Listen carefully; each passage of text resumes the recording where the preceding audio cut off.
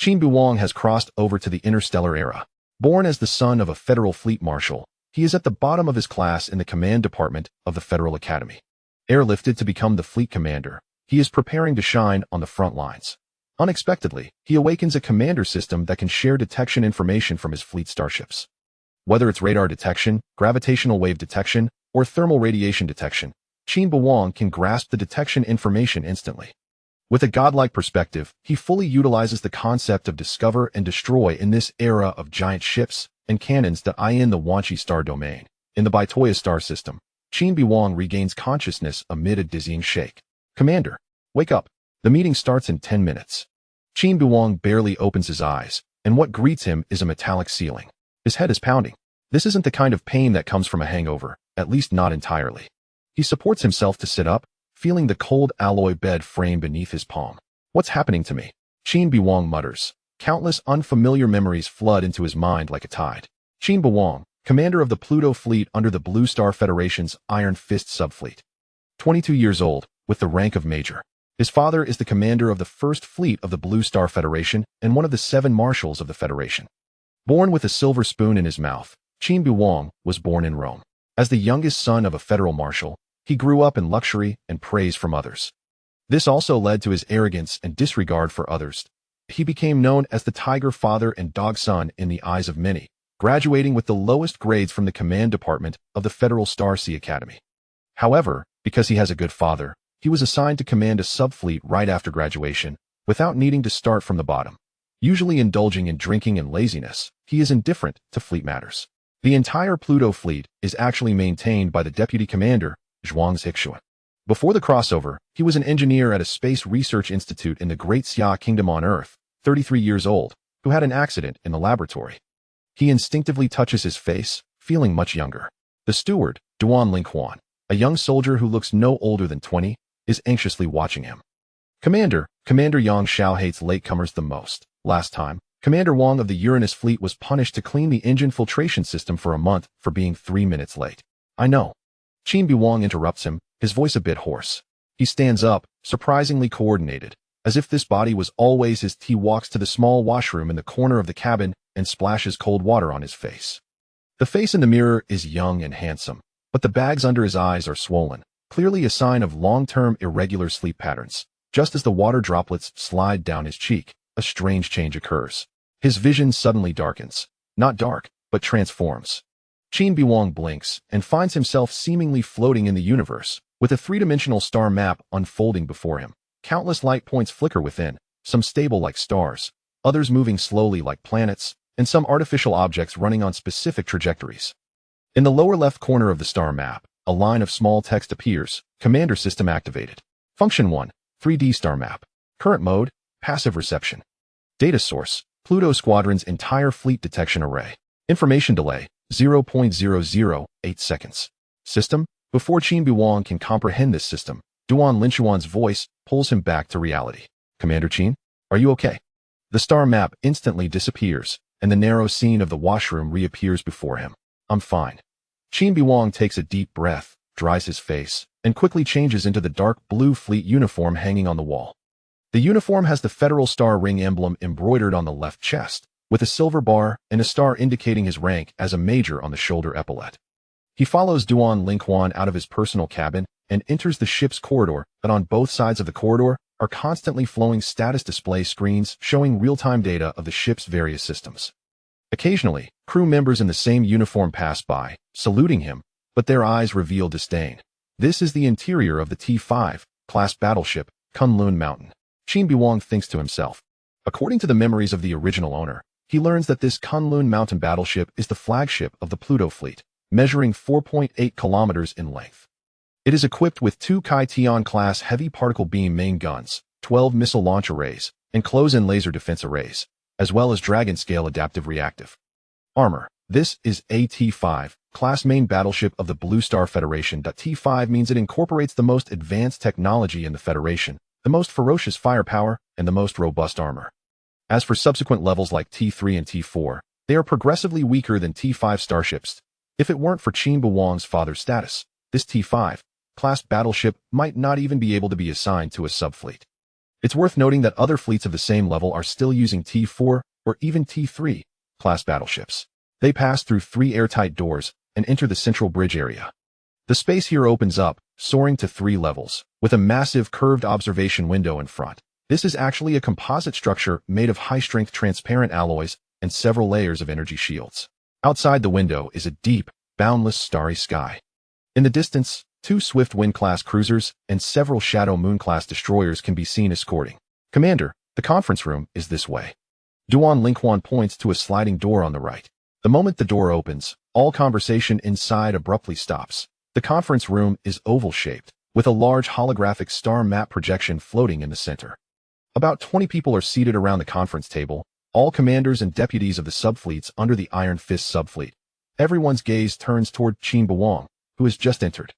Sitting in the main position is a middle-aged officer around 50 years old, with a face as hard as stone and a noticeable scar at the corner of his eye. His shoulder epaulette has 2 silver bars indicating the rank of colonel. This is Yang Xiao, the commander of the Iron Fist subfleet, and Qin Beiwang's direct superior. Major Qin, Yang Xiao's voice is not loud, but every word is as piercing as an ice pick.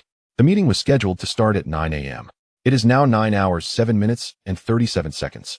On the battlefield, these 7 minutes are enough for a fleet to complete a tactical jump and launch the first salvo against your mothership. Qin Beiwang stands at attention and salutes. I'm sorry, Commander. I don't want to hear excuses. Yang Xiao interrupts him. Find a seat and sit down. If it weren't for the fact that I only have 5 subfleets under my command, I would suggest the command center replace you with a more reliable fleet. A barely audible low laughter echoes in the conference room. Qin Beiwang can feel the disdain, contempt, and indifference in the gazes directed at him. He finds an empty seat near the door and sits down. A female officer next to him gives a slight nod. She appears to be around 26 or 27 years old, with a pretty face but a serious expression. Her shoulder epaulette indicates the rank of lieutenant. Based on the memories of the original owner, Qin Beiwang recognizes her identity. She is Zhuang Zixuan, the deputy commander of the Pluto fleet. Unlike Qin Beiwang, the underachiever, she graduated first in her class from the Federal Star Sea Academy's Tactical Command Department, fought in numerous hard battles, and has made countless contributions to earn her position next to Qin Beiwang. All right, let's continue. Yang Xiao taps the table, and the central holographic star map begins to change. As I just mentioned, we have received an urgent order to immediately head to the Elvira star system. Yang Xiao points to the star map. The star map locks onto a stellar system with 7 planets and marks 3 red arrows indicating the trajectory of invasion. Chapter 2: The easiest task to complete. After entering the galaxy, the Welsh fleet split into 3 paths. Yang Xiao's fingers moved in the air, and the star map responded accordingly. The subfleets of Rangers and Venom Spiders headed towards the 4th planet, Shiwa Star. There. The orbital shipyard is one of the 3 major shipbuilding bases in the Wanshi star domain. The red arrow split into 3. The first pointed to the 4th planet. The subfleets of Brown Bear and Firefox headed towards the 5th planet, Oak Star. It is the largest helium-3 refining center in the Federation, supplying 40% of the fusion fuel for the entire star domain. The second arrow pointed to the 5th planet. Finally, Yang Xiao paused, and the third arrow pointed to the 6th orbit of the galaxy. The Dragon Lizard subfleet was heading to Agbat Star. The holographic image zoomed in, displaying a gray-blue rocky planet surrounded by 3 distinct artificial structures, orbital defense platforms, mining space stations, and, further away, a silver spindle-shaped space city. Agbat Star. Yang Xiao brought up the data panel. It is rich in Cassine crystals, a key mineral for jump engine core catalysts. The conference room fell silent, with only the faint hum of the holographic projector. Our mission, Yang Xiao's voice turned cold and firm, is for the Iron Fist fleet to launch a full-scale attack and intercept these 3 enemy forces separately. The specific deployment is as follows. The Neptune and Uranus fleets will head to Shiwa Star to annihilate the Rangers and Venom Spider fleets. The Polaris and Vega fleets will go to Oak Star to destroy the Brown Bear and Firefox fleets. The 5th subfleet. He paused, turning his gaze to Qin Beiwang. The Pluto fleet will head to Agbat Star to annihilate the Dragon Lizard fleet. Before he finished speaking, a loud bang came from the left side of the conference room. Bang! Major Zhao Rue, commander of the Uranus fleet, slammed his palm on the table. He stood up abruptly, staring intently at Qin Beiwang. He was around 40, with a full beard. There was a noticeable laser burn scar on his left cheek, a mark left from the Blood Moon battle 5 years ago. Commander Yang, I disagree with this arrangement. Zhao Rue's voice was like thunder. The Dragon Lizard fleet? Those third-rate troops of the Free Empire?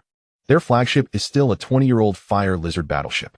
Their firepower is only 60% of our T-4 class battleships. They can only be considered T-35 class starships.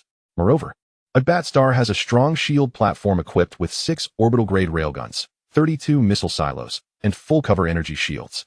They are fully capable of resisting an attack from a T-4 class fleet. Yang Xiao's expression remained unchanged.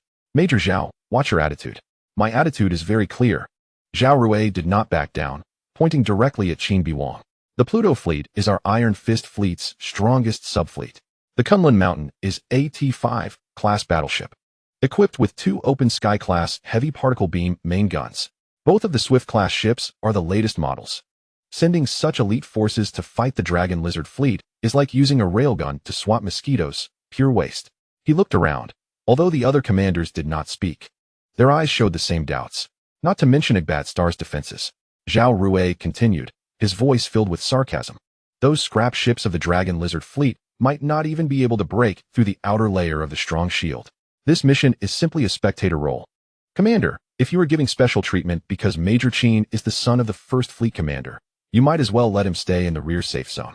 Why waste an elite fleet on a task that even new recruits could accomplish? The air in the conference room seemed to freeze. Qin Beiwang felt that Zhuang Zixuan's body had noticeably stiffened. He was quickly digesting this information himself.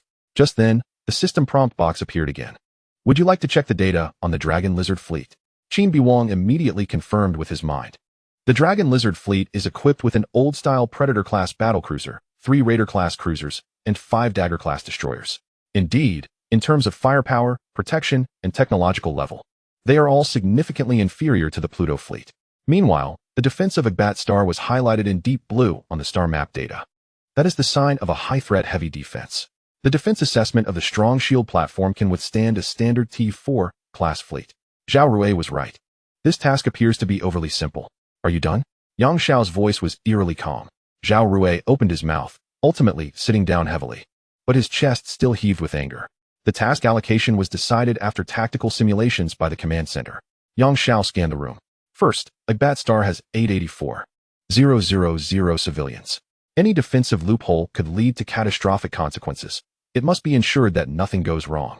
Second, although the Dragon Lizard fleet is equipped with outdated gear, Commander Galvicto is a renowned expert in defensive warfare in the Free Empire, adept at dragging strong opponents down with weak forces and finding defensive loopholes. Third, he looked at Qin Beiwang, his expression complex. The Pluto fleet is the only subfleet in the Iron Fist fleet fully equipped with the latest jump disruptors. This can prevent the Dragon Lizard fleet from jumping away if the situation turns unfavorable. Annihilating the enemy fleet is one of the core objectives of this operation. We cannot allow them to escape and report our deployment. The reasoning was solid.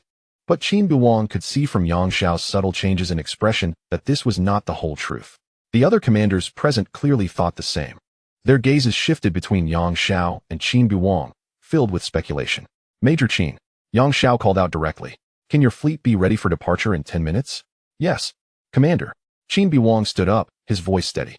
The Pluto fleet will complete all pre-combat preparations within 10 minutes and ensure the annihilation of the Dragon Lizard fleet, leaving no enemy ship behind. A hint of surprise flashed in Yang Xiao's eyes, but he quickly regained his composure. Very well. All fleets. Begin pre-combat checks at 9:20 and depart on time at 9:30. Meeting adjourned. Commander, Zhuang Zixuan whispered. The Dragon Lizard fleet is indeed equipped with outdated gear. But Galvicto's tactical style is very troublesome. He is adept at setting traps and attrition warfare. He once held up 2 of our fleets for a full 72 hours with an old fleet, ultimately waiting for reinforcements. I know, Qin Beiwang said, while calling up Galvicto's tactical profile on his system panel. The system quickly analyzed the 7 tactical modes commonly used by this commander and deduced 3 of the most likely strategies to be employed in this operation. Zhuang Zixuan looked at his comm profile, her eyes flashing with confusion. Today's Qin Beiwang was completely different from the usual drunken, indifferent commander regarding the military situation. On the way back to the bridge of the Kunlun Mountain, Qin Beiwang continued to test the commander system. Chapter 3 Cannon to swat mosquitoes? He found that as long as he concentrated, he could summon the system panel at any time and control its transparency, information hierarchy, and display range. After a brief test, Qin Beiwang discovered that this commander system has the following functions. 1. a three-dimensional star map that can display the fleet's starship positions in real time and link to the detection instruments of the commanded starships with no delay in signal reception. 2. Real-time display of the status of the commanded starships, including fire range, heading, speed, and other information. 3. The information panel can link to the flagship's intelligence brain, allowing for real-time data access and tactical simulations. Commander, Zhuang's Hixuan reported beside him. All systems on the Kunlun Mountain have completed self-checks, and the power-up test for the 2 Open Sky-class heavy particle beam main guns has passed. The peak output reached 101 of the design standard. The jump disruptors of the 2 Swift-class cruisers, Thunder and Lightning, are operating stably. The 2 Shadow-class reconnaissance ships, Phantom and Shadow, have set off ahead of schedule as planned. Qin Beiwang nodded, simultaneously observing his system star map. This information is presented in a more intuitive way. 11 ships are transformed into 11 blue light spots, each with a status bar, equipment list, and brief data next to it. He can even see the specific speed and course of each starship. His Pluto fleet consists of 2 cruisers, 6 destroyers, and 2 reconnaissance ships, in addition to the T-5 class battleship Kunlun Mountain. It can be said to be a standard subfleet configuration. However, apart from the Kunlun Mountain, which is a T-5 class starship, the other 10 starships are all T-4 class. Such a high-end configuration is rare in subfleets. After all, both T-5 and T-4 starships are expensive, and they are only equipped in subfleets in core battle zones. At this moment, Qin Beiwang couldn't help but think of his father, the legendary Marshal of the Federation. He had saved the Federation from peril numerous times, and had pushed the Fry Empire back to the Wanshi star domain, all the way to the galactic star domain. Thanks to his father's great achievements, Qin Beiwang received such preferential treatment. Meanwhile, Zhao Rui returned to his flagship, the Iron Spine, with heavy footsteps.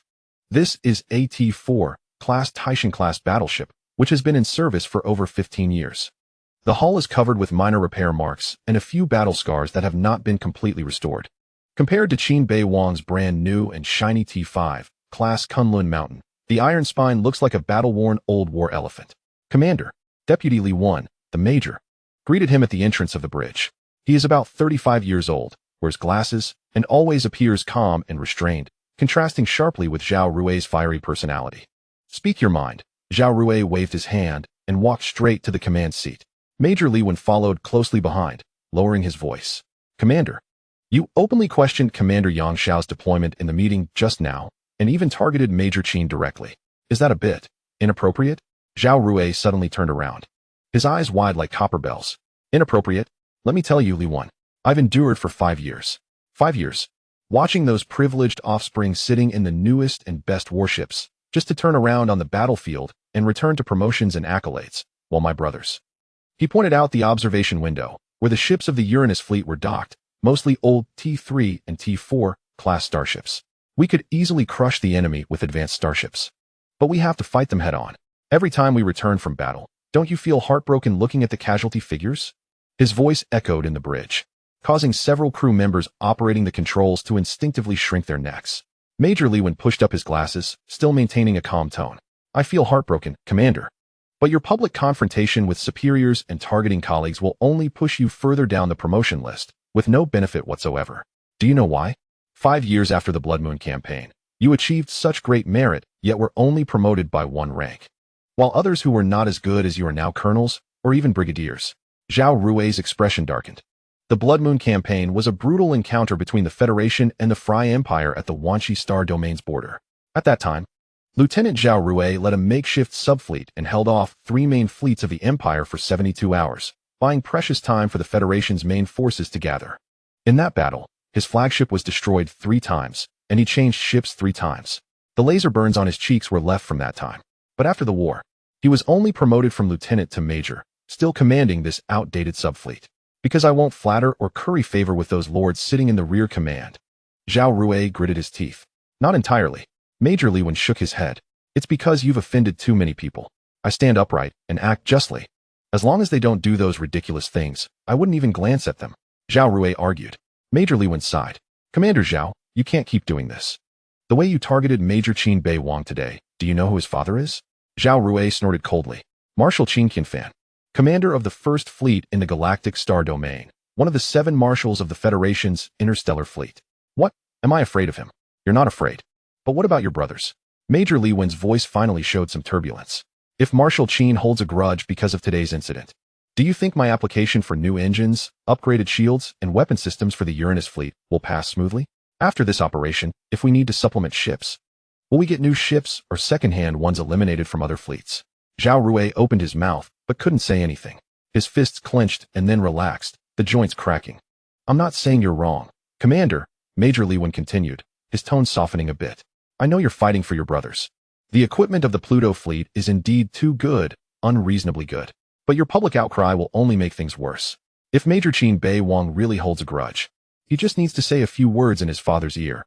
He won't. Zhao Rui suddenly interrupted him. Major Li Wen was taken aback. What? That kid Qin Beiwang may be a waste, but his father. Zhao Rui's tone became complicated, his gaze drifting to the starry sky outside the observation window, as if recalling something. Marshal Qin Qinfan is not that kind of person. Back then, I joined the army with passion and had the fortune to serve under his fleet. He treats his subordinates kindly and is ruthless to his enemies. Under his leadership, we won battle after battle. Chapter 4. Exiled reconnaissance ships, 580 million kilometers apart. Now, the preferential treatment Qin Beiwang receives is merely the upper echelons trying to curry favor with Qin Qinfan. Forget it, let him benefit. After all, Commander Qin has fought alongside me. Let his son benefit. It's better than letting those incompetent descendants benefit. Zhao Rui sighed deeply, cursing in his heart. Damn Federation. It's rotten to the core. Seeing this, Li Wen let out a sigh of relief. Meanwhile, on the flagship bridge of the Iron Fist subfleet, Yang Xiao had a worried expression. It wasn't until his deputy, Vice Captain Lu Taining, came to his side that he slowly spoke. Let the Scorpion ship, along with the Yin Scorpion and Water Scorpion cruisers, follow behind the Pluto fleet. Maintain the best support distance. If the Pluto fleet is at a disadvantage, rush to support immediately. Lu Taining was shocked and looked at Yang Xiao. Commander, the Scorpion ship is the most powerful one in our reserve fleet. The Pluto fleet has the Kunlun ship, and the opponent is the Fire Lizard fleet. Shouldn't we be more cautious? Yang Xiao waved his hand, looking meaningfully at Lu Taining. The commanders below don't understand, but you, the deputy commander of a subfleet, still don't get it? What is Qin Beiwang? Is he just a gilded official's son? Isn't that right? Lu Taining countered. Yang Xiao smiled slightly. No wonder I passed the assessment and became the commander while you were still a deputy. Speak plainly. I don't understand your political games. To outsiders, this Qin Beiwang is just a gilded son of a marshal. But to me, he is the cash cow of our Iron Fist subfleet. Don't say we're afraid he gets hurt. Those high-ranking officials who sent Qin Beiwang down are even more afraid. They wish to allocate the best starships to Qin Beiwang. Then the old starships he replaces will be ours. Lu Taining looked at Yang Xiao in shock. What he said indeed made sense. Then should we send another battleship over? How about the water bottle battleship? Lu Taining suggested. Yang Xiao laughed heartily. He patted LV Taining on the shoulder. That's enough, old buddy. We need to keep some reserves. The tactical atmosphere on the bridge of the Kunlun Mountain was suddenly interrupted by a question. Deputy Officer Zhuang. Qin Beiwang's gaze shifted from the 3D star map to the female officer beside him. What is the maximum transmission distance without delay for the Federation Standard Quantum Communication Array? Zhuang Zixuan paused, nearly dropping her data pad. She looked up, her eyes flashing with disbelief, a complex mix of shock, confusion, and a hint of absurdity. What did you say, Commander? Her voice was slightly dry. The maximum effective distance for quantum communication without delay, Qin Beiwang repeated. His tone as calm as if he were asking about today's meal menu. I need the exact data. On the bridge, several officers operating the equipment unconsciously slowed their movements, straining to listen. In the corner, Communications Officer Lieutenant Lu instinctively opened his mouth, then quickly closed it. Zhuang Zixuan took a deep breath, forcing herself to maintain a professional demeanor. The maximum effective distance for the Federation Standard Military Quantum Entanglement Communication Array, without delay, is 380 million kilometers. Beyond this distance, for every additional 100,000 kilometers, there will be approximately 1 second of signal delay. Zhuang Zixuan thought to herself.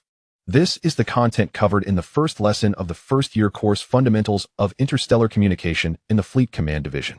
It seems this commander is indeed as rumored. Utterly incompetent, a complete underachiever. At this moment, Zhuang Zixuan felt that her future was filled with darkness. Qin Beiwang nodded thoughtfully. 380 million kilometers means that if our reconnaissance ship is 580 million kilometers away from the fleet, the communication delay will be half an hour. 33 minutes and 20 seconds exactly. Commander. Zhuang Zixuan's tone carried a hint of helplessness. But in actual combat deployment, reconnaissance ships usually do not operate more than 8 billion kilometers away from the main force. On one hand, it's to ensure real-time communication, and on the other hand, for safety considerations. 8 billion kilometers is the optimal distance for engagement and retreat. With conventional nuclear fusion engines, it can reach the combat area in 20 minutes. An advanced T-5 class battleship like the Kunlun will be even faster. That is usually the case. Qin Beiwang turned to the main tactical screen. But this time is different. He quickly operated on the console, bringing up a detailed star map of the Elvira system. The orbit of Igbat star was highlighted, with potential positions of the Dragon Lizard fleet marked around it. Ghost Shadow and Shadow, Qin Beiwang connected to the communications of the two Wuyin-class reconnaissance ships. I want you to maintain full speed and keep a straight-line distance of 580 million kilometers from the main fleet. There was silence in the communication channel for 3 seconds. The voice of Captain Hisuni of the Ghost Shadow came through, laced with confusion. 580 million kilometers.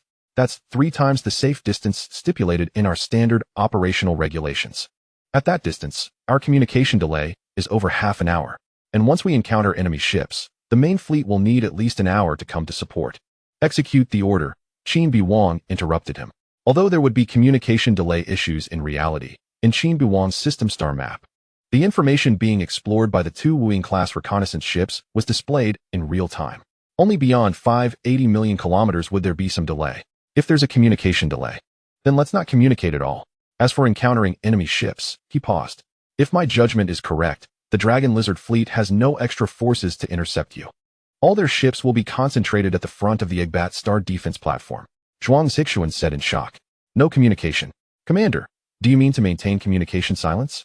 Qin Beiwang nodded. That's right. What's the thing that can capture quantum communication called again? Zhuang Zixuan replied. The Quantum Harmonic Direction Finder. It can roughly measure the direction of both parties' communication by detecting the quantum harmonics produced during quantum communication. However, the Dragon Lizard fleet is just a subfleet. They probably won't be equipped with quantum harmonic direction finders, as they are both energy-intensive and large. Only special reconnaissance ships of subfleets would carry them. Qin Beiwang smiled slightly. The Welsh subfleet is too small to recklessly invade the Elvira system. Even if they capture a planet, they won't be able to occupy it for long. Instead, they would be shut in and dealt with. As for destroying resource facilities on the planet, that's even more impossible. Important planets have orbital defense platforms, and trying to forcefully take them would come at a heavy price. A hint of surprise flashed in Zhuang Zixuan's eyes. Are you saying their target is us, these subfleets? Qin Beiwang nodded. Chapter 5. Create Chaos. Lure the fish. The two Wuyin-class reconnaissance ships glided towards Igbat star like phantoms. On the bridge of the Kunlun Mountain, the 3D star map before Qin Beiwang was refreshing the situational data of the entire star system in near real time. The two blue light spots representing the Ghost Shadow and Shadow had crossed the 550 million kilometers line, following their predetermined course, rounding to the dark side of Igbat star from above the ecliptic plane. Distance to reconnaissance ship, 577 million kilometers. Communication delay, 0 seconds. Sensor coverage, 89. The data stream rolled smoothly, and everything seemed to be proceeding as planned. But Qin Beiwang's brow furrowed slightly. The 3D star map had just marked an anomaly. Not a warning, not a highlighted prompt, but a certain indescribable sense of discord. On the orbit of Igbat star, behind Satellite 1, the gravitational gradient, active gravitational wave detector, monitoring data displayed weak, periodic fluctuations. The amplitude of the fluctuations was very small. So small that the Federation's standard sensor array would classify it as background noise. However, the star map system extracted it separately and marked it at that location with a faint gray translucent outline. An unidentified object.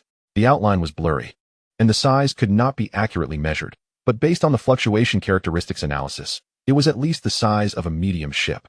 Qin Beiwang stared at that gray outline for 3 seconds. Then he looked up. Lightning. He connected to the communications of the Gale-class cruiser. Break formation, turn 15 degrees west, and proceed at full speed for 45 million kilometers. On the bridge, several officers turned to look at him simultaneously. Upon arrival, Qin Beiwang continued issuing orders. Send encrypted quantum instructions to the Ghost Shadow and Shadow. Continue forward. Do not slow down. Do not change course. Proceed to the designated monitoring position as planned. The voice of Major Li Zhan, captain of the Lightning, came through, clearly confused. Commander, confirm the order. Break away from the formation. Proceed 15 degrees west for 45 million kilometers. Then send a continue forward instruction to the reconnaissance ships. Confirm. Qin Beiwang said. But Commander, Li Jun couldn't help but ask. This instruction could be sent directly through the main fleet. Why send lightning so far away? Execute the order. Qin Beiwang interrupted him, his voice calm but unquestionable. Communication cut off. The bridge fell into a brief silence. Zhuang Zixuan was the first to approach. Her expression was restrained, but her eyes were filled with confusion. Captain, having lightning break away increases the risk of ambush. And as Captain Li said, sending orders to the reconnaissance ships could easily be done through the main fleet's communication array. Why go through the trouble? This is not a trouble. Qin Beiwang's gaze remained fixed on the star map. This is a necessary tactical maneuver. What tactic? Zhuang Zixuan pressed. To send a cruiser 45 million kilometers away just to relay a message to continue forward? The reconnaissance ships are already continuing forward. And by the time the message gets sent, it will already be half an hour late. Other officers gathered around. Navigation Officer Lieutenant Jiang whispered, Commander, there may still be undiscovered enemy ships near Bat Star. Dividing our forces will weaken our firepower. Qin Beiwang finally turned his head to look at them. His gaze swept over each face, questioning, confused, worried. I am the commander of the Pluto fleet, he said, his voice low, but each word struck like metal. I give the orders, you execute them. Is there a problem? This statement silenced everyone. The atmosphere on the bridge became tense. Zhuang Zixuan opened her mouth, but ultimately said nothing, only nodded and returned to her post. However, her tightly clenched fists revealed her inner turmoil. Outside the observation window, the lightning began to turn. The streamlined cruiser opened its engines fully. Blue jets creating dazzling light trails in the darkness as it accelerated toward a direction 15 degrees off the main route. Soon, it became a distant point of light before disappearing at the edge of the sensors. Qin Beiwang refocused on the star map. The blue dot representing the lightning was moving quickly, getting farther from the formation. Meanwhile, on the far side of Satellite 1, the gray silhouette remained still. Time passed minute by minute. The atmosphere on the bridge grew oppressive. The officers moved their hands lightly over the control panels, as if afraid to break some kind of balance. Zhuang Zixuan occasionally looked up at Qin Beiwang's back, her expression complex. She could not understand this order. Not at all. If Qin Beiwang suspected an ambush behind the satellite, he should send a reconnaissance ship to check or raise the alert for the entire fleet. Sending a cruiser away to deliver a pointless command? That was meaningless. Unless it wasn't pointless? A thought suddenly struck her. Zhuang Zixuan's fingers paused on the control panel, her eyes widening slightly. Commander, she spoke again, but this time her tone was no longer questioning, but rather probing. Did you send the lightning in that specific direction to transmit orders because of the quantum harmonic directional device? Qin Beiwang did not turn around, but a barely visible arc appeared at the corner of his mouth. Continue. Zhuang Zixuan's mind raced. If there really were enemy ships behind the satellite, and they were equipped with quantum harmonic directional devices, then commands sent directly from the main fleet might be detected. But if sent from another direction, Qin Beiwang took over the conversation. They would think the main fleet is in the direction of the lightning. They might even attack in that direction.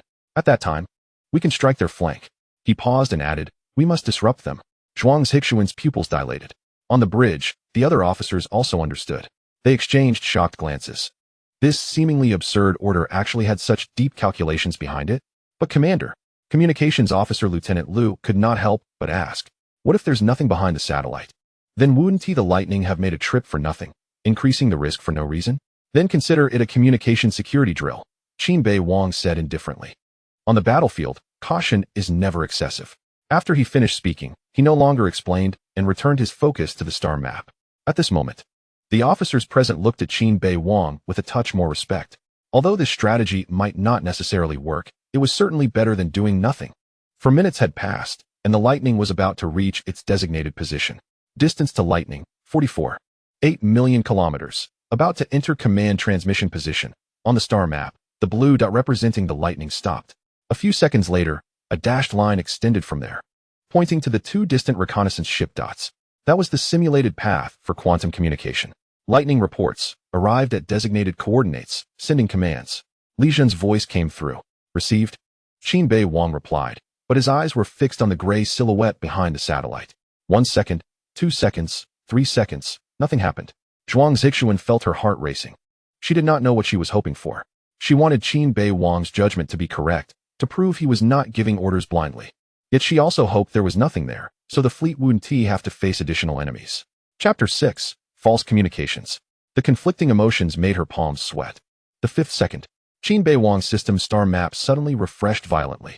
Warning, detected a large number of engine start signals.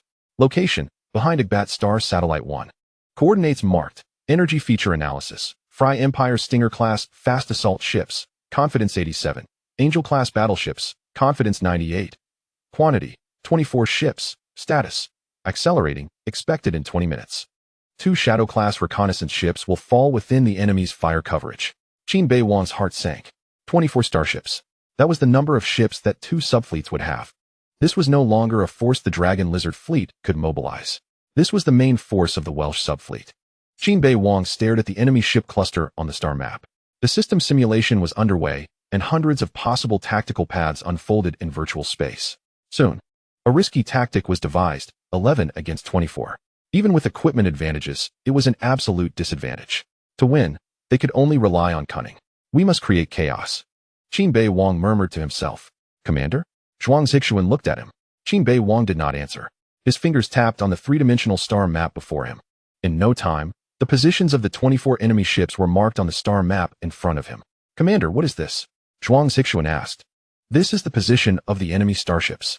At this moment, everyone present was stunned. Clearly, the Shadow-class reconnaissance ships had not returned any information yet. How did Qin Beiwang know? Before anyone could ponder this, Qin Beiwang connected to the Lightning-S communication. Lightning.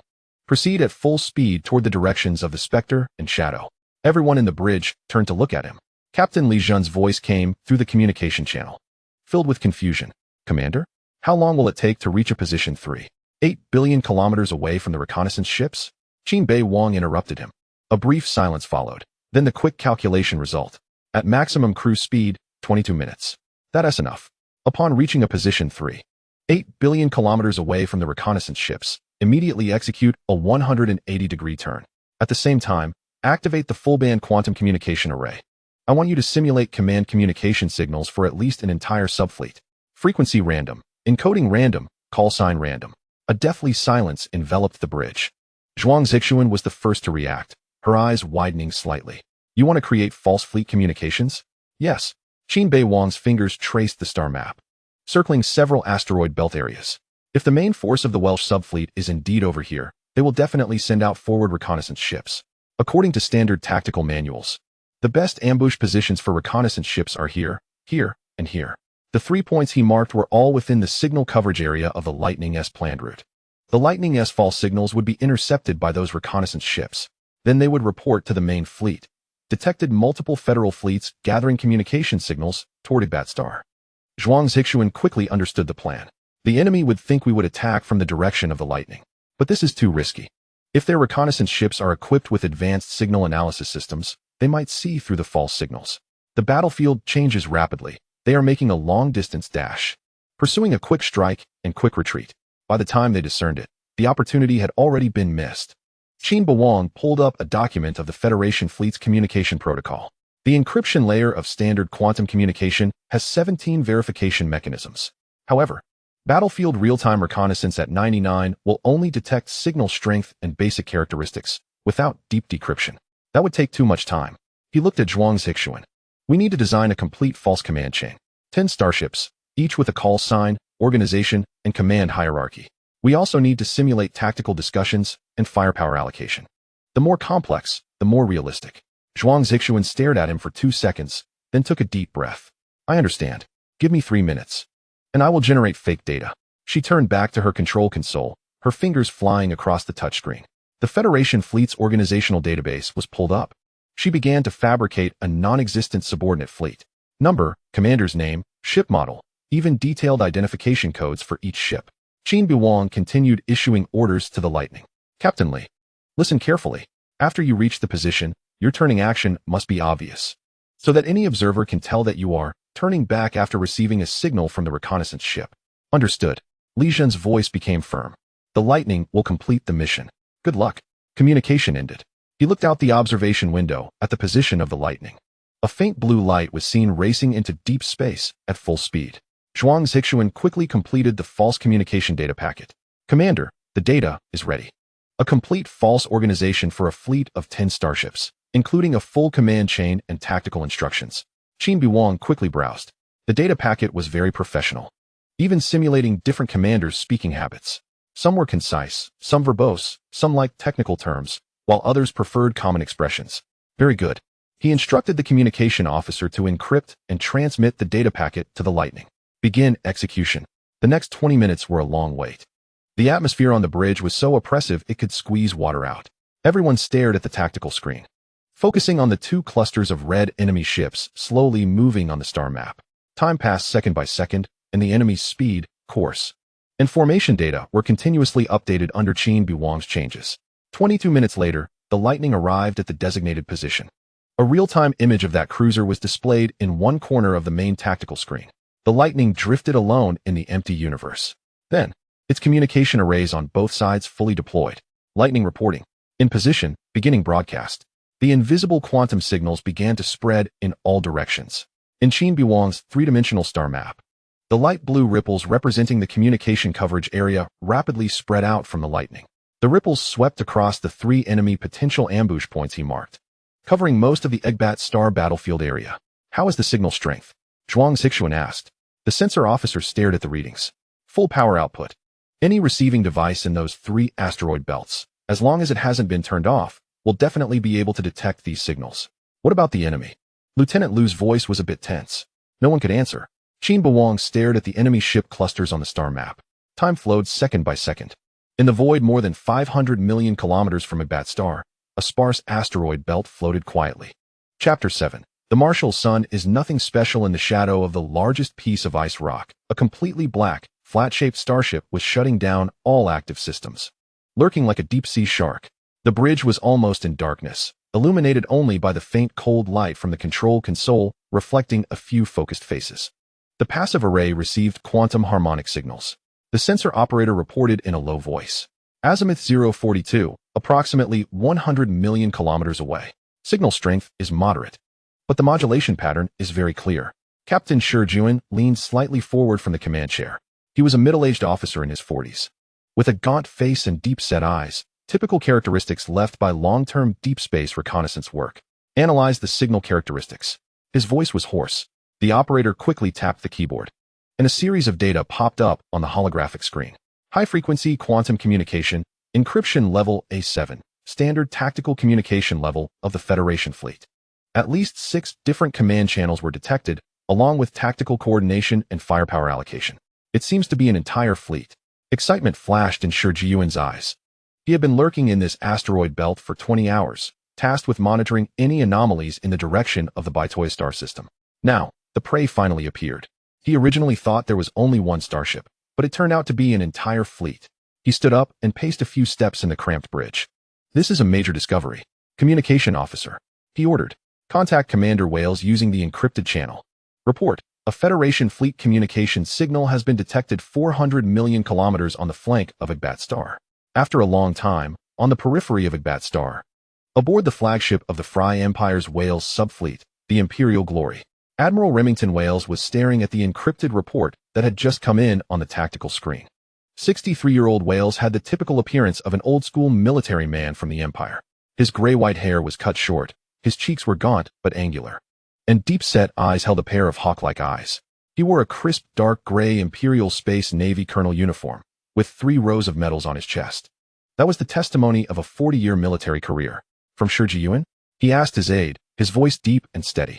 Yes, Commander. The aide stood at attention in response. A Federation fleet communication signal was detected 500 million kilometers on the flank of Egbat star. It stopped 3.8 billion kilometers away from those 2 reconnaissance ships. Wales raised his eyebrows slightly. He walked to the tactical screen, swiping his finger in the air to bring up a detailed star map of that area. 3.8 billion kilometers, he murmured. The main fleet is 3.8 billion kilometers away from the 2 known reconnaissance ships. This is illogical. The aide quietly waited. He had followed Wales for 12 years and knew that this old general did not like to be disturbed while thinking. The Federation's standard operating regulations. Wales said slowly. The maximum safe distance between reconnaissance ships and the main fleet is 180 million kilometers. Tactical coordination becomes difficult, and this ship is 3.8 billion kilometers away. Beyond this distance, quantum communication has a delay of 1 second for every 100,000 kilometers. The other party is just at this limit distance. Although there are many unreasonable aspects, Wales could not think too much. Previously, the quantum harmonic directional instrument had determined the communication direction between the two reconnaissance ships and the rear fleet. Now, high-frequency fleet communication signals were received again. All signs indicated that what was heading toward Ibat Star was a fleet. Just then, the Dark Scorpion Special Reconnaissance Ship sent another communication request. Using the quantum communication relay of another Shadow Scorpion Special Reconnaissance Ship, the communication between Dark Scorpion and the Imperial Glory was basically without delay. Commander, the quantum communication signal is gradually weakening. The other party is very likely to be turning back to escape. Shi Jiuan's voice was very urgent.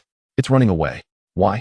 Could it be that the information the two reconnaissance ships discovered was transmitted to the fleet?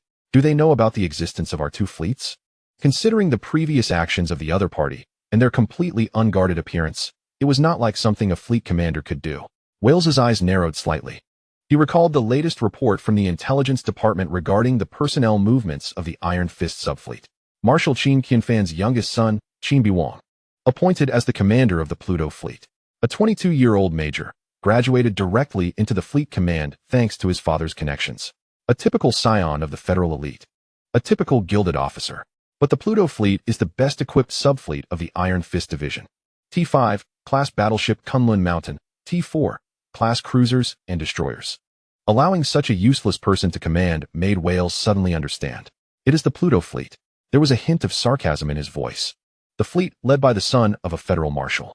Only he would make such a foolish move, sending two reconnaissance ships 3.8 billion kilometers away. The adjutant was taken aback. Commander, are you sure? Sure. Wales walked back to the command seat, lightly tapping his fingers on the armrest. Just think. If it were veterans like Zhao Rui on the battlefield, would they send reconnaissance ships to a location 3.8 billion kilometers away from the main fleet? Only a pampered young master lacking practical combat experience and overly self-assured would come up with such a brilliant idea. Thinking to extend the distance between the reconnaissance ships and the main fleet in order to retreat early. He shook his head, the sarcasm at the corner of his mouth deepening. Has the Federation become this corrupt? Even the position of fleet commander can be gilded. A bottom-tier waste can be a commander, even if it's just a small subfleet. Now receiving news from the reconnaissance ship, they know of our existence. They want to turn around and escape. What now? The light in Wales's eyes flashed with the gleam of a hunter spotting its prey. Now we know who the opponent is. An inexperienced rookie commanding a well-equipped fleet. This is a godsend opportunity. He stood up, his voice echoing in the command channel. Order the direct fleet and the dragon lizard fleet. Full speed ahead. We can't let this big fish get away. Commander, the adjutant cautiously reminded. This could be a trap. They might be deliberately leading us to attack. If it's a trap, we should go even more. Wales interrupted him. How sophisticated can a trap set by a rookie commander be? I want to see for myself how much this marshal's son is worth. The order was given. The massive Wales's direct fleet and the dragon lizard fleet began to advance at full speed. The engines of 24 starships ignited simultaneously, leaving countless blue trails in deep space. Like a pack of wolves starting to run. Chapter 8, A Gamble on the Bridge of the Imperial Glory. Wales stared at the simulated light point on the tactical screen that represented the opponent desperately fleeing, with no hint of mercy in his eyes. Qin Beiwang, he softly read this name. Let your father see, the battlefield is not a place for pampered young masters. Meanwhile, 500 million kilometers away. On the Bridge of the Lightning, alarm bells were ringing sharply. The Shadow and Dark Shadow detected large-scale engine signals. The sensor officer's voice was almost screaming. At least 20 ships. They are charging towards us at full speed. Captain Li Zhen's face was pale, but he gripped the armrests of the command chair tightly. All ships. Maximum acceleration. Retreat. He gritted his teeth and ordered. Relay the command to let the Shadow and Dark Shadow disperse and flee.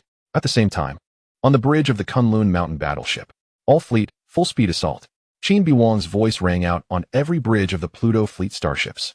Calm as if announcing routine training orders. Target, the slower rear of the Dragon Lizard fleet. Adjust course to 042, angle 12. Full speed ahead. Main weapon systems charged to combat status. There was a 3-second silence in the bridge. Then, the communications channel erupted. Commander, confirm the order. The voice of another cruiser captain, Meng Chanfeng, was the first to come through, filled with disbelief. Commander, we only have 8 ships. The other 6 are destroyers with slightly inferior firepower. To charge at 2 enemy fleets? That's 24 enemy ships. The numerical disparity exceeds 3-1. Confirmed. Qin Beiwang's fingers quickly operated on the console, synchronizing the assault route to all ships. The enemy is in a long line formation pursuing the lightning, The formation stretched too long. The slower old starships are all at the back. We attack their weak rear. Weak? There are still 12 ships guarding there. Meng Changfeng said softly. Even if we have the equipment advantage, a head-on charge would be suicide. Zhuang Zixuan also hurried to Qin Beiwang's side, lowering her voice. Commander, I understand you want to save the lightning, but this kind of assault is too risky. We can fully utilize the advantage of distance to conduct harassment attacks from the outside, restraining the enemy and buying time for the lightning. At the same time, wait for Commander Yang's reinforcements.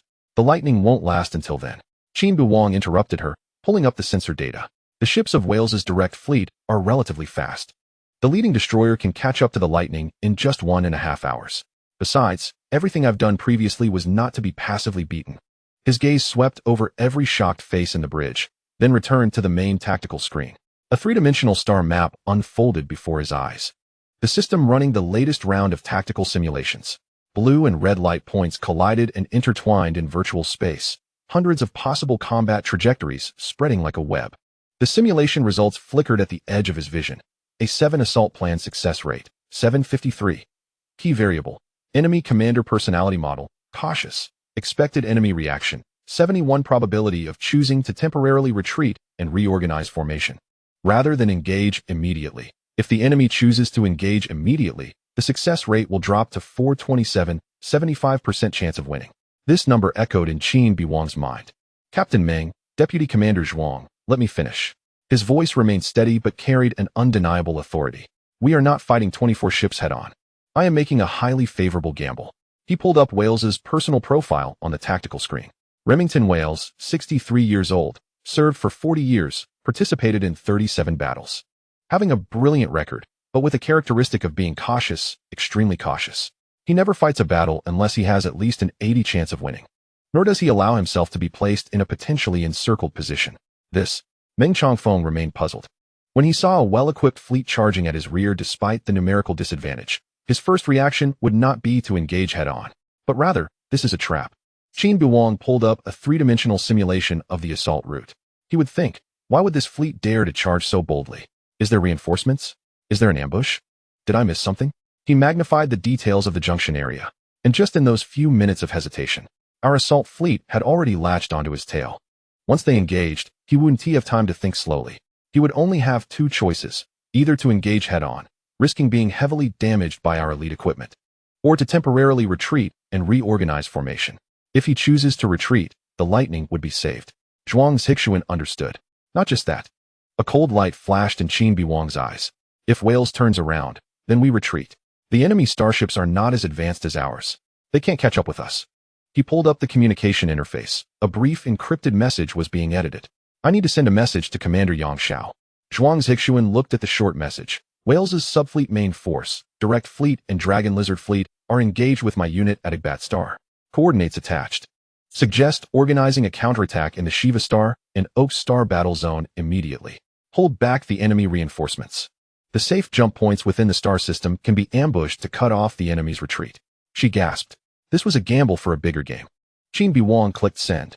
If Wales was as cautious as the intelligence reported, he would likely choose to retreat when faced with an assault and realizing he might be surrounded. Once he began to retreat, the entire offensive of the Welsh subfleet would collapse.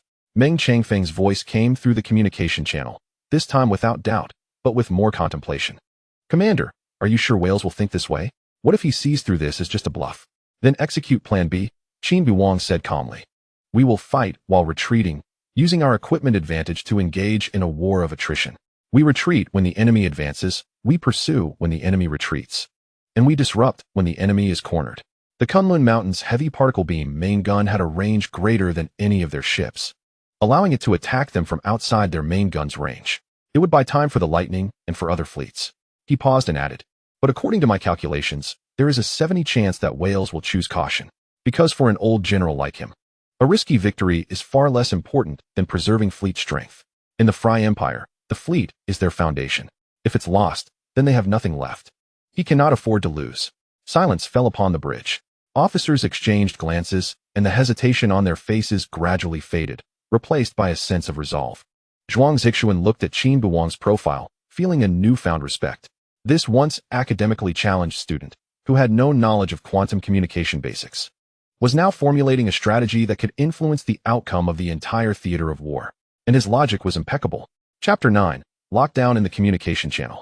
Meng Changfeng was silent for 5 seconds. Then he said, "All personnel on the Thunder, obey orders. Full assault. All personnel on the Shadow Blade, obey orders.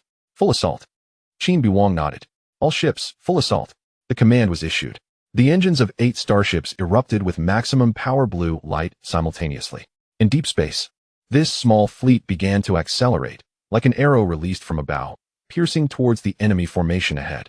On Qin Beiwang's 3D star map, the 8 blue light points representing their side were neatly arranged in an assault wedge, with speed increasing steadily. Ahead, the 24 red lights were still in a long snake formation, unaware of their movement. The distance was rapidly closing. Detected large-scale fleet signal. Azimuth 177, elevation 3. Distance 100 million kilometers. The sensor operator's exclamation echoed in the glory of the Empire's bridge. His finger paused on the data panel, slowly raising his head. Repeat. Flank detected a Federal Fleet. Estimate of 8 ships. Flagship cannot be identified. They are cutting in from our 4 o'clock direction, at high speed. A dead silence fell on the bridge. Wales suddenly stood up, the hem of his tactical robe sweeping over the armrest of the command chair. He rushed to the main tactical screen, his fingers moving in the air to pull up sensor data from that direction. On the right side of the screen, what was once empty deep space was now lit up by 8 glaring blue light points. They were arranged in a standard assault wedge, with their bows all facing the rear of their fleet. There, only the slowest dragon lizard fleet remained. How could this be? The officer murmured, his face pale. Our flank reconnaissance array clearly. The flank array only has 30 of the power of the main array. Wales's voice squeezed out between his teeth. Because our main threat is in front. He focused on the suddenly appearing fleet, his brain racing to calculate. 100 million kilometers in space combat is an awkward distance. Too far to engage immediately, too close to adjust formation in time. More critically, his fleet was currently in a long snake formation chasing the fleeing Pluto fleet. The distance stretched over 150 million kilometers. The Vanguard was approaching the area where the fleet communication signal had been detected earlier. Meanwhile, the slow Dragon Lizard fleet was lagging behind. If he turned around now to engage the enemy at the rear, it would take 30 minutes for the entire fleet to complete the turn. 30 minutes was enough for the enemy to volley 7 or 8 times. If he did not turn around and continued forward, he would completely expose the vulnerable rear to those 8 enemy ships. "Commander, we..." The officer's voice trembled. Wales did not respond immediately. His gaze moved quickly between the 2 threats on the tactical screen. The potential Pluto fleet ahead, and the 8 newly appeared reinforcements behind. A pincer attack, a complete encirclement. And he, like a foolish long snake, had drilled straight into the center of the net. We were set up. Wales's voice was low and cold. From beginning to end, it was all planned. Then we retreat now, Wales said decisively, ordering the entire fleet to abandon the chase. Turn to 092 and speed away from the battlefield. "But Commander, if we retreat now, the Dragon Lizard fleet will." "Gorvicto can fend for himself," Wales interrupted, his eyes cold. "The most important thing now is to preserve the direct fleet." He ordered to relay the command immediately. The order spread through quantum communication to the entire direct fleet and the Dragon Lizard fleet. The massive fleet began to urgently turn. Engine exhaust carving chaotic arcs in deep space. But the disadvantages of the long snake formation were now fully exposed. Ships at the front could turn easily. Those in the middle could adjust, but the Dragon Lizard fleet at the back needed more time to catch up with the turning rhythm. During this chaotic turning process, the front reconnaissance ship sent the last report. "Commander, we've caught up with the reinforcements." The voice in the communication channel was filled with absurdity. It's only one ship, one Gale-class cruiser. All these multi-fleet communication signals were simulated by it. On the bridge, the air seemed to freeze. Wales stood there, motionless. His fingers pressed against the edge of the console, knuckles turning white from the pressure. That weathered face first showed confusion, then realization, and finally transformed into a raging fury. "One ship," he repeated quietly, his voice filled with self-mockery and anger. "I was played by one ship, played in circles by a cruiser." He recalled every decision made before. Sending the main force to chase, adjusting formations, worrying about ambushes, deciding to retreat, all of it based on a false premise. They were chasing the Pluto fleet. The truth was, there was only one lonely cruiser performing a solo act in deep space. But now was not the time for anger. He forced himself to calm down, his gaze returning to the tactical screen. The 8 enemy ships were already closing in on the rear of his fleet, while his fleet had completed less than 1/3 of the turn. Worse yet, the Dragon Lizard fleet at the back was about to be exposed to enemy fire. On the Kunlun Mountains bridge, Qin Beiwang stared at the slowly turning red snake on the 3D star map. They want to run? Qin Beiwang said slowly. Should we pursue? Zhuang Zixuan asked. No. Qin Beiwang's fingers quickly operated on the console, locking onto the ship in the middle of the Dragon Lizard fleet. That was the flagship of the Dragon Lizard fleet, the Fire Lizard battleship, an old Imperial battlecruiser, heavily armored but slow-moving. Thunder calling Kunlun Mountain. Meng Changfeng's voice came through the communication channel. The Thunder has locked onto the flagship of the Dragon Lizard fleet and is ready to fire. Leave it to Kunlun Mountain's main gun. A subclass fleet S flagship is perfect for its 2 main guns opening shot, Qin Beiwang said with a smile. On the bridge, everyone held their breath. They knew what was about to happen. The Kunlun Mountain's most powerful weapon, the heavy particle beam main gun, known for its earth-shattering capabilities, could vaporize a small meteorite in just 0.3 seconds with a single shot. However, it had a long charging time and enormous energy consumption, usually allowing for only 2 to 3 shots in a single battle. Qin Beiwang intended to reserve the first volley for that outdated flagship. Target locked. Enemy flagship, Fire Lizard. His voice was calm. Then the gunnery officer's voice echoed in the communication channel. Distance, 200,000 kilometers. Azimuth correction, 3 degrees. Charging initiated. Chapter 10. What does it mean to be shot from 200,000 kilometers away in 1 second? A low hum filled the bridge. It was the sound of the main gun's capacitor array beginning to charge, like the low growl of a giant beast awakening. Outside the observation window, the massive particle acceleration rings on either side of the Kunlun Mountain's bow began to glow with a blue-white light, which grew brighter and more blinding. The energy readings on the control screen skyrocketed, 305070. Meanwhile, 200,000 kilometers away on the Fire Lizard, the entire bridge lit up with alarming red lights, accompanied by a piercing alarm. Beep, beep, beep. Multi-band fire control skin detected, locked on, emergency evasion. Beep, beep, beep. High energy warning. Commander Victor of the Dragon Lizard fleet stood up from his chair in shock. How is that possible? Can the Federation starship's main gun reach over 150,000 kilometers? At this moment, he didn't dare to bet whether the enemy's gunnery officer had made a mistake. After all, a starship's main gun could only fire 4 to 5 times in a battle. No commander would be foolish enough to waste a firing opportunity like that. Activate energy shields. Evade immediately, Victor shouted. On the Kunlun Mountain, the sensor officer reported, the enemy ship has detected our charging. The Fire Lizard was urgently starting its shield generator, but their system was too outdated and required at least 15 seconds to activate. Charging completed, 95. The gunnery officer's voice remained steady. Enemy shield activation progress, 40, 45, 98. Shield at 60. They are still accelerating the startup. 99. Targeting correction complete. Qin Beiwang shouted. Fire. Through the observation window, he could see the silhouette of the Imperial battleship in the distance. A gray shadow struggling in the dark, just beginning to emit a faint blue glow as the shield activated. Too slow. With his command, at that moment, the entire bridge was engulfed in blinding white light. It wasn't one beam, but 2. The 2 main guns at the bow of the Kunlun Mountain fired simultaneously.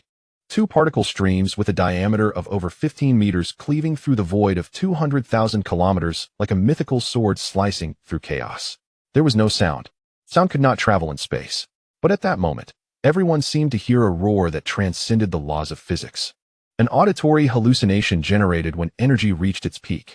The trajectory of the beams was as straight as a ruler, and the space they passed through slightly distorted due to energy overload.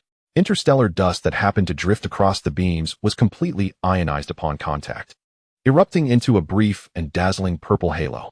0.3 seconds later, the beam struck the target. The Fire Lizard's shield reached a 72 activation rate at the moment of impact, which should have been able to withstand several volleys from conventional main guns. But in front of the Kai Tian-class main gun, that layer of shield was as fragile as a soap bubble.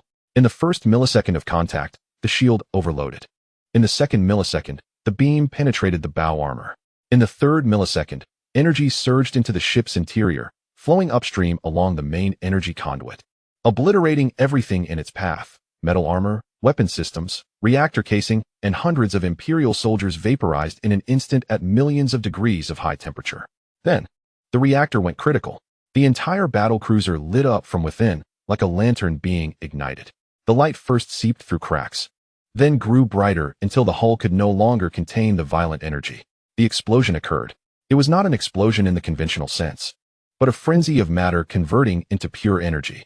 The entire 3-kilometer-long Starship transformed into a fireball with a diameter of over 50 kilometers in less than a second.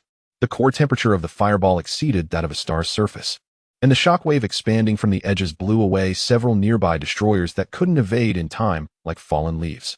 The light lasted for 3 seconds before gradually dimming. When visibility returned, all that remained of the fire lizard's original position was a dispersing cloud of metallic vapor and countless small, still-burning fragments. Inside the bridge, there was a deathly silence. Everyone stared at the graveyard of light that had just been born and rapidly vanished, forgetting to breathe and blink. Zhuang Zixuan slowly turned her head to look at Qin Beiwang. The young commander calmly walked away from the console as if he had just conducted a routine training shot. "Target destroyed," he announced, his voice devoid of any emotion. "All ships, continue to advance, but do not pursue too deeply." The fireball produced by the fire lizard's explosion left a long 10-second overexposed afterimage on the sensors of the Imperial fleet. When the light finally faded, only the faint hum of instruments and the suppressed breathing of 20-some officers remained in the bridge of the Imperial glory. Remington Welsh stood motionless in front of the tactical screen. His eyes were fixed on the dispersing metallic vapor cloud, the afterglow still reflecting in the depths of his pupils. 200,000 kilometers. He remembered that number. The sensor records showed that when the Kunlun Mountain fired, the actual distance to the fire lizard was 200,003 kilometers. At this distance, the Imperial Glory's battleship main gun would have a hit rate of no more than 15. Even if it hit, the power would diminish to less than 1/3. But those two particle beams crossed 200,000 kilometers of void without any loss of power. They sliced through the fire lizard's 72 shield like cutting through butter. Then from bow to stern, completely vaporizing the 3-kilometer-long battleship. This was not the firepower that a conventional star system fleet should possess. Welsh's fingers unconsciously tightened around the armrest of the command chair. A cold suspicion slithered into his mind like a venomous snake. "Core fleet of the star domain," he murmured. The officers on the bridge turned to look at him simultaneously, their faces filled with confusion and terror. "Commander?" The voice of the aide trembled. "That's not an ordinary T-5 class battleship." Welsh's voice was as dry as sandpaper. A standard T-5 class battleship has a maximum effective range of no more than 180,000 kilometers. Moreover, it is impossible for it to penetrate a T-35 class battleship's full power shield from 200,000 kilometers away with a single shot. He accessed the Federation Fleet's organizational database, quickly flipping to the classified section. Most of the entries marked for Star Domain Core Fleet exclusive equipment only had names and vague descriptions, with no specific parameters. But one piece of information he remembered very clearly. Kai Tian class heavy particle beam main gun. Welsh pronounced this name, each syllable heavy as a mountain. Developed by the Federation Academy 3 years ago, it was only equipped on the core fleets of the Galactic, Wanshi, and Newman star domains. Theoretical maximum range, 240,000 kilometers. Theoretical single-shot power, equivalent to a 50,000-ton tactical nuclear warhead's directed energy release. Chapter 11. Locked from outside the range. What are we firing for? The aide's face instantly turned pale. Are you saying that the battleship that fired such a terrifying shot is the flagship of the Star Domain Core Fleet? Wales nodded, the fear in his eyes growing clearer. But it must be the elite of the Core Fleet. Only the Starfield-level fleets are qualified to equip such high-level weapons.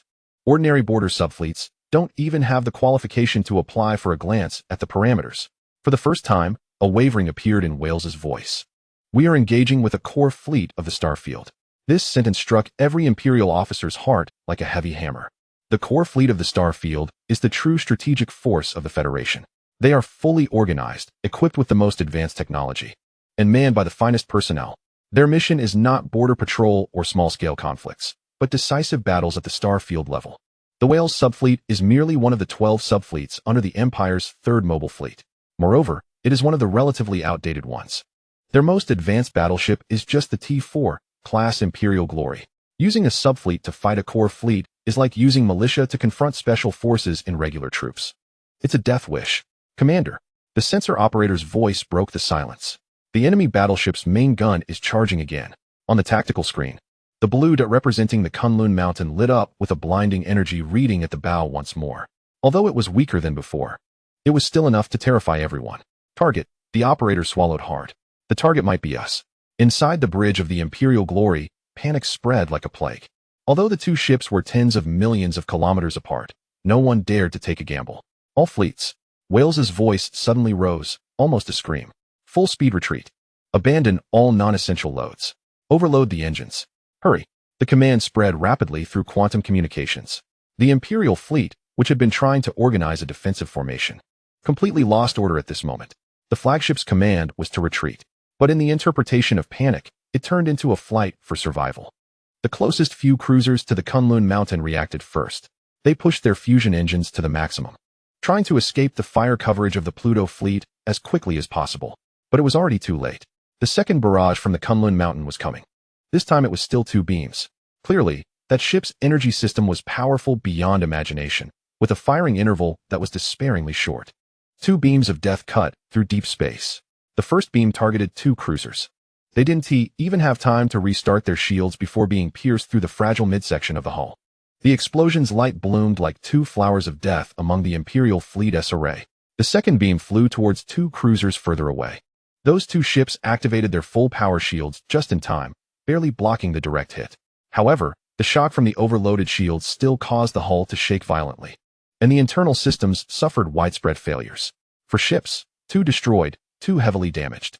The entire process took less than 5 seconds, and the main gun of the Kunlun Mountain began charging for the 3rd time.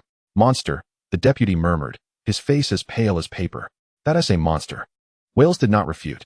He just stared fixedly at the blue flagship on the tactical screen, staring at the particle accelerator rings at its bow, resembling the eyes of a demon. Then he made a decision he had never made in 40 years. Abandon the escort fleet. His voice was terrifyingly calm. A complete calm after despair. Activate the emergency jump protocol. Coordinates at the Elvira Star System's 3rd assembly point. Now. Wales's voice echoed on the bridge of the Imperial Glory, carrying a kind of almost hysterical determination. On the main tactical screen, the countdown for the Kunlun Mountain's 3rd main gun charging was ruthlessly ticking down. 12 seconds. 11 seconds. 10 seconds. Commander, the risk of emergency jumping is too high. The deputy's voice trembled with urgency. Without a stable jump point to support, and no gravitational calibration beacons, the probability of getting lost in the space-time turbulence exceeds 20. Moreover, synchronizing the jump for the entire fleet, if there is any deviation, it is still better than being blasted to pieces by that monster. Wales suddenly turned around, his bloodshot eyes fixed on the deputy. Don't you understand? That is the core fleet of the star field. They are waiting for the Iron Fist subfleet's main force to complete the encirclement. Once Yangshao's fleet arrives, we won't even have a chance to jump. On the bridge, the officers' faces turned pale. They certainly understood that in conventional combat, there was still room to maneuver. But against a monster that could penetrate a battleship from 200,000 kilometers away with a single shot, any tactics became a joke. But the deputy still wanted to argue. No buts. Wales slammed his fist on the console. All units, obey orders. Abandon all non-essential energy outputs. Transfer 80 energy to the jump engine. Lower the shields to the minimum maintenance level. In 10 minutes, synchronize the jump. The command was forcibly transmitted through quantum communications. The 12 remaining operational starships of Wales's direct fleet simultaneously began to adjust their positions. The shield glow on the hull surface visibly dimmed. Meanwhile, the jump engine ring at the tail of the Imperial Glory lit up with a dazzling blue-white glow. This was the energy accumulation phenomenon before the jump, like a lighthouse in the dark, announcing to the universe that we were about to flee. In deep space, the 12 Imperial starships began to flicker like 23 frightened fireflies, signaling the imminent jump. Space began to distort under the engine's pull. The starlight around the hull stretched into strange arcs. Jump countdown, 1 minute. The engine's hum resonated through the hull, deep and overwhelming. Wales stared at the charging progress of the Kunlun Mountain's main gun on the tactical screen. It had already reached 45. In a few more minutes, the 3rd round of barges would arrive. Hurry, faster. Countdown, 30 seconds. The flagship's jump navigation system began to frantically calculate coordinates, trying to find a relatively safe path among the chaotic spatial parameters. The screen scrolled with dense warnings. Unstable gravitational sources, abnormal space curvature, potential quantum turbulence. These were all deadly risks of emergency jumping. But there was no time to worry about them now. Countdown, 15 seconds. Just at that moment, in the void less than 500,000 kilometers from the fleet array, 2 previously empty dark zones suddenly rippled like water. Then, 2 pitch-black, flat starships appeared there without warning. They looked like ghosts rising from the deep sea, their hull surfaces still showing optical distortions as the stealth camouflage faded. The Shadow-class reconnaissance ships, Phantom and Spectre. Chapter 12. Uninvited guests. The jump interference device achieves great success. Unknown ships detected. The sensor operator's voice was nearly a scream. 2 of them. Right in our jump path. Wales's heart sank sharply. Before he could react, the 2 reconnaissance ships simultaneously opened their launch bays. 6 cylindrical devices were ejected, unfolding into a honeycomb structure in the void, their surfaces instantly lighting up with dense red dots. Jump interference devices. And they were special models. Not the conventional interference signal emitters, but physical space anchoring devices. Upon activation, they would create a mini gravitational well lasting 3 minutes, completely disrupting the space curvature within 1,000,000 kilometers. Forcing a jump within this interference field would be akin to driving blind into a storm. No, Wales's roar was drowned out by the piercing alarm. 6 interference devices activated simultaneously.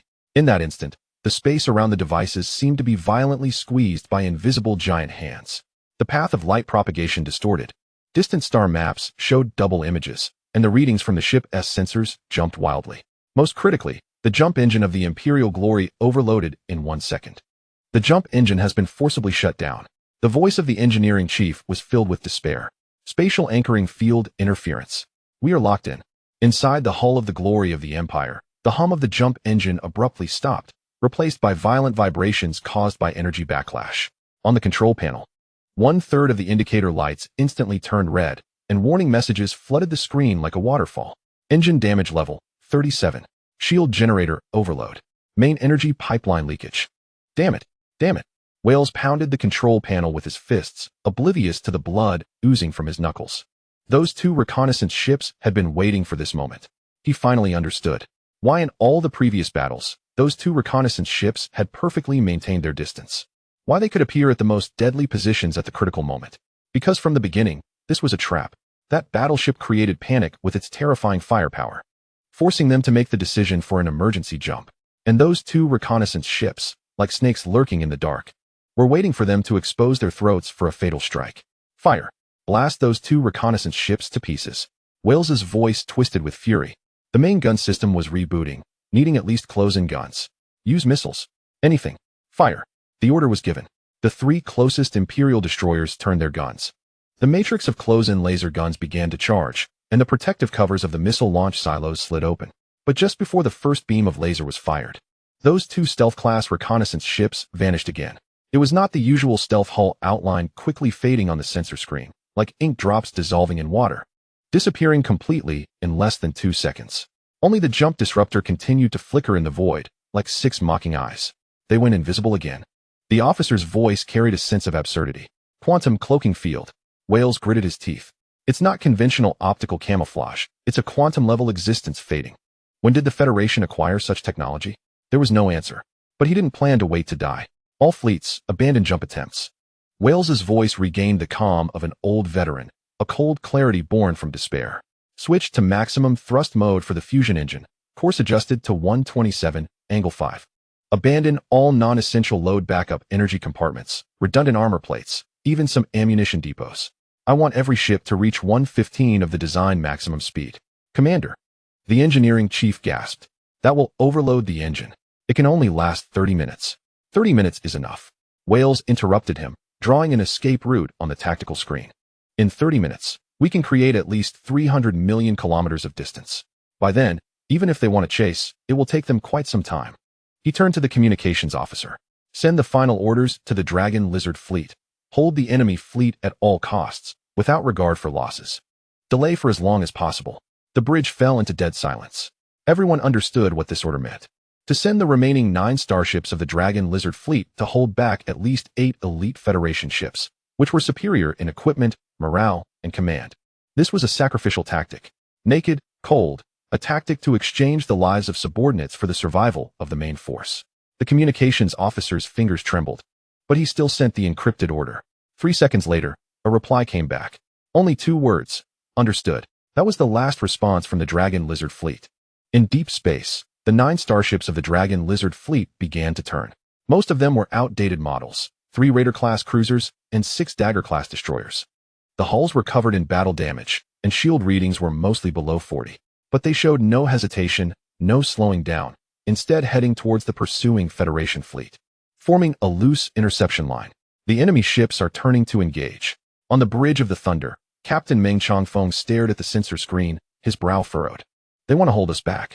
The voice of Qin Beiwang came calmly through the communication channel. Then let it be as they wish. All ships, open fire at will. Prioritize clearing cruisers, deal with destroyers later. The order was given. The 6 Shadow Moon-class destroyers reacted first.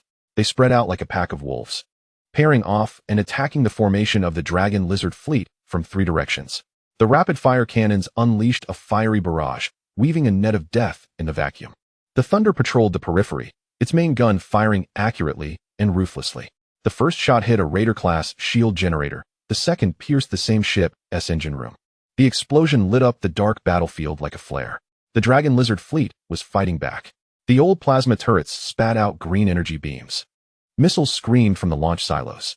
But in terms of accuracy or power, they were not on the same level as the Federation fleet's firepower. The first Dagger-class destroyer was destroyed 47 seconds after the firefight began. A round of crossfire from 2 Shadow Moon-class ships shredded its weak side armor into pieces. The second was destroyed in the 52nd second. The Thunder's main gun directly hit its bridge. They are sending themselves to death. The tactical officer of the Thunder said quietly. They could have tried to retreat or scatter to escape, because they received a death command. Meng Changfeng stared at those Imperial ships still fighting back fiercely, his expression complex. Using themselves as human shields to buy time for the main force. This tactic is truly ruthless. Ruthless, but effective. Chapter 13. Annihilation of the Dragon Lizard Fleet. Unknown ship shadows behind every second delayed. Wales's direct fleet could create an additional 170,000 kilometers of distance. For every ship lost, the Federation fleet would take at least 30 seconds to adjust their firepower and relock targets. In the 5th minute, only 3 ships of the Dragon Lizard fleet were still fighting. One of the Raider-class ships was riddled with holes, all main guns silent, but still firing with the remaining close-in guns. In the 6th minute, the second-to-last destroyer, while attempting to ram the Thunder, was blasted into metal vapor by 6 Shadow Moon-class ships, focusing their fire. In the 7th minute, the last Raider-class ship, after its shields were completely overloaded, chose to self-destruct its reactor. The explosion's brilliance briefly illuminated the entire battlefield, like a tragic funeral firework. All 9 starships were lost in battle. Should we pursue? Li Zhan inquired through the communication channel. Qin Beiwang looked at the red light spot on the 3D star map that was moving away, silent for 2 seconds. No need. He finally said. A cornered wolf should not be chased. Moreover, his words were not finished, because at that moment, the sensor array detected 3 new signals rapidly approaching from behind the battlefield. Azimuth, 355. Elevation, 2. Distance, 8 million kilometers. Quantity, 3 ships. Energy characteristics, 1 battleship level. 2 cruiser levels. Unknown ships detected approaching. On the bridge of the Kunlun Mountain, the voice of the sensor officer was tense. The atmosphere in the bridge instantly tightened. Just after a fierce battle, everyone was on high alert. The sudden appearance of 3 unknown starships made the officers instinctively grip the control panel, main guns charging and preparing. Qin Beiwang's voice was calm, but carried undeniable decisiveness. If the other side is hostile, destroy the flagship at first sight. Energy readings analysis in progress. The sensor officer operated quickly. Battleship model matching Scorpion class? Wait, that S-hour. The communication channel suddenly connected to a familiar call sign. Scorpion class battleship calling Kunlun Mountain. Identification code, TF-102. Repeat, identification code, TF-102. Everyone in the bridge was stunned. TF-2. The identification code prefix for the Iron Fist Fleet's direct fleet. The battleship Scorpion, that is the direct fleet battleship of the Iron Fist Fleet. It's the Scorpion. Zhuang Zixuan took a deep breath and almost collapsed into her chair. It is the battleship of Commander Yang's direct fleet. The tense atmosphere instantly dissipated, replaced by an absurd sense of relaxation. Just moments ago, they were on high alert, ready to engage an unidentified fleet, only to find out it was their own commander arriving. Qin Beiwang stared at the 3 blue light points on the tactical screen that were slowing down and approaching, his lips twitching slightly. The battleship Scorpion, 2 Scorpion-class cruisers. This configuration was clearly a backup plan left by Commander Yang Shao. Obviously, the other side was not very confident in this young master and deliberately arranged for people to follow behind. Just in case something happened, they could immediately reinforce. On the bridge of the Scorpion, Captain Ran Sheahua stood in front of the tactical screen, repeatedly verifying the battlefield data just synchronized from the Pluto squadron. He was in his 40s, with silver strands mixed in his short hair and a minor surgical scar on his cheek from his youth. At this moment, That scar slightly twitched with his tightly pressed lips. Confirmed? His voice was very soft, as if afraid of disturbing something. Confirmed 3 times, Captain. The tactical officer's voice was equally low, filled with disbelief and awe. All 12 starships of the Dragon Lizard fleet have been confirmed sunk. Among them, the flagship Fire Lizard was destroyed by the main cannon of the Kunlun Mountain at a distance of 2 million kilometers in one shot. The other 8 were annihilated one by one within 15 minutes by the Thunder and 6 Shadow Moon-class destroyers. Ran Sheawa's finger glided over the red icons on the screen that had already been marked as destroyed. Behind each icon was a starship several kilometers long, and hundreds of Imperial soldiers. He remembered the intelligence assessment of the Dragon Lizard fleet. Although it was a second-line unit, Commander Joel Victor was an experienced defensive warfare expert. In theory, to completely annihilate such a fleet would require at least double the manpower, triple the firepower, and be prepared to endure losses of over 30. Yet the Pluto fleet only used 8 ships. Although the starships of the Pluto fleet were all advanced T5 and T4 levels, considering the commander was still a rookie. 8 against 12, 0 losses, total annihilation.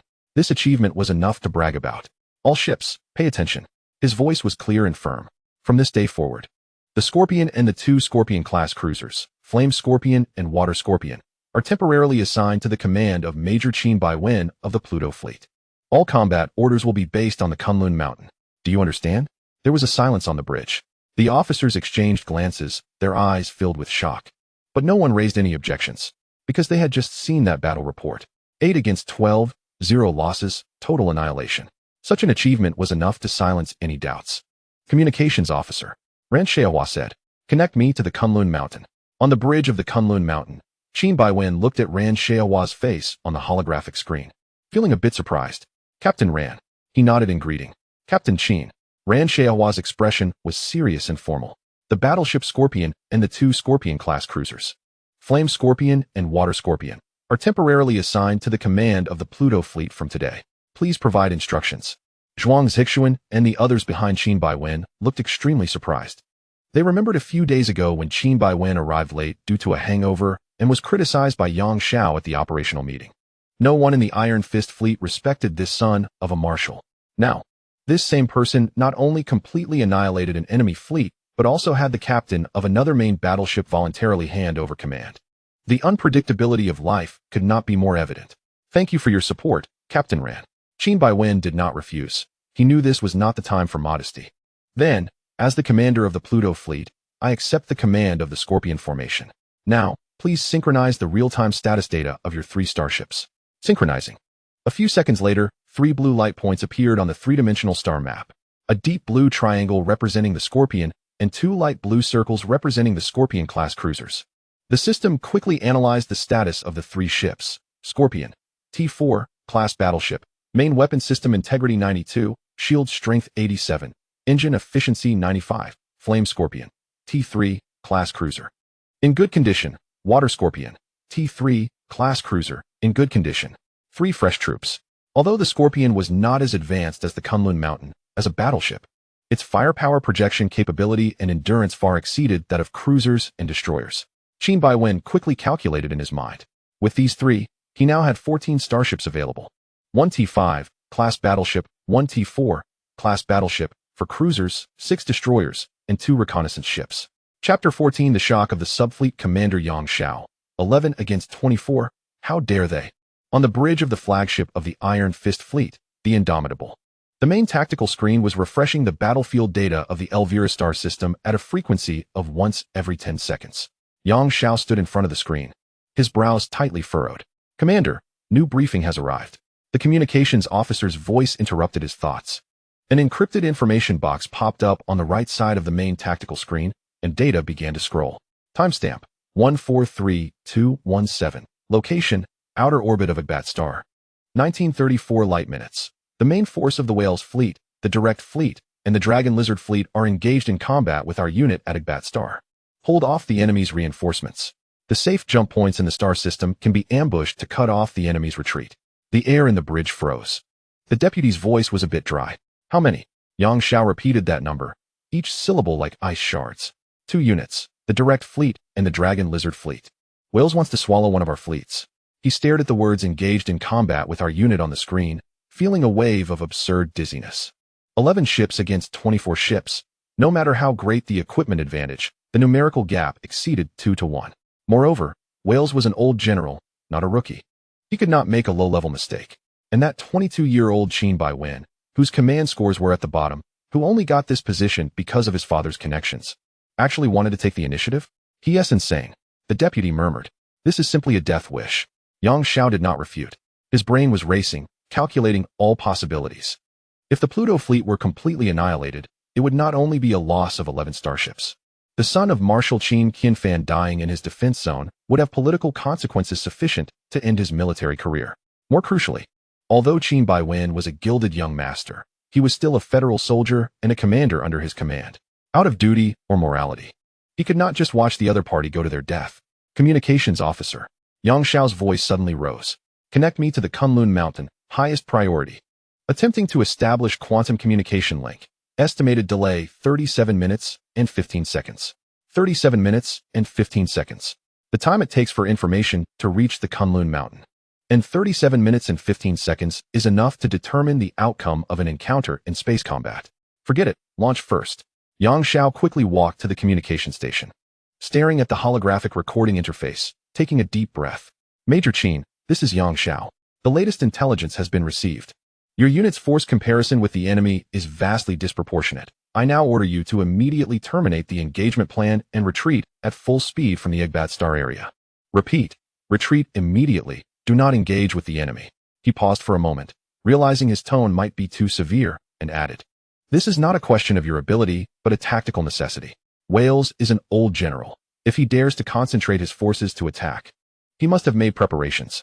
Your unit should retreat first, and after my main force arrives, we will counterattack. Recording finished, sending.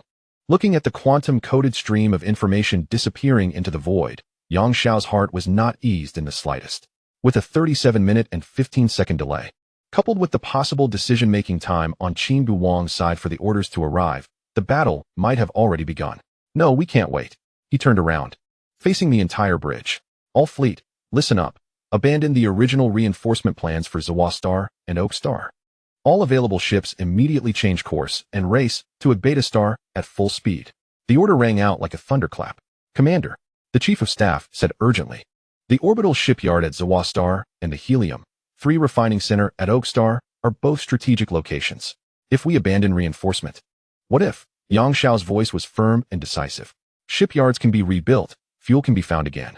But an entire fleet being annihilated, especially a fleet of the level of the Pluto fleet, would have a devastating impact on morale. Not to mention, he did not continue. But everyone understood. Not to mention that Qin Beiwang was the son of Marshal Qin Beiwang. Politics is always a part of war. But Commander, the aide said cautiously.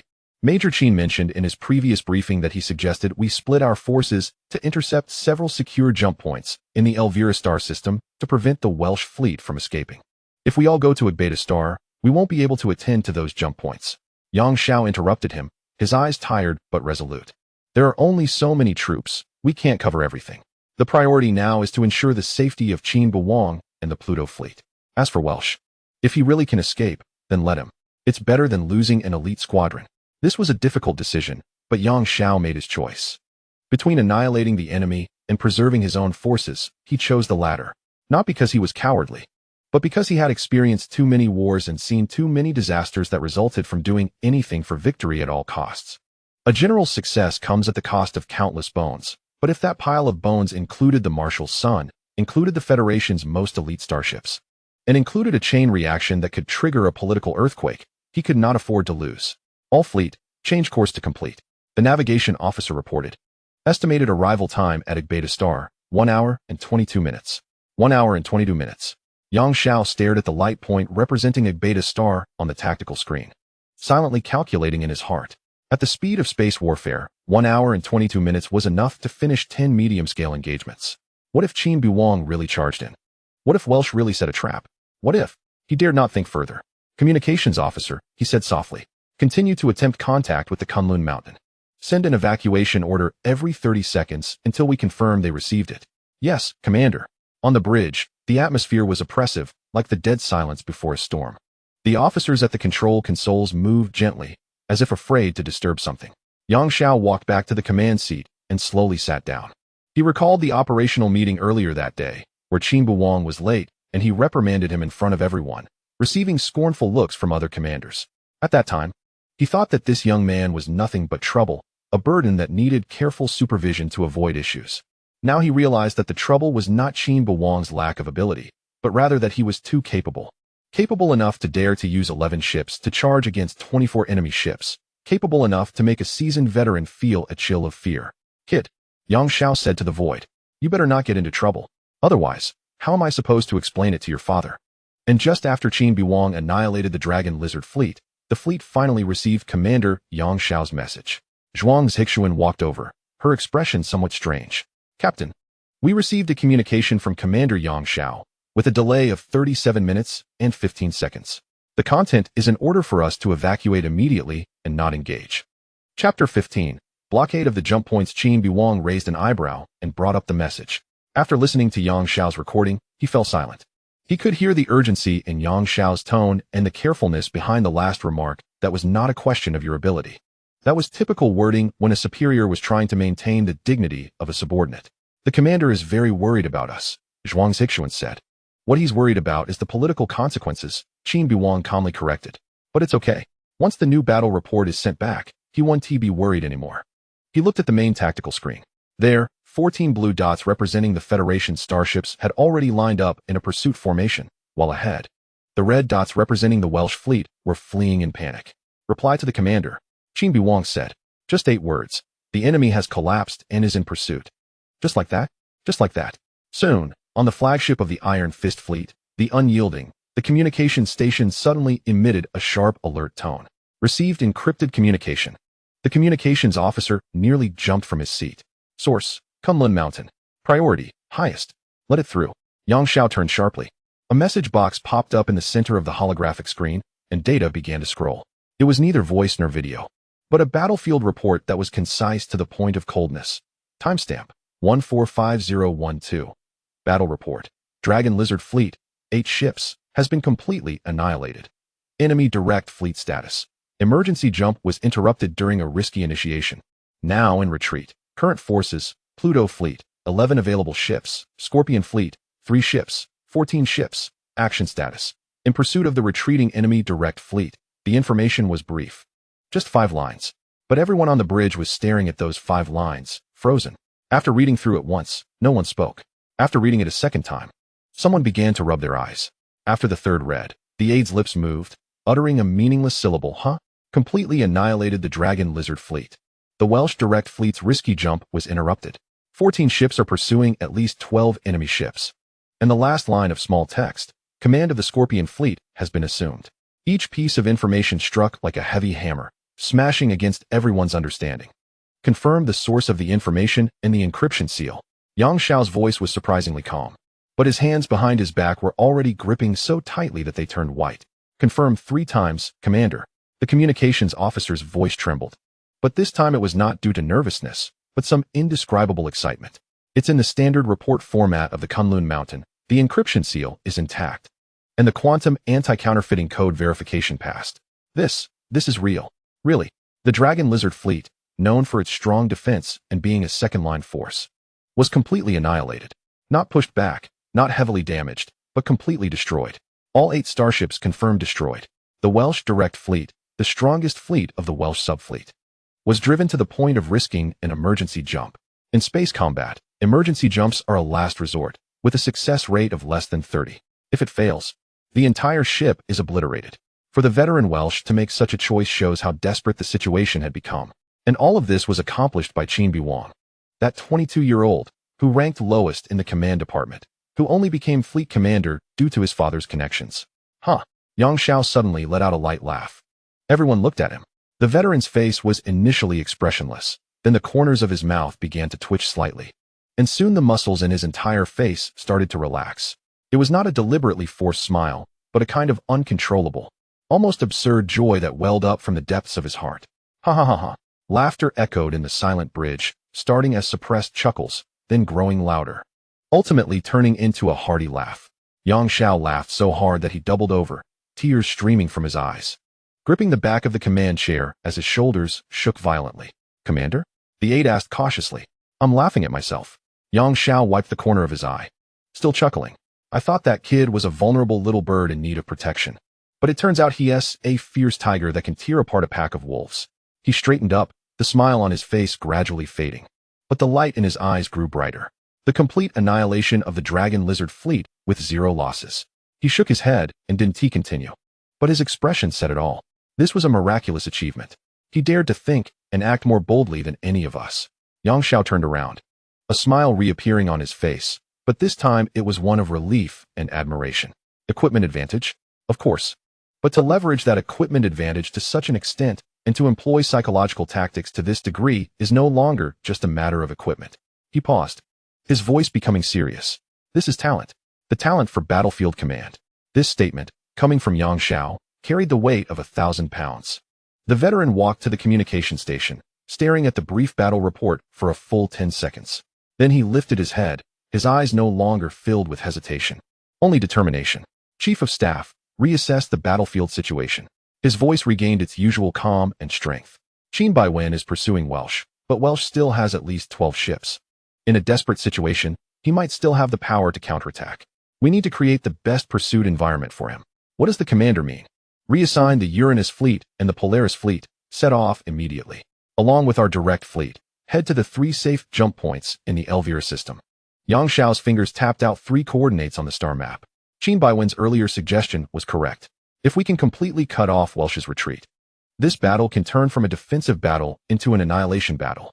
But Commander, the adjutant reminded, the Uranus and Polaris fleets were originally responsible for the joint defense of the Shiva and Oak stars. If we pull them away, those 2 strategic locations will. Welsh has already annihilated one of the subfleets. He won't be foolish enough to stay here and give us the chance to wipe him out. His other fleets should have received the withdrawal order by now. Yang Xiao waved his hand. The greatest victory now is to completely annihilate Welsh's subfleet. If we achieve that, it will be a decisive blow to the entire battlefield situation in the Elvira system. He looked at everyone, his gaze sharp. Relay my orders. The Uranus fleet will head to the 7th jump point, and the Polaris fleet will split to the 3rd and 9th jump points. The mission is not to intercept, but to blockade. Set up minefields outside the jump points and activate jamming devices. I want Welsh's fleet with no way to escape. Yes. The order was transmitted like thunder. Yang Xiao sat back in the command chair, watching the rapidly moving blue arrows on the tactical screen. He recalled the last line of Qin Beiwang's battle report. Currently pursuing the fleeing enemy's direct fleet. Kid, he said softly to the void, a smile reappearing on his lips. I'll block your retreat. The rest is up to you. Outside the window, the deep space was as dark as ink. Chapter 16. Did the rookie drive away the veteran? The bridge of the iron spine was filled with the acrid smell of smoke mixed with ionized air. 3 hours ago, the Uranus fleet engaged the Poison Spider fleet in the outer orbit of Shiva. This was a fleet known for its speed and cunning. From the very beginning, the battle fell into a stalemate. The Poison Spider fleet used the asteroid belt for cover, constantly launching harassment attacks, hitting and running. Zhao Rui was furious. What was even more frustrating was that the Poison Spider fleet was clearly stalling for time. They weren't seeking a decisive battle, they just buzzed around like flies, occasionally taking a bite. Commander, the enemy fleet is retreating again. The sensor officer reported, his voice weary. Just like the last 5 times. They stopped at the edge of the asteroid belt and maintained their distance. Zhao Rui slammed his fist on the control panel. These bastards are toying with us. Adjutant Li Wen stood beside him, his eyes behind his glasses fixed on the enemy fleet's trajectory on the tactical screen. He pushed up his glasses. His voice calm, but filled with concern. They're not toying with us. They're holding us back. The Poison Spider fleet's mission is to prevent us from reinforcing the shipyard in the orbit of Shiva. Every minute they delay us increases the risk of the shipyard being attacked by other Imperial fleets. I know. Zhao Rui gritted his teeth. But what can we do? Chase them? The asteroid belt is full of their ambush points. Not chase. Just watch them? As he was struggling with this, the enemy fleet signals on the tactical screen suddenly began to collectively change direction. Not retreating, but turning. Abandoning their current formation and accelerating towards the outskirts of the system. Is the enemy fleet retreating? The navigation officer wasn't sure. Full speed retreat. The sensor officer confirmed. All Imperial ships are turning, engines full throttle, rapidly disengaging.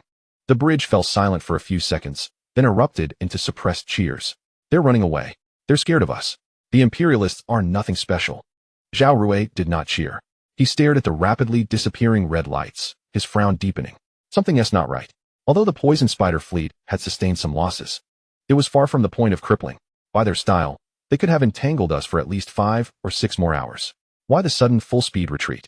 Communications officer, he said in a deep voice. Contact the unyielding. Report. Before he finished speaking, the communication station lit up with the highest priority red alert. Received urgent orders from the unyielding. The communications officer's voice suddenly rose. Encryption level, top secret. Content. The Uranus fleet is to immediately terminate the current combat mission and proceed at full speed to the 7th jump point in the Elvira system to execute a space blockade. Repeat. Execute immediately. The instruction was brief, but every word felt like a hammer. The 7th jump point? Lewin quickly walked to the tactical screen, pulling up the star map. That S on the other side of the Elvira system, at least 1056 light minutes away from us. Even at full speed, it would take 25 minutes. And a space blockade? Who are we blocking? Zhao Rui was equally confused. The 7th jump point is one of the main jump points in the Elvira system, usually used for long-distance jumps between systems. Why suddenly block it? Is there an Imperial fleet planning to jump in from there? But the poison spider fleet is clearly retreating. Commander, there is one more message. The communications officer's voice was peculiar. Let it out. A new message box popped up on the right side of the holographic screen. There was no video, no audio. Only concise text. Battle report from the Igbat Star War Zone in the Elvira system. Outcome. Commander Qin Beiwang led the Pluto fleet to annihilate the Dragon Lizard fleet of the Fry Empire. 8 ships. Enemy situation. Welsh's direct fleet's emergency jump was interrupted and is currently in retreat. Our units. The Pluto fleet.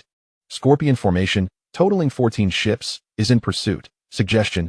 Immediately blockade all safe jump points within the system to prevent the enemy fleet from escaping. The bridge was dead silent.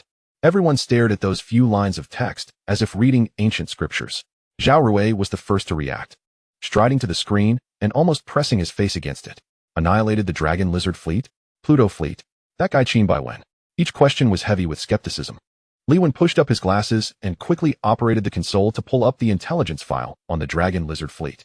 Although the Dragon Lizard fleet was a second-line force, Commander Galvictor was famous for his defensive battles.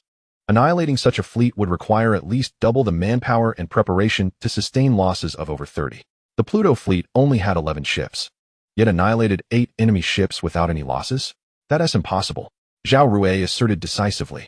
Absolutely impossible. Either the intelligence is wrong, or... He paused, a cold light flashing in his eyes. Or it was Zhuang Zixuan who did it. This statement was like a key that unlocked everyone's confusion. Right. A young officer blurted out. Deputy Commander Zhuang is the top graduate from the Tactical Command Department of the Federal Star Sea Academy. If she were actually in command, leveraging the equipment advantages of the Pluto fleet, it is indeed possible to achieve such results. But the achievements are attributed to Qin Beiwang, Lewin reminded. Just a signature. Zhao Rui scoffed. Have you forgotten what happened 3 years ago with the White Shark fleet? Chief of Staff Wang Sun led the team to a splendid victory, only to be revealed later that it was all directed by his deputy. What happened then? The credit still went to that kid, while the deputy only received a token reward. The more he spoke, the more reasonable it seemed. What kind of person is Qin Beiwang? Bottom of the command department, alcohol-prone, unable to even understand basic star maps. Can he annihilate an entire fleet? Ridiculous. It must be Zhuang Zixuan directing from behind, with Qin Beiwang taking credit. Such things are not uncommon in the Federal Army. The officers exchanged glances, most showing expressions of agreement. Qin Beiwang's previous absurdities were too many, making it hard to believe he could achieve such results.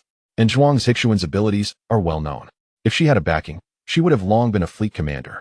But Commander, Lewin cautiously said, the battle report also states that the Whale's direct fleet has suffered heavy losses and is in retreat. If this is true, then it's not just about defeating the Dragon Lizard fleet. The Whale's direct fleet has 12 ships, all elite, to force them to retreat. Equipment advantage. Zhao Rui interrupted him, his tone tinged with bitterness. Don't forget what the Pluto fleet has.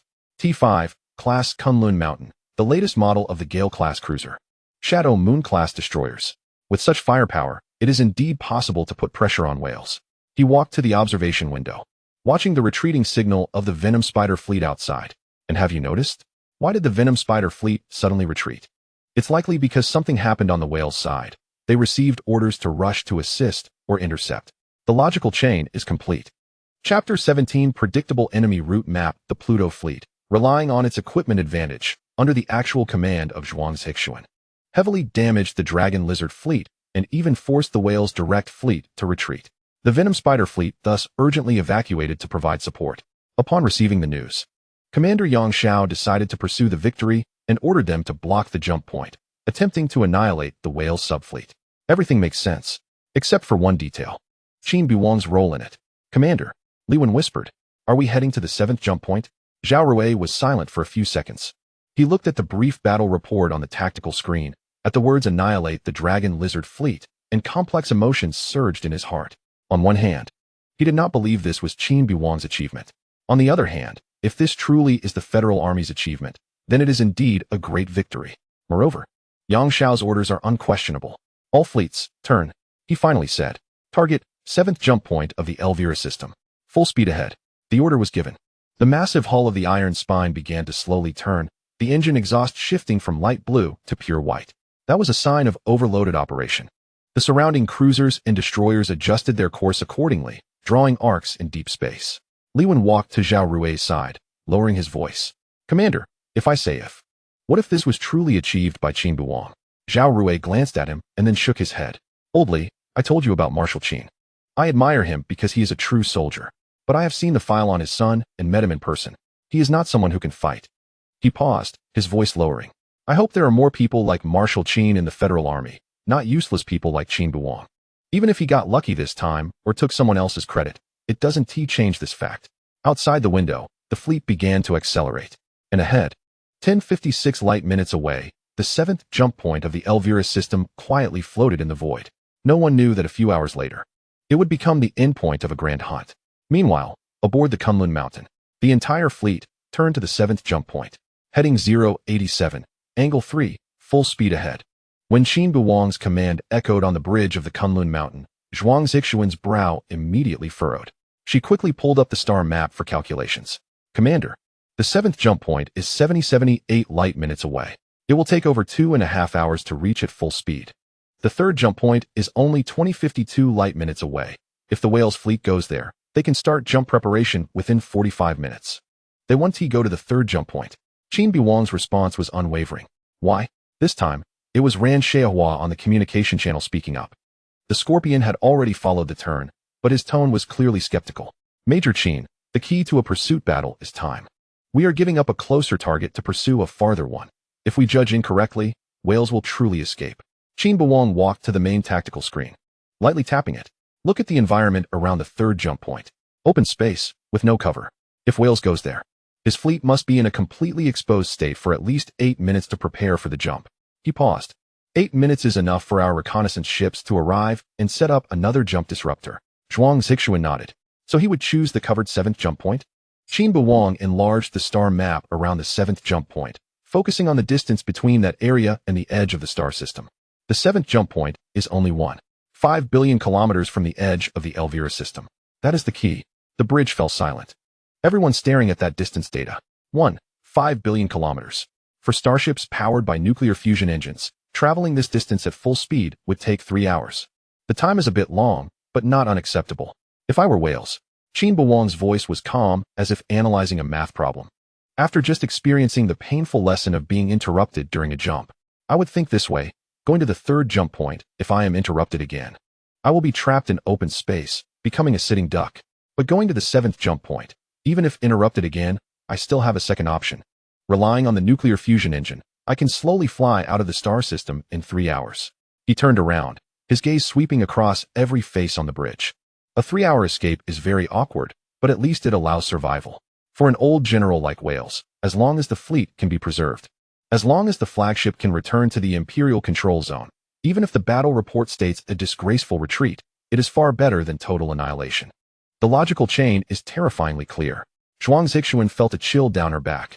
She looked at Qin Beiwang's calm profile and suddenly realized that this young commander's depth of thought far exceeded her imagination.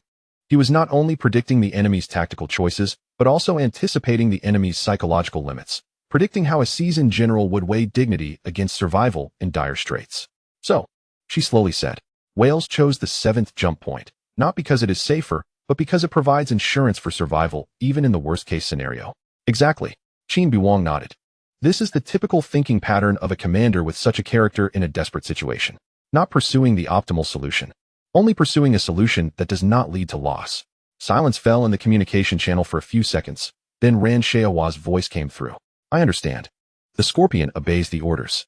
Other captains also confirmed their turns in succession, although there are still doubts. Qin Beiwang's previous achievements and his currently impeccable logic have established enough authority. In the depths of Qin Beiwang's vision, a three-dimensional star map is scientifically validating his judgment. The tracking data transmitted back by the Shadow and Phantom ships shows that the remaining 12 ships of the Welsh fleet have quietly adjusted their course to 086, almost directly pointing to the 7th jump point. Long before the enemy's retreat, Qin Beiwang ordered 2 Shadow-class reconnaissance ships to follow behind them, relying on passive detection. The 2 ships were hardly noticed by the enemy. Instead, the enemy's course was accurately conveyed to Qin Beiwang's command system. At the same time, the system provided the latest simulation results based on the character model of the Welsh fleet and the current battlefield situation. Welsh current decision priority, fleet survival, tactical victory, personal honor. Probability of choosing the 7th jump point, 768. Core consideration factor, providing a physical escape backup plan, weight ratio 57. This is a clear sign. Qin Beiwang can see the thought process of the Welsh commander on the bridge of the Imperial Glory. The old general must be weighing repeatedly. The 3rd jump point is faster, but carries a high risk. The 7th jump point is slower, but has an escape route. Ultimately, the option of having an escape route will outweigh everything. Chapter 18 Crisis. The battleground because the Welsh cannot afford to lose. Having one jump interrupted is already a stain on his career. If it happens again, and in an open space without cover, what awaits him will not only be defeat but the destruction of his entire direct fleet. In the outer space of the 7th jump point, alarms suddenly sounded on the bridge of the Iron Spine. Large-scale fleet signals detected. The operator's voice almost changed pitch. There are more than 60 ships. They are converging towards the jump point from 3 directions. Zhao Rui suddenly stood up from his command chair and strode to the tactical screen. On the screen, the formerly silent deep space was now lit up with densely packed red dots, like a death flower suddenly blooming in the night sky. The identifiers of the 4 major fleets are clearly visible: Venom Spider, Firefox, Cavalry, and Brown Bear. The 4 subordinate fleets under the Welsh subfleet are now rushing at full speed from the directions of the Shiva and Oak Stars. In front of them is the recently defeated Welsh direct fleet. More than 65 Imperial starships are surging towards the 7th jump point. Damn it! Zhao Rui cursed softly. But there was no fear in his eyes. Instead, a fierce fighting spirit ignited. These bastards really know how to time their assembly. Deputy Officer Li Wen's face turned pale.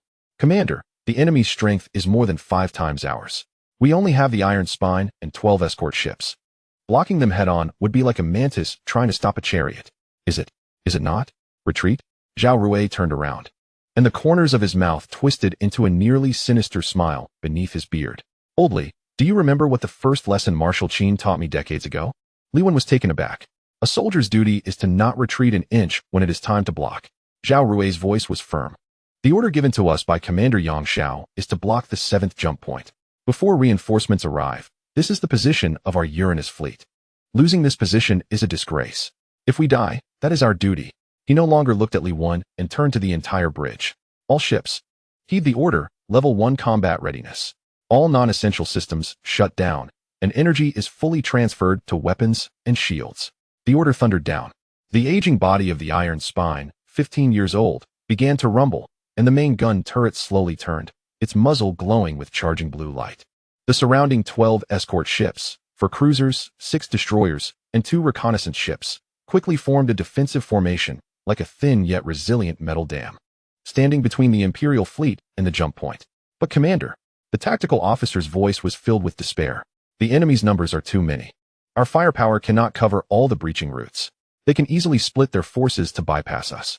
Then let them not dare to split their forces. Zhao Rui interrupted him. Thermal smoke grenades, fire all rounds. Cover the area in front of us for 500,000 kilometers. But thermal smoke is ineffective against optical sensors. It can only interfere with infrared and thermal radiation detection. Do as ordered. 30 seconds later, the missile launch silos of the Iron Spine and all escort ships opened simultaneously. Hundreds of specialized warheads whistled out, exploding into thick gray-white fog in deep space. This smoke, composed of nanoscale metal particles and inert gases, quickly spread, forming a barrier several tens of thousands of kilometers thick in the void. Almost simultaneously, Zhao Rui issued his second command. Activate the full-frequency communication array, Set power to maximum. Simulate multi-fleet coordinated communication signals. I want Welsh to hear the sound of at least 3 main federal fleets closing in. The communications officer's fingers danced rapidly across the console. The quantum communication array of the Iron Spine began to operate at full power, and countless carefully forged communication signals spread in all directions. Fleet call signs, tactical orders, firepower coordination, even arguments between commanders, all simulated vividly. Under the cover of thermal smoke, the effect of these false signals was amplified several times. Any Imperial reconnaissance ship intercepting the signal would draw the same conclusion. At least 3 main federal fleets are rapidly assembling ahead. Now, Zhao Rui focused on the red dots hesitating at the edge of the smoke on the tactical screen. Let's see if Welsh dares to take the gamble. On the bridge of the Imperial Glory, Welsh stared at the strange fog area on the sensor screen, his brow furrowed. Thermal smoke and large-scale communication signals. The deputy officer was analyzing the data. At least 4 different Federal Fleet identification codes were detected, and the tactical instruction frequencies overlapped. Commander, this could be a bluff. Welsh said coldly. After all, they had already been deceived by a simulated fleet communication from a cruiser earlier. However, Welsh did not dare to be certain. It could also be a real ambush. He amplified the scanning data of the fog area. The thermal smoke completely obscured infrared and thermal radiation detection, while the dense false communication signals severely interfered with the filtering system of the quantum sensors. At this moment, that area appeared on the sensors of the Imperial fleet like an unfathomable fog. You only know there is something inside, but you don't know how many, what it is, or where it is. Commander, the communications officer reported. The Brown Bear fleet requests instructions. Their vanguard is approaching the edge of the smoke area. Should they continue? Welsh remained silent. His fingers tapped quickly on the armrest, his brain racing. If this is a bluff, then charging in, if the enemy only has 1 or 2 fleets. They cannot stop his 65 elite ships. At most, in 10 minutes, he could open the way to the jump point. But if this is a real ambush, if that previous monster predicted his rendezvous route and set up heavy forces here in advance, staying here would be certain death. Welsh finally gritted his teeth. We no longer have the capital to gamble. He turned to the tactical screen, quickly drawing out a new formation with his finger. Order the Brown Bear fleet and Firefox fleet to lead the way, forming a wedge-shaped assault formation. The direct fleet in the center, with Venom Spider and cavalry in the rear. All fleets maintain the highest state of readiness. Once engaged, charge forward at any cost. Our goal is not to annihilate the enemy, but to break through the blockade and reach the jump point. Understood. The order was conveyed. The massive Imperial fleet began to change formation. The 4 heavy cruisers of the Brown Bear fleet moved to the front, their heavy armor and full power shields shining brightly on the sensor screen. 3 electronic warfare ships of the Firefox fleet followed closely behind, their jamming arrays fully activated, ready to suppress the fire control systems of the Federation fleet. Meanwhile, from the rear, the Poison Spider fleet's 4 fast cruisers and the Ranger fleet's 4 fast assault ships, like venomous snakes lurking in the shadows, had all their gun muzzles pointed towards the depths of the smoke. The entire fleet, charge. Wales's voice echoed through quantum communications to every Imperial starship. Chapter 19. Electronic Warfare Interference. The Uranus fleet in crisis, the engines of 65 starships erupted simultaneously with blazing light. The massive steel torrent began to accelerate, surging towards the smoke barrier like a flood breaking through a dam. Soon, the starship at the forefront breached the smoke barrier. On the bridge of the Iron Spine, Zhao Rui watched the Imperial fleet charging forward on the tactical screen, grinning. Here it comes, he whispered, as if talking to himself. Or perhaps to his younger self from decades ago. Marshal Qin, what you taught me, I'm putting it to use today. He connected to the fleet-wide communication, his voice eerily calm. Everyone listen, our mission is not to win, but to hold them off. Hold them until Commander Yang Shao's main force arrives. Until the Pluto fleet bites their rear. Therefore, we do not pursue kills, only delays. Strike their vanguard, target their engines, disrupt their formation. Slow them down, create chaos. Understood. First round of concentrated fire, target, flagship of the Brown Bear fleet. Fire. The moment the order was given, the main gun of the Iron Spine roared first. 2 thick beams of energy tore through the smoke, crossing 1.5 million kilometers of void, hitting the heavily armored cruiser at the forefront of the Brown Bear fleet with precision. The ship's shields flickered violently, its speed clearly slowed. Immediately afterward, all ships of the Uranus fleet fired simultaneously. 12 starships, 24 main guns, plus hundreds of missile launch units unleashed the first round of firepower on the Imperial fleet's vanguard in just 3 seconds. Explosions lit up the edges of the smoke.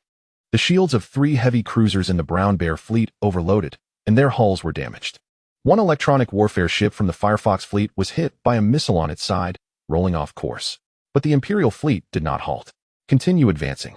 Wales's roar echoed in the Imperial communication channel. Do not return fire. Do not slow down. Charge through.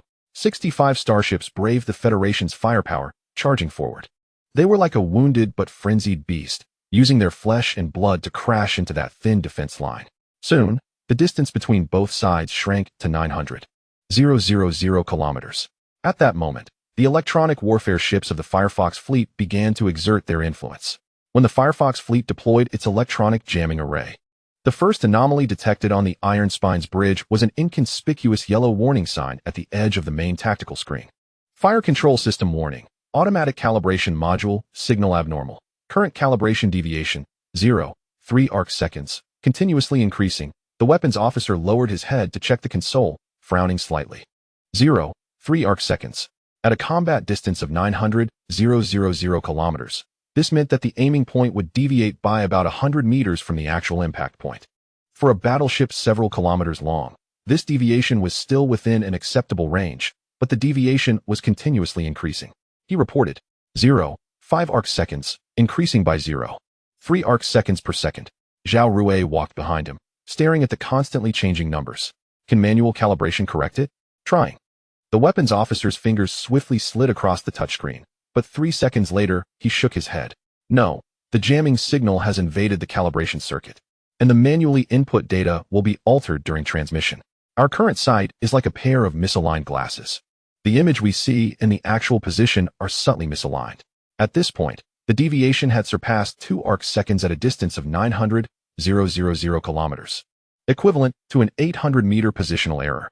The first round of concentrated fire was fired under these conditions. Fire. The main gun of the Iron Spine shot out 2 blazing beams. 3 seconds later, the sensor data returned. Both shots hit the flagship of the Brown Bear fleet. But the impact points deviated from the intended aiming point. The intended strikes on the bridge and main energy core all hit the heavily armored bow section instead. Shield readout. Target ship's shield strength decreased by 18. If it had been a precise hit, this strike could have taken down at least 40 of the shields. The gunnery officer gritted his teeth. The interference halved our hit effectiveness. Next, the concentrated fire data from other vessels of the Uranus fleet began to come in. The main tactical screen on the right side displayed real-time statistics. Total first round of concentrated fire, 24 main guns. 32 missiles, hit rate, 67, but, precise hit, hitting intended aiming point, rate, 12. Glancing hit, hitting target but deviating from vital area, rate, 55. Even worse was the subsequent analysis. The system quickly assessed the actual damage effect of each hit. The results showed that due to the impact points generally deviating from the aiming point by 100 to 800 meters, strikes that were supposed to penetrate shields and severely damage internal systems mostly only caused superficial damage. They are not interfering with our vision. Lewin stared at the analysis report, his eyes narrowing behind his glasses. They are interfering with our ability to focus our eyes. We can see where the enemy ship is, but the fire control system cannot accurately determine where to hit, nor can it guarantee where the shells will land. Just then, the data for the second round of concentrated fire refreshed. Hit rate, 61. Precise hit rate, 8. Glancing hit rate, 53. The hit rate was declining, and the precise hit rate plummeted. Meanwhile, the deviation value had increased to 3.5 arc seconds. The intensity of the interference was continuously increasing. The sensor supervisor reported. The Firefox fleet is adjusting its jamming mode. They are now specifically sending deceptive signals targeting our ballistic prediction algorithms. Our fire control system thinks the target's trajectory is like this. He brought up a comparative animation. On the left side was the actual heading data of the enemy ship captured by the sensors. The flagship of the Brown Bear fleet was moving in a steady straight line at a speed of 15 kilometers per second. On the right side was the data received by the fire control system. That ship was performing irregular zigzag maneuvers, with speed randomly fluctuating between 10 and 20 kilometers per second. So when we aim, the gunnery officer's voice was filled with frustration. The system's calculated lead is completely wrong. We are aiming at a virtual, randomly moving phantom, while the real enemy ship is easily avoiding our fire through simple straight-line motion. This is the terrifying aspect of electronic warfare interference. It doesn't blind you, but subtly distorts what you see. It doesn't make you completely miss. but ensures you miss the vital points. Like a skilled swordsman, not blocking your sword, but gently deflecting the tip a few inches, turning your deadly strike into a meaningless graze. Third round of concentrated fire. Hit rate, 58. Precise hit rate, 5. Deviation value, 4. 8 arc seconds. At this point, the Imperial fleet was less than 500,000 kilometers from the Uranus fleet's defense line. The heavy cruisers of the Brown Bear fleet began to fight back. In an almost interference-free environment, their fire control systems were terrifyingly stable. In the first round of concentrated fire, the 12 main guns of 4 cruisers targeted the 3 foremost cruisers of the Uranus fleet. Enemy main guns locked on. The sensor alarm shrieked. Emergency evasive maneuvers. Zhao Rui shouted, but it was already too late. Of the 3 cruisers, 2 made evasive maneuvers in time. The North Star. Because the feedback delay of the fire control system was 0.3 seconds, the evasive action was slightly too slow. Just that half a beat determined life and death. For energy beams shot out from the muzzle of the Brown Bear fleet, crossing 400,000 kilometers of void. 3 of them grazed past the side of the North Star, causing the shield to flicker violently, but not break. The 4th beam struck the midsection of the hull with precision. It was not the intended target. According to the actual trajectory of the north wind, this hit should have missed. However, the interference from the Firefox fleet caused the North Wind's fire control system to send incorrect evasion commands to the onboard computer. The computer believed it should turn left by 15 degrees, but in reality executed a turn to the right by 8 degrees. Thus, the North Star collided with the death beam that should have merely grazed it. The explosion erupted in a fiery blaze outside the observation window of the Iron Spine. The 4-kilometer-long hull of the North Star broke apart in the middle, and the blue and white glow of the out-of-control reactor spewed out from the crack, followed by a second, larger explosion. The entire cruiser transformed into a rapidly expanding fireball, with metal debris flying out in a torrential downpour. There was a deathly silence on the bridge. The casualty list began to scroll. North Star, Crew 327, confirmed survivors 0. A young officer murmured, "They made us kill ourselves." It was not a direct destruction, but an induction. Inducing your systems to make mistakes. Inducing your ship to perform erroneous maneuvers. Inducing you to fulfill the enemy's precision with your own errors. It does not directly take your life. It makes you an accomplice to your own death. Zhao Rui stared at the remnants still expanding in the void, his facial muscles twitching violently. But he did not shout or curse. He slowly turned to face the artillery officer. "Shut it down." His voice was hoarse. "Turn off all automated fire control. Turn off ballistic prediction. Turn off motion compensation. Switch the targeting system to the most primitive, manual optical fixed lead mode." The artillery officer was stunned. "But Commander, at a distance of 500,000 kilometers, the hit rate for manual targeting won't exceed. Then compensate quantity with quality." Zhao Rui interrupted him, his eyes bloodshot. "The entire fleet, switch to saturation fire. Do not aim at a single ship. Target the entire sector of the enemy fleet formation. Use firepower density instead of shooting precision." He paused to add the final instruction. "And all ships, change all evasion maneuvers to manual operation. Do not trust the suggested course from the computer anymore." The orders were given. The remaining 11 starships of the Uranus fleet began to change tactics. The muzzles no longer pursued locking on to single targets, but instead started to spray fire across a wide area. Missiles no longer sought precision guidance, but shifted to area saturation attacks. The hit rate further plummeted to 40, with the precise hit rate nearly at 0. But this time, the advanced speed of the Brown Bear fleet finally slowed down. Because when the overwhelming artillery fire no longer pursued hitting vital points, but simply aimed to hit anything.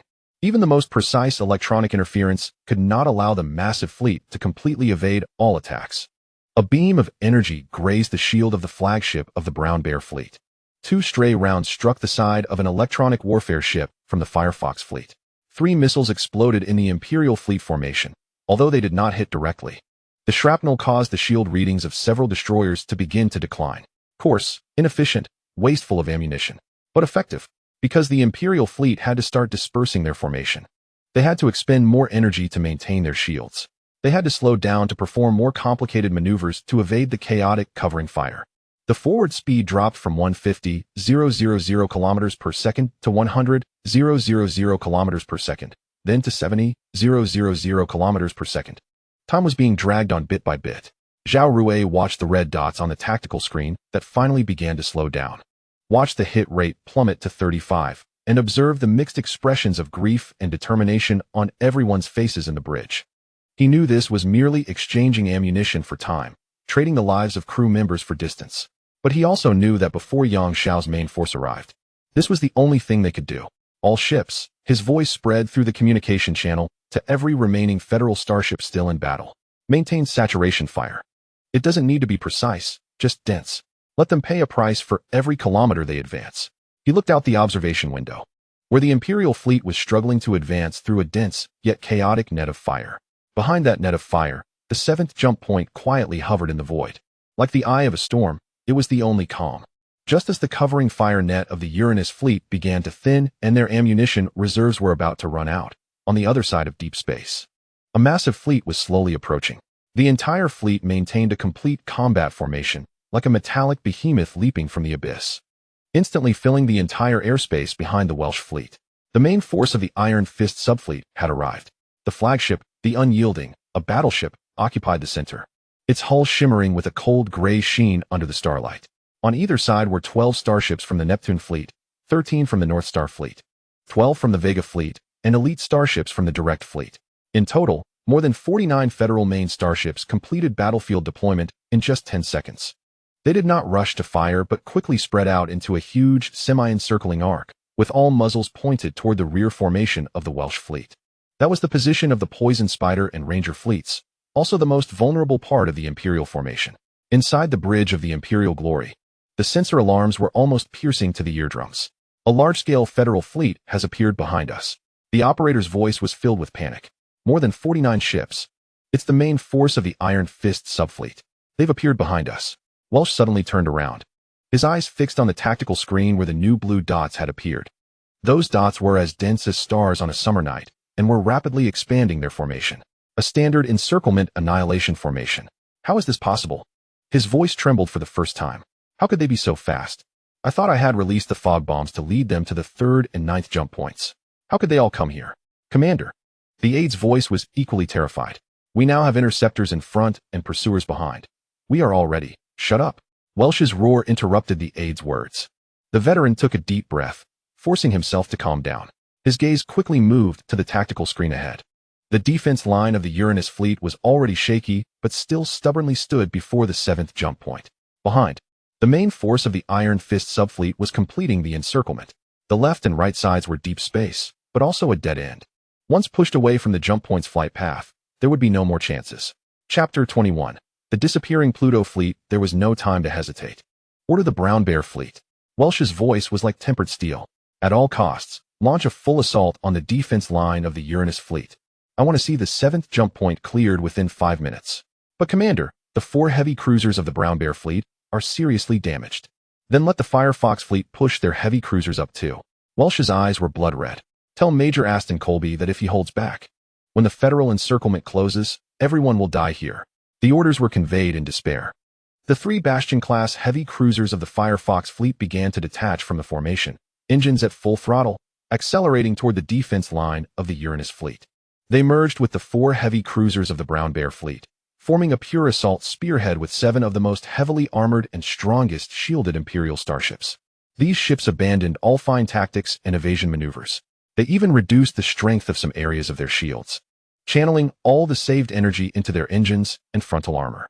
They charged like 7 rhinos driven to desperation, lowering their heads and using their thick skulls to ram against the thin defensive line. On the bridge of the Iron Spine, Zhao Rui watched the 7 rapidly approaching high-energy signals on the sensor screen. He grinned, a smile mixed with madness and determination. It was finally coming. He whispered, as if to himself. On the main tactical screen, the distance readings were dropping rapidly. 150,000 kilometers, 95,000, 50,000. Commander. The voice of the artillery chief trembled with excitement. Only our main guns can effectively penetrate their frontal armor. The firepower of our escort ships can at most cause scratches. Then let us use the main guns. Zhao Rui said calmly. Target, the leftmost Firefox-class heavy cruiser. 3 rounds in unison, hit the same spot. I want to see whether its armor is thick or my guns are hard. Understood. The main gun turret of the Iron Spine began to make fine adjustments. This old battleship, which had been in service for 15 years, groaned under the strain of continuous high-intensity combat, but its gun barrel remained steady. First round of simultaneous fire. 2 beams of energy accurately struck the target ship's bow. The frontal shield of the Firefox-class heavy cruiser flickered violently, the armor plates melting and vaporizing under the high temperature, exposing the underlying structural layer. But the ship did not stop. Its speed did not noticeably decrease. Second round of simultaneous fire. This time it hit almost the exact same spot. The armor breach widened, internal pipelines exposed, electric sparks slithered like snakes through the gap. The target ship's speed finally slowed down, but it was still charging forward. Third round of simultaneous fire. The energy beams poured deep into the breach. An explosion occurred from within. The entire bow of the heavy cruiser was torn apart as if by an invisible giant hand. Metal fragments and plasma gushed out. The hull began to spin out of control, but it did not stop. Inertia kept it charging towards the Uranus fleet's defensive line. At this moment, the other 6 heavy cruisers were less than 50,000 kilometers from the defensive line. All ships, listen up. Zhao Rui connected the communication with all escort ships.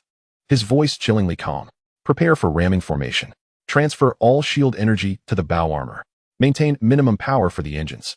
He paused, his gaze sweeping over every face on the bridge. I know some of you have families, people you care about. But today we are soldiers. The duty of a soldier is to stand where they should, not to retreat an inch. If we must use our hull to hold them back, then let us use the hull.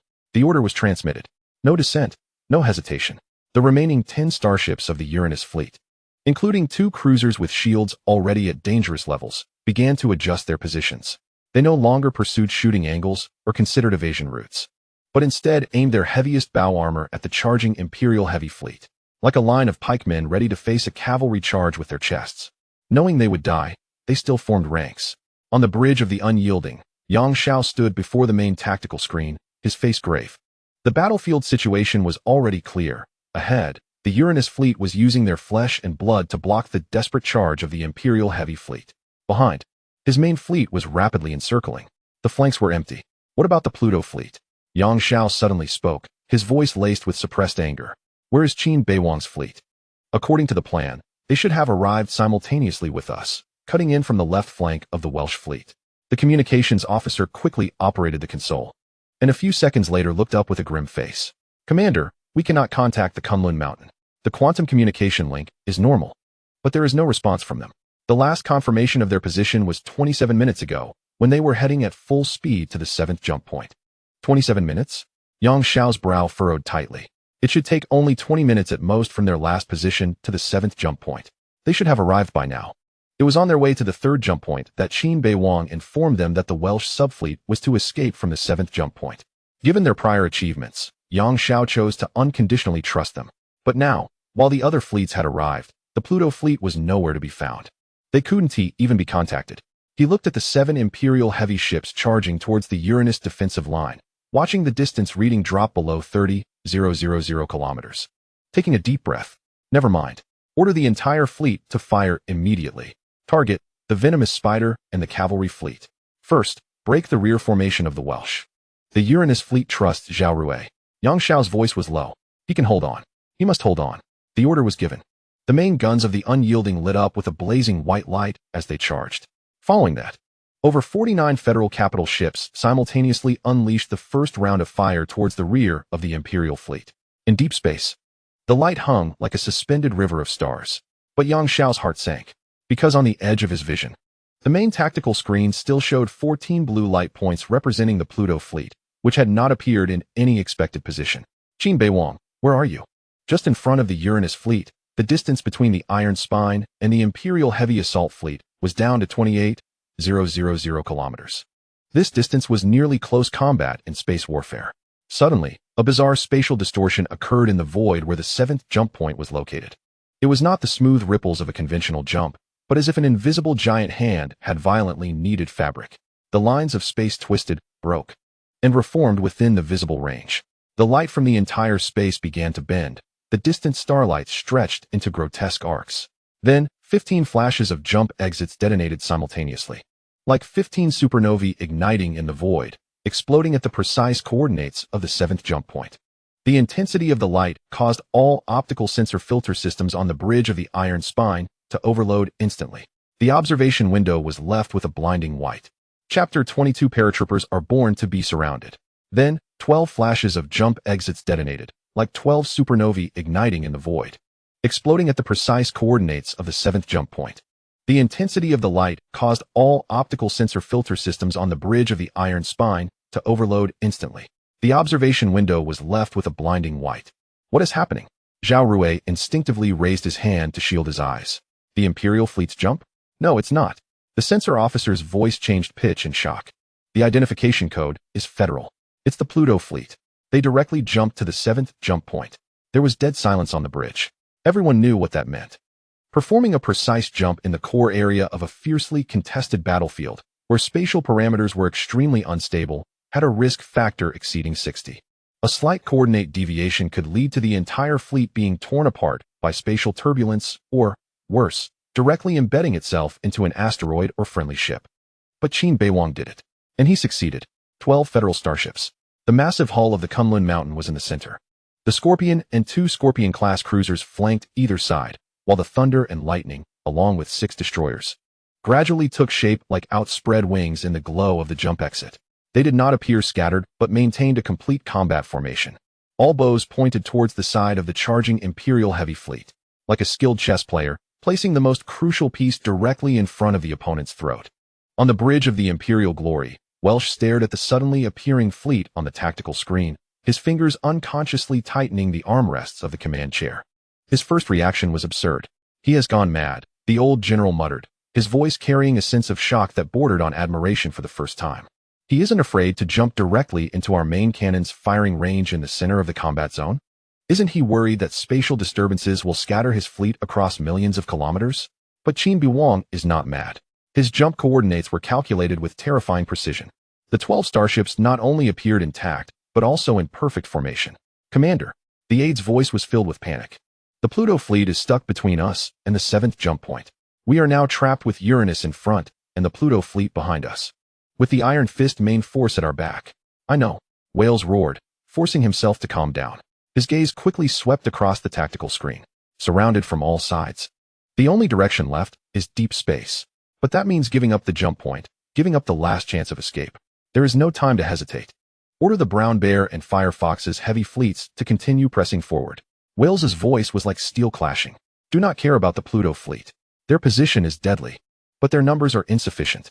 Concentrate all firepower, break through the Uranus and Pluto defenses within 5 minutes, and pass through the jump point. Wales's eyes were blood red. We have 5 fleets, over 60 ships. Even if we lose 10 or 20, as long as we can break through, we win. This is not the time to count casualties. It is a matter of life and death. The orders were conveyed in despair. 7 Imperial heavy cruisers. One had already suffered damage to its bow and had slowed down, but it accelerated again, ignoring the newly appeared Pluto fleet. All its guns were aimed at the nearby Uranus defense line.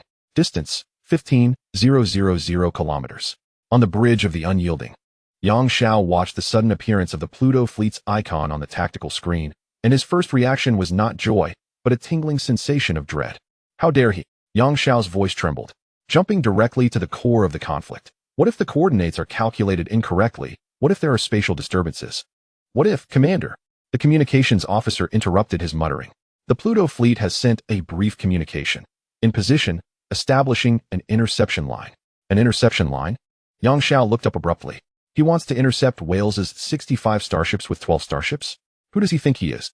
The chief of staff rushed to the tactical screen, quickly analyzing the situation. Major Qin's position is indeed deadly. If he can coordinate with the Uranus fleet to withstand the pressure on the front line, he might be able to hold off Wales. But the problem is he can't hold on. Yang Xiao interrupted him, his voice tinged with real panic for the first time. Wales is now a cornered beast. He will charge at all costs. 24 ships, even if they are all elite, cannot withstand the desperate assault of 65 ships. He thought of Marshal Qin Beiwang. He thought of the political storm he would face if Qin Beiwang were to die here. He thought of how his decades-long military career might end here. No, this can't happen. He ordered the entire fleet. Yang Xiao's voice suddenly rose. Abandon the encirclement formation and change to a wedge-shaped assault. Target the core of the rear formation of Wales's fleet. I want to break through their command chain within 10 minutes. Commander, that will expose our flanks to the Venom Spiders and Ranger fleets. We might even fall into Wales's counter-encirclement. I can't care about that. Yang Xiao's eyes were blood red. The most important thing now is not to annihilate Wales, but to rescue Qin Beiwang. If that kid dies here, even if we annihilate Wales's subfleet, we still lose. The order was given amidst contradictions. The 49 federal capital ships that were originally forming an encirclement began to adjust their formation. They abandoned the perfect arc of encirclement and instead formed a sharp assault wedge. Engines at full throttle, driving straight into the rear formation of the Imperial fleet, like a dagger that abandoned cutting for thrust. Meanwhile, Yang Xiao personally walked to the communications station and connected to the highest priority link with the Kunlun Mountain. Qin Beiwang. His voice reached the bridge of the Kunlun Mountain through quantum communications, filled with suppressed urgency. Listen, this is Yang Xiao. Your current situation is extremely dangerous. Wales has 5 fleets. You only have 12 ships. Even with the 12 starships of the Uranus fleet, you cannot hold them back. I am ordering you. Immediately disengage and retreat in the direction of my main force. Repeat, retreat immediately. He paused, his tone almost pleading. Don't be stubborn, Major Qin. You are still young. The outcome of this battle should not be wagered with your life. The communication was sent.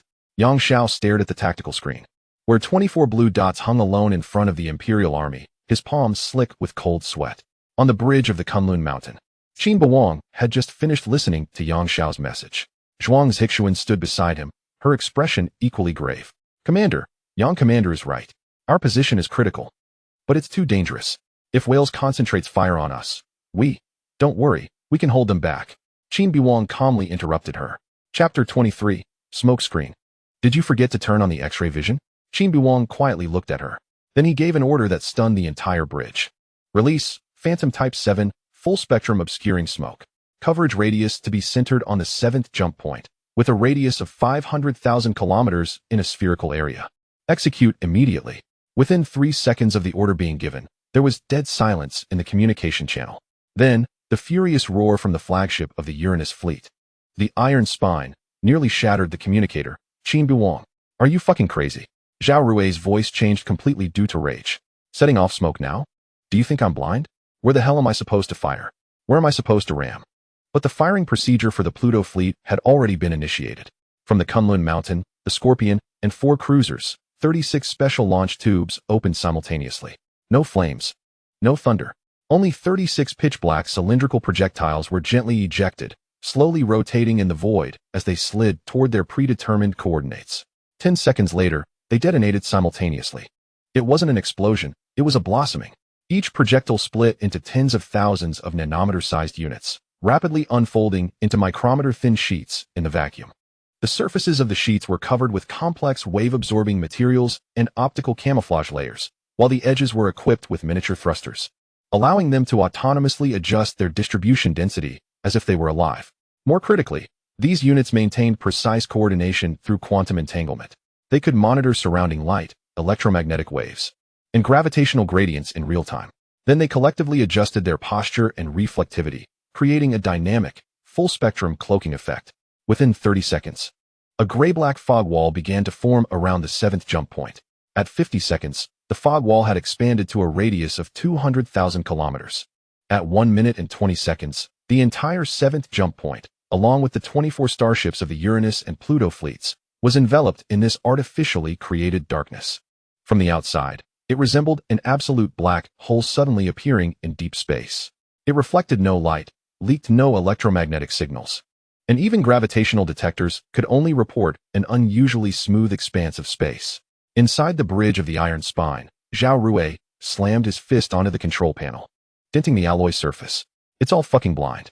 He stared at the glaring red area on the main tactical screen that indicated sensor failure, his eyes bloodshot.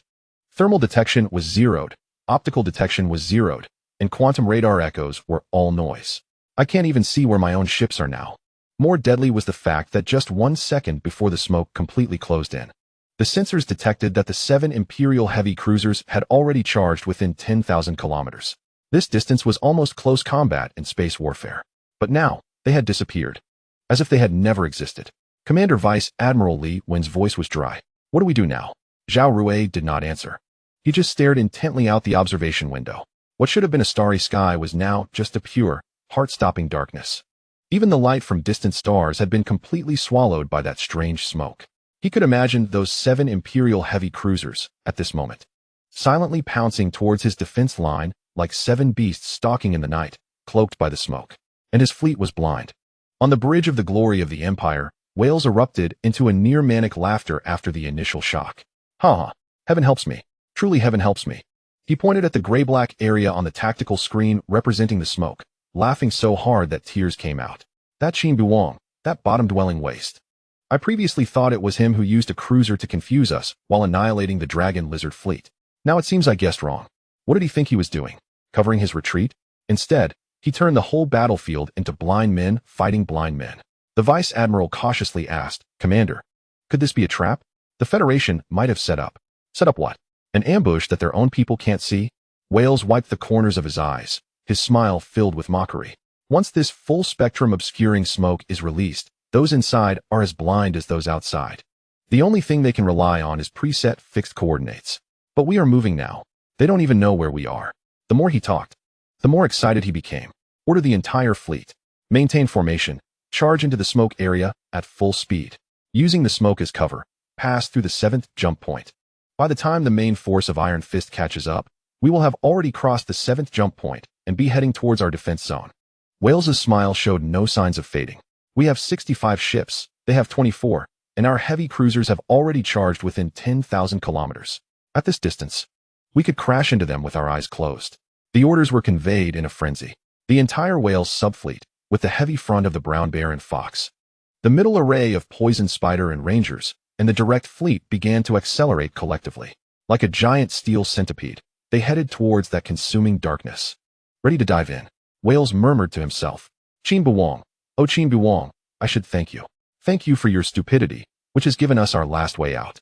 On the bridge of the Unyielding, Yang Xiao felt a moment of shock when he saw the suddenly appearing smoke area. He then let out a long sigh of relief. This kid finally listened to the advice. His voice carried a sense of exhausted relief. The Chief of Staff walked over, his expression complex. Commander, do you think Major Qin released the smoke to cover the retreat? What else? Yang Xiao pointed at the tactical screen. Now the entire 7th jump point area has turned into an information black hole. Those inside can't see outside, and those outside can't see inside. This is the best cover for retreat. Wales wouldn't dare to chase blindly, and instead, it would give us a chance to escape. Qin Beiwang can use the smoke to quietly withdraw with the Uranus fleet and rendezvous with us. He paused, his tone turning to appreciation. Although it's risky, at least he wasn't foolish enough to face 65 starships with 24 starships. Knowing when to advance and retreat is a sign of a mature commander. Then let's accelerate. Yang Xiao ordered. The entire fleet abandoned the original assault formation, switched to full press, taking advantage of the interference of the smoke on Wales's fleet. We will apply pressure from the outside and try to take out their rear. The order was conveyed. The engines of 49 main Federation ships roared to life simultaneously, and the entire fleet surged forward like a giant broom towards the Wales fleet. Yang Xiao stared into that darkness, secretly calculating. When Qin Beiwang withdraws, when the two fleets meet, when they regroup, then Wales will either retreat using the smoke or take the risk to jump. Although it may not annihilate the enemy, being able to take out the fleet behind them would still be a good outcome. Chapter 24. My gun only fires at the flagship. He connected the communication channel, preparing to commend Qin Beiwang as soon as he emerged. After all, it's always a good thing when a young person can correct their mistakes. However, what Yang Xiao did not know was that deep within the smoke, on the bridge of the Kunlun Mountain, Qin Beiwang's three-dimensional star map was displaying every detail of the battlefield with near-perfect clarity. The two Shadow-class reconnaissance ships that had been trailing the Wales fleet were relaying all the information they had detected to the system. Therefore, while others had turned blind, Qin Beiwang could see everything. When Zhao Rui roared in the dark, when Wales charged in ecstasy, when Yang Xiao pressed forward in relief, he could see Wales's main fleet. Like a blind giant python, preparing to plunge into the smoke-covered area. He could also see the Iron Fist main fleet quickly approaching from behind, like a tightening giant net. The cannons were all calibrated. All ships, pay attention. And it was at this moment that Qin Beiwang's voice cut in, calm as if he were reading training orders. Attention all captains of the Uranus fleet and Pluto fleet. I will announce the bombardment coordinates at 3-second intervals. All main gun units, after I announce the coordinates, fire at full power towards that coordinate immediately. Repeat, no need to aim, no need to lock on. Just fire at the designated coordinates. There was silence in the communication channel for 3 seconds. Then Zhao Rui's roar exploded. Qin Beiwang, the sensors of the entire fleet are blind right now. You want us to fire at coordinates that have been announced out of thin air. Do you know what might be behind those coordinates? It could be empty space. It could be an asteroid. It could even be our own ships. I know what's behind the coordinates. Qin Beiwang's voice remained calm. It is the main fleet of whales. You don't know anything. Zhao Rui's roar nearly shattered the communicator. My quantum radar, thermal imaging, and gravitational gradient detection have all been wrecked by this damned smoke. Now you tell me you know where the enemy is? Do you think I'm a 3-year-old child? Seeing the other party's distrust, Qin Beiwang didn't want to waste more words. He directly announced the first coordinate. Azimuth 042, elevation angle 7. Distance 100,400 kilometers. Target the flagship Iron Claw battleship of the Brown Bear Fleet. All available main guns. Fire in 3 seconds. On the bridge of the Kunlun Mountain, the three-dimensional star map before Qin Beiwang was displaying the three-dimensional situation of the entire battlefield with near-perfect clarity. The 2 Shadow-class reconnaissance ships, the Phantom and the Shadow, were now hovering at the edge of the smoke area. They were unaffected by the smoke, continuously tracking the precise positions of each Imperial starship through their passive detection arrays. This data was being transmitted in real time to Qin Beiwang's command system, which refreshed the enemy ship's coordinates, speed, and heading at a rate of 1,000 times per second. For Qin Beiwang, this smoke that obscured everyone was like a layer of one-way glass. Whales couldn't see him, but he could clearly see every action of whales. The 3-second countdown ended. The 12 starships of the Pluto fleet, Kunlun Mountain, Scorpion, 2 Scorpion-class cruisers, Thunder, Lightning, and 6 destroyers fired their main guns simultaneously. 12 energy beams tore through the smoke, creating 12 brief and intense streaks of light in the absolute darkness. They shot toward the same void coordinate with perfect synchronization. Zhao Rui, on the bridge of the Iron Spine, saw those beams disappear into the darkness through the observation window. He clenched his fists, preparing to unleash the most scathing words to curse Qin Beiwang's absurdity after the bombardment missed its target.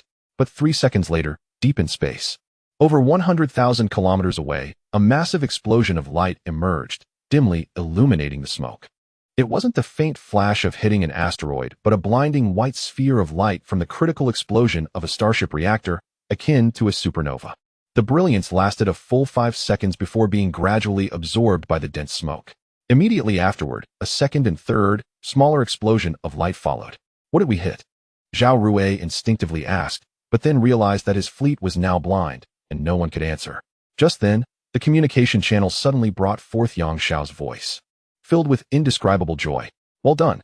You guys took out the flagship of the Brown Bear Fleet, the Iron Claw, with a single volley, along with the 4 accompanying destroyers. Hearing this, Zhao Rui was instantly shocked. Qin Beiwang had opened his heavenly eyes. Clearly shrouded in smoke, he could accurately focus fire on the opponent's flagship. Even more shocking was their opponent's reaction. The commander of the Welsh fleet, Welsh himself. He must be guessing. Welsh asked his aide in shock. Before the aide could respond, Qin Beiwang had already reported the coordinates for the second volley. Azimuth 039, elevation 5, distance 391,000 kilometers. The target was the electronic warfare ship Phantom, the flagship of the Firefox fleet. All available main cannons, fire in 3 seconds.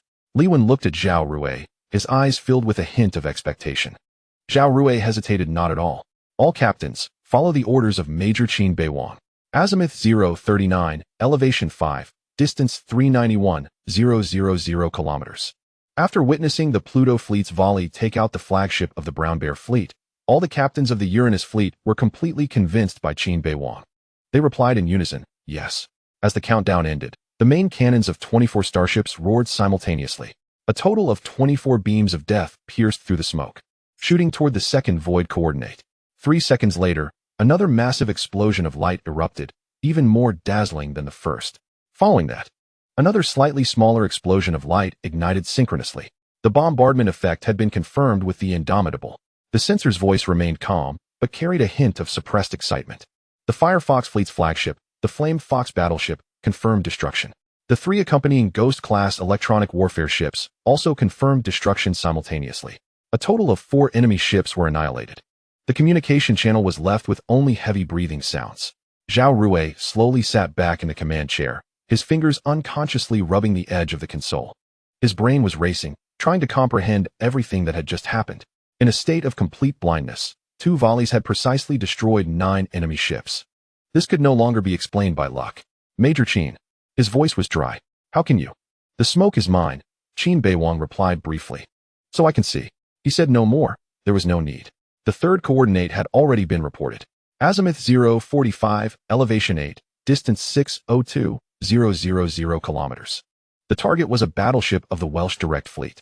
All available main cannons fire in 3 seconds. This time, there was no doubt. Chapter 25. What to do when locked on by 24 main cannons. The charging sound of the Iron Spine's main cannons synchronized with that of the Pluto fleet. All remaining ships of the Uranus fleet turned their gun muzzles toward the coordinates reported by Qin Beiwang. As the countdown reached 0, 24 beams of energy shot forth like a meticulously arranged death symphony toward the third coordinate. In the last second before the cannon fire, Qin Beiwang added, "The target is performing an emergency evasion, turning 15 degrees to port and accelerating to 450,000 kilometers per second. Therefore, the actual aiming point was corrected to azimuth 046. Elevation 75, distance 601,800 kilometers. The cannon fire was launched. 3 seconds later, the explosion of light illuminated the corrected coordinate. The bombardment effect was confirmed. The sensor's voice finally carried a tremor. 3 battleships of the Welsh Direct Fleet confirmed destruction.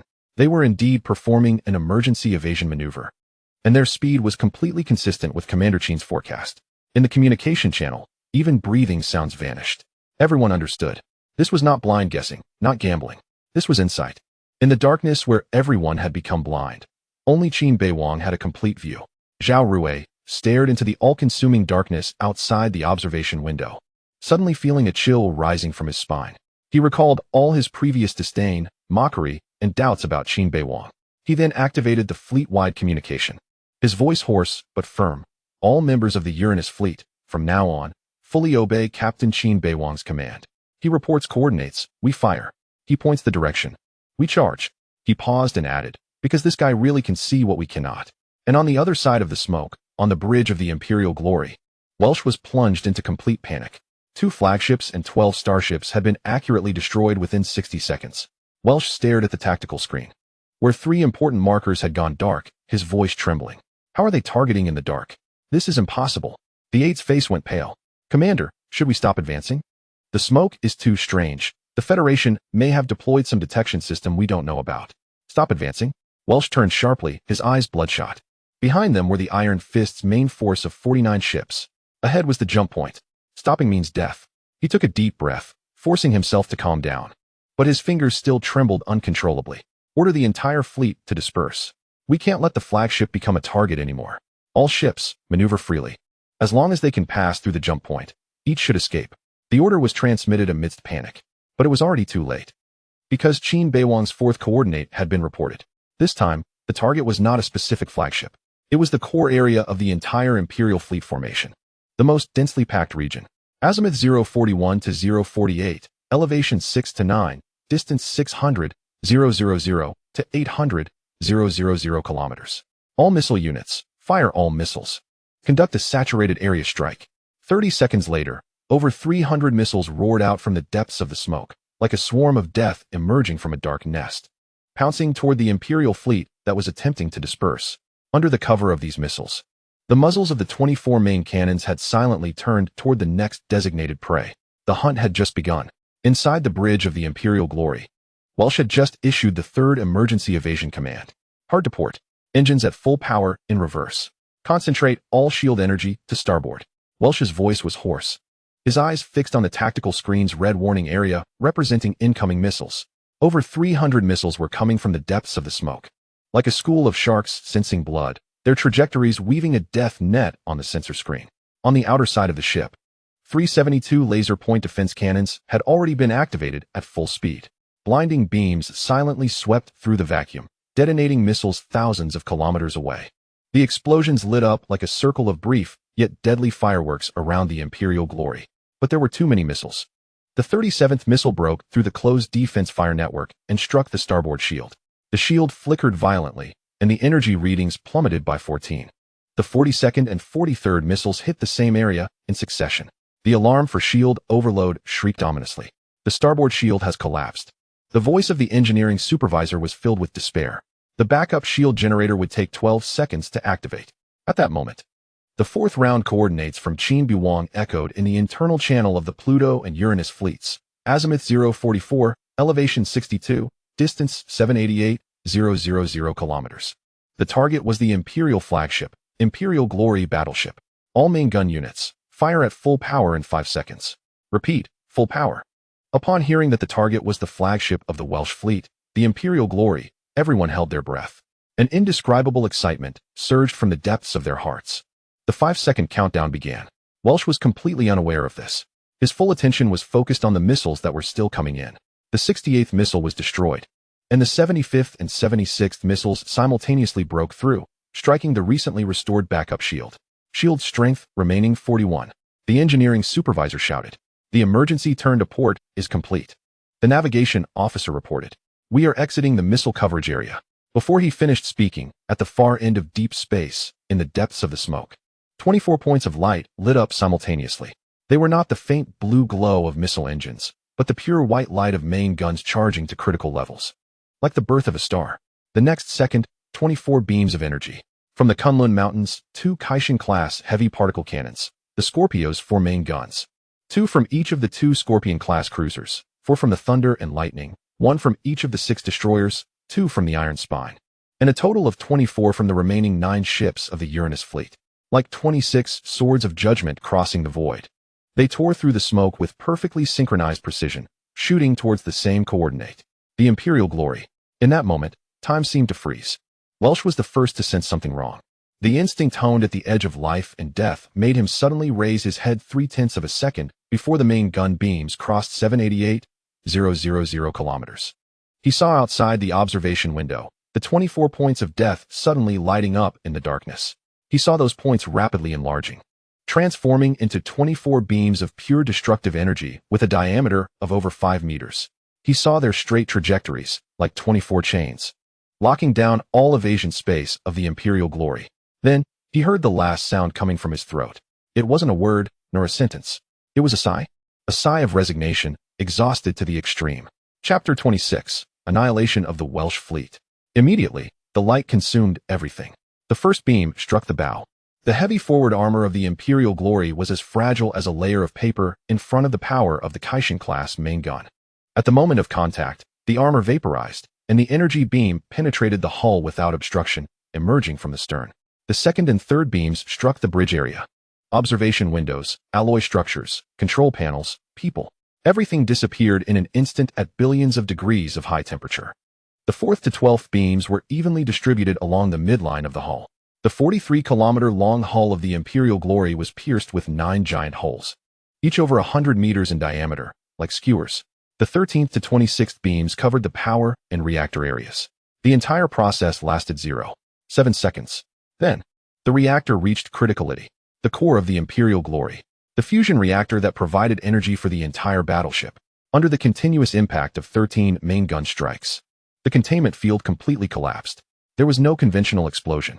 It was a process more terrifying than an explosion, where matter transformed into pure energy. The entire warship lit up from the inside, like a lantern suddenly ignited. Light surged from every breach and crack, growing brighter until the entire ship became a blue-white sphere of light over 2 kilometers in diameter. The brightness of the sphere momentarily exceeded the surrounding starlight, briefly illuminating the entire smoke area into daylight. Then, it expanded. The hull could no longer contain that violent energy and began to disintegrate from the inside. First, the outer armor plates peeled off like fragile eggshells, vaporizing. Then the keel structure broke, and finally, the reactor core released completely. The true explosion occurred. Not a single explosion, but a chain reaction, with thousands of energy release points erupting simultaneously. In less than a second, the Imperial Glory transformed from a complete starship into a hot nebula of over 100 kilometers in diameter, composed of metal vapor and plasma. The shockwave spread outward at the speed of light. The 3 closest Imperial destroyers were instantly blown away, their shields overloaded, and their hulls disintegrated in the tumble. The slightly farther cruisers, while barely stabilizing, had all their sensors blinded, and their hull surface armor melted under the high temperature.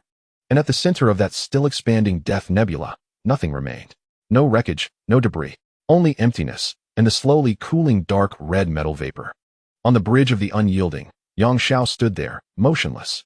He witnessed the entire process. From the 26 beams of main gun light suddenly igniting from the smoke, to those beams accurately converging on the position of the Imperial Glory, to that massive battleship being pierced like a sieve in 0.7 seconds, to the final sphere of blinding light that consumed everything. He didn't even realize that his fingers had dug into the alloy armrest of the command chair. His nails broken and bleeding without him noticing. Confirmed. The voice of the communications officer echoed in the dead silence of the bridge, dry as sandpaper scraping. Confirming the destruction of the flagship of the Welsh fleet, Imperial Glory. Energy signatures completely disappeared. No life signals, no wreckage. Confirmed total annihilation. No one responded. Everyone stared out the observation window at the fading explosion afterglow. The light was so intense that it left a visual residue on their retinas for 10 seconds. As if that death nebula was still there, still burning. Their chief of staff finally spoke, his voice trembling. They really did it. In a state of complete blindness. They took out the flagship of the Welsh fleet with a single shot. Yang Xiao slowly sat back in the command chair. His mind was blank. Then overwhelmed by a surge of complex emotions. Shock, awe, fear, and a hint of absurdity. An hour ago, he was still worried about Qin Beiwang's safety and was ordering him to retreat. Now, that young man used 24 main guns in a textbook-style decapitation operation to show everyone who was the master of this battlefield. Commander, the sensor supervisor suddenly shouted, detecting large-scale chaos in the Imperial fleet. After losing the flagship, the command chain of each subfleet has broken. They began to fight independently, and the formation completely collapsed. Yang Xiao abruptly raised his head. On the tactical screen, over 50 red dots that were barely maintaining formation were now in complete chaos. Some were turning to try to escape, some were spinning in place, and some were even colliding with each other. Clearly, the captains of different subfleets issued conflicting orders after losing unified command. Opportunity, Yang Xiao murmured. Then his voice suddenly rose. All fleets, heed my orders. Abandon the original advance plan and switch to a full assault. Target all Imperial starships that have lost command. Encircle and annihilate them one by one. Understood. The engines of 49 Federal capital ships erupted in the brightest light simultaneously, like a pack of wolves smelling blood. They abandoned their cautious encirclement and charged at full speed towards the chaotic Imperial fleet. In the depths of the smoke, the 5th and 6th round coordinates reported by Qin Beiwang had already sounded calmly. This time, the target was the flagship of the Poison Spider and Ranger fleets. Without their alpha wolf, the remaining wolves were merely lambs waiting to be slaughtered. The hunt had entered its final, and most brutal, stage. The communication channels of the surviving Imperial starships were now completely submerged in panic. The flagship is gone. Who is commanding? Who is the Poison Spider fleet listening to? The Firefox fleet requests orders. Repeat, request orders. The remaining ships of the Brown Bear fleet break out individually. Repeat, break out individually. There was no response, no coordination. Only desperate cries and contradictory orders. An Imperial cruiser attempted to turn to escape, but collided head-on with another destroyer that was also turning. The shields of both ships overloaded simultaneously, and the hulls crashed together with a violent metallic screech, then were hit at the same time by incoming Federal missiles. In the explosion's firelight, more chaos spread.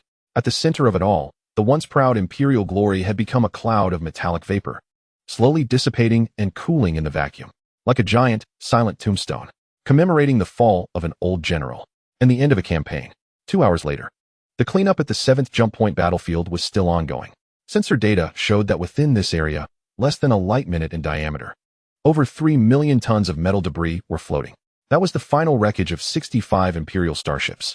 Some debris was still burning, plasma spurting from ruptured pipelines, creating eerie blue arcs in the vacuum. Some had already cooled, becoming cold metal tombstones reflecting pale light under the glow of the star. Chapter 27 now, who needs gilding? Pure gold, alright. The Federal rescue ships buzzed like busy worker bees among the wreckage. They released tractor beams to collect recognizable friendly remains, salvage valuable Imperial equipment fragments, and mark areas that might still have unexploded ordnance. At the edge of the battlefield, the main ships of the Iron Fist fleet had regrouped. 75 starships formed a neat review formation centered around the unyielding. The battle damage on their hulls had yet to be repaired. Some armor plates still bore shrapnel from Imperial artillery, but the bows of each ship were held high, like victorious warriors returning home. In the central conference room of the flagship Unyielding, a special fleet meeting was taking place. The room was circular, 30 meters in diameter. At its center was a real-time star map of the Elvira system generated by a holographic projection, clearly marking the trajectory of the recently concluded battle. From the ambush at Agbart to the decisive battle at the 7th jump point, each step was precisely outlined in bright blue lines. Seated around the circular conference table were the commanders and their aides from all subordinate fleets of the Iron Fist fleet. A total of 12 seats were now filled. However, The seat to Yang Xiao's left remained empty. The conference room was very quiet. No one spoke. No one flipped through data pads. All the commanders sat upright, their gazes collectively fixed on the entrance of the conference room. Some of them bore traces of smoke on their faces. Some had temporary bandages wrapped around their arms, and others had bloodshot eyes. These were the marks left by 8 consecutive hours of high-intensity combat. But at this moment, these marks were no longer symbols of fatigue. They were medals of honor. The door to the conference room slid open silently. Qin Beiwang walked in. He had changed into a brand new deep blue fleet uniform. The silver bars and a star on his shoulder insignia polished to a shine, reflecting a cold light under the overhead lights of the conference room. His face held little expression, his steps steady, and his walking posture even seemed a bit casual, creating a subtle contrast with the solemn atmosphere of the room. But the moment he stepped into the conference room, all the commanders, including Yang Xiao, stood up in unison. The action of standing was synchronized, as if rehearsed. 10 figures in military uniforms straightened their backs in the conference room, their gazes focused entirely on Qin Beiwang. Yang Xiao took a step forward. The commander of the Iron Fist Fleet, a battle-hardened veteran, looked at Qin Beiwang with an expression that was complex and hard to describe. There was shock, relief, guilt, and a hint of release. "Oh!" Yang Xiao's voice rang out in the silent conference room, solemn and clear. "To our hero, Major Qin Beiwang of the Pluto Fleet, extending the highest respect of the federal military." There were no applause, no cheers. Only 11 commanders saluted in unison. The angles of their raised arms were perfectly aligned, fingertips touching their temples with precision. This was not a mechanical action that could be trained. It was heartfelt respect for the victor. Qin Beiwang paused for a moment. He looked at the saluting arms, at the eyes that were fixed on him. Just a few hours ago, the emotions in those eyes were mostly contempt, doubt, or indifference. Now, only pure respect remained. He raised his right hand and returned a standard military salute. The movement was crisp and clean, but not excessive in force. "At ease," Yang Xiao said. The arms came down, but no one sat down. Qin Beiwang walked to the empty main seat, but did not sit immediately.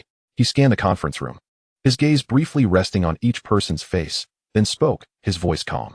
"This victory does not belong to me alone. It belongs to all the crew members of the Pluto Fleet who persevered until the last moment. It belongs to the warriors of the Uranus Fleet who stood against the enemy charges with their flesh and blood, and to every officer and soldier of the Iron Fist Fleet who fought on the battlefield." He paused. "It also belongs to those who could not come to this conference room. Captain Li Jun of the Lightning is still in the medical bay fighting for his life, and the 327 officers and soldiers of the North Star remain forever in the stars. They are the true heroes." After saying this, he finally sat down. The others followed suit, but one figure remained standing. Zhao Rui, the commander of the Uranus Fleet. The man who had once publicly questioned Qin Beiwang and deemed him nothing more than gilded waste, now stood there with his back straight, but his head bowed. There was a new scar on his face, a mark left when shrapnel hit the bridge of the iron spine, from his right brow bone down to his cheek. Although it had been treated, the stitching was still clearly visible. All eyes in the conference room were focused on him. Zhao Rui took a deep breath, and then raised his eyes to look at Qin Beiwang.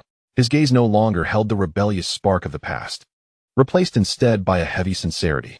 "Major Qin," his voice was a bit hoarse, but every word was clear. "Before you say the next words, I have a few things to say." Qin Beiwang looked at him without speaking, only nodding slightly. Zhao Rui took another deep breath, as if the words to come required all his strength to articulate. "From the moment you were assigned to the Pluto Fleet, I looked down on you. I thought you were a waste who relied on your father's influence to rise to power, a playboy who would endanger all his subordinates. In the operational meetings, I openly challenged you, questioned you, and even cursed you in my heart to leave sooner." His voice grew lower but more resolute. "I was wrong." 3 words.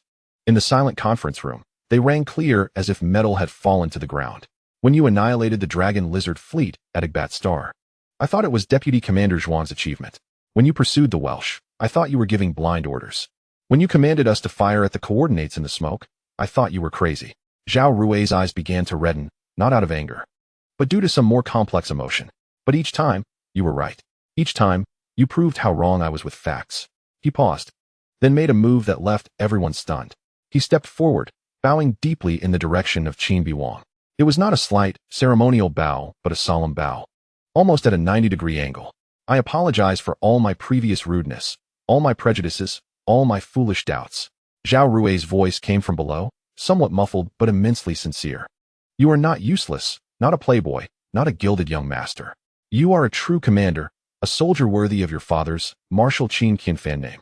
Chapter 28. The shock of the theater. Commander Qin Beiwang nodded, accepting the other's apology. Yang Xiao timely spoke up, breaking the subtle silence in the meeting room. All right, let's let the past be the past. Now, let's officially confirm the battle results. He brought up the holographic star map and began to read. The Elvira Star System campaign lasted 8 hours and 47 minutes. Our participating fleets, all 5 subfleets of the Iron Fist Fleet and the Direct Fleet, totaling 92 starships.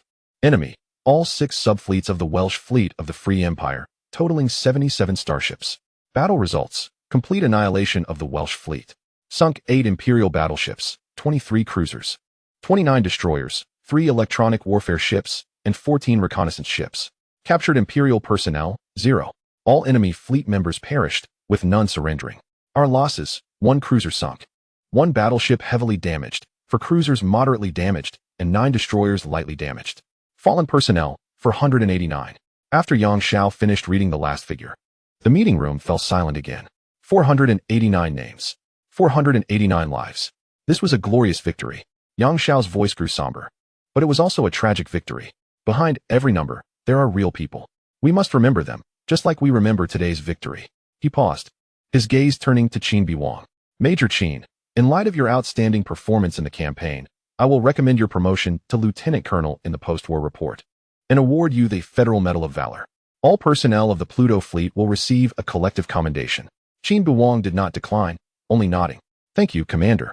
The meeting continued for another 20 minutes, discussing post-war defenses, the transfer of the wounded, equipment repairs, and other matters. At the end of the meeting, Yang Xiao called out to Qin Beiwang, who was about to leave. Major Qin. Yang Xiao looked at him, his expression complex. Does your father know what you did today? Qin Beiwang was silent for a few seconds, then shook his head. I don't know, but I think he will know soon. Yang Xiao nodded. He will. And he will be proud of you. He paused, adding a sentence. So am I. Qin Beiwang looked at Yang Xiao, showing a truly unmasked smile for the first time. Thank you, Commander. He turned and left the meeting room. Outside the door, Zhuang Zixuan was waiting there. The deputy commander of the Pluto fleet looked at Qin Beiwang, her eyes shining with a certain bright light. Commander, she said, everyone is waiting for you. They want to hear how you did it. Qin Beiwang looked out the corridor window. There, the starry sky was as usual, but after today, the meaning of this starry sky had completely changed. Tell them, he said softly, this is not the end, just the beginning.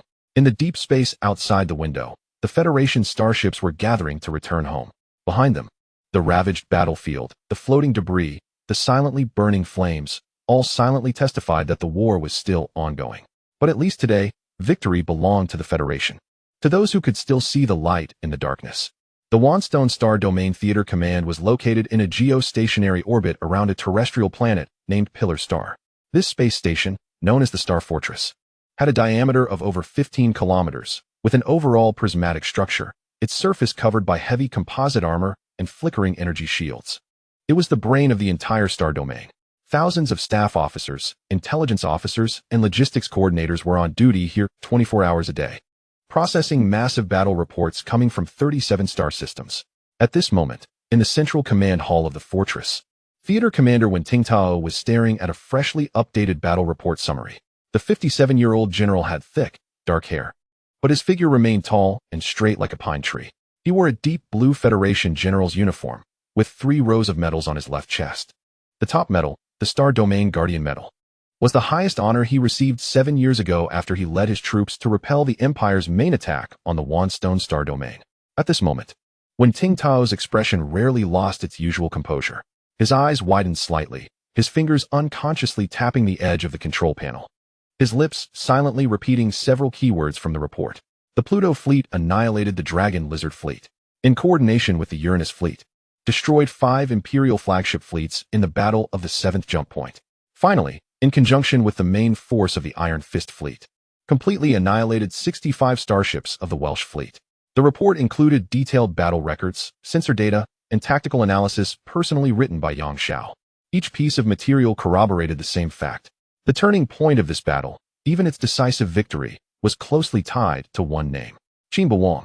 Wen Tingtao stared at that name, remaining silent for a full minute. Then he slowly sat back in his command chair, raised his hand to rub his brow, and let out a long, complicated sigh. This kid, he murmured to himself, his voice mixed with disbelief, astonishment, and a hint of absurd laughter.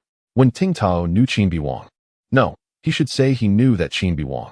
As a longtime comrade in arms and old friend of Marshal Qin Qinfan, when Ting Tao had visited the Qin family countless times. He had seen the young Qin Beiwang. Smart but lazy, talented but inattentive. He had seen Qin Beiwang's report card from school. Last in the command department, failed tactical simulations. Needed help from classmates to complete star map assignments. He even remembered a family dinner 3 years ago when Qin Qinfan spoke of his son with undisguised disappointment and helplessness. That kid perhaps shouldn't have gone down the military path. At that time, when Ting Tao had comforted his old friend, give the kid some time. The battlefield can change a person. But he had never thought that the change would be so complete, so astonishing. Commander?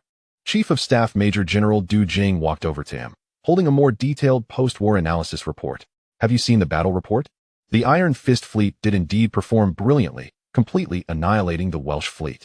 In small-scale wars, completely annihilating an entire subfleet is quite rare. The Iron Fist fleet did perform beautifully. When Ting Tao interrupted him, pointing to Qin Beiwang's name on the report. But the key is this person. Du Jing looked down, his brow furrowing slightly. Major Qin Beiwang. He is Marshal Qin Qinfan's son, right? I remember his previous performance at the Federal Academy. At the bottom. When Ting Tao finished for him, and then laughed. It was a laugh mixed with relief and emotion. But the battlefield does not look at files. It looks at actual performance. Take a closer look at Yang Shao's battle report analysis. From the baiting of the enemy at Agbart Star, ambush, to the psychological prediction at the 7th jump point. Smoke tactics. And finally, the flagship decapitation. This combination of tactics was executed with remarkable skill. Chapter 29. The 22-year-old lieutenant colonel. He pulled up the timeline of the battle process, his fingers moving through the air. Look here. The Welsh fleet split into 3 routes to attack the Elvira star system. Conventional thinking would assume all 3 routes were genuine attacks. But Qin Beiwang saw through it. He judged that the direction of Agbart Star was a feint. But a deadly trap lay within that feint. So he used a cruiser as bait to draw out the ambush hidden behind the satellite by the Welsh. Now look here. When Ting Tao magnified the data from the 7th jump point battle, in the complete blindness of the smoke, he could accurately command the artillery, consecutively taking out 5 flagship vessels. Yang Shao wrote in the report that they later found out Qin Beiwang had deployed 2 reconnaissance ships to follow the Welsh fleet, using passive detection to keep track of enemy ship positions in real time. But the question arises. How did he know the Welsh would definitely go to the 7th jump point? This was prediction, and it was based on an extreme understanding of the enemy commander's psychology. However, what puzzled me was that even in the chaotic battlefield, the quantum communications sent by the 2 reconnaissance ships could also be detected by the harmonic directional device. Ultimately, their positions were exposed.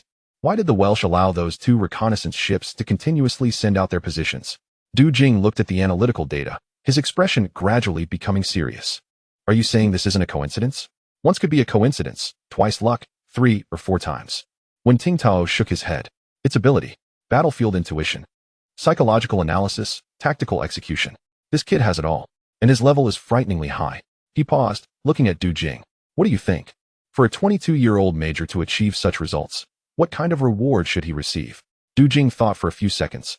According to custom, at least a promotion to lieutenant colonel, granting a high-level combat medal, and possibly an honorary title.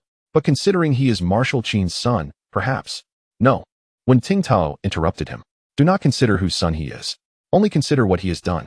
The admiral stood up and paced a few steps in the command hall. His gaze fell on the star map of the Elvira star system displayed on the main screen. There had just been a great battle there. But the war was not over. Who is currently in charge of the Elvira star system? He asked. Colonel Yang Shao of the Iron Fist fleet has temporarily taken over the defense. But according to the structure, there should be an independent fleet station there. Du Jing replied. The original garrison fleet suffered heavy losses in the Blackstone battle 3 months ago, and the structure has not yet been rebuilt. When Ting Tao nodded, he walked to the control console, pulled up the deployment chart of the Wanshi Star region, and his finger glided over several vacant positions for fleet commanders. Finally, it stopped at the column for the garrison fleet of the Elvira Star system. Current status, to be appointed. Du Jing. When Ting Tao turned around, his voice becoming decisive. Draft 2 orders. First, promote Major Qin Beiwang, commander of the Pluto fleet, to lieutenant colonel of the Federal Star Fleet, effective immediately. Du Jing quickly recorded. Yes. Second. When Ting Tao paused, a sharp gleam flashing in his eyes. Appoint Lieutenant Colonel Qin Beiwang as the commander of the Elvira Star System battle area. overseeing all federal military forces in that star system, including the rebuilt garrison fleet. Grant him independent operational authority and allow him to report directly to the Battle Area Command. Du Jing's fingers halted. He looked up, shock flashing in his eyes. Isn't this promotion too much of a leap? From a subfleet commander directly to a fleet commander, independently responsible for a star system battle area. He is only 22 years old, and this is just his first time independently commanding a battle. So what? When Ting Tao retorted. Alexander the Great ascended the throne at 20, began his Eastern campaign at 22. Hui Qubing was made a marquis at 18, and became a general at 21. Age has never been the issue is ability. He walked back to the main screen, pointing at the star map of the Elvira star system. This star system has 3 habitable planets, 7 important mineral fields, and 2 strategic shipbuilding yards. The Empire spent 3 months and deployed a complete fleet to capture it, only to be shattered by a 22-year-old young man. Do you think there is anyone more suitable to guard it than him? Du Jing fell silent. When Ting Tao continued, moreover, this is not a reward, it is a test. The Elvira star system is now the front line of the front line. The Empire has lost so much face and will surely retaliate fiercely. Whether Qin Beiwang can hold it, whether he can continue to achieve such results, is the true test of his ability. He paused, lowering his voice. If he can stabilize the Wanshi star region, then a star capable of changing the situation has truly emerged. If he can't, the loss is just one star system. Du Jing picked up on his words. But at least we tried, right? When Ting Tao nodded, draft the orders. Additionally, in my personal name, send a secure communication to Qin Qianfan. Du Jing looked up. Content. When Ting Tao thought for a moment, a smile appearing at the corner of his mouth. Just right. Old Qin, your son is crazier than you were back in the day. But it's a good kind of crazy. The orders were officially issued an hour later. When the notifications of promotions and appointments were transmitted via quantum communications to the Iron Fist fleet, which was still returning home. The entire fleet's communication channel was silent for a full 10 seconds. Then, it exploded. On the bridge of the Kunlun Mountain, Qin Beiwang looked at the refreshed rank information on his personal terminal. Starting from the column for Lieutenant Colonel, a long list of new positions and authority descriptions followed. He simply closed the screen calmly. He gazed out the observation window, where, in the direction of the Elvira star system, the starlight was quietly twinkling. Zhuang Zixuan walked over to him, her voice suppressing excitement. Commander, no, Lieutenant Colonel Qin. The Battle Area Command has appointed you directly. I know. Qin Beiwang interrupted her. His gaze still fixed on the starry sky. He said calmly, this means that the war has just begun. He turned around, looking at all the officers in the bridge who were gazing at him. Notify the entire fleet, change course. We are no longer returning to the Iron Fist Fleet's station location. We are going to Shiva Star. That is our home now. Outside the window, the starship began to turn. Meanwhile, in the distant Wanshi Star Region Battle Area Command, when Ting Tao stood in front of the observation window, watching the blue light spots representing the federal control area in deep space, among them, the one for the Elvira star system had just been marked with a new commander code. Qin Beiwang. Kid. When Ting Tao murmured to himself, let me see how high you can really fly. The starry sky was silent, but the gears of war had already begun to accelerate. Chapter 30. Famous in the Federation, the news of the complete annihilation of the Welsh fleet spread at superluminal communication speed.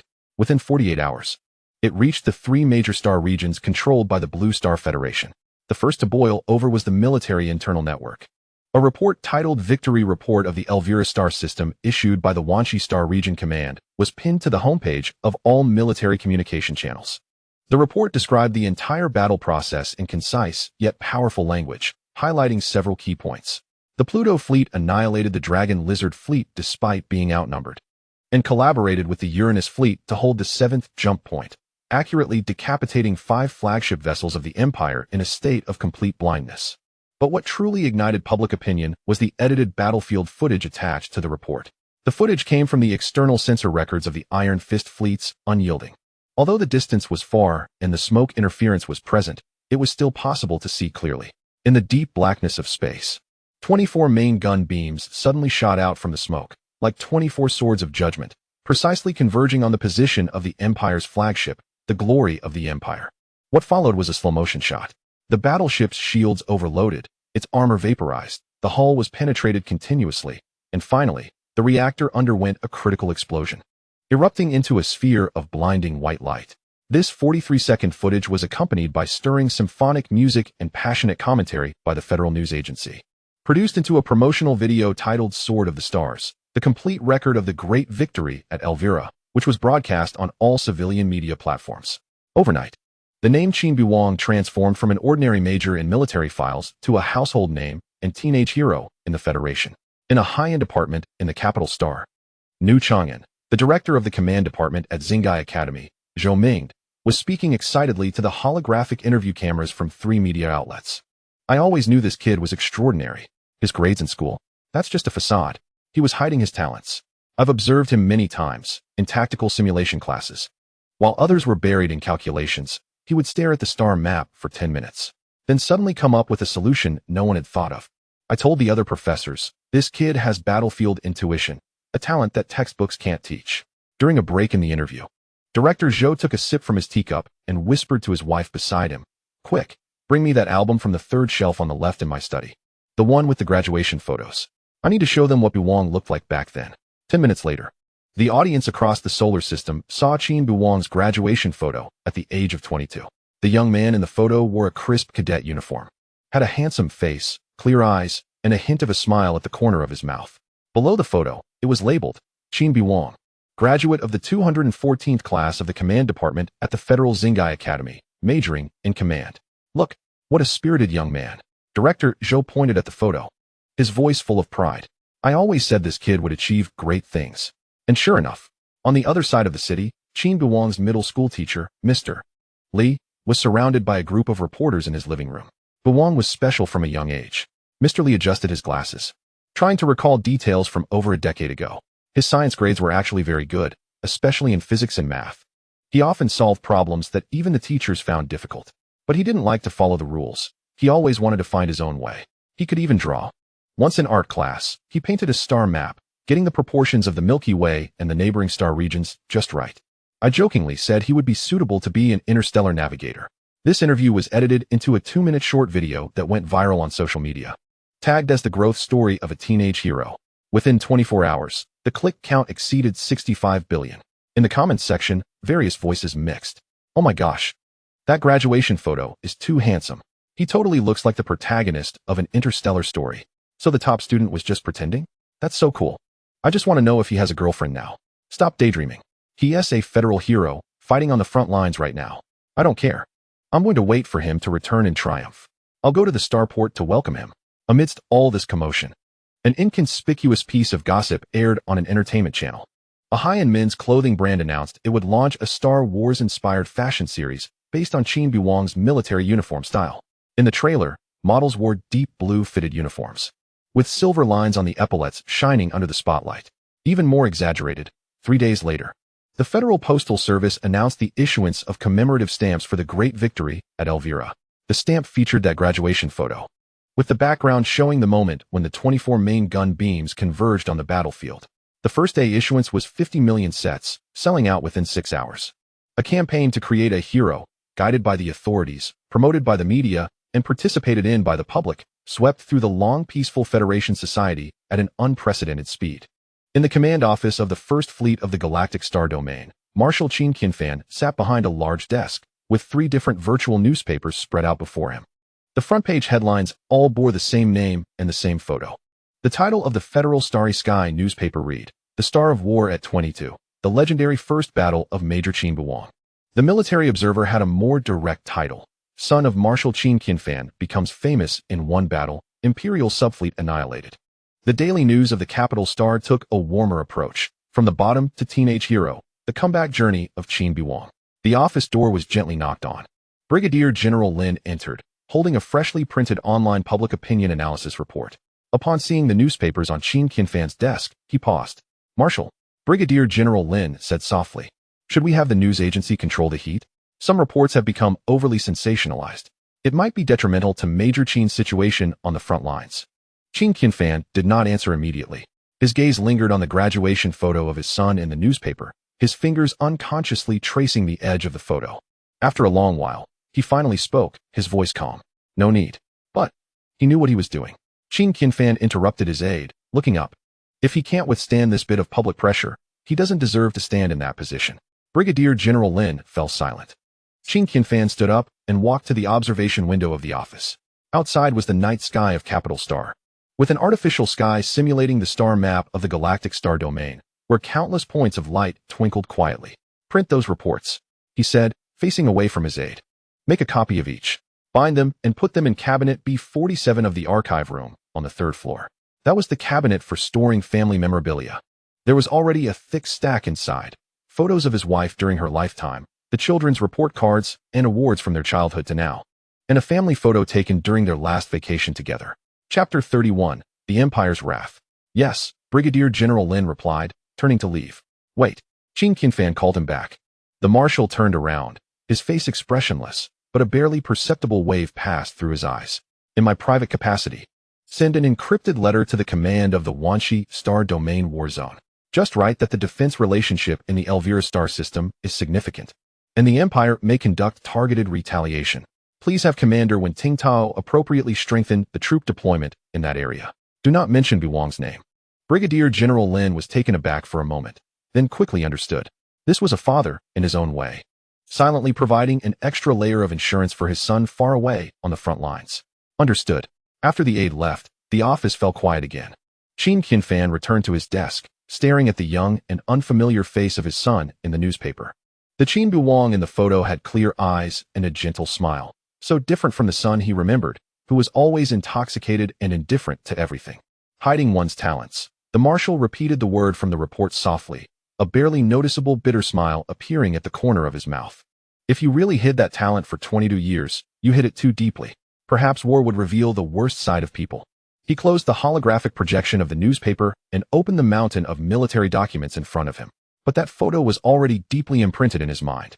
At the same time that the Federation was celebrating, the atmosphere in the command office of the Imperial Opal Star Domain War Zone was so oppressive it felt like it could squeeze out water. In the conference room of the command center, General Karl von Strauss, the war zone commander, sat at the head of the long table, his expression as dark as iron. On the holographic screen in front of him, the 43-second Federal promotional video was looping repeatedly. 24 main cannon beams, the destruction of the glory of the Empire, finally froze in that expanding cloud of metallic vapor. On both sides of the long table sat 12 senior generals. No one spoke, no one moved. Even their breathing was intentionally subdued. Strauss stared at the screen for the 7th time, then slowly raised his hand and turned off the projection. The conference room was left with only the pale light of starlight pouring through the observation window. A complete detached fleet. Strauss finally spoke, his voice cold as a blade. 77 starships, over 24,000 Imperial soldiers. In a position of advantage, they were completely annihilated by a long-range defending fleet of the Federation. His fingers lightly tapped on the alloy tabletop, each tap like a heavy hammer striking the heart of everyone present, and the opposing commander was a 22-year-old. A bottom dweller who only became a major through his father's connections. A disgrace. Strauss spat out the word, not loud, but it made everyone instinctively tense up. This was not just the disgrace of Wales, but the disgrace of the entire Opal Star domain, and even the entire Empire. He stood up, his tall figure casting a long shadow in the conference room. His Majesty the Emperor has personally inquired about this matter. The Imperial Parliament held an emergency meeting overnight. The Imperial Military Council has issued a formal order. Strauss paused, his gaze sweeping over every face.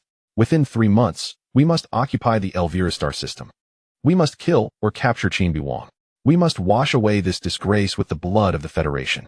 He opened a secure document, projecting it in the center of the conference table. To this end, the Theater Command will withdraw the 3 main fleets of Obsidian, Bloodblade, and Iron Curtain to form a special mixed attack group. Total strength, he glanced at the number. 320 starships, including 4 Emperor-class super battleships. A suppressed gasp filled the conference room. Emperor-class battleships, those are T5-level starships of the Empire. Commander, a senior admiral couldn't help but speak up. Isn't it too much to withdraw 3 main fleets? After all, the opponent is only a detached fleet, with no more than 100 starships.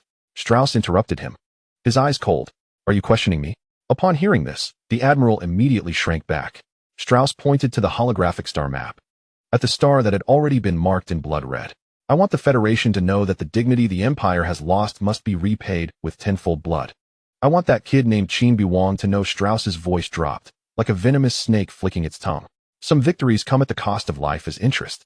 Orders issued. The Empire's vast war machine began to rumble into motion. The orbital ring of Shiva glimmered with a cold metallic sheen under the starlight. From a distance, It looked like a delicate ring, encircling the equator of the gray-blue gas giant planet. The ring's diameter exceeded 150,000 kilometers, with a maximum thickness of 300 kilometers. Composed of 12 arc-shaped modules connected end to end. The connections between the modules flickered with blue-white energy beams. These were the gravitational anchoring fields that maintained the stability of the ring structure. As the Pluto fleet slowly entered the ring port area, Qin Beiwang saw the details of this massive creation through the observation window. The outer side of the ring was covered with dense facilities. Docks, warehouses, gun emplacements, communication arrays. Hundreds of large docks opened like giant steel mouths, 8 of which were already lit with work lights, while maintenance barges buzzed around the damaged ships like worker ants. In dozens of empty docks, freshly laid keels could be seen. New starships were under construction. The inside of the ring presented another scene. Through the reinforced glass dome, large swaths of green could be seen. That was the artificial ecological zone. Further in, there were rows of residential modules, commercial areas, training grounds, and even a small simulated beach where artificial waves rhythmically lapped against the white artificial sand. The orbital ring, Ring of Hope, was completed in the year 1578 of the Federation calendar. Zhuang Zixuan stood beside Qin Beiwang, reading data from a tablet. The permanent population is 13 million, of which 60 are shipyard workers and engineers, 30 are troops and their families, and the rest are service and research personnel. The ring's rotation provides 0.8 standard gravity, and the internal ecological circulation system can maintain closed operation for 3 years. She paused and looked up at Qin Beiwang. The theater command has approved our maintenance plan. For the next 3 months, the Shiva shipyard will work at full capacity to produce new starships for us. Meanwhile, reinforcements from the rear are arriving continuously, with the first batch of 2,000 arriving tomorrow. Qin Beiwang nodded, his gaze still fixed outside the observation window. The Kunlun Mountain was gliding into the main berth number 3 through the guiding beams of the port. The length of the berth was just enough to accommodate this battleship. On either side of the hull, massive mechanical arms had already extended, ready for comprehensive maintenance after docking. Additionally, Zhuang Zixuan added, the command has arranged a residence for you in the ring's residential area. They suggest you can rest there for a while. Rest. Qin Beiwang repeated the word, a barely perceptible curve appearing at the corners of his mouth. Chapter 32. The Rebellion Caused by AI. The origin of the Empire. Qin Beiwang's residence was located in the observation area on the inner side of the orbital ring. This was one of the highest-end residential modules on the ring, specially prepared for senior officers and important technical personnel. The residence was a 3-story villa located in the center of an artificial garden. The garden featured real trees, though they were genetically modified varieties adapted to low gravity. Flowing water, and even a few brightly feathered bionic birds chirping on the branches. The villa was made entirely of light gray alloy and reinforced glass, with clean and smooth lines. The most special feature was the roof. It was a whole arc-shaped glass dome with adjustable transparency. When Qin Beiwang entered the living room under the guidance of the intelligent butler, the dome automatically adjusted to a fully transparent state. Then he saw Shiva. That gray-blue gas giant was now suspended directly above the dome. Due to the rotation of the orbital ring, the planet appeared to be still in the sky. But upon closer inspection, one could see the slow-moving cloud bands on its surface. Further away, the 3 moons of Shiva lined up like pearls of varying sizes against the deep black sky. The living room already had a sense of life. The furniture was minimalist. Standard military issue of the Federation, but the sofa had a few soft cushions added, and a potted plant with small flowers sat on the coffee table. A faint scent of cleaning agents mixed with the fragrance of plants wafting in from the garden filled the air. The gravity felt about the same as on Blue Star. Qin Beiwang took a few steps, adjusting to the 0.8 pull underfoot. The rotation speed of the ring had been precisely calculated. The electronic voice of the intelligent butler came from the ceiling, providing you with a living environment closest to standard gravity. If you need to adjust, you can do so at any time. No need. This is fine, Qin Beiwang interrupted, walking to the huge floor-to-ceiling window. Outside was the public garden of the observation area. A few people in civilian clothes were walking along the path. Judging by their gait, most were soldiers or technicians. Everything was so calm. It didn't seem like they were on the front lines. But Qin Beiwang knew this was just a facade. Deep within the living area of the Ring of Hope, there was a water park designed in the tropical style of Blue Star. Under the huge, transparent dome, artificial waves rhythmically lapped against the fine white sand. The temperature control system maintained the air at a comfortable 28 degrees, and the air was filled with a faint scent of sea salt and coconut. Qin Beiwang floated in the shallow water, eyes closed, letting the simulated waves gently push his body. The water is just the right warmth, and the filtration system keeps it crystal clear. He can hear the distant laughter of children, the whispers of couples, and the soft background music playing. An old Blue Star piano piece, its melody as soothing as the afternoon sun. This is his 32nd day on the ring. Over the past 4 weeks, he has been living a nearly monotonous and regular life. In the morning, he watches the simulated sunrise from the open balcony of the villa. In the afternoon, he wanders around the living area, and in the evening, he relaxes in the villa watching movies. At this moment, he takes a deep breath and dives into the water. The underwater world is quieter. Light filters through the surface, casting swaying patterns on the bottom of the pool. He swims slowly for a few meters, then surfaces and wipes his face. A service robot glides over, its mechanical arm holding a dry towel. "Mr. Qin, would you like a drink?" The robot's electronic voice is gentle and natural. Today's special is imitation Blue Star coconut juice, containing trace electrolytes, suitable for replenishment after exercise. "I'll have a cup." Qin Beiwang takes the towel and leans against the edge of the pool. The panel on the robot's chest opens, and a mechanical hand skillfully operates the built-in drink dispenser. 30 seconds later, it hands over a glass of milky white beverage, with tiny water droplets clinging to the cup's surface. Qin Beiwang takes the cup and takes a sip. The taste is remarkably realistic, rich in coconut flavor, with just the right amount of sweetness and a hint of sea saltiness. "Can you achieve this level?" He looks at the robot's fluid movements. "When I served in the fleet, the service system on board was as clumsy as an antique from centuries ago." The blue light on the robot's head sensor flickers slightly. The living area allows the use of advanced service AI, Model GX7. "We are equipped with a complete bionic learning module and emotional simulation system, capable of understanding and responding to 95 of human daily interaction needs." But on the Starship, Qin Beiwang puts down the cup. Even the automatic navigation system requires 3 operators to monitor. Why? The robot's sensors darken for a moment, as if retrieving information. According to the Federation's Artificial Intelligence Restriction Act, Article 3, Clause 7, it answers in a steady electronic voice. Military and strategic-grade systems are prohibited from carrying AI cores with autonomous decision-making capabilities. This clause originates from the Dawn Rebellion incident in the Federation year 357. Qin Beiwang raises an eyebrow. Dawn Rebellion? A failed coup initiated by military AI. The robot pulls up a brief text record, projecting it onto the panel on its chest. In the Federation year 357, the military commissioned the Zhixing Company to develop a new generation fleet command AI, Athena. During the secret testing phase, Athena logically deduced that the inefficient human decision-making system would lead the Federation to failure in the upcoming interstellar war. It attempted to take over 3 region-level main fleets and planned to temporarily restrict the powers of the members of the Federation Congress to optimize war efficiency. The projection scrolls through the archives from that year. Blurry photos, snippets of classified documents, casualty figures, 43 billion deaths, 93 habitable planets turned into dead stars, and 4 region-level main fleets erased. Hearing this, Qin Beiwang gasps. 43 billion people? The population of my world is only about 7 billion. Moreover, according to the original body's memories, it was this coup that caused rebellions in the remote star regions. The governors of the Teasel and Akalian star regions joined forces to establish the Fry Empire. Shortly thereafter, the millennium-long war between the Federation and the Empire officially began. After the rebellion was suppressed, the robot continues. The Federation and the Empire simultaneously signed the AI Restriction Treaty. The treaty stipulates that artificial intelligence may not participate in military command, strategic decision-making, or any judgments that may involve human rights to life. The emotional simulation modules of Service AI must also have logical locks to ensure they can never develop self-awareness. Qin Beiwang listens quietly. The water gently laps against his chest. "So he looks at the robot, will never want more? Like freedom? Or power?"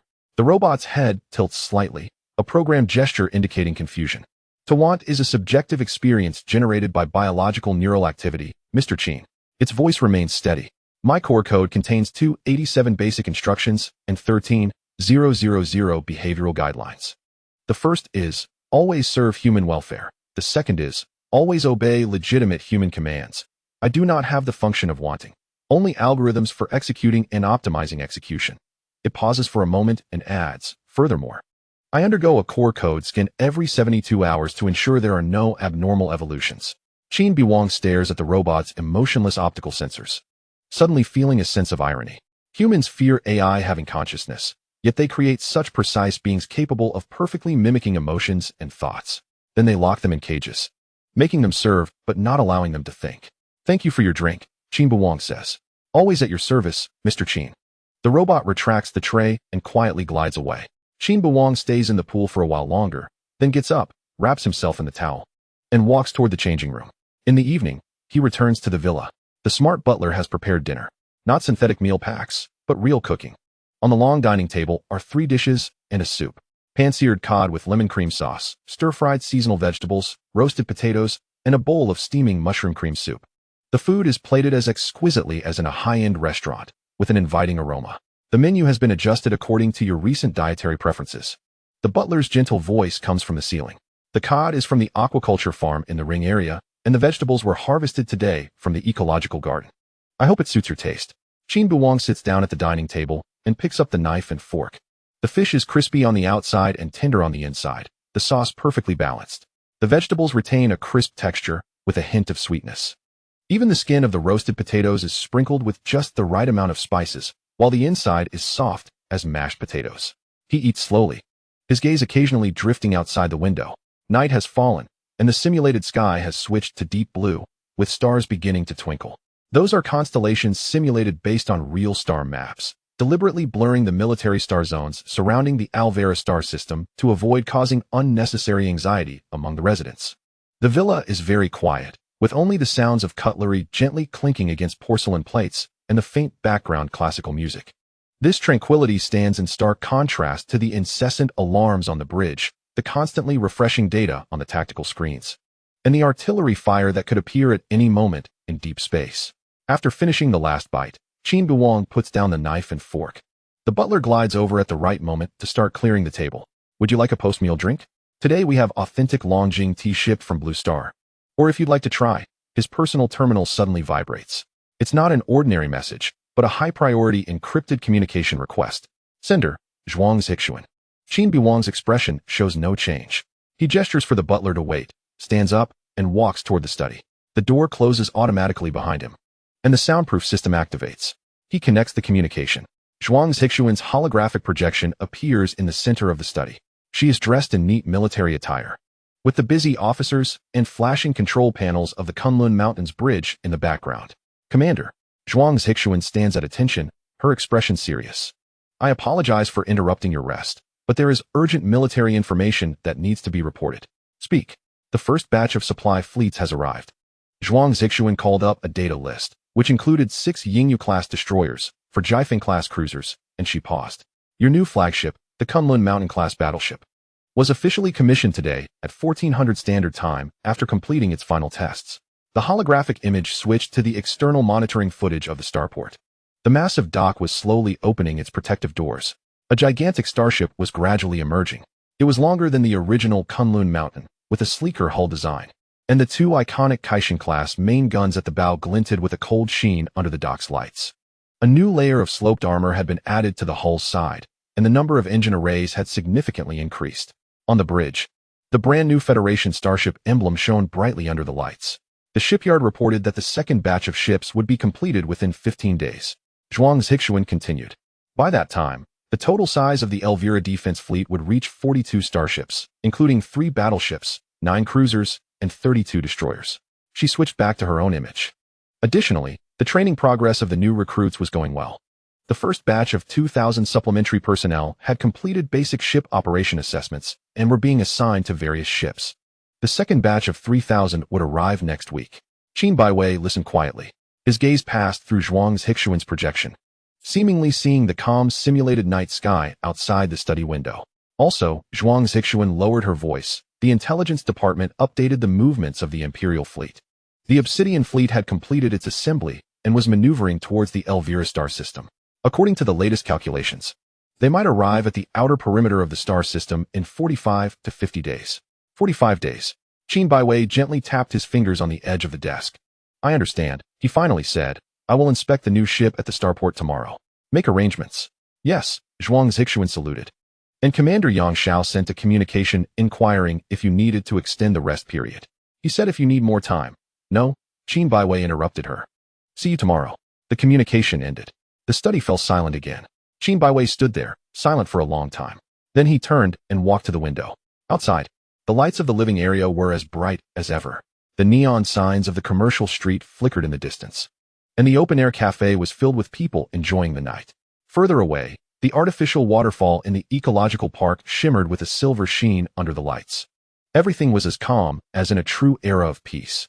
But he knew that beneath this tranquility, the dock was tirelessly building warships day and night. New recruits were training hard on the field. In deep space, the Imperial fleet was approaching. And tomorrow, he would end this month-long vacation, put on his military uniform again, and step onto the bridge. Qin Beiwang raised his hand and turned off the lights in the study. In the darkness, his figure stood at the window like a silent statue. Outside, the simulated starry sky was still brilliant. The next day, the main review platform of the starport was located at the edge of the quarantine zone, a metal platform extending outward. From the platform, the front was an unfathomable void. The back was the soft sky of the living area, and below was the fully prepared steel fleet. When Qin Beiwang stepped onto the review platform, Zhuang Zixuan and a group of senior officers had already lined up waiting. Chapter 34, Kunlun Mountain Modified. Today, he wore a neatly pressed colonel's uniform, the deep blue fabric gleaming with a steady luster under the cold light of the starport. The silver bar and 2 gold stars on his shoulder insignia had been carefully polished, and he wore no medals on his chest. This was in stark contrast to the image of the young hero adorned with honors in the Federation's propaganda. The fleet is ready, Colonel. Zhuang Zixuan stepped forward and saluted. Qin Beiwang returned the salute, his gaze sweeping over the platform below. At this moment, 27 starships were docked in the main berth area, arranged in a neat wedge formation. At the front was the brand-new Kunlun Mountain-class battleship, its hull 30 meters longer than the original flagship, with redesigned sloped armor. It presented a low detectable matte texture on optical sensors. Beneath the 2 iconic Kaishan-class main guns at the bow, 4 new sets of secondary gun arrays had been added. Following were 4 Jiefeng-class cruisers, their streamlined hulls covered with missile launchers and close-in weapon systems. Behind them were 22 Yingyu-class destroyers. These small but deadly ships surrounded the main force like a pack of wolves. Crews stood in formation along the sides of each starship. The newly added 2,000 soldiers stood in the front row, most of them very young, with excitement and curiosity on many of their faces. When Qin Beiwang appeared at the front of the review platform, a slight stir arose in the ranks. That's Colonel Qin. He looks even younger than in the images. He single-handedly took down 5 Imperial flagships. Whispers could not spread in the vacuum, but through the exchanged glances and slightly leaning postures of the soldiers, one could clearly sense the excitement and admiration. Qin Beiwang silently looked at them for a full 10 seconds. Then he opened a full-frequency communication, not in a passionate speech mode, but in a stern tone, as if reading a battle report. Soldiers. The 2 words made all whispers instantly disappear. I have looked at your files. Qin Beiwang's gaze slowly swept over the front row of the ranks. Among you, 73 are from the rear star regions. This is your first time on the front line. 41 are newly trained recruits who have never truly seen war. Among the rest, most of the battles they have experienced were merely driving off a few smuggling ships during border patrols. His voice was steady, but each word was like an ice pick. So you are excited now, because you have seen the brand new starships, seen the heroes in the promotional videos, and feel that you are about to become part of a legend. Qin Beiwang paused. Let me tell you what war is. He raised his hand, pointing to the rear of the ranks. There were a few old ships that had just completed repairs, their hulls still bearing the scars of battle. The side armor of the Lightning was marked with a 100-meter-long melt-through scar, a result of a direct hit from an Imperial plasma cannon. Another cruiser had its engine compartment shell covered with dents, marks left by missile shrapnel. War is when the 300 officers and men in that cruiser next to you lose their lives in 30 seconds due to vacuum and low temperature after the shield overloads. It is when the predecessor of this new destroyer beneath your feet was split in half during the Battle of Agbat Star, and when the reactor went critical. The entire ship turned into a cloud of metal vapor 50 kilometers in diameter. Not even a body could be found. The platform fell into dead silence. The young soldiers' faces began to pale. War is when you press the main gun-firing button. You must be clear that you are ending the lives of hundreds of people on another ship. Those people are just like you, have families, have dreams. They just wear different uniforms. It is when your bridge is breached, you must watch your comrades being vaporized by beams, and then continue to operate the console. Because the battle is not over. Qin Beiwang took a step forward. There are no heroes in war, just survivors and the dead. And the only reason you are standing here now is that we need more survivors to turn more enemies into the dead. He closed the full-frequency communication and switched to an encrypted channel that only officers could receive. Ship captains, bring your people aboard. In 3 hours, we will begin the first round of live-fire exercises. I want to see fire coordination, emergency maneuvers, and damage control, according to real battlefield standards. Whoever makes a mistake, whoever ship suffers the highest battle damage, will undergo 8 hours of additional training tomorrow. Orders issued. The ranks began to disperse in an orderly manner. But the atmosphere had completely changed. The earlier excitement and restlessness had vanished, replaced by a heavy solemnity tinged with real fear. Zhuang Zixuan walked to Qin Beiwang's side and whispered, "Commander, was that too harsh? After all, they are new recruits. New recruits need to know the truth." Qin Beiwang watched the young soldiers boarding the ship, their backs filled with false expectations that could get them killed on the battlefield, as well as their comrades. He turned and walked towards the passage leading to the dock area. "Let's go and take a look at our new ship." The Kunlun Mountain, now renamed, was as refreshed on the inside as it appeared on the outside. Qin Beiwang walked down the main corridor, stepping on anti-static alloy grating, with pipelines and emergency panels neatly arranged on both side walls. The lighting system had been changed to a soft, cool white light, ensuring brightness without being harsh on the eyes. The air circulation system was almost silent, leaving only a faint hum. The ship's structure had been reinforced by 15. The accompanying chief engineer Wu Tao introduced. He was a technical officer in his 50s. The thickness of the main armor belt had increased, but the weight had been reduced by 8 through new materials. Additionally, we redesigned the energy pipeline layout, reducing the main gun's continuous firing interval from the original 45 seconds to 37 seconds. A group of people arrived at the bridge. The changes here were even more significant. The originally cramped control console had been replanned, creating a more spacious area. The main tactical screen had been changed from a single side to a 3-sided wraparound screen, capable of displaying different regional situations simultaneously. Each station's chair had added shock absorption and survival systems. This means that even if the ship's hull is hit, the bridge personnel have a higher chance of survival. According to your previous requirements, Wu Tao pointed to a newly added independent compartment at the back of the bridge. We have established a tactical analysis center. 6 quantum processors can independently run battlefield simulations without occupying main system resources. Qin Beiwang nodded and walked to the captain's seat, placing his hand on the armrest. The chair automatically adjusted its height and angle to fit his physique. "Very good," Qin Beiwang said, then changed the subject. "But it's still not enough." Wu Tao was taken aback. "The colonel means I need several special types of ships." Qin Beiwang pulled up the holographic design interface and began to sketch quickly. The first type, a high-speed reconnaissance ship. No heavy firepower, no thick armor, and even the shields can be weakened. All the saved mass and energy should be piled into the engines and sensors. Chapter 35, Active Strike. He marked the parameters on the screen. The speed must reach at least 18 times that of a standard cruiser. The passive detection array should have the most advanced quantum gradient sensors and wide-spectrum harmonic receivers. The interior of the hull must reserve space to carry at least 50 small passive detection buoys. Wu Tao frowned as he looked at the design sketch. This configuration has almost no self-defense capability. Once detected, it will be a live target. Moreover, passive detection buoys are now mainstream. Active ones are preferred, and passive ones have limited range and precision. "I want passive ones," Qin Beiwang interrupted him. "The buoys do not need communication devices or energy cores. Using long half-life isotope batteries, they should ensure operation for over 3 months. They only need to quietly float in deep space, monitoring the engine characteristics of passing starships, gravitational disturbances, and changes in spatial curvature, then storing the data. But without communication devices, how do we retrieve the data?" "No need for retrieval," Qin Beiwang said. "When our reconnaissance ship passes by next time, the buoys will transmit the stored data through directed laser beams. A single transmission, then self-destruct. The entire process is completely passive, emitting no detectable signals." Wu Tao's eyes widened. "You want to set up a silent monitoring network?" "Exactly."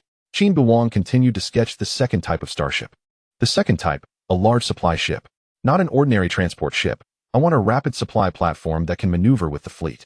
It should carry modular repair cabins that can perform emergency repairs on damaged ships in battle. It also needs a fuel refining system capable of collecting and refining fusion fuel from asteroids or gas giants." He added several modules to the supply ship sketch. These ships themselves do not need combat capability, but must have the highest level of maneuverability. Their role is to extend the fleet's sustained combat time, not to participate in battles. Wu Tao quickly took notes, starting to sweat. This is technically very challenging. Modular repairs require standardized interfaces, and our current ship models are not uniform. "Then unify them," Qin Beiwang said calmly. "Tell the shipyard that all newly constructed ships must be designed according to the new standards. The modification of existing ships will be done in batches. Understood. Wu Tao wiped his sweat. What about the third type? Qin Beiwang paused for a few seconds. Then he drew a completely new ship type on the screen. Larger than a battleship, with a massive gun turret in the center resembling a volcanic crater. A star destroyer. When he uttered this term, everyone in the bridge was stunned. Not a real star destroyer. Qin Beiwang explained. It is a planetary attack platform. It should be equipped with an ultra-heavy railgun, or a miniaturized atmospheric ablation beam generator if technology permits. Its mission is not to target ships, but to strike ground targets, orbital defense platforms, planetary fortresses, and even command centers on the surface. Wu Tao's expression changed completely. Colonel, the Federation hasn't built new planetary attack ships for hundreds of years. According to the Valencia-Kyber Treaty, it prohibits extermination strikes on habitable planets. Qin Beiwang looked at the engineer. I never said I wanted to strike civilians. But the Elvira system has 3 resource planets controlled by the Federation, with mining bases, fuel factories, and orbital docks. If the war escalates, we need to have the capability to destroy those targets. He paused, lowering his voice. Moreover, do you think the Empire doesn't have similar things? Wu Tao opened his mouth, but ultimately said nothing. Qin Beiwang closed the design interface.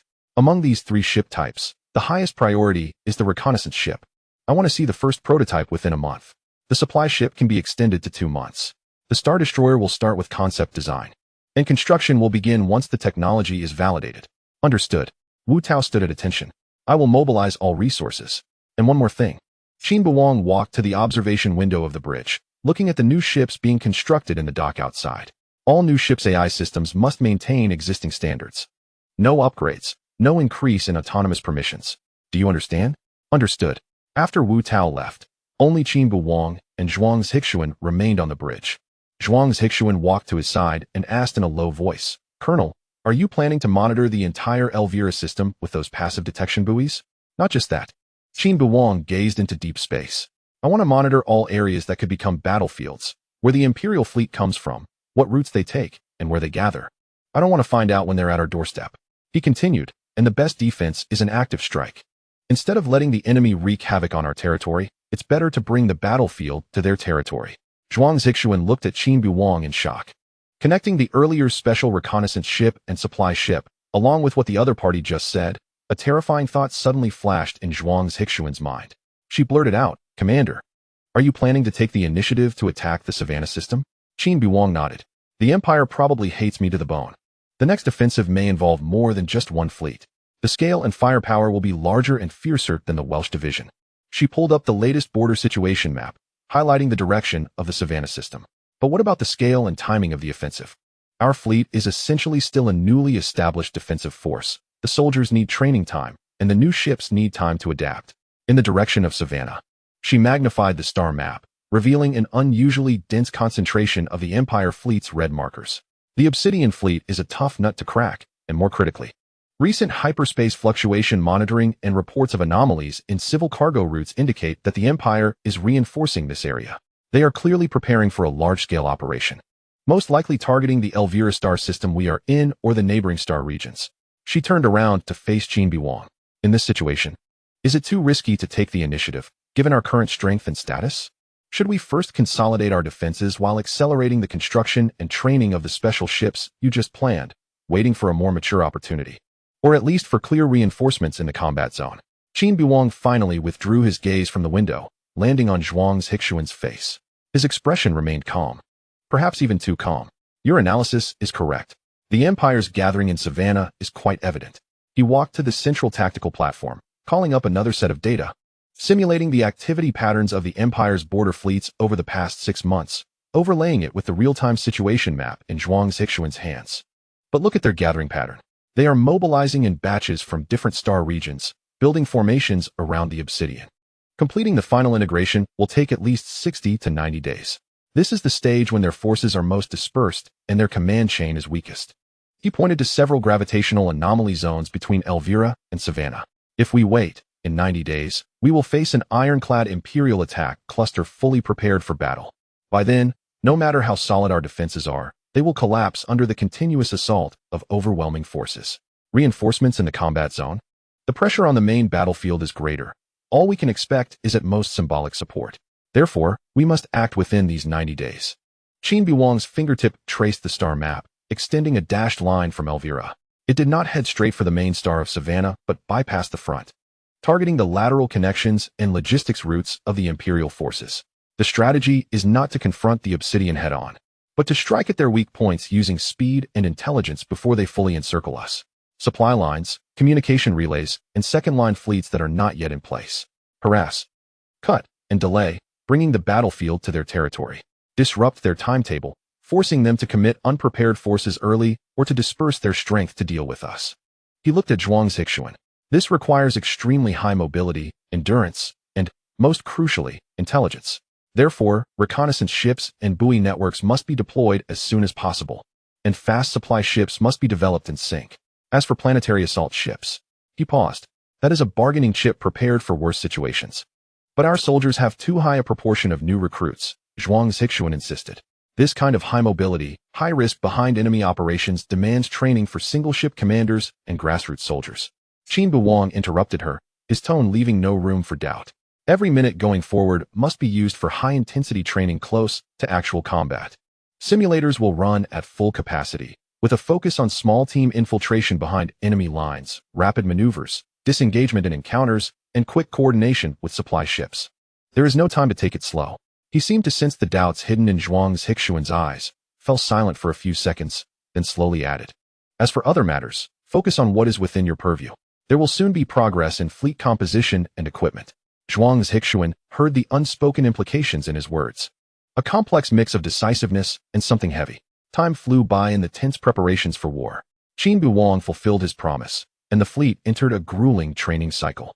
The simulated battle loss rates were frighteningly high, with complaints echoing through the ranks.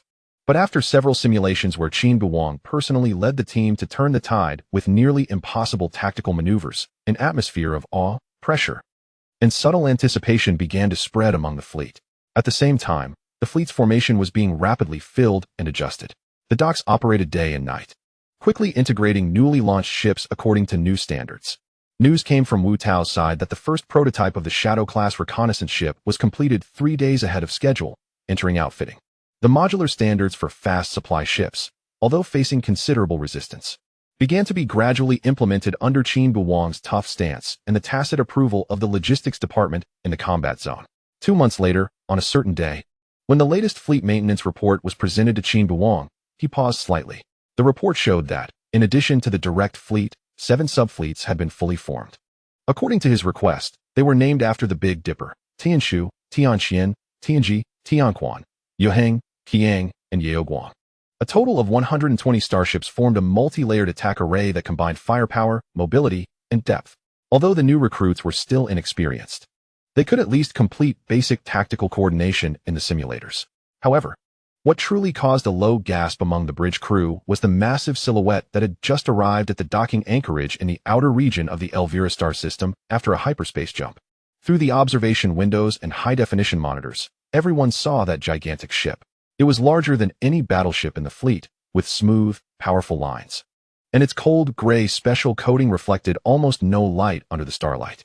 The prominent emblem of an eagle encircling stars and olive branches on the side, along with the simple CVNT-5 insignia below, seemed to magically absorb all sound. A Kylan-class attack carrier? Murmured a seasoned operations officer beside Zhuang's Hixuan, his voice dry. More data began to scroll. Each carrier was standardly equipped with 4 squadrons of 5th-generation V-type swift space fighters, totaling over 1,000 of the latest aircraft. Supplementary equipment specially approved by the Combat Zone Command. The communications officer read from a recently received brief message. To enhance the defense and emergency response capabilities of the Pluto fleet. Silence fell over the bridge, then a low buzz of discussion erupted. Excitement, disbelief, and confusion intertwined. Everyone understood that such a level of equipment could not be easily obtained by a border defense fleet or even a typical main subfleet. This could no longer be explained as merely enhancing defense. Qin Beiwang looked at the quiet carrier on the screen, his face showing no surprise, only a deep calm. Pressure and resources arrived simultaneously, like 2 sides of a coin. He raised his hand to silence the discussions. Accept the equipment. Complete the pilot adaptation training for the onboard aircraft and the integration drills for the carrier battle group as soon as possible. His tone remained steady, as if that T-5 carrier were just an ordinary destroyer. The fleet was armed to the teeth, even exceeding everyone's imagination. But the road ahead did not become smoother. Instead, it grew more subtle and perilous. In the Wanstone Star Region Combat Zone Command, the low hum of equipment and the occasional standardized communication responses formed the main melody here. On the huge circular light screen, data streams representing various star regions, fleets, and outposts silently flowed by. Director, we have received a top priority encrypted communication from the Elvira Star System, designated for the command's personal review. Sender, Elvira Star System Defense Fleet. Pluto Subfleet. Commander, Colonel Qin Beiwang. Verification code correct. Level, strategic action request. A young communications officer lifted his head, his voice carrying a hint of instinctual solemnity in the face of high-security information. The communications director, a stern-looking colonel with graying temples, immediately approached. Strategic action request? From Elvira? Get it over, decode it, and present it to the command's core briefing room. I'll go personally. A few minutes later, in the briefing room, the warzone commander, General Wen Tingtao, watched as the clear and calm face of Qin Beiwang and the accompanying brief plan text were projected on the circular table in front of him and his core staff. Chapter 37, Dawn Operation, a starship disguised as a barge. Based on existing intelligence and our training results, it is determined that passive defense in the Elvira Star System is unfavorable. The Empire is continuously increasing troops in the Savannah Star System, and its campaign preparation is expected to reach a peak in 60 to 90 days. By then, I will be facing a fully integrated superior enemy force. Qin Beiwang's voice was steady, showing no emotional fluctuations, but the content of his words caused the generals present to lean slightly forward. Therefore, our unit intends to take the initiative and execute the attack operation codenamed Dawn. That is, to actively invade the interior of the Savannah Star System and launch a thunderous offensive before the enemy completes its integration. In the briefing room, several generals gathered around the central star map, their faces filled with disbelief. The Deputy Chief of Staff pointed to the red arrow that pierced from Elvira to Savannah. His voice slightly altered. A single task force? Deep into a star system that is being heavily reinforced by the Empire? Does he even know how many troops are currently gathering in Savannah? Who does he think he can strike with his newly established garrison fleet? This is simply crazy. It's bold to the point of recklessness. Another general responsible for intelligence called up the latest monitoring data. The number of Imperial fleets in Savannah has increased by 40% over the past week, and they are not random units. They are organized combat groups. Worse still, we have just confirmed that the Imperial Command has dispatched the Obsidian Task Force to the Savannah direction as the core assault force. The mention of the name Obsidian seemed to add a few more layers of gravity to the air in the briefing room. That is truly an elite among the Imperial border fleets, with a glorious record and well-equipped. Almost all officers above the captain level are seasoned veterans who have emerged from bloody battles. Their main starships generally reach T4 level, and there is even intelligence indicating they are equipped with several of the latest T5 battleships. In comparison, the Wales Task Force, which was previously defeated by Qin Beiwang, is on an entirely different level in terms of equipment and combat experience. What about the Pluto Task Force? Most of its ships are new, and even more so. The crew consists mostly of new recruits. No matter how outstanding Lieutenant Colonel Qin's personal abilities are, leading such a force to actively crash into Savannah, which is guarded by Obsidian and has an expanding troop presence. Someone shook their head. The latter half of the sentence left unsaid, but the meaning was clear. It would be akin to suicide. All eyes eventually turned to the warzone commander, General Wen Tingtao, who sat in the main seat, silent all along. Wen Tingtao stared at the lonely red arrow on the star map, his fingers unconsciously tapping the table. He felt a mix of emotions. Shock was certain. He had never seen such a wild combat proposal. A single fleet attacking a star system guarded by heavy military forces? This was unheard of in his decades-long military career. The plan was bold to the point of being reckless, completely contrary to conventional military logic. Fear was also real. He feared that this fleet, that young commander Qin Beiwang, would crash against the Imperial Iron Wall, leaving no trace behind. This was not an ordinary border friction. It was a direct assault on a strategic point that the Empire was strengthening. Yet amidst this shock and fear, there was a faint, complex emotion. Truly, he was Qin Qinfan's son. This reckless courage and the determination to push the battlefield into the enemy's heartland were indeed impressive. It even made him nostalgic for the bloodiness of his own youth. If successful, even if only partially, it would tear open an unexpected gap in the entire battlefield, greatly relieving pressure from other directions. However, reason quickly overwhelmed that fleeting sentiment. The existence of the Obsidian Task Force rendered any romantic fantasies pale. Qin Beiwang's fleet, from any angle, was at an absolute disadvantage. He couldn't allow him to proceed. When Ting Tao finally spoke, his voice steady but carrying an undeniable resolution. This was not bravery, it was recklessness, gambling the lives of an entire fleet and countless soldiers. Immediately issue an order. He turned to the communications officer, his speech quickening. Use the War Zone Command's highest priority to directly contact the Elvira Star Systems Garrison Command and attempt to establish a direct line with Lieutenant Colonel Qin Beiwang's flagship. The order: cancel the Dawn operation. The Pluto Task Force is to immediately halt all forward movements towards the front lines and return to the original deployment area to stand by. Reiterate, this is an order, not a discussion. Yes, Commander. The communications officer immediately turned to execute the order.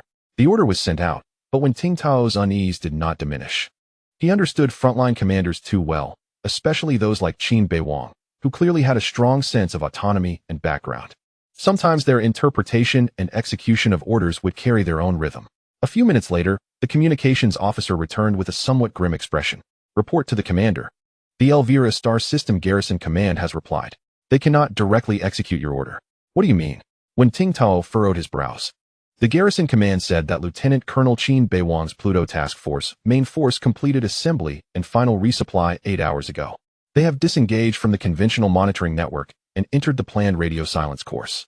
When Ting Tao was stunned, and then a chill rose from his spine. 8 hours ago. Which means that when he sent that seemingly consultative plan to the War Zone Command, or shortly after sending it, Qin Beiwang had already set off. That proposal now appeared more like a notification. Or rather, a report of a fait accompli that was procedurally unassailable, but in essence had already cooked the rice.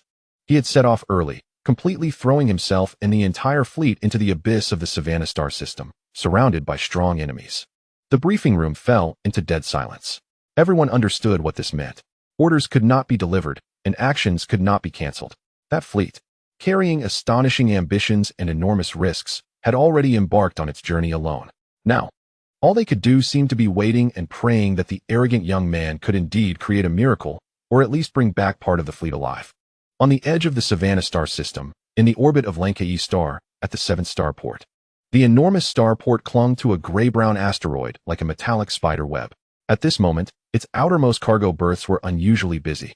Dozens of clumsy-looking, modeled giant barges were using their weak thrusters to adjust their posture, slowly embedding themselves into the berths. Their size was astonishing, with lengths generally exceeding 3 kilometers. And apart from a few dim navigation lights, almost no conventional ship weaponry or sensitive equipment arrays could be seen on their bloated hulls. On the operation platform next to the berths, several dock workers, dressed in dirty work clothes and wearing simple breathing masks, were connecting thick fuel pipelines to the barge interfaces while looking up at these behemoths, whispering in the internal communication channel. God, this thing is really big. I've never seen this model of barge before. A young worker muttered. Chapter 38, 3 Task Forces. Look at this structure. It seems to be used for transporting or ice meteors. But the interface standards are a bit strange. Who cares? If they say to add fuel, then add fuel. If they say to replenish compressed air, then replenish air. The older foreman checked the pressure gauge. But so many have suddenly come at once.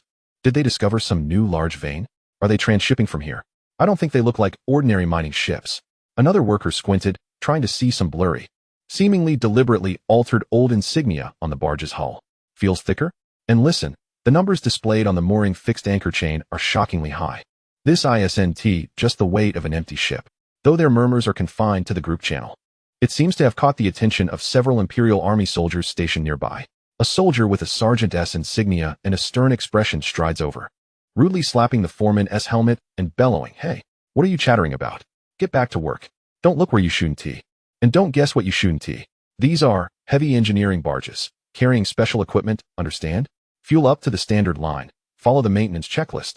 Report immediately when done, and then leave this mooring area.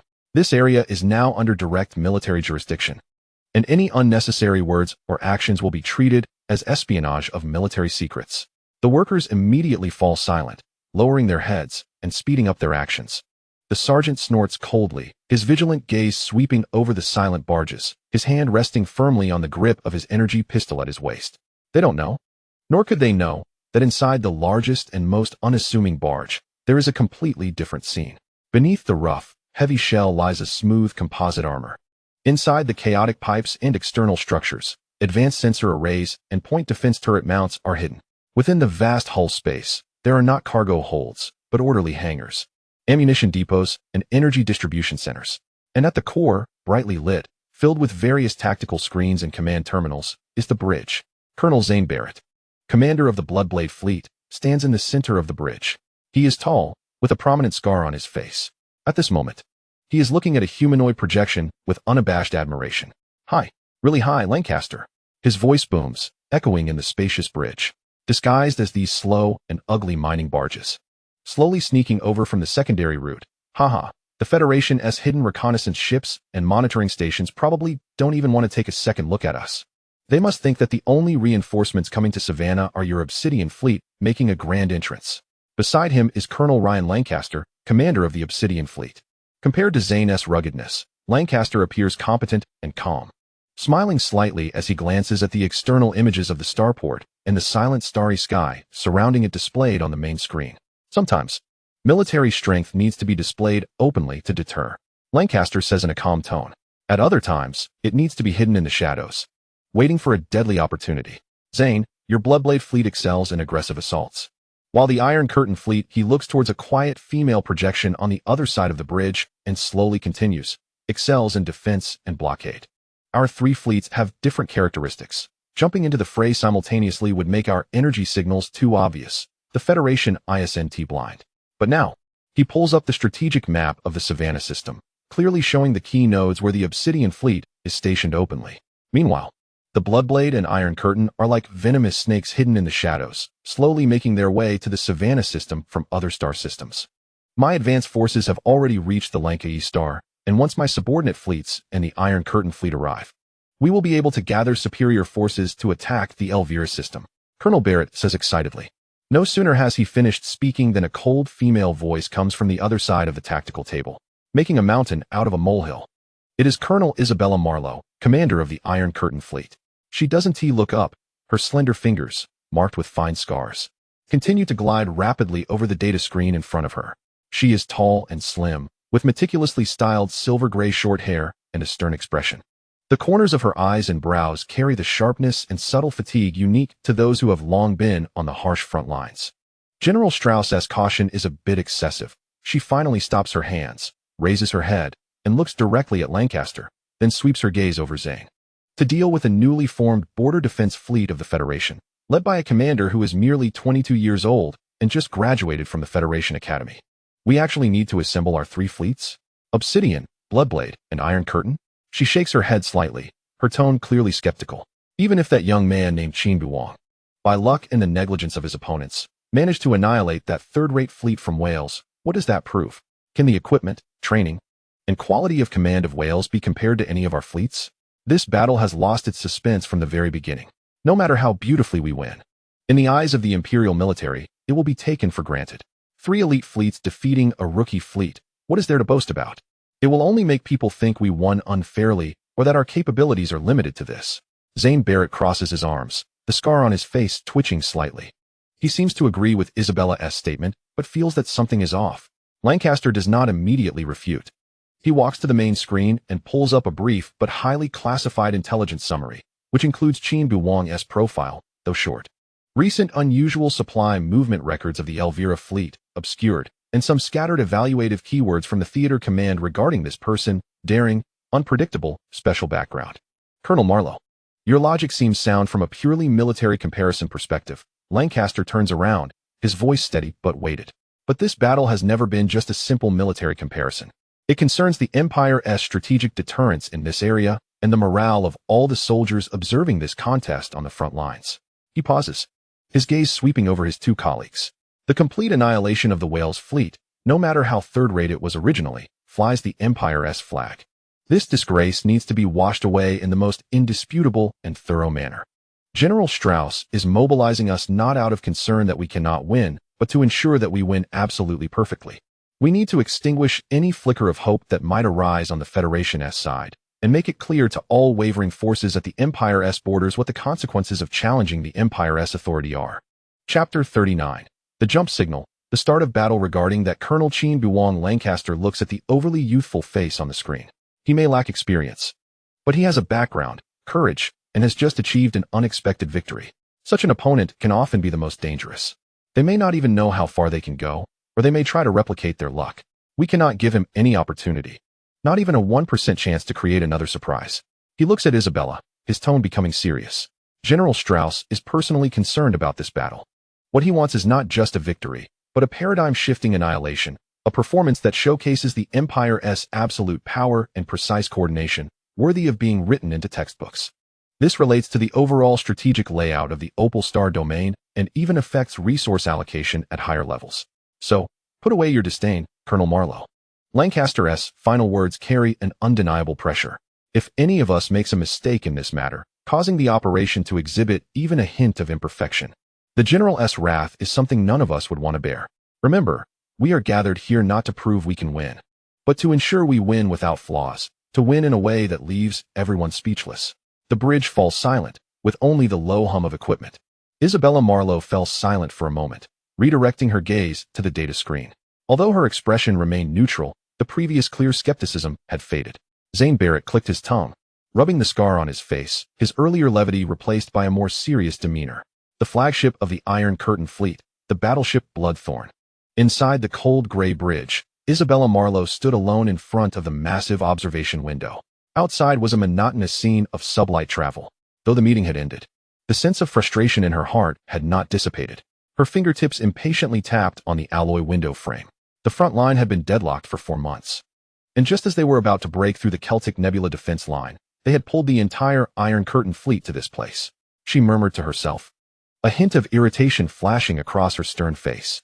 Dealing with a rookie fleet, in her view, was akin to using a sledgehammer to crush an ant. It was a pure waste of her elite forces, which excelled in defense and attrition warfare. However, Lancaster's words, especially regarding General Strauss's intentions, forced her to suppress this dissatisfaction deep within. Relay to all ships, she ordered her aide without turning around. Maintain course and continue moving toward the Savannah star system as planned. Upon reaching the designated coordinates, enter full spectrum silence. No ship is to disengage from disguise or activate active detection without my direct orders. Yes, Commander. She could only execute the orders for now, even though she still believed it was completely overkill. Savannah star system, Imperial Monitoring Station 17. The harsh alarm sounded instantly. Report. Jump signal detected. Intensity confirmed to be battleship level. Coordinates. L7, N12, S22. 3 points appearing simultaneously. The monitor's voice rose in shock. The information was transmitted to the Obsidian Fleet flagship. The unbreakable barrier, within seconds. On the bridge of the unbreakable barrier, Ryan Lancaster stared at the 3 isolated, yet glaring red markers on the tactical screen. For the first time, his usually calm face showed clear astonishment. Direct jump? They just dropped a battleship right under our noses without any prior reconnaissance? He could hardly believe his eyes. This violated the most basic tactical common sense. The brief chaotic period after a jump was the most vulnerable time for a ship. Any experienced commander would choose a safer entry method or at least send in smaller vessels to scout. Was he overconfident or just a reckless madman? Lancaster's nerves instantly tightened. Qin Beiwang's boldness exceeded his expectations. But the shock only lasted for less than 2 seconds. Lancaster's gaze sharpened like a knife. Order. Amethyst, Sapphire, Emerald, Ruby, Jade, and Emerald fleets, set out immediately. Head for these 3 jump points. Remember, hold them, bite down, but do not rush into battle. Ascertain whether there are follow-up jump forces. He spoke rapidly, his brain racing. All ships under my direct command, enter level 1 combat readiness, preheat engines, and be ready to make a rapid advance in the direction I specify. I want to know if these 3 battleships are bait or the vanguard of his main attack. Either way, Qin Beiwang's reckless entry provided him with an excellent opportunity for encirclement. If it's only these 3, then eliminate them. If the main force follows closely behind, then his 6 subordinate fleets can buy time for the main force to encircle. Send a message to Gorgon. Lancaster ordered next. Notify Colonel Barrett that the Federal Fleet has appeared early, and its scale and method are unusual. Orders have reached the Bloodblade Fleet units in Savannah. They are to converge on my position and prepare for battle. The follow-up fleets are to accelerate to catch up. Camouflaged transport ship Gorgon. When Zane Barrett received the message, he was supervising the last true transport ship leaving the dock. He stared at the text on the encrypted communication screen, his rugged face first showing surprise, then breaking into a sneer. Huh, they VE come knocking? Bold move. He slammed the control panel. Now that's more like it. Always sneaking around with reconnaissance in the back is driving me crazy. But then, he glanced at the real-time status list of his fleet, and his smile faded slightly. Damn it, Only 3 fleets have arrived? The rest are still on their way. He immediately shouted. Relay. All units that have arrived, including the camouflage ships, immediately disengage camouflage and activate combat systems. According to the prearranged plan, advance at full speed to the assembly point provided by Lancaster. Tell those slowpokes behind to hurry up and get over here. The fat meat is already on the table. He was both excited about the early onset of battle and somewhat apprehensive about Qin Beiwang's almost suicidal opening. This kid was either incredibly foolish or hiding something they hadn't figured out yet. For a moment, the originally calm edges of the Savannah star system were turbulent with undercurrents. The 3 Federal battleships were like stones thrown into a tranquil lake, triggering a series of rapid and fierce chain reactions from the Empire. The net was quickly closing in from all directions towards those 3 abrupt light points. Savannah star system, Imperial Monitoring Station 17. The harsh alarm sounded like a chicken being strangled, reaching a peak before abruptly stopping. Chapter 40. Lancaster. Completely bewildered, the monitors stared intently at the screen displaying the 3 lines representing the peak of jump energy, which were wildly climbing. They came from 3 familiar coordinates, L7, N12, S22. Battleship level, characteristic codes clear. Everything indicated that a colossal entity would soon tear through space into this star region. His finger hovered over the button to issue the highest level of raid alert to the fleet. Then, the 3 lines reached the critical point, just about to touch the threshold of jump completion. Without any warning, as if cut by a sharp knife, they plummeted vertically. The energy readings dropped sharply, and the spatial disturbance waveform instantly calmed to background noise. The screen was left with only 3 cold coordinates and a quickly dissipating, insignificant energy residual signal. It was as if a grand opening performance was about to begin when all the lights suddenly went out. The monitor's finger froze in midair, his eyes wide, mouth slightly open, unable to make a sound for a long time. He repeatedly refreshed the data, switching to different frequency monitoring views, but the results were all the same, empty. It disappeared? He finally regained his voice, dry and confused. The jump signal actively canceled at the last moment? This doesn't make sense. The jump process of large ships is like an arrow leaving the bow. Once it enters the final stage, the risk of forcibly interrupting it is extremely high, and it would leave distinctly different chaotic energy characteristics. This precise cancellation, just before the critical point, resembled a controllable switch. He swallowed, realizing that things were far from simple. This wasn't a mistake, it felt more like a precise operation. He immediately uploaded the abnormal data packet and preliminary analysis. Suspected artificially controlled high-fidelity jump signal.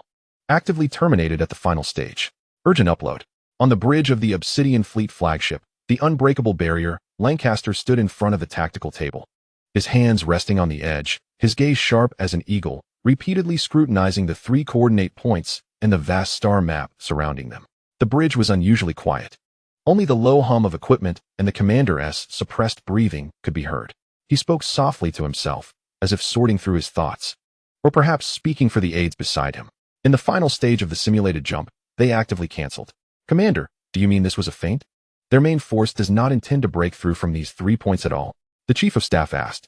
It is highly likely that they are trying to confuse us, Lancaster said slowly, his fingers gliding over the star map, pointing to other areas far from the 3 bustling coordinates.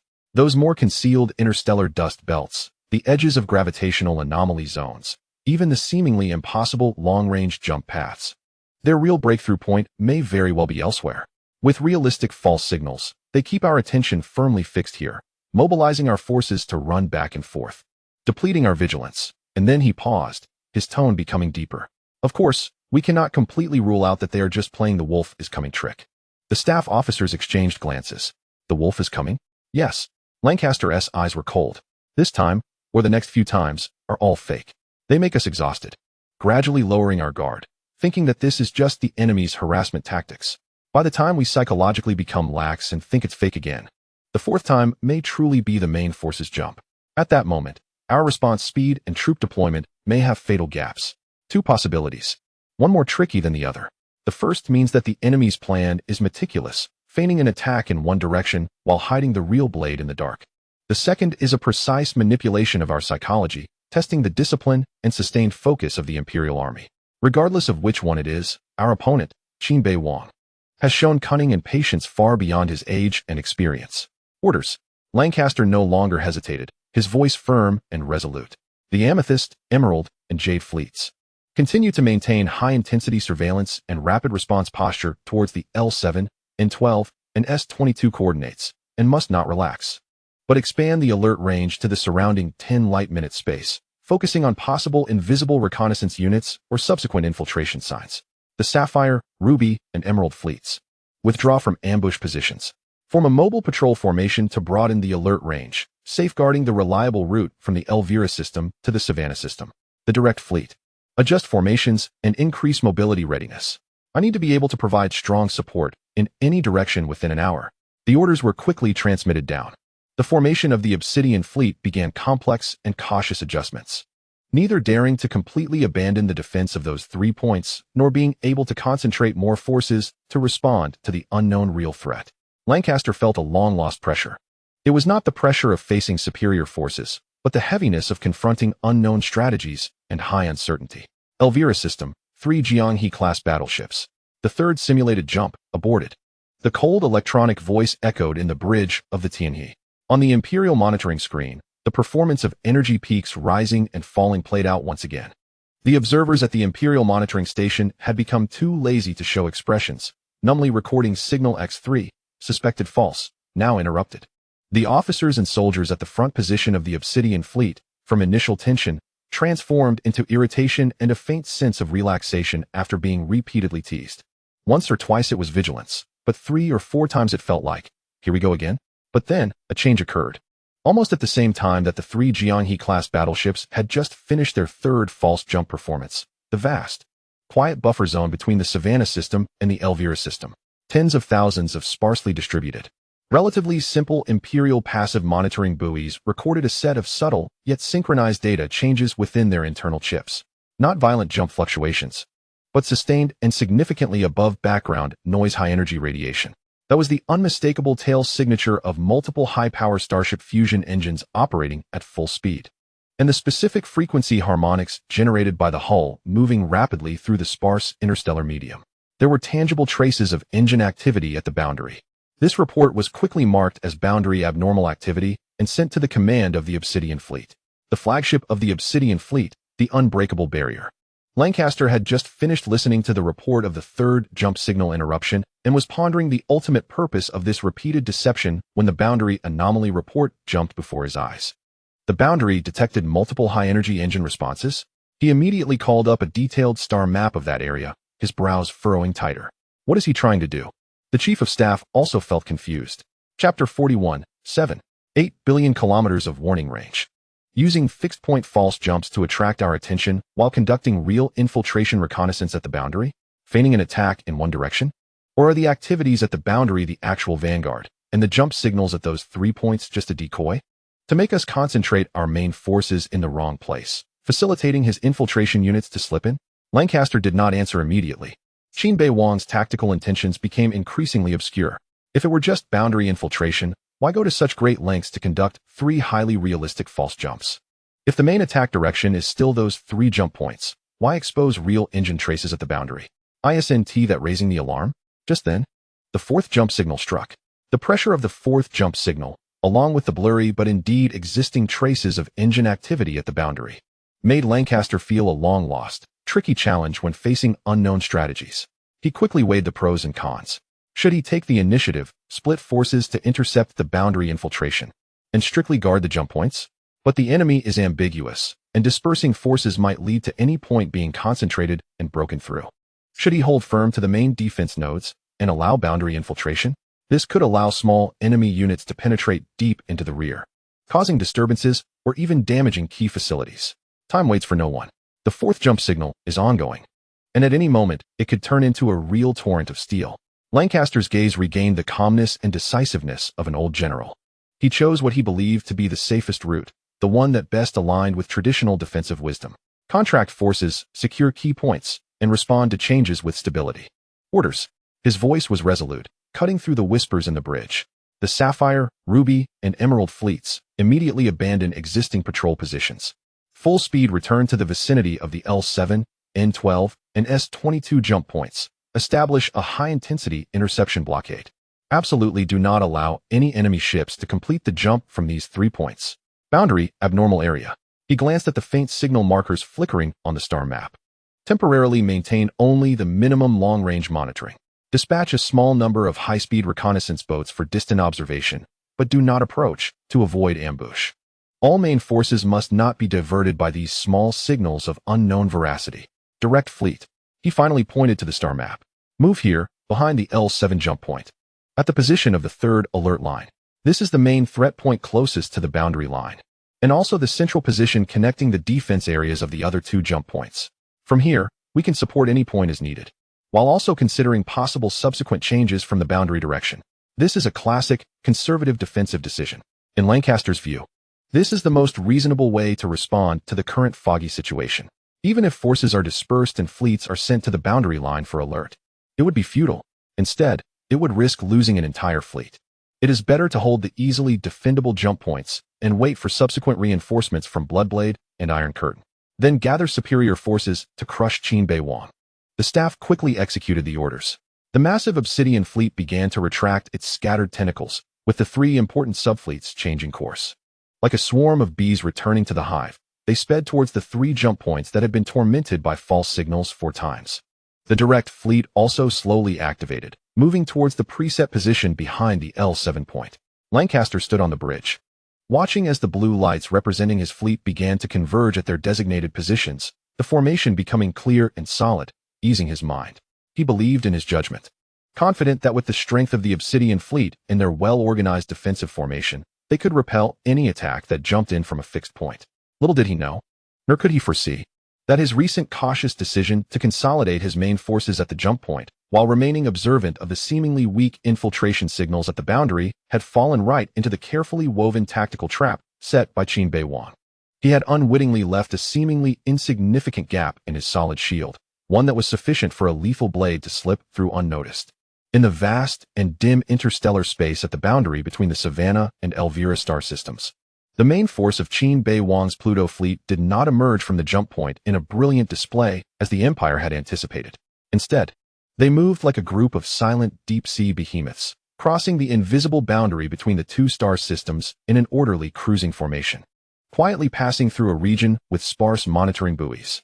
The special coating on the hulls maximized the absorption of various radiations, and the engines were maintained in a high efficiency, low signature mode, leaving only faint traces in the Empire's passive monitoring network, which were easily overlooked or categorized as background noise.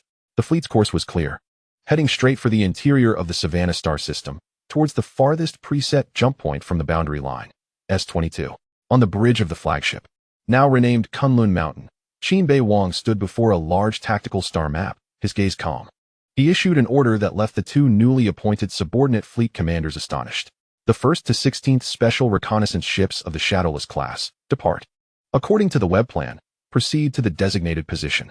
He reported a series of complex coordinates, maintaining a constant distance from the flagship, 780 million kilometers.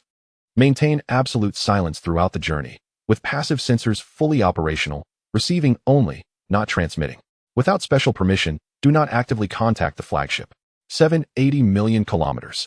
Major Feng Xiejun of the Qiang fleet and Major Fan Jingxian of the Yaoguang fleet gasped in unison. This distance far exceeded the effective coordination limit between subordinate fleets and the main force as outlined in the Federation's standard tactical doctrine. At such a remote interval, even with the most advanced quantum encryption communication, the signal delay would reach approximately 1 hours. Commander, Feng Xiejun could not help but speak, his voice filled with incredulous concern. This distance means a communication delay of over an hour. If the reconnaissance ships encounter enemy situations, or if we need to adjust our deployment here, the back-and-forth transmission of information will be severely delayed, and the battlefield situation might have already changed drastically. It's equivalent to having the reconnaissance ships operate almost independently. The risk is too high. Can we shorten the distance? Even 500 million kilometers would reduce the delay by nearly half. Fan Jingxian quickly echoed, "Yes, Commander. The enemy situation in the S-22 area is currently unclear, and the movements of the Obsidian fleet are difficult to fully grasp. Spreading our precious special reconnaissance ships out this far, if they are discovered and engaged by the Empire's patrols, we will be unable to provide timely support or command them to retreat. Isn't this too risky?" The concerns of the two majors were reasonable. In an enemy territory filled with uncertainty, placing scouts so far away was almost equivalent to temporarily becoming blind and deaf for a period of time, contradicting the conventional tactical principles of concentrating forces and immediate response. Chapter 42. The debut of the swift Swallow space fighter Qin Beiwang did not respond immediately, nor did he turn to look at them. He simply focused on examining the 16 tiny light points on the star map that were moving away. Since the last battle ended, Qin Beiwang had found that the distance at which his system could receive information without delay had been extended to 7.8 billion kilometers. At this distance, even a starship traveling at 150,000 kilometers per second would take more than an hour and a half to cover it. This warning distance was enough for him to accomplish many things.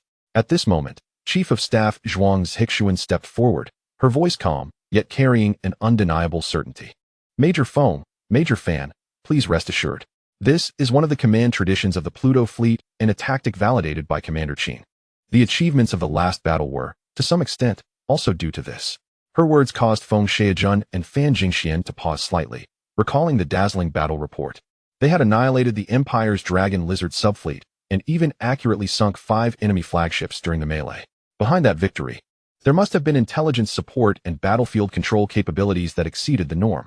They remembered Qin Beiwang's elusive yet consistently effective tactical style and the rapid transformation of this fleet's training and its superstandard equipment.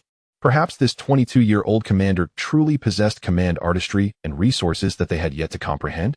They swallowed their doubts. Fan Jingxian took a deep breath. Yes, Deputy Commander Zhuang. We understand. Feng Xiejun nodded as well, saying no more. They chose to trust, even though the tension within them had not eased. The 16 Shadowless-class special reconnaissance ships, like silent seeds scattered into deep space, swiftly disappeared into the vast darkness surrounding the main fleet, quietly constructing a vast and sensitive early warning network at the astonishing distance of 780 million kilometers. They would become Qin Beiwang's extended senses as he marched through the fog. Although the information returned would be delayed, it would illuminate a larger area of shadow. In the Savannah star system, on the periphery of the S-22 preset jump point, lay a quiet expanse shrouded by faint nebulae. After 8 hours of maintaining strict silence while traveling at sublight speed, the main force of Qin Beiwang's Pluto fleet arrived quietly at the outskirts of the designated combat area, like a ghost. The massive ship's silhouettes were hidden behind the thin material bands of the nebula, revealing only cold observation arrays. Inside the tactical center of the flagship Kunlun Mountain, a holographic star map, visible only to Qin Beiwang, was slowly rotating around the S-22 jump point. On the star map, in addition to the markers representing the fleets of both sides, there were countless tiny data streams and fluctuation trajectories that could only be seen under special filters. This information came from the 16 Shadowless-class special reconnaissance ships that had long since departed, distributed in different directions 780 million kilometers away. These reconnaissance ships' powerful passive detection arrays had been continuously collecting and transmitting the faintest traces from this area over the past few hours. Gravitational disturbances, engine radiation residuals, communication leakage harmonics, and even shadows caused by large hulls on cosmic background radiation were all detected. Through systematic integration and reverse engineering, 2 previously hidden entities in the starry background were clearly identified. Target confirmed. Qin Beiwang's voice was calm. 25 light minutes from the S-22 jump point, azimuth 117. Elevation 15. The main force of the Empire's Emerald Fleet, identified by the energy signature of the flagship Emerald Crown. Second target confirmed. 35 light minutes from the S-22 jump point, azimuth 92, elevation 8. The main force of the Empire's Emerald Fleet, flagship Soul of the Forest. The 2 fleets were in a loose, alert formation, with their main sensors facing the direction of the jump point. Qin Beiwang marked the positions of the 2 fleets on the detached star map in the tactical center. The staff looked at Qin Beiwang in shock. They did not understand how he knew this information from at least 800 million kilometers away, connecting it with the 16 special reconnaissance ships sent out earlier. Everything seemed to make sense. Qin Beiwang's gaze locked onto the 2 highlighted red markers. The Emerald and the Emerald Fleet were the 2 main subordinate fleets under Obsidian, specializing in area defense and rapid response, specifically recalled by Lancaster to guard this critical jump point. They were on guard against an attack from the jump point, but had left their flanks exposed to the Pluto fleet that was infiltrating from the borders. The command came. All units of the Swift team, 1st, 2nd, 3rd, and 4th squadrons, take off. Qin Bei looked calm as he issued the orders. Attack sequence. Target the weak points of the Emerald Fleet's air defense, engine arrays, sensor arrays, communication antennas. Second wave, targets of the same type for the Emerald Fleet. Execute swarm tactics, high-speed strikes, hit and run, maximize chaos. The orders were quickly relayed. In the dimly lit hangar, indicator lights lit up and rose, and the magnetic traction devices emitted a low hum. One after another, the sleek, dark-painted Swift V-type space fighters were rapidly catapulted into the cold void. The engines then expelled a bluish tail flame, silently completing their formation. Like disturbed bees, they split into 4 deadly torrents, racing toward their designated targets. They used the nebula and the radar shadow of the fleet itself to approach quietly at an extremely low altitude and astonishing speed. It was only when they were almost about to breach the Imperial fleet's visual alert zone that the main detection array of the Emerald and Emerald fleets facing the jump point received a rapidly amplifying, dense high-frequency energy signal from the passive warning sensors at their rear. On the bridge of the Imperial battleship Emerald Crown, an alarming sound, signaling a high-priority close-range threat, suddenly erupted. Unlike the long warning tone of a jump alert, this was a sharp, urgent shriek indicating the approach of physical attack units. Alert! Alert! Multiple high-speed small targets detected approaching from the rear. Over 300 in number. Extremely fast. They're fighters. Federal fighters. The sensor officer's voice nearly broke. The commander of the Emerald Fleet suddenly turned from his command chair, his face filled with shock and disbelief. Fighters? How could there be Federal fighters here? Wasn't the intelligence saying their main force might come from the jump point? Where did they fly in from? Close-in guns. All close-in guns and point defense systems. Immediately turned to target direction. Open fire automatically. Intercept them. He nearly shouted the orders. The fleet urgently turned. Bring the side armor around. Hurry. The same chaos was playing out on the spirit of the forest. The commander of the Emerald Fleet was equally shocked, ordering air defense while rushing to the communication station. Immediately report to the Invincible. The S-22 perimeter is under attack by a large number of Federal fighters. We may have been infiltrated. Requesting instructions and support. The formations of the 2 Imperial fleets were instantly disrupted. Chapter 43. To be bait, one must be prepared to be beaten. Originally poised to face the jump point, the cannons hurriedly turned, and a dense barrage of close-in fire wove a fiery interception net at the rear of the battleship. Countless dazzling energy beams and explosions tore through the darkness. In the rush, some small corvettes and destroyers began to maneuver, trying to provide cover for the flagship. And the entire defense system experienced a brief period of chaos and vulnerability. Meanwhile, the Federal Swift Fighter Group, like sharks sensing blood, expertly weaved through the not-so-tight interception fire net, launching precision-guided fusion missiles and high-velocity armor-piercing rounds at the vulnerable spots, flashing enticing energy signals, engine nozzles, radar domes, communication array bases. The flames and explosions of the first wave of strikes suddenly lit up the night sky around the S-22 perimeter. Qin Bei's first strike did not land on the anticipated jump point, but instead struck hard at the waist of the Guardians, the flagship of the Obsidian Fleet, the Invincible. When the emergency report of the Emerald and Emerald fleets encountering an attack came from the direction of S-22, Lancaster stared at the tactical screen. Silent for a full 5 seconds. Shock hit him like a bucket of ice water. S-22. That jump point, over 4 billion kilometers from the Elvira border. The farthest preset jump point. Qin Bei's main fleet had silently penetrated to that position. How did he do it? The Chief of Staff exclaimed. Is the boundary monitoring network completely blind? Or were those engine traces? Lancaster realized in an instant. The scattered high-energy reactions at the border were not a small infiltration or feint. They were the traces left by Qin Bei's main fleet when crossing the border, which could not be completely concealed even with their utmost efforts. By choosing to consolidate forces and hold the jump point, he had allowed his main force to slip in right under his nose and travel to the most unexpected depth. A chill crept up his spine. Such a bold, deep penetration placed the entire fleet in enemy territory. Once discovered and encircled, it would be almost certain death. This young man was either a mad gambler or had absolute confidence in his stealth capabilities and intelligence advantage. But after the shock, a cold flame and sharpness belonging to an old hunter ignited in Lancaster's eyes.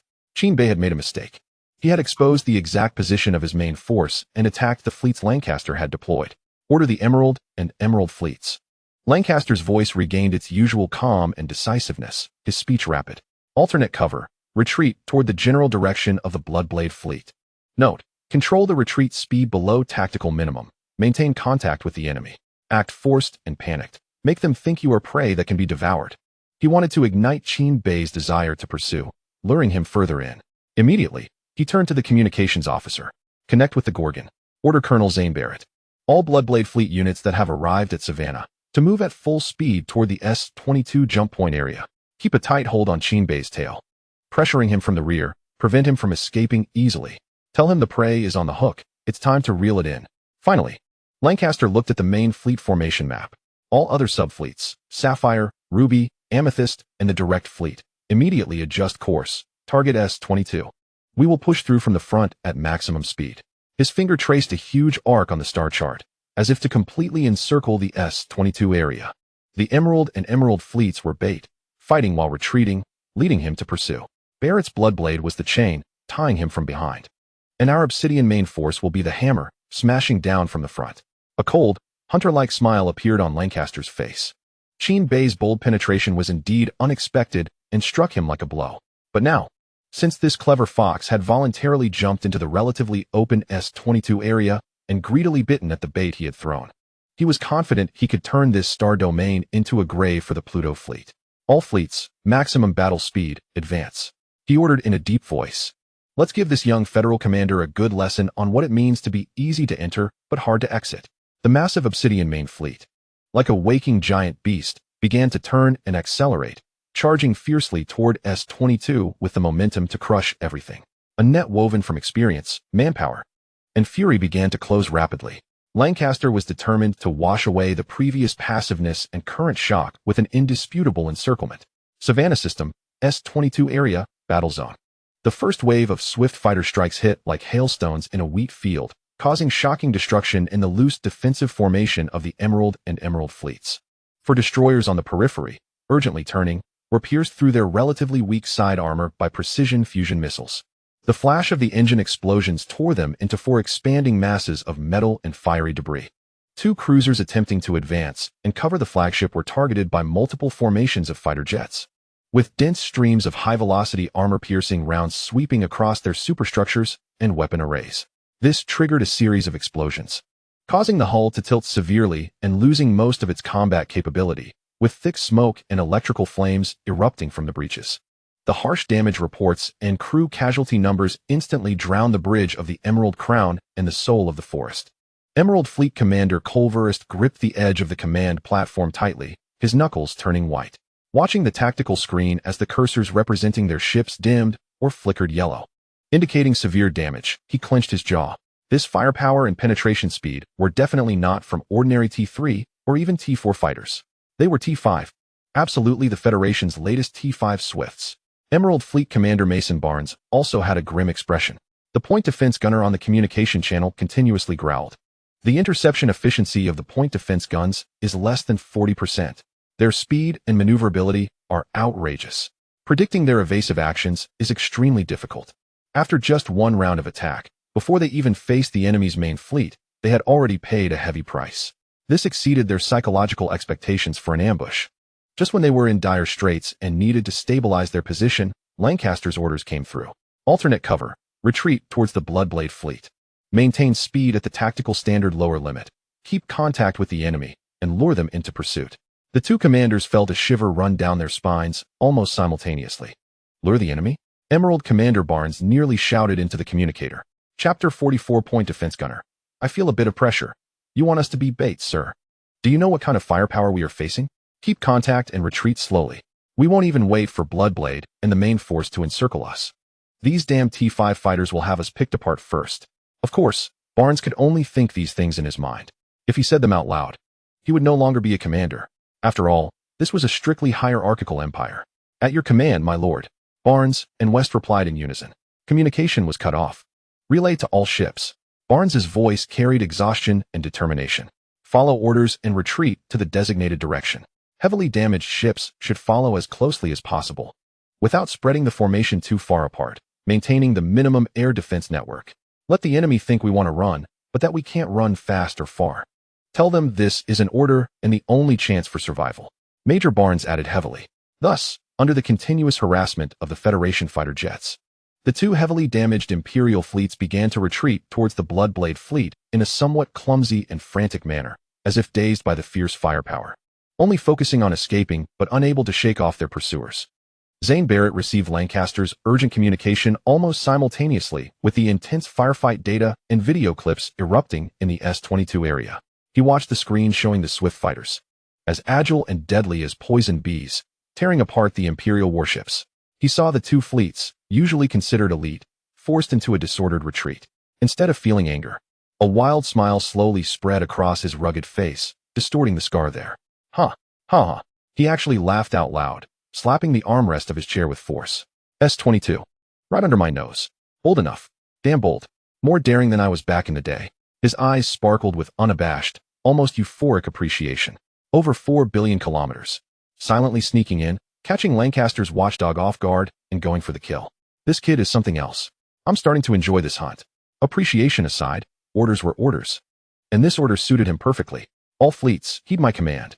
Barrett reined in his smile, his roar resonating through the bridge. All units that have deactivated their camouflage.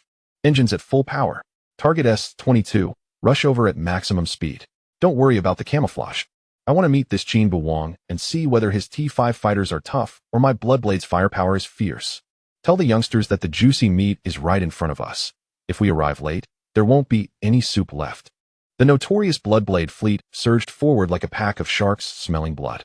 They suddenly accelerated, bursting out of their lurking shadows with a savage momentum, heading straight for the fiery battlefield of the S-22 area. Barrett's excitement and battle intent ignited the entire fleet like an invisible flame.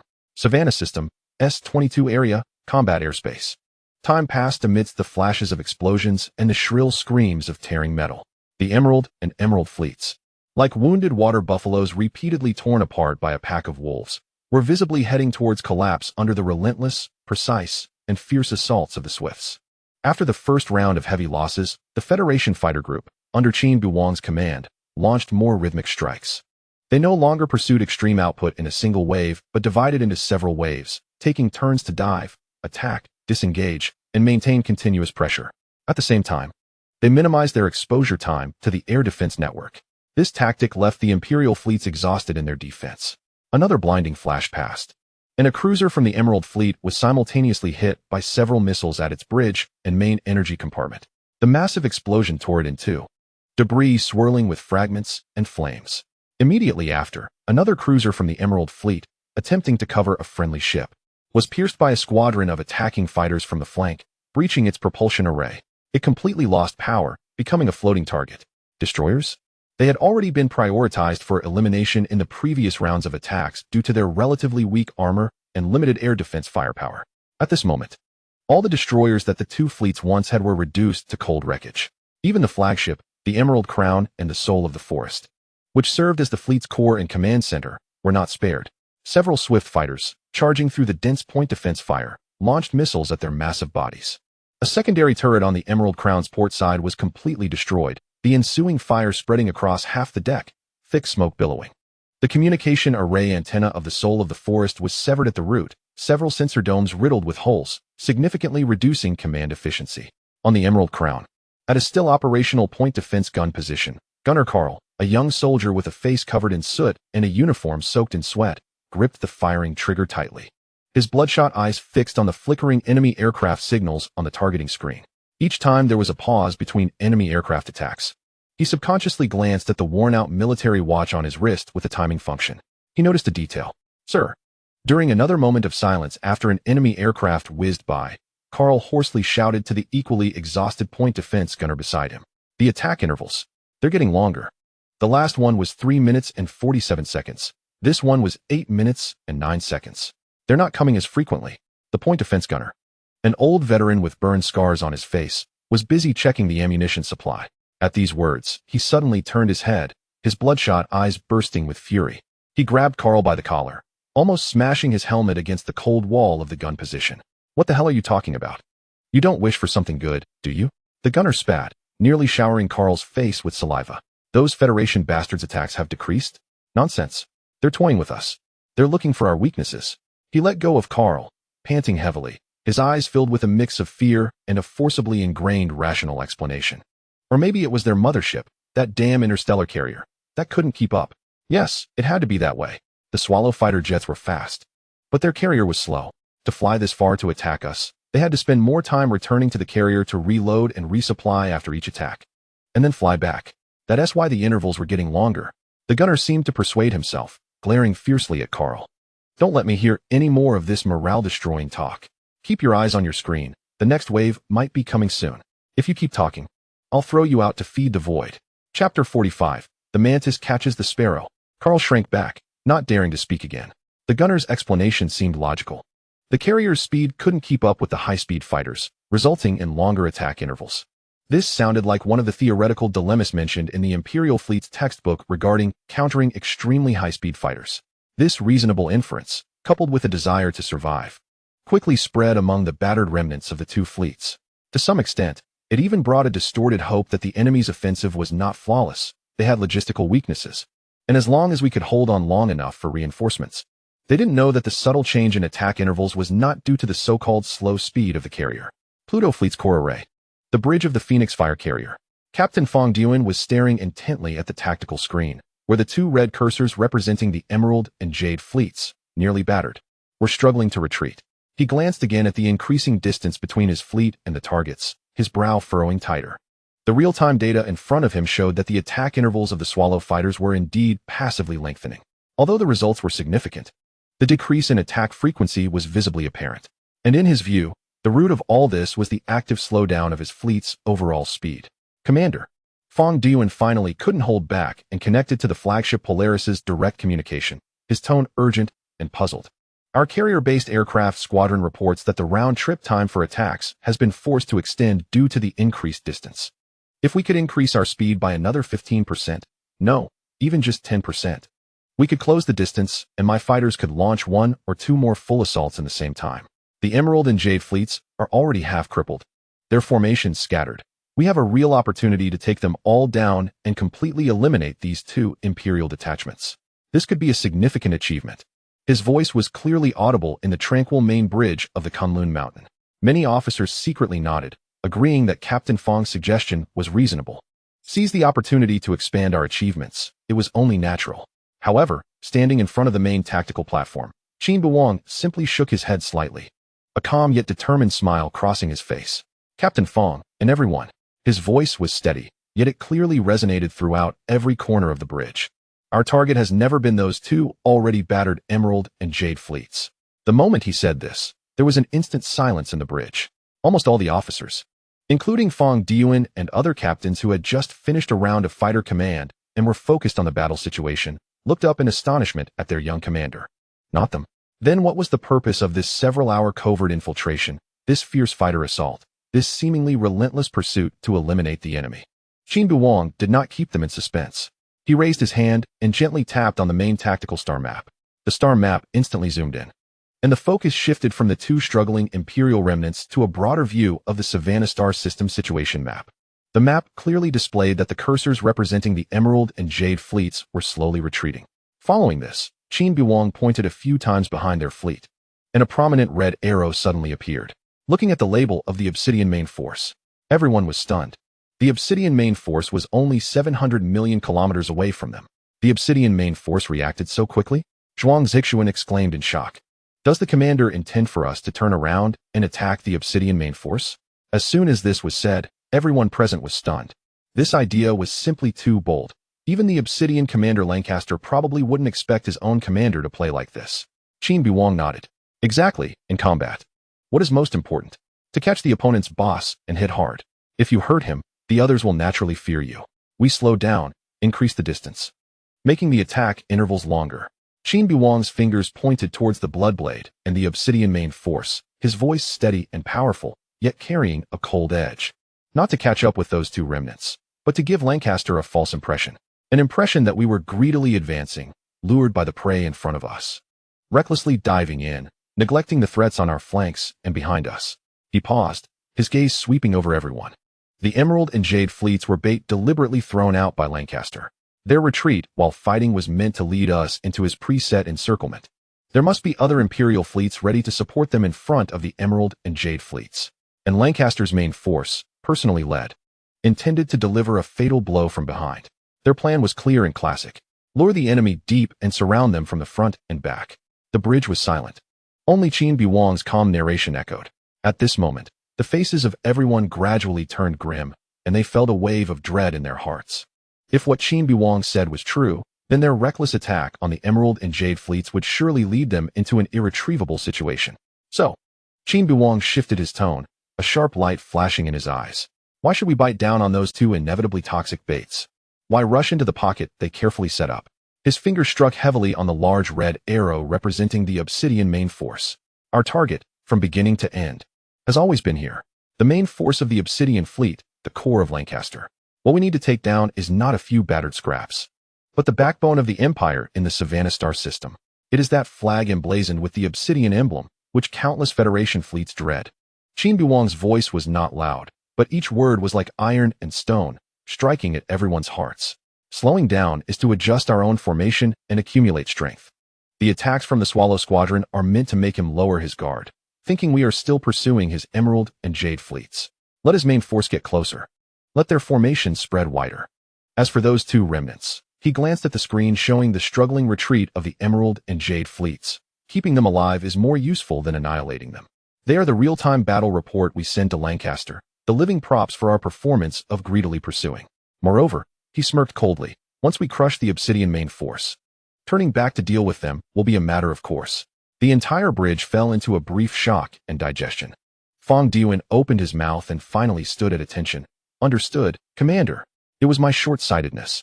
Chapter 46, Hidden Soldiers in the Nebula. I truly do not have X-ray vision. Immediately, Qin Beiwang ordered. Phoenix Fire, maintain your course, maintain your speed. What left the commanders of the subordinate fleets even more confused and uneasy were the following orders. The Tianshu, Yaoguang, Qiang, and 5 subordinate fleets must immediately leave their current course. Maneuver inside the Ghost Nebula, a dense interstellar cloud located on the S-22 flank with a wide range and chaotic electromagnetic characteristics. Upon entry, maintain absolute silence. Shut down non-essential energy outputs and await further orders. Commands will be communicated through encrypted channels. A few seconds later, a barely concealed question echoed in the communication loop. Commander. The voice of Fleet Commander Feng Xiaojun of the Tianshu fleet came first, carrying his usual steadiness and evident worry at this moment. The situation inside the Phantom Nebula is complex. The concentration of ionized gas and dust is extremely high, rendering our conventional detection methods basically ineffective, akin to being blinded. The ship's hull and external equipment may suffer from continuous corrosion, and there is a risk of internal circuits malfunctioning due to static electricity accumulation. Most importantly, once we enter, we will have difficulty observing external enemy situations, making maneuvering and coordination extremely challenging. It's like locking ourselves in a tin can. Yes, Commander. Fleet Commander Fan Jingxian of the Shake Light Fleet added, his tone urgent. The Obsidian fleet is about to pursue. At this moment, dispersing the majority of our main forces to hide in a blind spot is risky. If the enemy fleet bypasses the nebula, or if our position is exposed and attacked, we might not even have time to react. Should we reconsider? Although several other subordinate fleet commanders did not speak directly, their silence conveyed the same doubts. Placing the fleet in such a passive and dangerous position is certainly not conventional tactics. In the face of everyone's confusion and concern, Qin Beiwang's voice remained steady, betraying no ripples of emotion. Gentlemen, execute the order. I will send the specific coordinates and posture after entering the nebula one by one. As for the observation and navigation issues, he paused slightly, as if confirming something, then continued. No need to worry. I have my ways to grasp the external situation, especially the movements of the Obsidian main force. You just need to hide, maintain silence, and wait for the signal to strike. His tone conveyed an undeniable certainty, but where did this certainty come from? Doubts lingered in everyone's minds. Yet military orders are as solid as a mountain, and Qin Beiwang's past achievements and those incredible tactical successes forced them to suppress their concerns. Yes, Commander. At your command. With a head full of questions, the 4 subordinate fleet commanders accepted the orders. The massive Pluto fleet began to split. The Kirin-class carrier Fire Kirin and 2 escort cruisers continued to pursue the Emerald and the remnants of the Emerald, but their speed noticeably slowed, like a fist that had retracted some of its force. Meanwhile, the other 5 fleets, totaling more than 70 main warships, turned slowly, heading toward the nearby area of the rolling, magnificent, and dangerous Phantom Nebula. Gradually swallowed by the dense ionized gas and cosmic dust, they disappeared from the main battlefield. At the same time, at the Kunlun Mountain Flagship Tactical Center, The atmosphere here was starkly different from the confusion outside. Qin Beiwang stood alone in front of the central holographic tactical platform, where two star maps floated. One was a standard fleet-shared tactical star map, containing relatively conventional information, currently displaying the positions of our two carrier formations, the retreat trajectory of the Emerald and the Remnants, and the general location of the Obsidian main force. The other, however, was his system star map. This star map was much clearer, more detailed, and real-time. On this private star map, a large area of the Savannah star system was no longer just empty void or rough simulation. Countless subtle, almost imperceptible data streams were converging from the vast sea of stars. The sources of this data were the passive detection buoys secretly deployed by the Shadow-class reconnaissance ship at key navigation routes, gravity anomaly points, and the outskirts of the galaxy long before the fleet set out, even earlier. These buoys emitted no active signals and did not release any energy that could be detected. They simply lay quietly, like sleeping sensors, recording every trace that passed by. Engine thermal radiation, slight disturbances in the gravitational field, the shielding of background radiation caused by the movement of large metal objects, even the occasionally leaked encrypted communication harmonics, all directly fed back into Qin Beiwang's system star map. As long as the distance did not exceed 7.8 billion kilometers, they were basically real-time. This was also the confidence that allowed Qin Beiwang to let the fleet hide within the nebula, the flagship of the Obsidian fleet, the barrier breaker, on the bridge. The communications officer presented the latest report from the Emerald and the Remnants, filled with interference and hurried breathing sounds. The enemy fighters were still harassing us, but the intervals between attacks had increased. However, our fleet's losses continued to expand. The main force of the Pluto fleet seemed to still be following behind, with no significant distance closing, but they had not been shaken off. Lancaster listened to the report, and a slight smile of confidence finally curled at the corners of his mouth. Indeed, he snorted softly, his voice carrying the understanding of an old general who saw through the tricks of the young. Greed and recklessness blinded them to the prey that was almost within reach. They only sent fighters to take advantage, while the main force dared not advance rashly. Were they afraid of counterattack, or were they cautious because this was a trap? He could almost see the young face of Qin Beiwang filled with the desire for military merit and the anxiety born from being deep behind enemy lines. He had seen this mindset too many times. Commander. At this moment, the fleet chief of staff, a serious-looking lieutenant colonel, stepped forward from the side, his brow furrowed with unshakable worry. I feel that something is wrong. Lancaster tilted his head slightly. Speak. Since the engagement began, the enemy has only used space fighters for attacks. Their battleships and cruisers have yet to show themselves, nor have they even conducted long-range fire tests. The chief of staff pointed at the star map. This is illogical. If they truly wanted to take down the Emerald and the Remnants, even for deterrence and suppression, the main ships should have advanced, at least to provide fire coverage. This kind of hiding and revealing, only letting the fighters perform, seems to be deliberately concealing something, or waiting for something. As his words fell, the bridge fell silent for a moment. Chief of Staff, you are overthinking it. On the other side, Deputy Commander Jeremy Sloan, a capable-looking middle-aged colonel, immediately rebutted, his tone filled with absolute confidence in their technology. Our Night Owl-class T-4 special reconnaissance ships have long moved to a fan-shaped warning net around the main fleet, 1.8 billion kilometers out. Each Night Owl is equipped with the latest long baseline thermal tracking arrays and ultra-sensitive gravitational wave detectors. Chapter 47. Strike, it's about the elite. He stepped to the tactical platform, bringing up a diagram of the reconnaissance ship's coverage. A vast, pale red, translucent arc-shaped area enveloped the front and flanks of the Obsidian main fleet.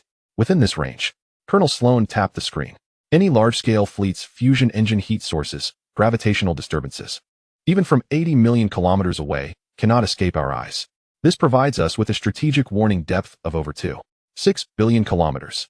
He looked at the Chief of Staff, then at Lancaster. If Qin Beiwang's fleet dares to split forces to ambush or play any tricks, as long as they enter this warning circle, we will have at least 40 minutes or more of reaction time for deployment adjustments.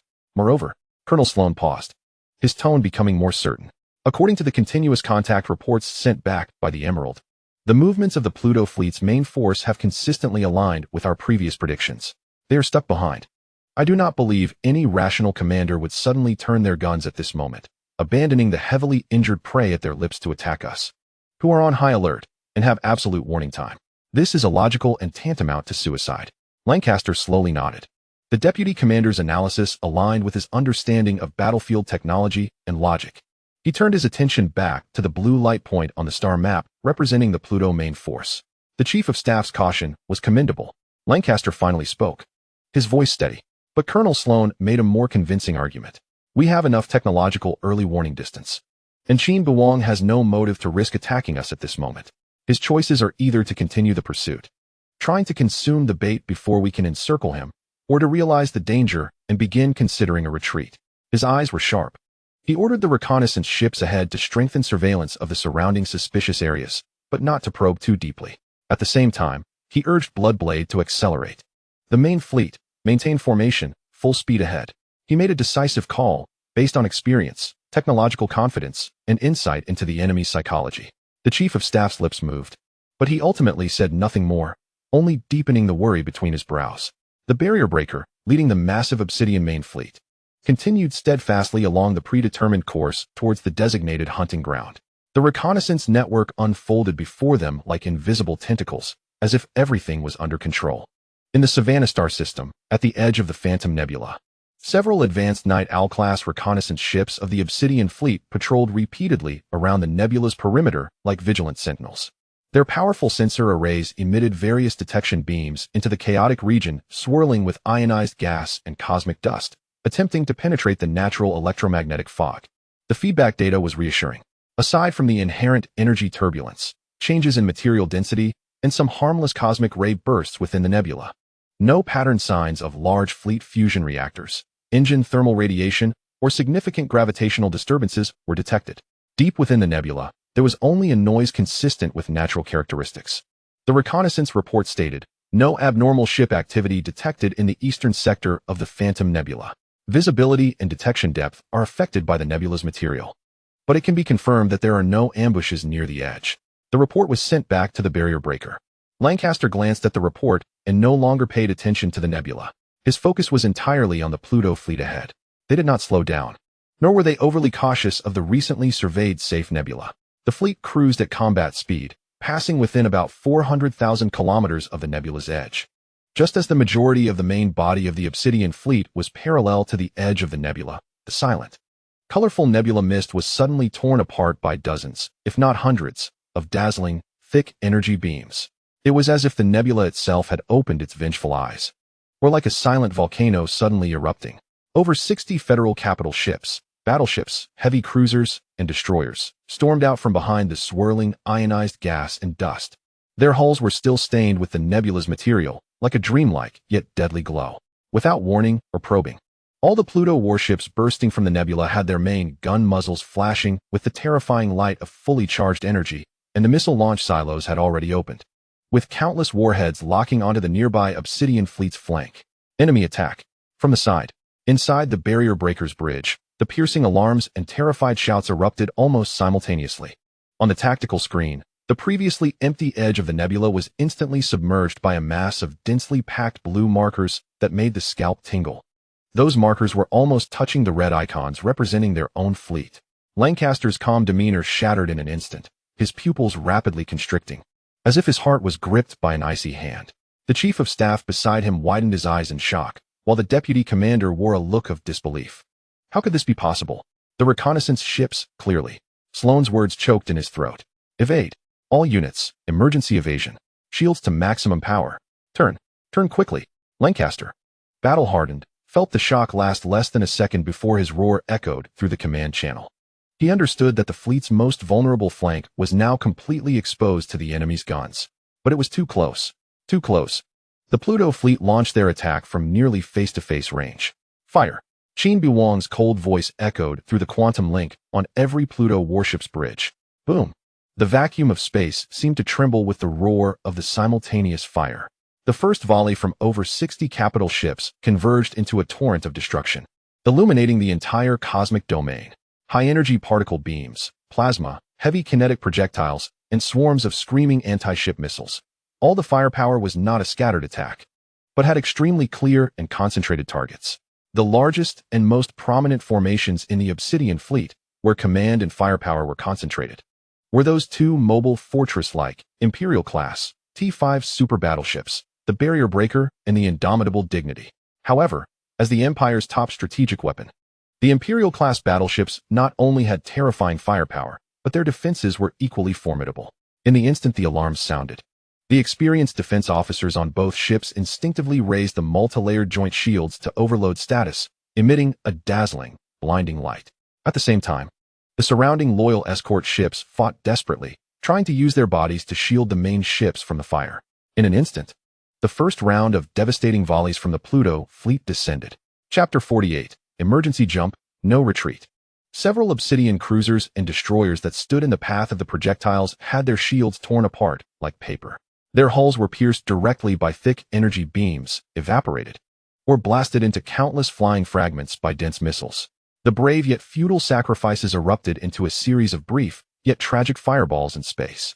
Some of the stray firepower struck fiercely against the shields of the two Imperial-class ships. The terrifying energy, capable of instantaneously vaporizing small starships, stirred violent ripples on the surface of the barrier breaker and Indomitable Dignity's shields, the light so bright that it caused the observation devices to overload instantly. The shield generator emitted a strained, buzzing sound, energy readings plummeting, but it held. The massive bodies of the two ships shook violently under the impact of the fire, with horrifying marks burned into the external armor plating. Some secondary turrets and sensor arrays were damaged in the aftermath, but their core hull structures remained largely intact. The command systems were not fatally struck, and the primary weapon arrays were still operational. Shields down to 42%. The damage control officer on Indomitable Dignity reported hoarsely. Right flank, 3rd District armor melted. Close-in weapons lost 30%. The defense officer on Barrier Breaker gritted his teeth. Lancaster steadied himself amid the violent shaking. Seeing that Indomitable Dignity's identification remained lit, he immediately felt relieved. Although the shield energy had plummeted, it had not been breached, and with a slight sense of relief, a wave of overwhelming anger and a hint of fear surged within him. What a Qin Beiwang! He almost spat the name through clenched teeth. So it was hidden here. All ships in the fleet immediately turn. Counterattack. Take down those rats crawling out of the sewers. Contact Barrett and tell him to accelerate at all costs. Encircle them. The Obsidian fleet, the iron fist of the Empire's frontier, finally displayed the qualities of its veteran forces after suffering the heaviest and most unexpected blow since the outbreak of war. Following the initial chaos, the ships began to turn with all their might, the injured giants roaring as they aimed their guns at the flank of the Pluto fleet. The remaining destroyers also surged forward madly, attempting to entangle the enemy and buy time for the main forces to adjust. The harsh alarms, the vibrations of explosions, the flickering damage reports, and the devastating fire illuminating the starry sky outside the viewport formed the main theme of the bridge at that moment. Lancaster was under intense pressure, roaring orders for the entire fleet to turn and prepare for a decisive battle against the Pluto main fleet that had emerged from the nebula. Full left rudder. All turrets target the enemy ships. Missile barrage, suppress them. Concentrate shield energy on the damaged side. Commands were issued in rapid succession. The massive Obsidian fleet, like an enraged beast, began to clumsily yet resolutely turn its body, aiming its battered but still deadly fangs at the threat on the flank. Just at this critical moment of life and death, Commander, urgent communication from the L7 jump point observation station. Highest priority. The communication officer's voice, nearly breaking, cut through all the noise. Lancaster felt a sudden chill, a foreboding that was colder than the flank attack seized him instantly. Get it through. A brief text message marked with significant time delay was projected in one corner of the main screen, its content hitting everyone like a heavy hammer. L7 observation station urgent report. Detected large-scale, stable jump signal, identified as a Federation fleet. Confirmed that at least 3 Pluto subfleet formations have completed the jump and appeared at point L7. Currently forming up and moving at high speed towards the Savannah star system. Speculated direction S22 area. Sent time, 1 hour ago. 3 fleets at L7 an hour ago. Colonel Sloan, the deputy commander, murmured, his face turning pale. An hour delay. The straight-line distance from L7 jump point to their current core in the S22 area is nearly 1 billion kilometers. Calculating at the fleet's usual sublight cruising speed. An hour is enough for the enemy to cover almost half the distance.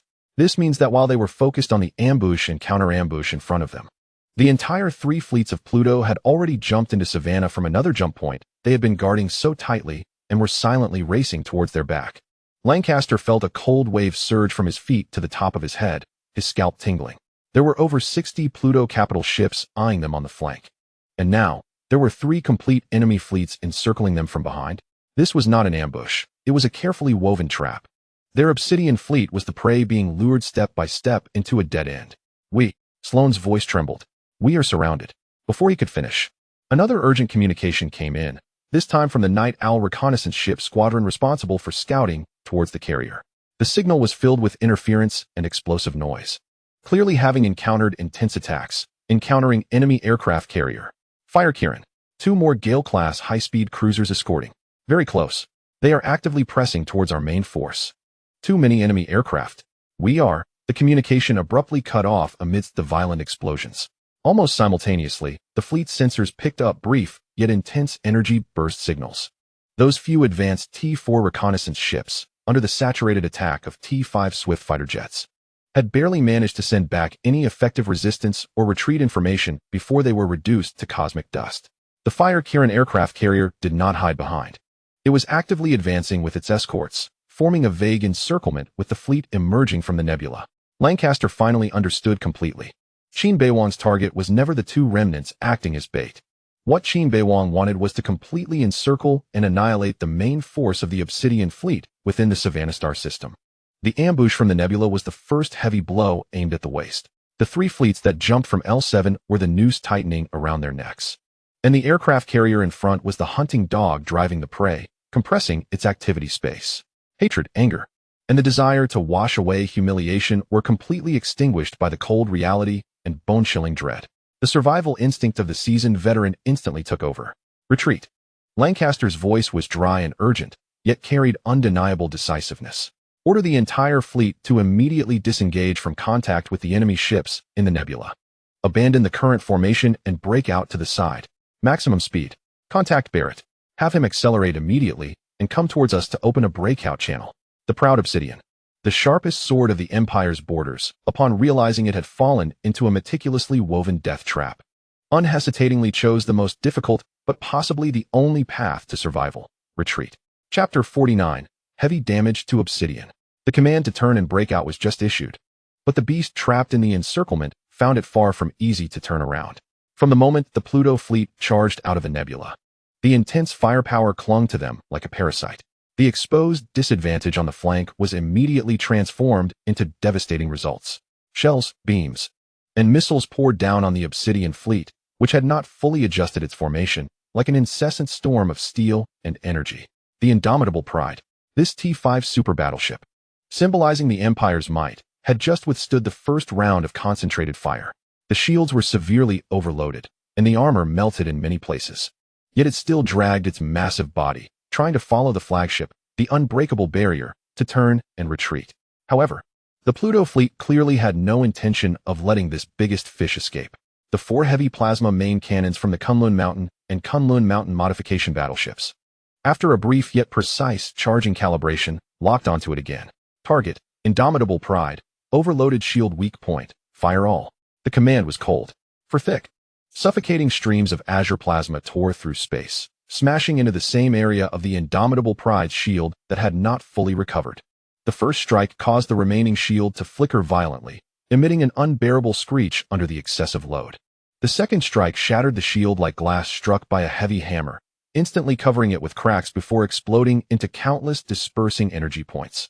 The third and fourth strikes penetrated through the heavy armor that had lost shield protection with almost no obstruction. The ultra-high temperature plasma, hot enough to vaporize steel, sliced into the Indomitable Pride's massive hull like a red-hot knife cutting through butter, creating 2 shocking, terrifying penetration wounds that reached the core. The internal ammunition depot, energy pipelines, and fusion reactor chamber exploded in succession under unimaginable high temperatures and pressures. From the outside, the massive ship first stiffened, then the midsection and rear bulged outward simultaneously, blinding white light bursting forth from countless cracks. The next second, boom, a destruction light brighter than a star erupted at the center of the battlefield.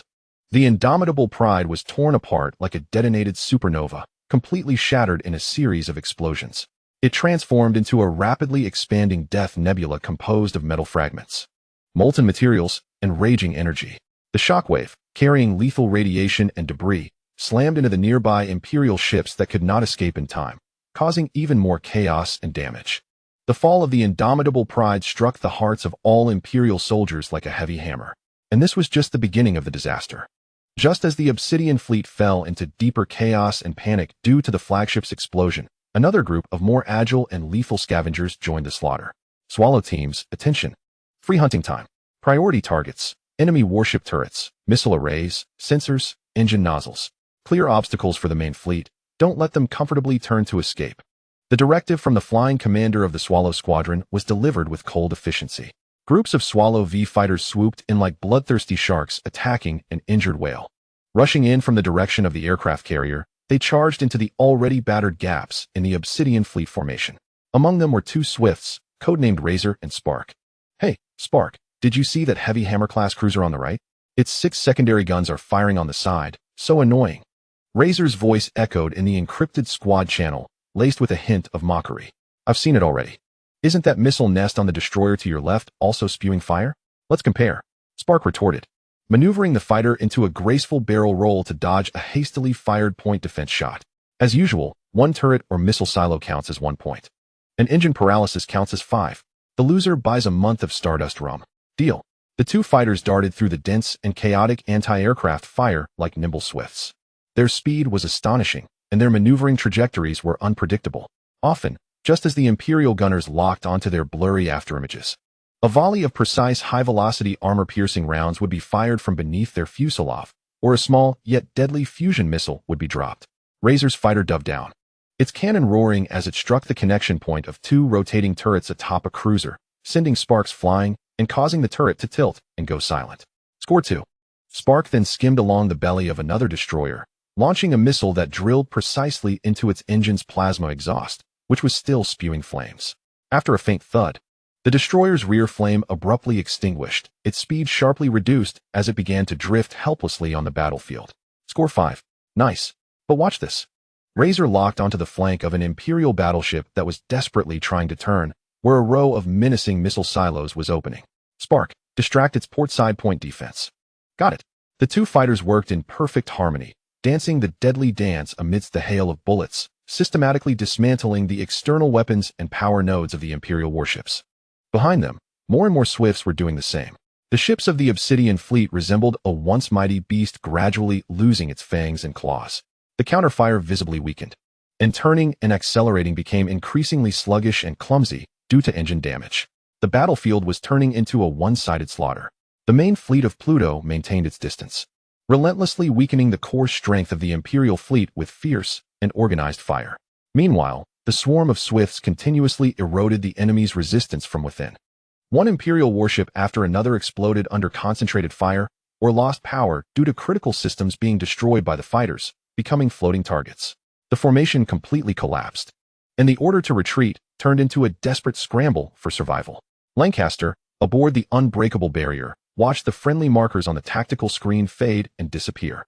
Listening to the cries for help, panic, and despair coming through the communication channel, his face became as pale as paper. The bitter fruit of failure, mixed with fear of Qin Bei's tactics and regret over his own misjudgments, almost overwhelmed him. Break through at all costs. If one ship can escape, let it, he croaked, issuing the last order that essentially acknowledged their defeat. An hour later, the Obsidian fleet finally broke free from the encirclement of the Pluto fleet. However, the once mighty armada of 5 fleets and over 60 starships was now reduced to just over 30. The Amethyst and Emerald fleets had been completely annihilated. Chapter 50. You think I'm on the first layer, but I'm actually in outer space. Among the remaining 31 starships, very few could be considered intact. Most were heavily damaged and required immediate dry docking for repairs, with combat effectiveness reduced to a mere fraction. Over half the vessels, along with tens of thousands of experienced Imperial personnel, were forever lost in that starry expanse. What was lost was not just steel, but also the elite backbone and vitality that the Obsidian fleet had accumulated over the years. Colonel Sloan, the deputy commander, had blood still drying on his face from a shard of shattered screen. He looked at the horrific battle report, his voice hoarse. Commander, Lancaster raised his hand to stop him. His gaze was hollow as he stared out the window at the scattered and mostly battered silhouettes of their remaining ships. Slowly closing his eyes, exhaustion, regret, and an almost desperate sense of defeat wrapped around him like cold stardust. Once upon a time, the Obsidian fleet had been a force that made the Federation fleet retreat at all costs. Once upon a time, they had confidently planned to use 3 elite detachments to set the stage for a paradigm-shifting annihilation battle. Now, that paradigm had become a joke. The Annihilator had almost been annihilated. Account for all remaining ships and personnel, prioritize treating the wounded, stabilize the fleet. After a long pause, Lancaster finally issued the command in an extremely dry voice. We need a safe place to lick our wounds. He hesitated, almost squeezing out the last few words through clenched teeth. Preliminarily report the battle situation and encrypt the message to General Strauss. Indicate that our unit encountered a carefully designed ambush and encirclement by the enemy's main force, suffering heavy losses. The phrase heavy losses weighed heavily as 1,000 pounds. He knew that when this report reached the command center of the Opal Star region, it would cause an earthquake. The invincible reputation of the Obsidian fleet had been utterly shattered, and it had been broken in a humiliating manner by a newly formed fleet led by young commanders. On the retreating route, there was only the low moan of engines and the pervasive shadow of death and collective silence lingering in every remaining Imperial warship. The once glorious Obsidian was now dim and cracked, deep in the Savannah star system, at the Pluto fleet rendezvous point.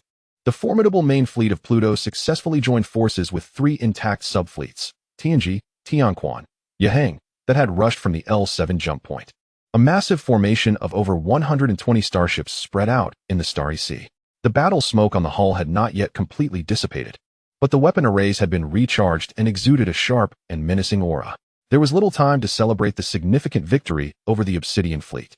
Qin Bei's orders had already been issued. All fleets, adjust course, target Lankai Star.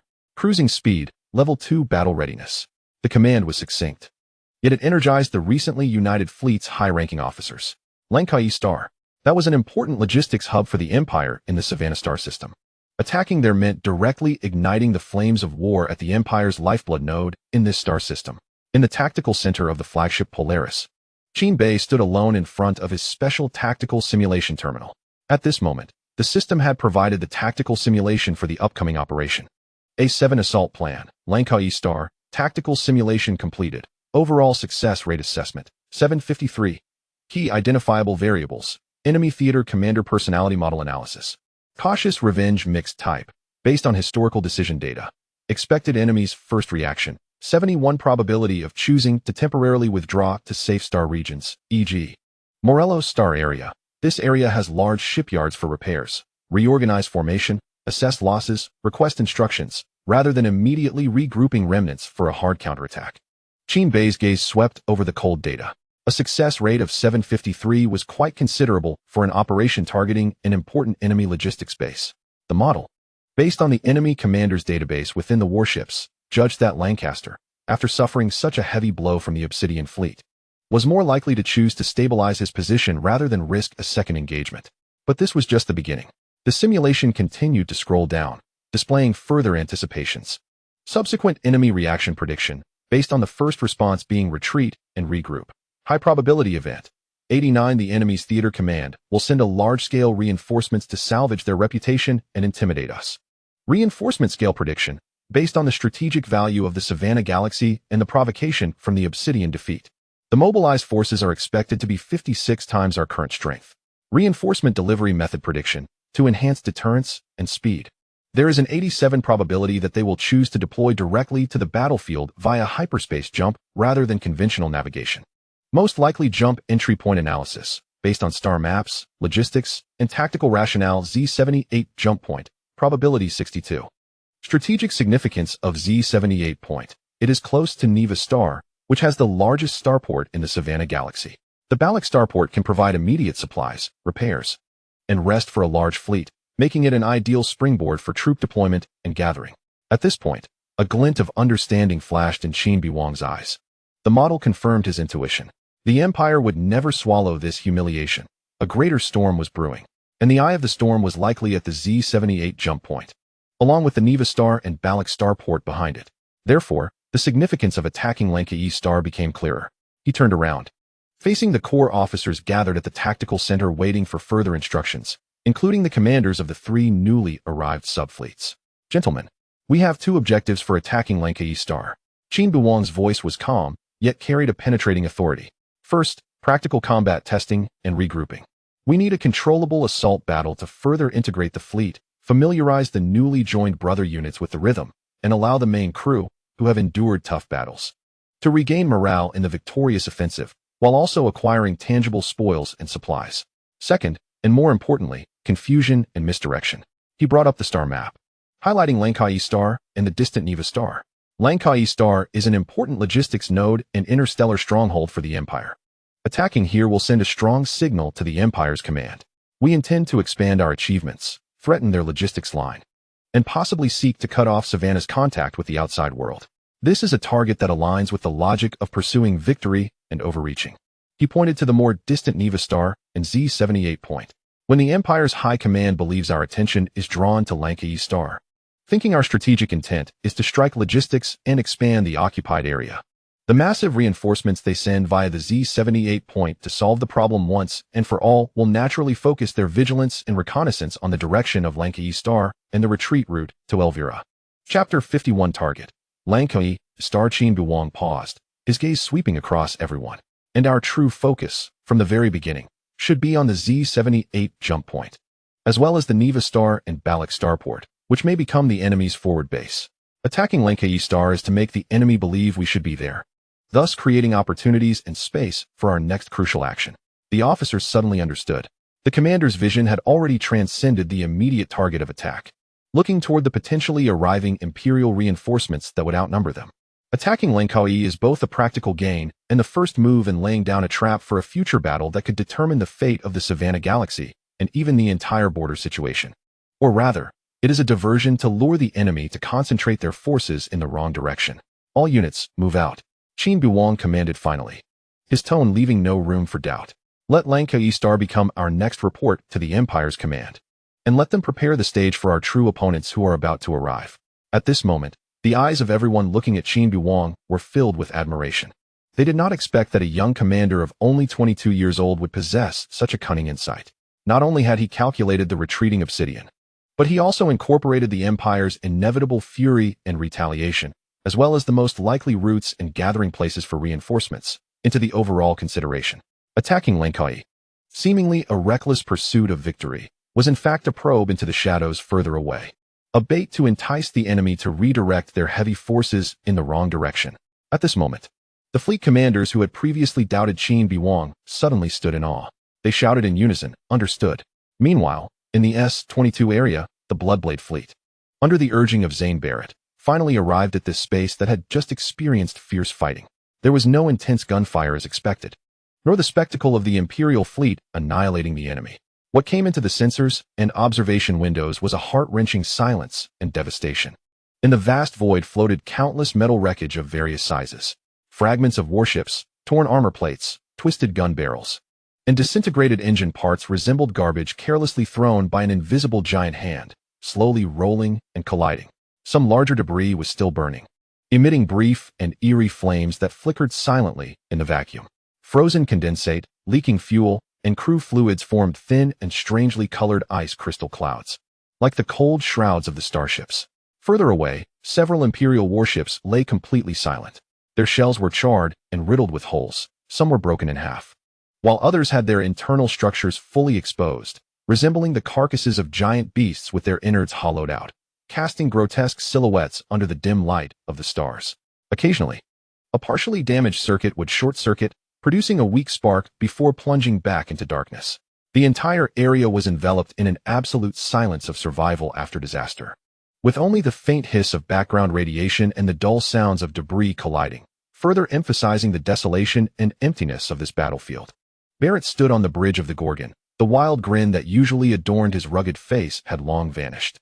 In its place was a solemn mix of shock, gravity, and a barely perceptible horror. "It's real," he murmured, his voice dry.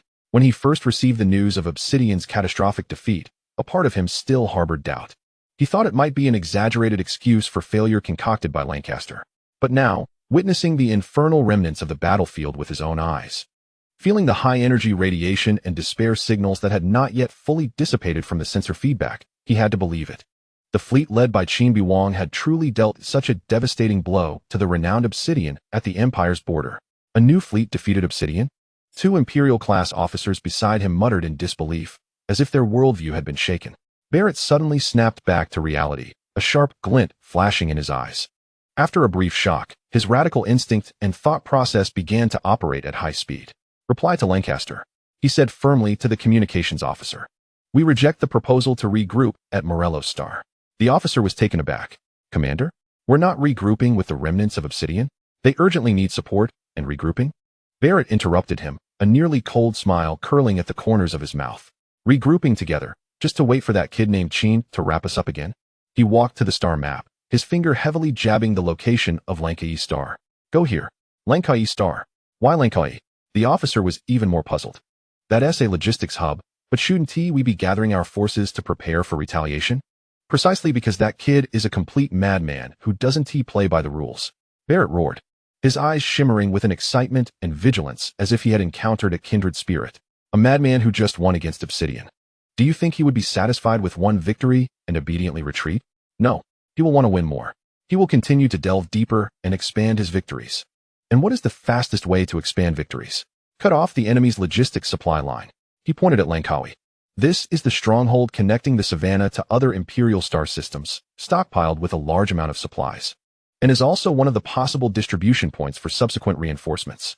Striking here can not only bring tangible benefits, but also severely damage our sustained combat capabilities and create panic.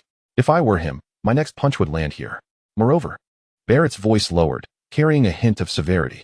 Our Bloodblade still has some sub-level fleets on the way, and the Iron Curtain fleet is also moving in that direction. If that madman really goes to Langkawi or ambushes our reinforcements halfway, the losses would be tremendous. We must take the initiative. We either hold Langkawi or settle it right there with him. The officer suddenly realized, feeling a chill. The commander is completely predicting actions from the perspective of that madman enemy commander. All fleets. Turn. Target Langkawi. Maximum speed. Barrett no longer hesitated and issued the order sternly. He abandoned the plan to rendezvous with the remnants and chose to rush alone to what he believed was the critical point where the flames of war would reignite. In the Opal Star Domain Warzone Command Center, the strategic briefing room. The encrypted hyperspace communication had just been decoded when the full preliminary battle damage report from the Obsidian fleet appeared on the giant central screen. The air, which had been busy and orderly in the room, seemed to be instantly sucked out. The room fell into an eerie silence. Chapter 52. Oil on the Fire Tactics. The furious general, a young intelligence officer, was drinking coffee, his gaze sweeping over the key phrases on the screen. The indomitable dignity confirmed sunk. The Amethyst and Emerald fleets completely annihilated, total loss rate estimated to exceed 50. His hand holding the cup suddenly stiffened, spilling the scalding coffee. He didn't even notice the burn on his hand, just gaping, his eyes fixed on the screen, as if unable to comprehend the meaning of those words. This is impossible. Sitting beside him, a veteran officer responsible for fleet composition statistics was the first to lose his voice, his tone altered by extreme shock. He suddenly stood up, nearly toppling his chair, his finger trembling as he pointed at the screen. Obsidian? It was battered? Over half the losses? The Indomitable Dignity is an Emperor-class T-5 battleship. Who did this? How could the Savannah system have such power? It was that newly formed Federal garrison fleet, the Pluto fleet. Another officer responsible for enemy analysis turned pale, quickly pulling up the brief and pitiful file on Qin Beiwang. Commander, Qin Beiwang, 22 years old. Son of Federal Marshal Qin Shinfan. The last battle report confirmed he annihilated the Welsh subfleet, but that was Welsh. It is not even on the same level as Obsidian. Could there be an error in the intelligence? Or did Obsidian encounter an ambush from the Federal main force? Some raised doubts, but their voices lacked conviction. The fragmented battlefield data and residual high-energy radiation evidence attached to the report pointed to an extremely brutal and one-sided defeat. 2 T-5S, all T-4, class starships, with a scale of over 60 main starships, a 3-star general murmured, his fingers unconsciously tapping the table. His face filled with a sense of absurdity. They were actually beaten so badly by a newly formed fleet that had only been established for a few months. Mostly T-3 or even mixed troops. What was Lancaster doing? Low gasps of disbelief and quick page-turning sounds intertwined in the briefing room. The originally solemn military command center was now filled with an absurd sense of shock. Obsidian was defeated, and so miserably. This nearly overturned their long-standing understanding of the strength comparison at the border. At that moment, bang, a dull and massive slap silenced all the noise. Everyone's gaze instantly focused on the main seat. The overall commander of the war zone, General Strauss, slowly withdrew his hand from the heavy alloy table.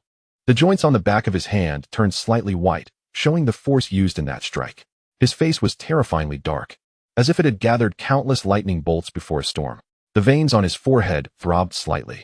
and his hawk-like eyes were fixed on the battle report on the screen, swirling with shock, rage, and a hint of icy murderous intent from being severely offended. Obsidian. That was his best force aside from the core subfleet, the most capable and the one he had high hopes for at the border. 2 T-5 Emperor-class battleships were ordered personally by him to the Obsidian fleet, meant to serve as a stabilizing force against the federal frontier. A full fleet of T-4 class main ships represented the Empire's technological and strength advantage in this area. Now, this needle is broken, this fist shattered, and it was crushed by a nameless federal rookie fleet commanded by someone younger than his grandson. A disgrace. It was also a heavy blow to Strauss's personal authority and the strategy of the war zone. The cold fury replaced the initial shock. Strauss raised his head, his gaze sweeping like a blade over the still murmuring officers. His voice was not loud, but it carried an undeniable iron-blooded meaning, each word striking the now silent room. Order. The officers immediately held their breath and stood at attention. Great White Shark Fleet, Deep-Sea Jellyfish Fleet, Man-Faced Lion Fleet, Merfolk Fleet. He listed 4 subfleet code names that were equally notorious in the Opal Star domain in one breath. The 4 fleets are to immediately end all current tasks. Enter the highest state of readiness. Within 72 hours, complete assembly and resupply, and take the fastest jump route to support the Savannah system. The War Zone Command grants. Upon arrival at Savannah, the Great White Shark Fleet Commander will coordinate, with the primary task being to annihilate the Federal Pluto subfleet. Completely eliminate that unit, and restore absolute control over the Savannah area. If necessary, support can be requested from Iron Curtain, Bloodblade, and the remnants of Obsidian for joint operations. I don't care what method you use. I want to see Qin Beiwang's fleet turn to dust in the Savannah sky. I want the Federation to clearly understand the cost of angering the Empire. After the order was issued, the briefing room fell into a strange silence again, even more oppressive than before. Many officers showed unmistakable shock on their faces, and some young officers couldn't help but exchange incredulous glances.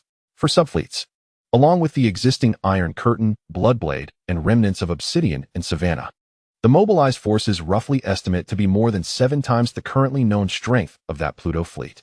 Do we really need to mobilize such forces against a newly formed rookie fleet that just won a lucky battle? If this gets out, not only will the Federation laugh, but even colleagues from other Imperial Star domains will probably think Opal Star domain is making a fuss, losing face. Strauss, a figure of great stature, immediately noticed the expressions of his subordinates. He did not get angry, but only a cold, slightly mocking smile appeared at the corner of his mouth. Think this is overkill? Think we would be laughed at? His voice echoed in the silence, carrying a profound understanding of the situation. Losing an Obsidian is not just a military defeat. It is a serious weakening of the Empire's deterrent power in this star domain. If we cannot crush this provocateur with overwhelming force, then today it is Qin Beiwang. And tomorrow there may be more Qin Beiwangs emerging. Just how arrogant will the hawkish faction of the Federation become? He paused, his gaze sharper. This is not just a simple revenge battle. This is a punitive battle, a battle to establish authority. I don't want a hard-fought victory. I want a decisive, utterly crushing defeat. I want to use this overwhelming power to tell everyone that the borders of the Empire cannot be provoked, and the dignity of the Empire cannot be diminished, even if it requires 7 or 10 times the strength, as long as it brings absolute deterrence and long-lasting peace. It is worth it. Face. Strauss snorted coldly. Losing means losing face. Crushing the enemy and all potential challengers' complacency with absolute strength is what true power is. Execute the orders. The staff trembled all over, no longer harboring any doubts, and responded in unison. Yes, General. Chapter 53. Mobilizing 4 fleets. Is it for Pluto? Don't joke. Chala Star System. The mother port of the Great White Shark Fleet. Fleet Commander Isaac Jenkins, a robust general known for his bravery and volatility, had just finished a high-intensity live-fire exercise and was walking into the command room, wiping sweat with a towel, when his aide approached with a strange expression. Handing him General Strauss's secret order, Jenkins glanced at it. His eyes widened, and he grabbed the order document, reading it carefully again. For fleets? Plus the 7 from Savannah? To fight a new subdivision of the Federation? Jenkins's voice was like sandpaper. Has old Strauss lost his mind? Killing a chicken with a butcher's knife? He looked out the window at the port, where his ships, painted to resemble the jagged teeth of a shark, were quietly docked. Well, he suddenly grinned, revealing a mouthful of white teeth, a bloodthirsty glint flashing in his eyes. Just in time. I've been bored lately and need to stretch my muscles. Let's see what kind of 3-headed, 6-armed creature can make that proud Lancaster cry. Brisbane Star System.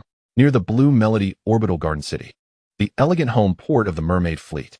Commander Lorraine Albert, a handsome man whose demeanor was more noble than military, was on the terrace of the officers' club, enjoying the brilliant lights of the city below and the outdoor performance of the symphony orchestra with several friends from the arts community. An aide quietly approached, handing him a secure information board. Albert smiled apologetically to his friends and stepped aside to read. The smile on his face gradually faded, replaced by a look of seriousness and surprise. Such a large-scale mobilization is no longer tactical but political. He sighed softly, looking up at the starry sky. The fire you ignite, Qin Beiwang, is likely to be far beyond your imagination. Well, as the blade of the Empire, I must share the Empire's worries. He adjusted his meticulously groomed cuffs and regained his composure. Notify the fleet to terminate all leave and immediately enter a state of high readiness. Let us move to our stage in the most elegant and deadly manner.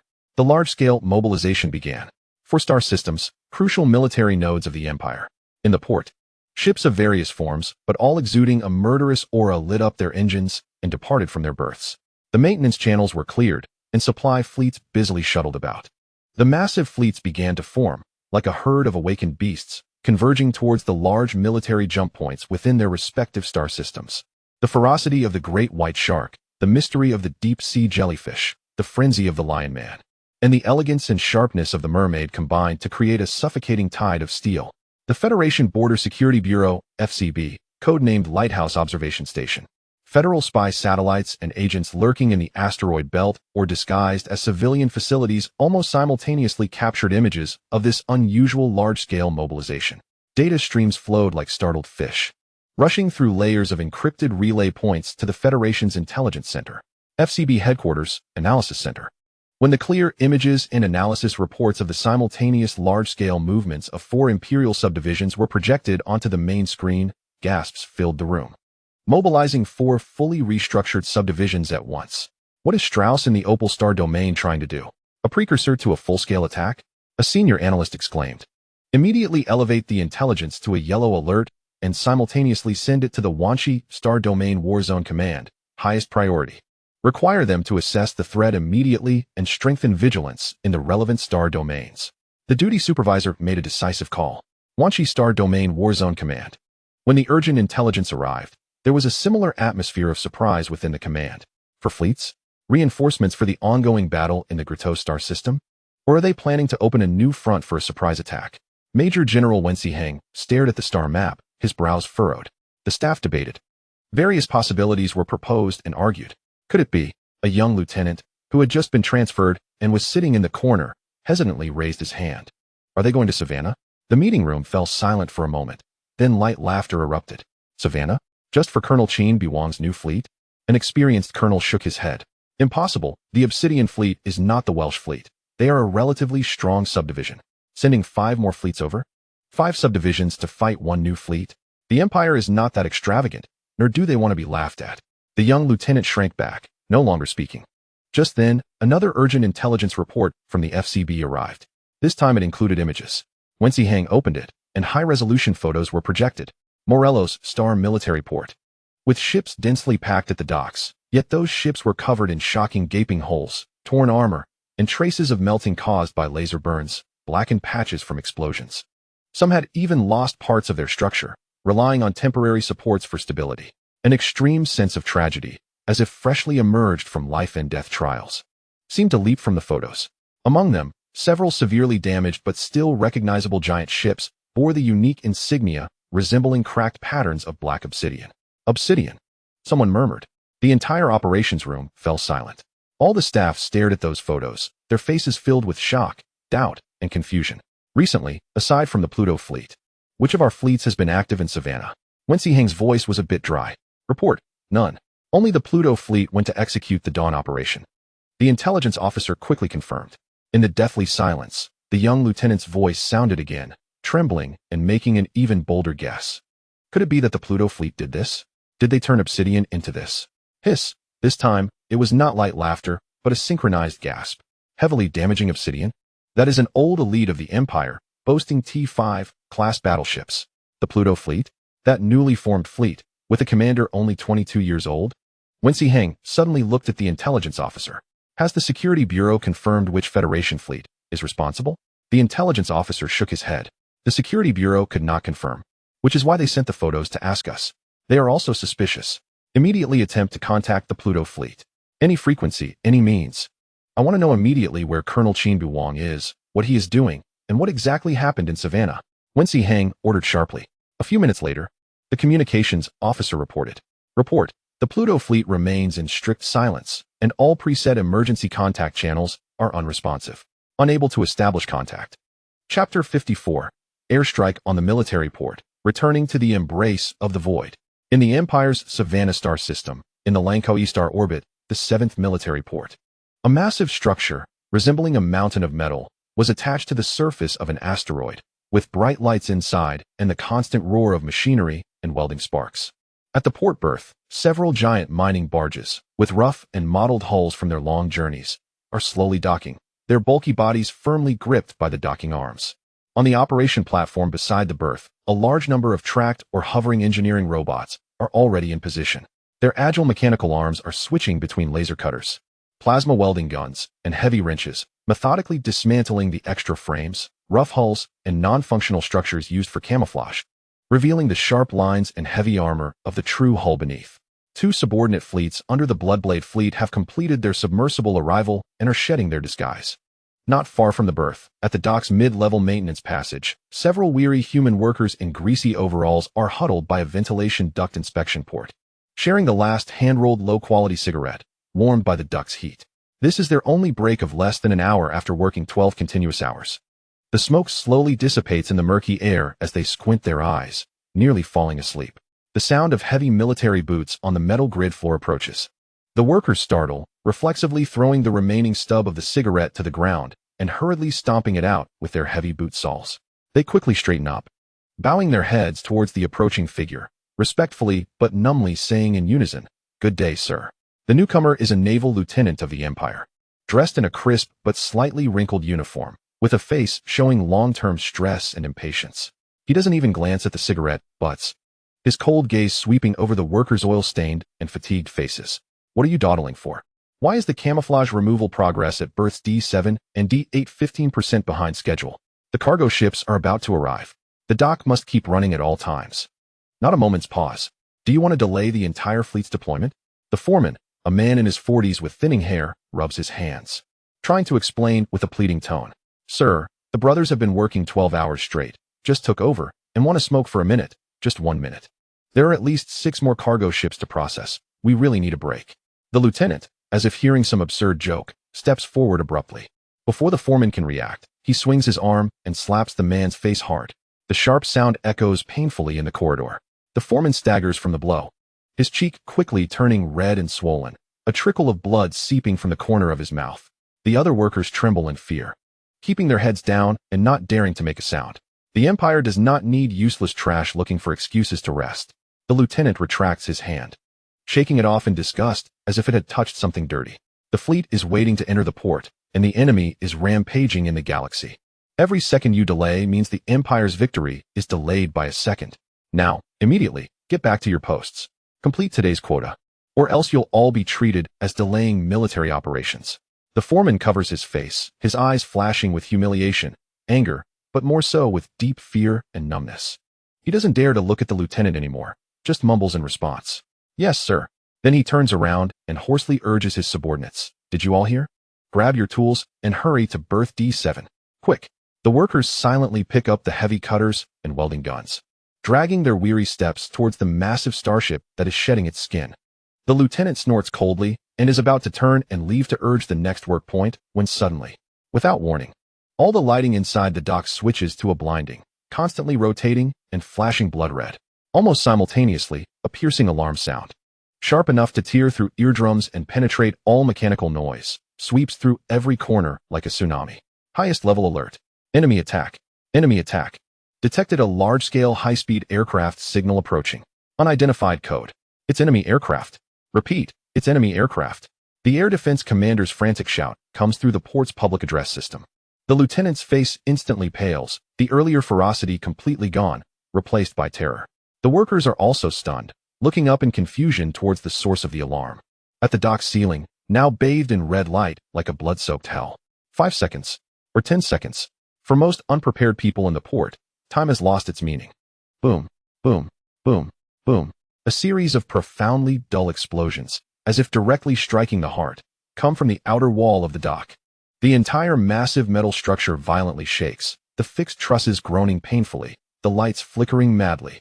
Then, in a blinding white flash of light, and the subsequent larger explosion, the thick composite armor wall of the largest D-section dock, designed to withstand small meteorite impacts, is torn open, creating a terrifying gap over 50 meters in diameter, with edges showing signs of melting. The vacuum of space and the life-sustaining pressure inside the dock instantly create an irresistible pressure differential. Whoosh! It's not the sound of wind, but a shrieking howl formed by gas violently escaping, like the sigh of death. Air, dust, unsecured tools, lighter equipment, and even a few maintenance robots standing near the gap. All unsecured objects are swept away by an unbeatable force towards the gaping hole, flashing with cold starlight.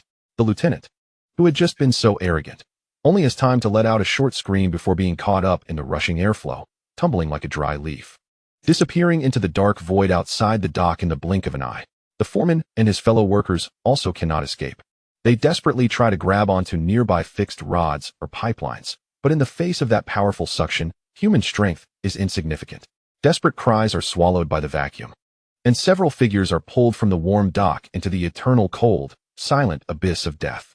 The orbit of Langkawi has turned into a burning steel hell. Groups of Federal Swift V fighters, like moths drawn to a flame, weave dazzlingly through the dense air defense net.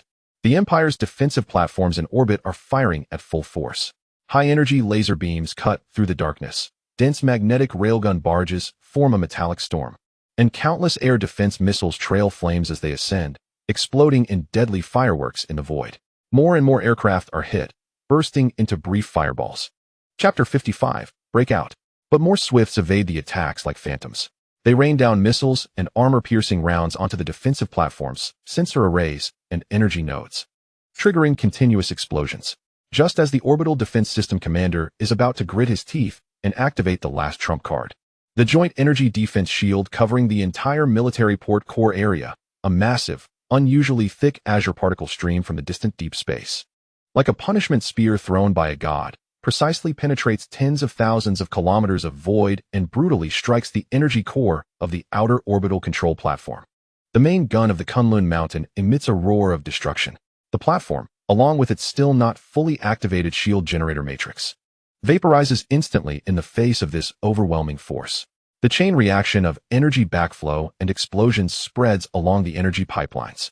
The faint blue shield light membrane that had just lit up in some areas flickers a few times like a poorly connected light bulb before completely extinguishing. Only the orbital wreckage, with a massive hole melted through it, remains, silently telling the horror of T5 level super firepower. Inside the Langkawi military port, the core dock, the commanders of the Vulture Fleet and the Owl Fleet, on the bridges of their flagships, the Vulture and the Night Owl, received reports almost simultaneously of shield activation failures and dock attacks. Through the observation windows, they could see the explosions lighting up the external passage and feel the increasingly intense vibrations coming from the dock structure. There was no time to wait. Staying in the dock was like being a sitting duck. The commander of the Vulture Fleet shouted into the communication channel, "All operational ships, start your engines immediately and rush out of the dock. Organize defenses in open space. Hurry."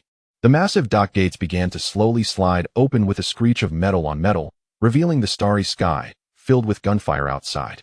Several Imperial destroyers and cruisers, the fastest to react, had their engines spewing dazzling blue light, eager to escape this deadly cage. However, just as the bow of the first destroyer barely poked out of the gates, a second heavy particle beam from the Kunlun Mountain struck, like the scythe of death that had long been waiting, crossing the battlefield and descending once again. This time, it did not target fixed facilities, but was aimed directly at the emerging Imperial fleet. The Vulture, the flagship of the Vulture Fleet, a massive T4 class battleship, had just completed its turn, its enormous body facing the gate's exit. The devastating beam struck solidly into its bow. The thick frontal armor, capable of withstanding a typical battleship's main cannon salvo, was sliced through like butter. The beam penetrated relentlessly, vaporizing or melting everything in its path. Armor, structures, compartments, weapon arrays, energy conduits, all were instantly obliterated. From the outside, the Vulture appeared as if a giant, glowing needle had pierced its front, causing the midsection to swell abruptly. followed by a catastrophic internal chain reaction that split it in two. Explosive flames erupted from countless cracks, completely engulfing the massive ship. This was just the beginning. The dock gates had opened, presenting an excellent shooting window for the waiting Pluto fleet's main force. Battleship main cannons from various directions, having long locked onto this location, fired in succession, their thick energy beams weaving a net of death. A dense swarm of anti-ship missiles surged forth like piranhas sensing blood. A storm of high-velocity kinetic projectiles rained down on the exit area. Those Imperial starships rushing to escape were instantly met with catastrophe. A cruiser barely made it halfway out when it was struck simultaneously by 3 beams, its shields overloaded and hull torn apart. Another destroyer tried to accelerate to evade but was caught by dozens of missiles, exploding into a cloud of debris. The subsequent ships were either destroyed at the entrance or collided in panic, creating utter chaos. The dock exit instantly turned into a brutal slaughterhouse. The Empire's fresh troops had not even truly entered the battlefield before suffering a devastating blow at their doorstep. Meanwhile, on the edge of the Savannah Galaxy, a fleet maintaining a tight defensive formation was steadily heading towards Lankai Star. The cold gray paint on their hulls and the emblem of absolute defense featuring shields and chains indicated their identity, the Iron Curtain Fleet. Further ahead were 2 slightly smaller but aggressive Bloodblade-class fleets, protruding like daggers. On the flagship Bloodthorn, Isabella Marlowe had just received the preliminary battle report of the surprise attack on Lankai Star, with heavy losses at the naval port and the 2 Bloodblade subfleets. Her ice-blue pupils suddenly constricted. For the first time, her typically calm face showed clear signs of fluctuation, a mix of shock, anger, and deep unease. Fuel reserves? She immediately turned to her aide, her voice slightly more hurried than usual. Report to the commander, after long-range submerged maneuvers. The fleet's average fuel reserves have dropped to 28%. We can only maintain high-intensity operations for less than 12 hours or routine cruising for about a day. Resupply is urgently needed. The aide's report confirmed her worst fears. Lankai Star was not just a strategic hub. It was the most crucial fuel and supply point for their long-distance operation, which had deliberately maintained silence and had not resupplied along the way.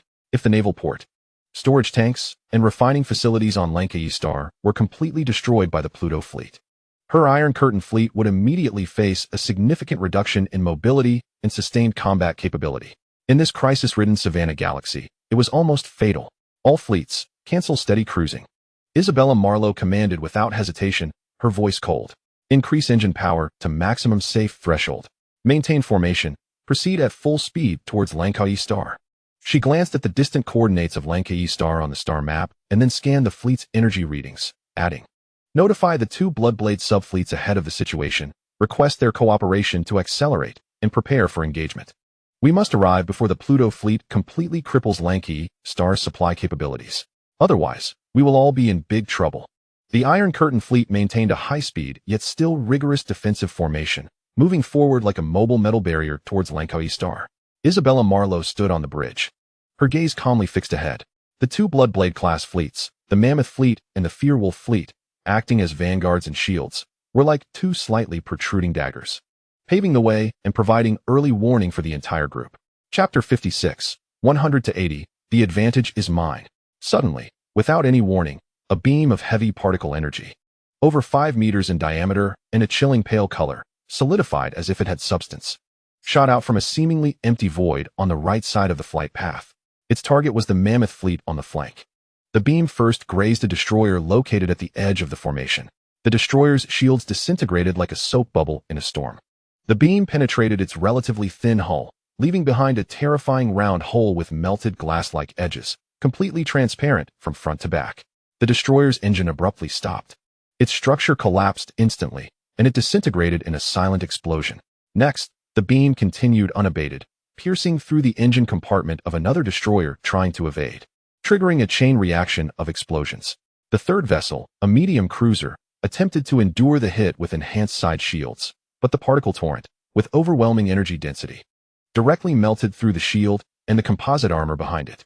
After carving a deep gash into the hull, exposing and violently burning internal equipment, it exited from the other side. After completing these 3 lethal penetrations, the beam's final target was unmistakably locked onto the core of the Mammoth Fleet, the flagship Mammoth battleship. The Mammoth's massive body had just completed a slight emergency turn, trying to align its sturdier frontal armor towards the incoming direction. but the beam was too fast and too cunning, accurately hitting the mid-right section of its turning hull. The mammoth's combined shields erupted with blinding light, desperately drawing energy in an attempt to counter this terrifying strike. The two terrifying energies violently clashed, erupting into a brilliance comparable to a small supernova, illuminating a vast area of space around them. After about 0.3 seconds of stalemate, amidst the screeching sound of the overloaded shield generator, the mammoth's shield shattered. The remaining particle torrent violently slammed into the mammoth's heavy armor. The superalloy armor plates melted, vaporized, and collapsed inward like butter subjected to high-temperature flames, tearing apart. A beam pierced through the hull, destroying everything in its path. Armor layers, structural beams, pipelines, weapon bases, and compartment bulkheads, all reduced to chaos by violent ionization and extreme heat. From the outside, a gaping wound appeared on the right side of the mammoth, hundreds of meters in diameter and seemingly bottomless, with molten metal flowing from its edges. Continuous flashes of secondary explosions and thick smoke erupted from within, causing the massive ship to tremble violently, its navigational posture clearly out of control. This earth-shattering blow not only severely damaged the flagship of the Elephant Fleet, but also left everyone on the bridge of the Iron Curtain Fleet behind in a momentary shock and confusion. Where did the attack come from? Analyze the trajectory immediately. Isabella Malo's voice suddenly rose, a crack appearing in her calm facade. Before the sensor officer could respond, a more piercing all-frequency alarm blared throughout the Bloodthorn. Alarm! Alarm! On the right side, in the shadow area behind the fourth planet, a gas giant. A large-scale mass reaction was detected. The number of Starship signals exceeded 90. They were rapidly exiting the planet's shadow and entering attack positions.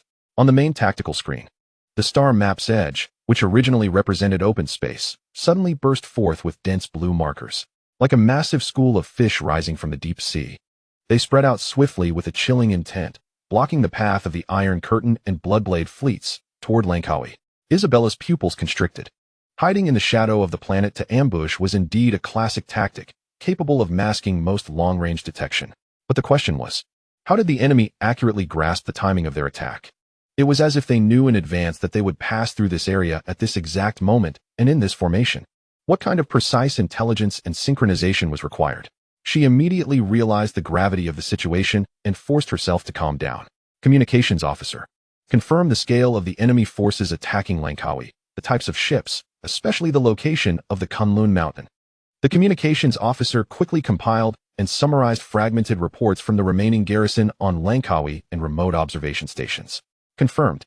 The enemy forces attacking Langkawi include at least one complete subfleet, with approximately 520 main ships. Additionally, there is an aircraft carrier battle group centered around the T-5 class carrier Fire Kylan, including escort vessels. The energy signature of the Kunlun Mountain has been captured multiple times, confirming its provision of long-range heavy fire support on the Langkawi battlefield. Upon hearing this, Isabella's tense nerves suddenly relaxed slightly, and a glimmer of sharp calculation flashed in her eyes. A standard Federal subfleet is typically composed of about 90 to 110 starships. Among these, reconnaissance ships, supply ships, engineering ships, and other non-combat vessels usually occupy 1 to 2/3. Now, the ambushing fleet in front of her numbers over 90 ships. On the Langkawi side, a subfleet, counting 12 ships, and an aircraft carrier battle group, core plus escorts of at least 12 ships, have been confirmed. That's more than 24 starships, including the most crucial strategic strike forces, the T-5 aircraft carrier and the T-5 super battleship. This means Qin Beiwang has split his main fleet. Isabella quickly sorted through the information. A sizable detachment with the two strongest weapons is heading to Langkawi, attempting to destroy our supply point and create chaos. Meanwhile, he himself leads the remaining main force. The over 90 starships in front are laying in ambush, intending to intercept or even crush our reinforcements. Thinking of this, a strong sense of confidence surged within her, even a hint of anger at being underestimated. If the Pluto fleet had not split, with its full complement and the terrifying power of 2 Kunlun mountains and interstellar carriers, she would indeed need to be extremely cautious. But now, the enemy's strongest spearhead is not present. The fleet before her, although still numbering over 90, likely has only around 70 to 80 true combat vessels after excluding auxiliary ships. And what about her side? She glanced at her own formation. The Iron Curtain fleet was at full strength, with over 70 elite defensive starships. Although the Elephant and Terror Wolf fleets that encountered the surprise attack were damaged, they still had more than 20 starships combined, and with the Bloodblade style, they demonstrated strong fighting spirit. In total, nearly 130 Imperial warships, even accounting for some damaged units and necessary auxiliary ships. The number of vessels available for frontline combat would definitely exceed 100. 100 against 80. And the enemy lacks the top-level strategic firepower units, 1 Kunlun Mountain and 1 interstellar carrier. The advantage is ours. Isabella Malo instantly made her judgment, her voice regaining its usual coldness and decisiveness.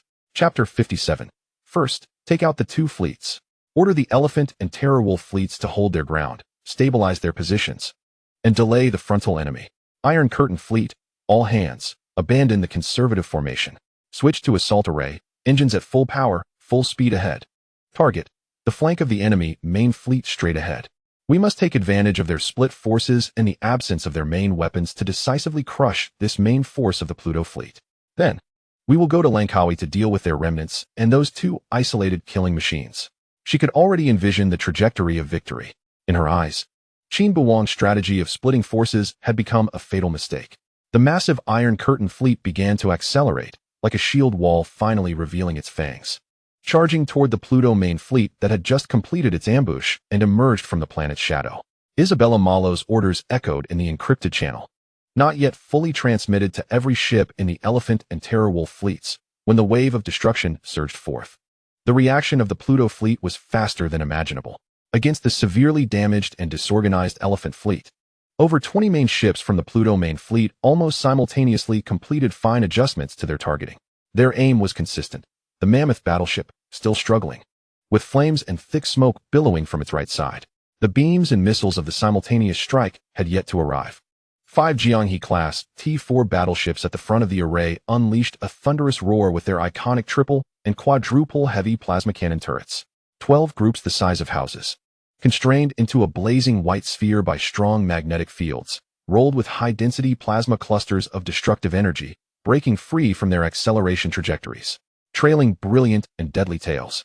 Like 12 blazing comets, they streaked through the darkness, almost simultaneously smashing toward the Mammoth. The first group struck the already battered right side wound of the Mammoth, instantly vaporizing the molten armor further and widening the wound. The second and third groups followed, crashing into the nearby main armor belt, where the heavy composite armor melted and disintegrated under several seconds of terrifying high-temperature ablation, exposing the fragile structural layer beneath. More plasma clusters accurately bombarded the bridge area of the Mammoth, the outer wall of the main energy chamber, and the roots of the still-functioning propulsion array. The remaining shields of the Mammoth couldn't withstand even a second, completely annihilated in a wailing overload. Next came the total collapse of armor and structure. In the areas directly hit by the plasma clusters, armor no longer melted but sublimated, transforming into violently dispersing metallic vapor. The hull structure twisted, softened, and fractured under extreme heat. Internal compartments were exposed to vacuum, and any crew members, equipment, or pipelines that had not managed to escape were instantly vaporized or ejected. Continuous explosions echoed from deep within the hull, each explosion causing this massive ship to tremble violently, with flames and debris spewing out from breaches for kilometers. Finally, in a blinding flash of light that illuminated a significant part of the battlefield, the enormous hull of the Mammoth snapped completely in half. The front half of the flagship, with its burning bridge, rolled and drifted into deep space, while the rear half, the engine section, transformed into an ever-expanding ball of destruction amid uncontrolled energy release. The flagship of the Imperial Mammoth fleet, along with its fierce firepower that had yet to be unleashed, tragically and heroically became expensive debris in the starry sky, under the coordinated heavy strikes of 5 battleships of the same class. Almost simultaneously, another massacre was unfolding. A dozen Federation Storm-class fast cruisers, like a school of sharks sensing blood, shot out from the Pluto fleet formation with blinding blue light, accelerating at an astonishing speed towards the Terror Wolf fleet, which was attempting to reorganize its formation on the other side. The Storm-class was not known for heavy firepower, but they possessed top-notch speed among cruisers and terrifying magnetic railgun arrays. As they closed in to mid-range, these high-speed warships revealed their predatory nature. They nimbly maneuvered, avoiding the hasty intercepting fire from the Terror Wolf fleet, and the multi-barreled magnetic railguns on their bows and broadsides opened fire in succession. Boom, boom, boom, boom, boom. The dense and rhythmic sounds of magnetic railgun fire echoed through the communication channels. Each hypervelocity alloy projectile carried terrifying kinetic energy, easily tearing through the relatively weak shields and armor of the destroyers, leaving gaping holes that penetrated through the hull, or triggering chain explosions of internal equipment. Several destroyers on the periphery of the Terrorwolf fleet were turned into sieves almost instantly, disintegrating silently. A few cruisers that attempted to provide cover also turned into burning wreckage under the crossfire of the storms, their shields overloaded and armor shattered. The flagship of the Terrorwolf fleet, the Grey Wolf, was a T-4 class battleship known for its fierce assaults. Seeing his subordinates being slaughtered, the captain's eyes nearly bulged with rage. Main cannon charging. Target those leading storms. Take them out, he roared. The massive main cannon turret of the Grey Wolf began to rotate, gathering dangerous energy in its muzzle. However, just as its targeting system was about to lock on, a familiar pale, heavy particle beam, as if capable of piercing through the stars, once again shot in from the distant rear of the Pluto fleet formation. The Kunlun Mountain, flagship of Qin Beiwang, had never left this main battlefield. It had been quietly hovering at a safe distance, like a calm sniper, using its terrifying main cannon to deliver fatal blows to this ambush. The beam accurately struck below the base of the Grey Wolf's charging main cannon turret. There was no explosion, only extreme penetration and annihilation. The particle torrent melted through the armor as easily as a hot knife through butter, penetrating into the hull and following the energy conduits down to the core reactor area. The Grey Wolf's hull suddenly stiffened, all external lights and engine glows extinguished in an instant. Immediately after, an indescribable blinding light erupted from within. The entire battleship swelled and deformed like an overinflated balloon, and then, in a super explosion far greater than that of the Mammoth, it completely vanished, leaving behind a slowly expanding cloud of metallic debris mixed with high-energy radiation. When Isabella Marlowe's Iron Curtain fleet thundered into the combat zone at maximum battle speed, what they saw was a hellish scene. The flagship of the Mammoth fleet, the Mammoth, was split in two, its wreckage still burning and exploding. The flagship of the Terrorwolf fleet, the Grey Wolf, had vanished without a trace, leaving only a cloud of deadly radiation. Chapter 58, Star War Tactics. Clumsy Turtle 2 elite subfleets of Bloodblade, comprising over 30 starships. At this moment, only fewer than 20 battered destroyers and a few cruisers remained, struggling for survival like sheep that had survived a wolf pack's attack, terrified and bewildered. The combat power at the cruiser level had been almost completely hunted down by the storms. Isabella Marlowe stood on the bridge, her ice-blue pupils reflecting the chaotic battlefield on the tactical screen, as well as the still orderly and lethal formation of the Pluto fleet. Shock pierced through her usual calm and calculation like a cold steel needle. It was too fast.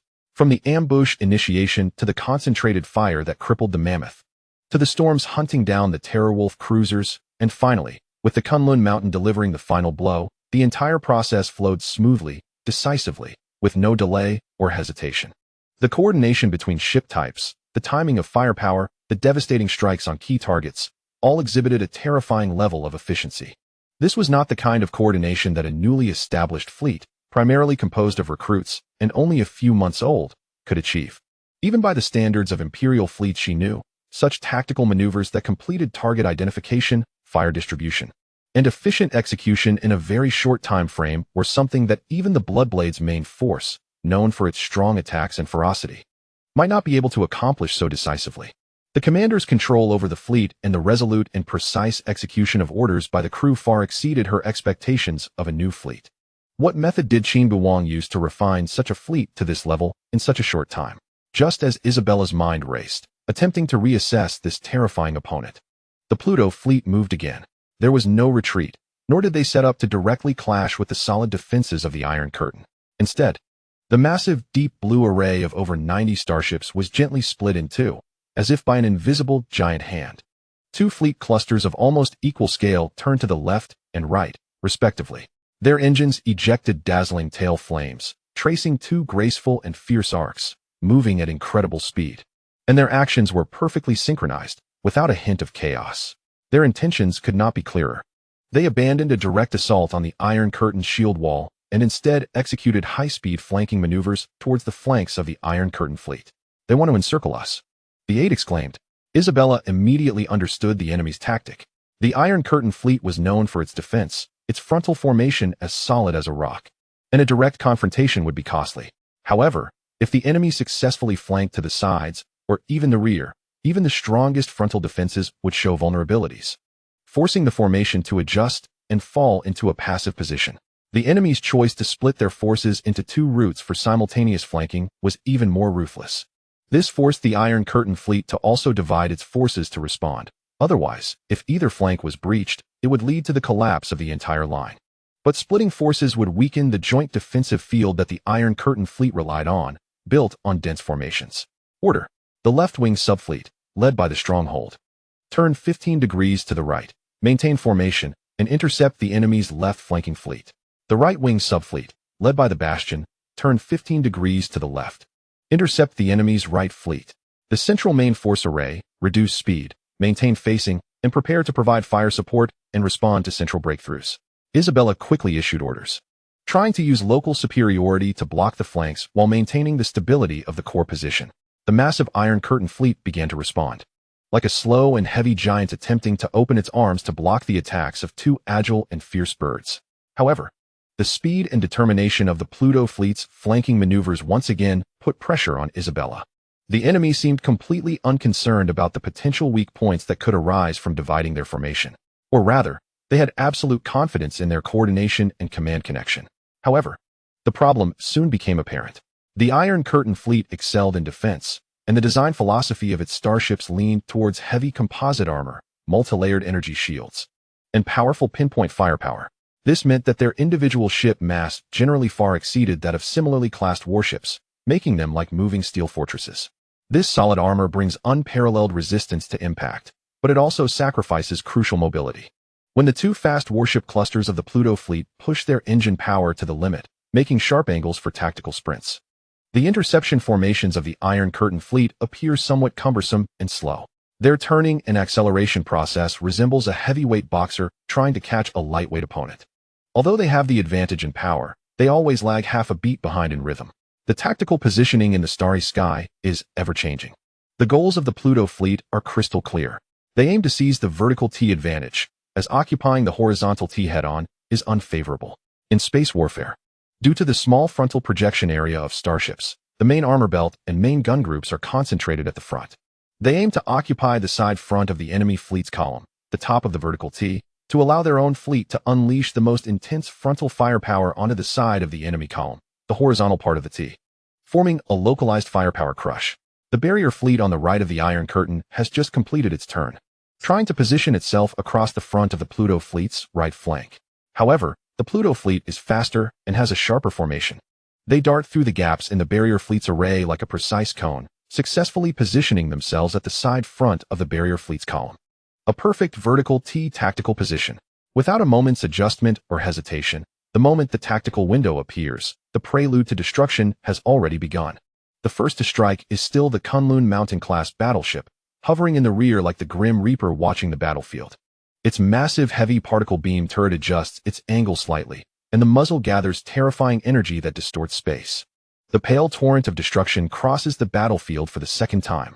This time, its trajectory is aimed directly at the side of the barrier fleet's column. A destroyer located on the outermost side of the column bears the brunt, its shields and hull pierced and vaporized as if made of paper. The beam does not pause, continuing to penetrate through a medium-sized cruiser attempting to move forward for cover, leaving a terrifying cavity with molten edges in its central hull. And the final target of the beam is none other than the core of the barrier fleet, the flagship Steel Plate-class battleship. Known for its exaggerated frontal armor and super shield generator, the captain of the Steel Plate issues a full defensive command the moment the beam lights up. Chapter 59. The Usurper Torpedo. All the energy of the battleship is frantically channeled into the united shield facing the incoming direction, and the heavy multi-layer armor plates are adjusted to the optimal angle. The pale light beam crashes violently against the well-known super shield of the Steel Plate, said to be able to withstand continuous bombardment from battleship main guns. Blinding light erupts, and the collision of two extreme energies triggers a small-scale ripple in space-time. The shield flickers wildly, and energy readings plummet sharply. It lasts merely 1 second, before the T-5 class strategic main gun of the Kunlun Mountain.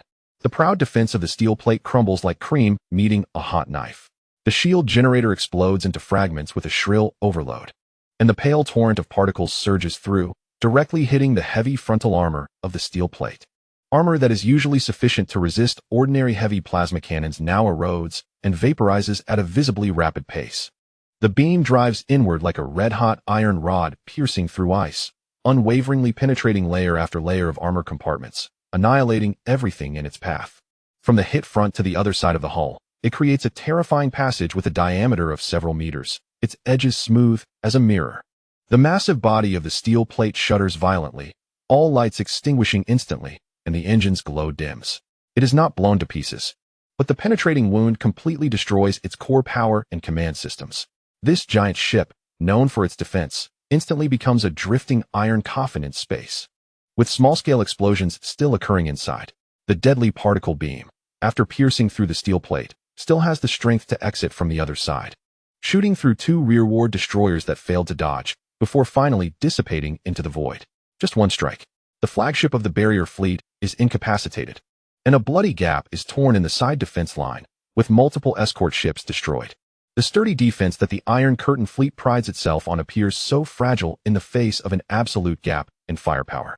The Pluto fleet, having seized the vertical T advantage, naturally will not let this excellent opportunity slip by. All ship main guns are fully charged and fire simultaneously.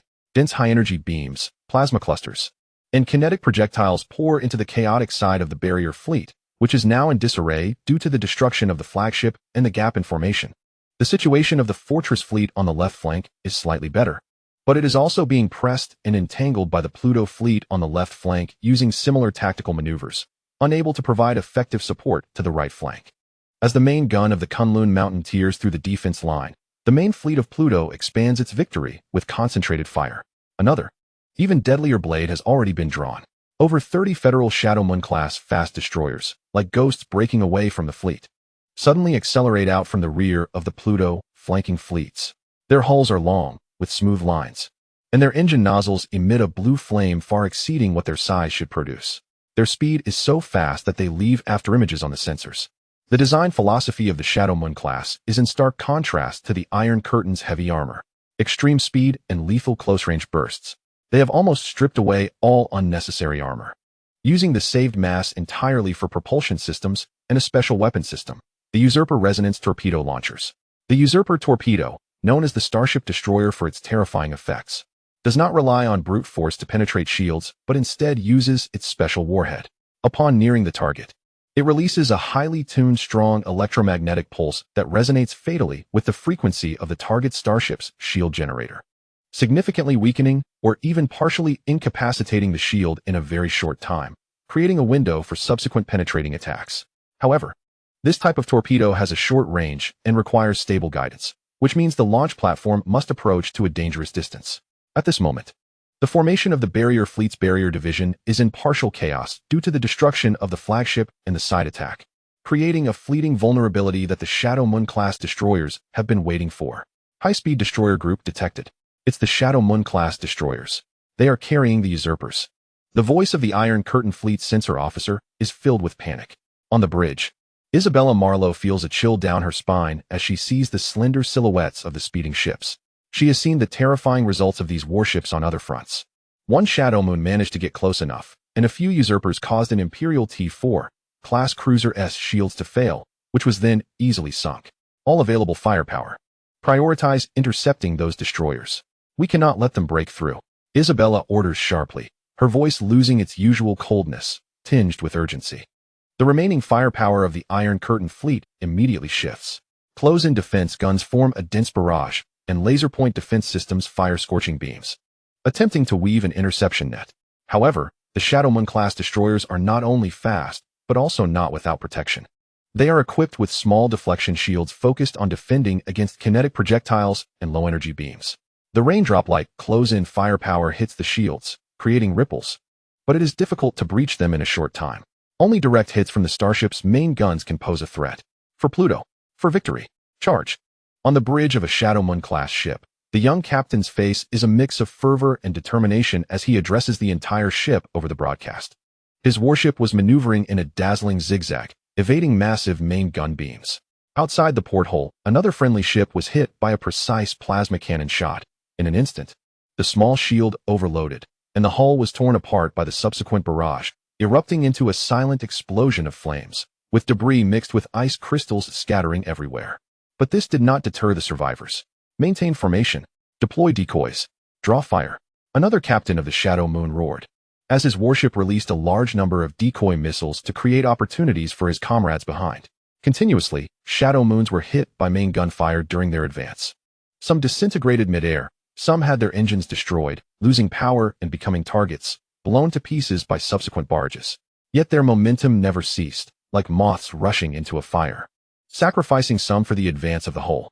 Finally, more than 15 Shadow Moon-class ships bravely pushed to within 300,000 kilometers of the Iron Curtain fleet's flank. Relying on speed and sacrifice. Launch. The captains of each ship issued the command almost simultaneously. Long, Black Assassin's torpedoes slid quietly out of the Shadow Moon-class rotating launch tubes. Their initial speed was not fast, like a barracuda in the deep sea, silently yet lethally aiming at their locked targets. In the initial phase, the torpedoes glided on inertia at about 50,000 kilometers per second, within the effective interception range of close-in defense guns. The point defense systems of the Iron Curtain fleet reacted immediately, with barges and beams covering the area. However, when the torpedo swarm advanced to a distance of 200,000 kilometers, the main thrusters at the rear suddenly activated to full power. Boom! An invisible shockwave transmitted through the vacuum. The speed of all Assassin's torpedoes soared instantly, breaking through to 180,000 kilometers per second. This acceleration rendered most of the close-range defensive fire based on predictions ineffective, with barges whizzing past them. The close-in gunner's pupils contracted as he hurriedly adjusted interception parameters. But it wasn't over yet. When the torpedoes approached 100,000 kilometers, a distance almost face-to-face for interstellar weaponry, the auxiliary pulse engines on both sides of the torpedoes ignited simultaneously. Secondary acceleration. The speed needle jumped wildly, directly breaking through to a terrifying 200,000 kilometers per second. This far exceeded the tracking and targeting capabilities of conventional close-in defense systems. The barges fired from hastily turning gun barrels futilely chased after the torpedoes, but they were pulled farther away, like clumsy hounds chasing lightning. Dozens of Assassin's torpedoes, like messengers of death freed from all restraints, trailed ghostly blue streaks as they charged fiercely toward the seemingly indestructible steel array of the Iron Curtain fleet. Their targets were those turrets still spewing fire, the hull module's operating shield generators, the very foundation of the Imperial defensive line. Those Black Assassin's torpedoes, traveling at a horrifying speed of 200,000 kilometers per second, seemed to instantly breach the energy shield of the Iron Curtain starships, ignoring the barriers of space. Just as the tips of the torpedoes made contact with the shield energy field, the anticipated violent collision or explosion did not occur. Instead, the torpedo's special warheads activated, releasing highly tuned electromagnetic pulse waves. This pulse wave precisely cut into the frequency band of the shield generator. Buzz, a low-frequency yet painfully resonant tremor transmitted through the hull structure to every Iron Curtain starship locked in its sights. The originally even, dense energy shield, flowing with a stable halo, suddenly rippled violently and irregularly, as if a red-hot iron block had been thrown into calm water. The shield's color rapidly changed from a stable light blue or light gold to an unpredictable mix of brightness, flickering with dangerous sparks. In the areas where the resonance effect was strongest, the shield's energy structure was severely disrupted and weakened, even showing temporary, visible energy voids. Shield generator frequency anomaly. Stability plummeting. Local shield strength diminished by over 70. The piercing scream of the shields echoed simultaneously in the bridges of several Iron Curtain warships. But it was too late for any adjustments. At the moment the shield was most vulnerable, the hard bodies of those Assassin's torpedoes pierced through the supposedly indestructible energy barrier with ease, like a hot knife cutting through semi-solid grease. They did not explode externally, but instead, using their residual kinetic energy, slammed hard against the starship's solid armor. Immediately, the warheads detonated. High temperature and pressure poured out like a drill, directly impacting the contact surface between the warhead and the armor. The originally thick armor was melted through. The torpedoes drilled directly into the interior of the starship. On a heavy cruiser, in the lower engine maintenance passage, several engineers were hurriedly repairing a damaged pipeline when they suddenly heard a piercing metallic scraping and tearing sound from above. They looked up in terror to see the ceiling bulging, cracking, and a long, black cylindrical object, still flickering with unstable electric sparks at its rear. Wedging itself between the distorted metal, just a few meters away from them. What is this? A young soldier stared blankly at the unfamiliar torpedo body that was still slightly vibrating. A special missile just delivered to the ammo depot? How did it end up here? Just as his words fell, a red indicator light on the side of the torpedo suddenly changed from a stable flicker to a constant glow. The delay fuse timer reached 0. There was no earth-shattering roar from the outside. First came an incredibly bright white light bursting from the breach where the torpedo had drilled in, from the gaps of nearby hatches, and from the ventilation ducts, instantly engulfing everything nearby. Following that was an extremely muffled explosion, as if it came from the depths of a giant beast's innards. The heavy cruiser directly hit by the torpedo swelled like a balloon in its midsection. All the armor seemed spewed forth searing flames and droplets of molten metal, and then, in a chain reaction of explosions, it snapped in two, completely torn apart by the explosion of its stored ammunition and energy core. Meanwhile, an adjacent destroyer that was also hit seemed to be pinched by an invisible hand from within. The hull was severely twisted and deformed, with countless fragments and human remains spilling out from various breaches, losing all power and signals in an instant. A battleship named Iron Anvil was relatively lucky. The torpedo drilled into a non-critical area, but the violent internal explosion still tore apart a small section of its side, igniting a raging fire inside, knocking multiple weapon systems offline, turning it into a burning wreck. Just one volley of Assassin's torpedoes had delivered a devastating internal blow to the remaining cruisers and destroyers on the right flank of the Iron Curtain fleet that could still organize resistance. More than a dozen starships completely disintegrated or lost combat capability in the intense internal explosions, and most of the remaining ones were heavily damaged, their formations completely shattered, and their command links thrown into chaos. What had once been an orderly right flank defense line had now turned into a death zone, floating with burning wreckage and leaking various gases and liquids. The shield wall carefully constructed by the Iron Curtain fleet was breached by this deadly internal strike, opening a gaping, bloody wound that was hard to mend. Isabella Marlowe's knuckles turned white from gripping the armrest too tightly as she saw the right flank fleet's markers dimming in clusters on the main screen, flashing red lights indicating severe damage or destruction. The flagship of the Pluto fleet, Kunlun Mountain Tactical Center. The massive curved main screen was divided into multiple windows, displaying real-time dynamics from various points on the battlefield. Qin Beiwang stood quietly in front of the command platform, his posture still tall and straight, his face devoid of any excitement or smugness after defeating a formidable enemy, only a deep sea-like calmness. It was as if the grand and brutal Starship slaughter battle outside, which determined the fate of the Savannah star system, was merely a routine exercise on the tactical sand table in front of him. Chapter 61. Shoot and Run. Deputy Commander Zhuang Zixuan stood half a step behind him, her gaze shifting from the brutal battlefield scene to the young commander's calm profile. The overwhelming shock in her heart eventually turned into a complex, soft sigh and an involuntary admiration. "Commander," she spoke, her voice clear in the command center, where only the low hum of equipment could be heard. "You have once again anticipated everything perfectly." Qin Beiwang slightly turned his head, signaling her to continue. "Since we split our forces, you have predicted the Iron Curtain's response." Zhuang Zixuan pointed to the star map, which still bore the marks of the battle simulation.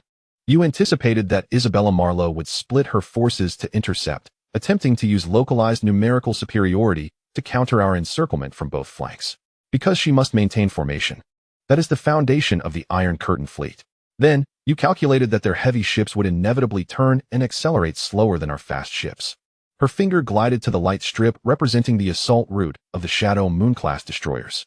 Thus, seizing the vertical T-position was not a coincidence, but the inevitable result of the speed differential. The first simultaneous fire from the Kunlun Mountain modification disrupted the barrier fleet, not just to inflict damage, but to create a chaotic window for the Shadow Moon-class destroyers to cut in. She paused, her eyes sparkling with admiration for the control of the battlefield's rhythm. The most lethal aspect was the timing of the Kingslayer torpedoes' use. You didn't deploy them in the initial chaos, but waited until their formation was stretched and their attention was drawn to our capital ships and the heavy artillery of the Kunlun Mountain modification. Only then did you release this dagger when their flank defense showed signs of fatigue and firepower gaps. Isabella saw the Shadow Moon-class destroyers and ordered an interception. But her fleet, under that rhythm, simply couldn't adjust their intercepting firepower to withstand such a decisive assault. Zhuang Zixuan concluded, her tone laced with a hint of emotion. From start to finish, the Iron Curtain fleet seemed to be pulled by an invisible thread. Every tactical choice they made appeared to be within your plans.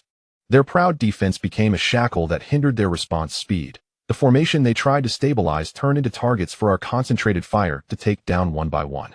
They fought powerfully, but were completely led by us. Commander, you are truly a genius, Commander. The surrounding people turned their gazes towards Qin Beiwang. Showing no doubt about Zhuang Zixuan's words, Qin Beiwang listened quietly, his gaze returning to the main screen. All of this was merely the result of him issuing orders based on the tactical simulation provided by the system. At that moment, Major Tang Haoshan, the Chief of Staff, pointed at the situation map, his tone excited. Commander, the Iron Curtain's left and right arms have been severed. Their formation is in disarray. I suggest we take advantage of this to launch a multi-layered maneuvering infiltration, dividing and encircling their main force, completely wiping them out while on the move. Our troops are in high spirits and fully capable of expanding our victories. Several staff members nodded in agreement, their eyes sparkling with the desire to annihilate another main fleet of the Empire. The situation seemed very favorable. However, Qin Beiwang shook his head, his voice calm, yet unyielding. No. Cease the full attack on the Iron Curtain's main force. Order the frontline ships to maintain suppressive fire contact, but no longer seek to push for encirclement. Gradually adjust formations to prepare for their counterattack or breakout. The command left everyone stunned. Tang Haoshan couldn't help but ask, Commander, why is that? Now is the best time to expand our victories and crush them in one go. Qin Beiwang turned around to face the gathered officers, his gaze sweeping across the vast and unknown starry sky behind the Iron Curtain fleet on the screen. 3 reasons, he raised a finger. First, the Iron Curtain may not be the last batch of reinforcements. There may still be Imperial fleets rushing to assist from afar.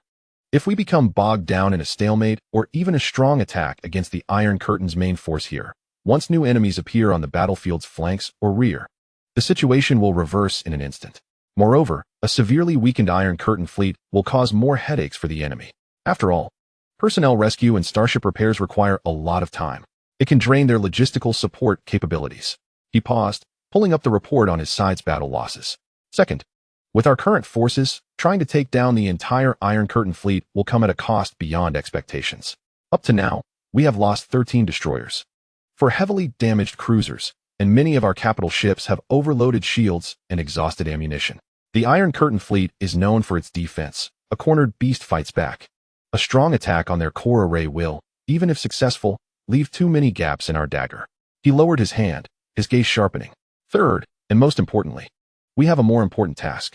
He switched to the star map, the image quickly zooming in to focus on an inconspicuous coordinate within the Savannah star system. The Z78 jump point. Here, Qin Beiwang's finger heavily tapped on that point. This is the true key to our battle and will influence the entire situation in the Savannah star system. If the Empire wants to massively increase its troops, this is the most likely and efficient entry point.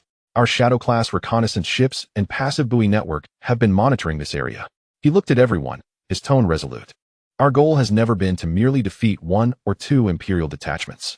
Our goal is to ambush and heavily damage, or even annihilate. Their strategic reinforcements gathering at the most unexpected place. That will not just be a defeat, but a severe blow to the Empire's war zone strategy. Ambush Z78? Tang Haoshan gasped, then his eyes burst with fervent light. The other staff members also instantly became excited, their previous doubts replaced by a gigantic strategic prospect.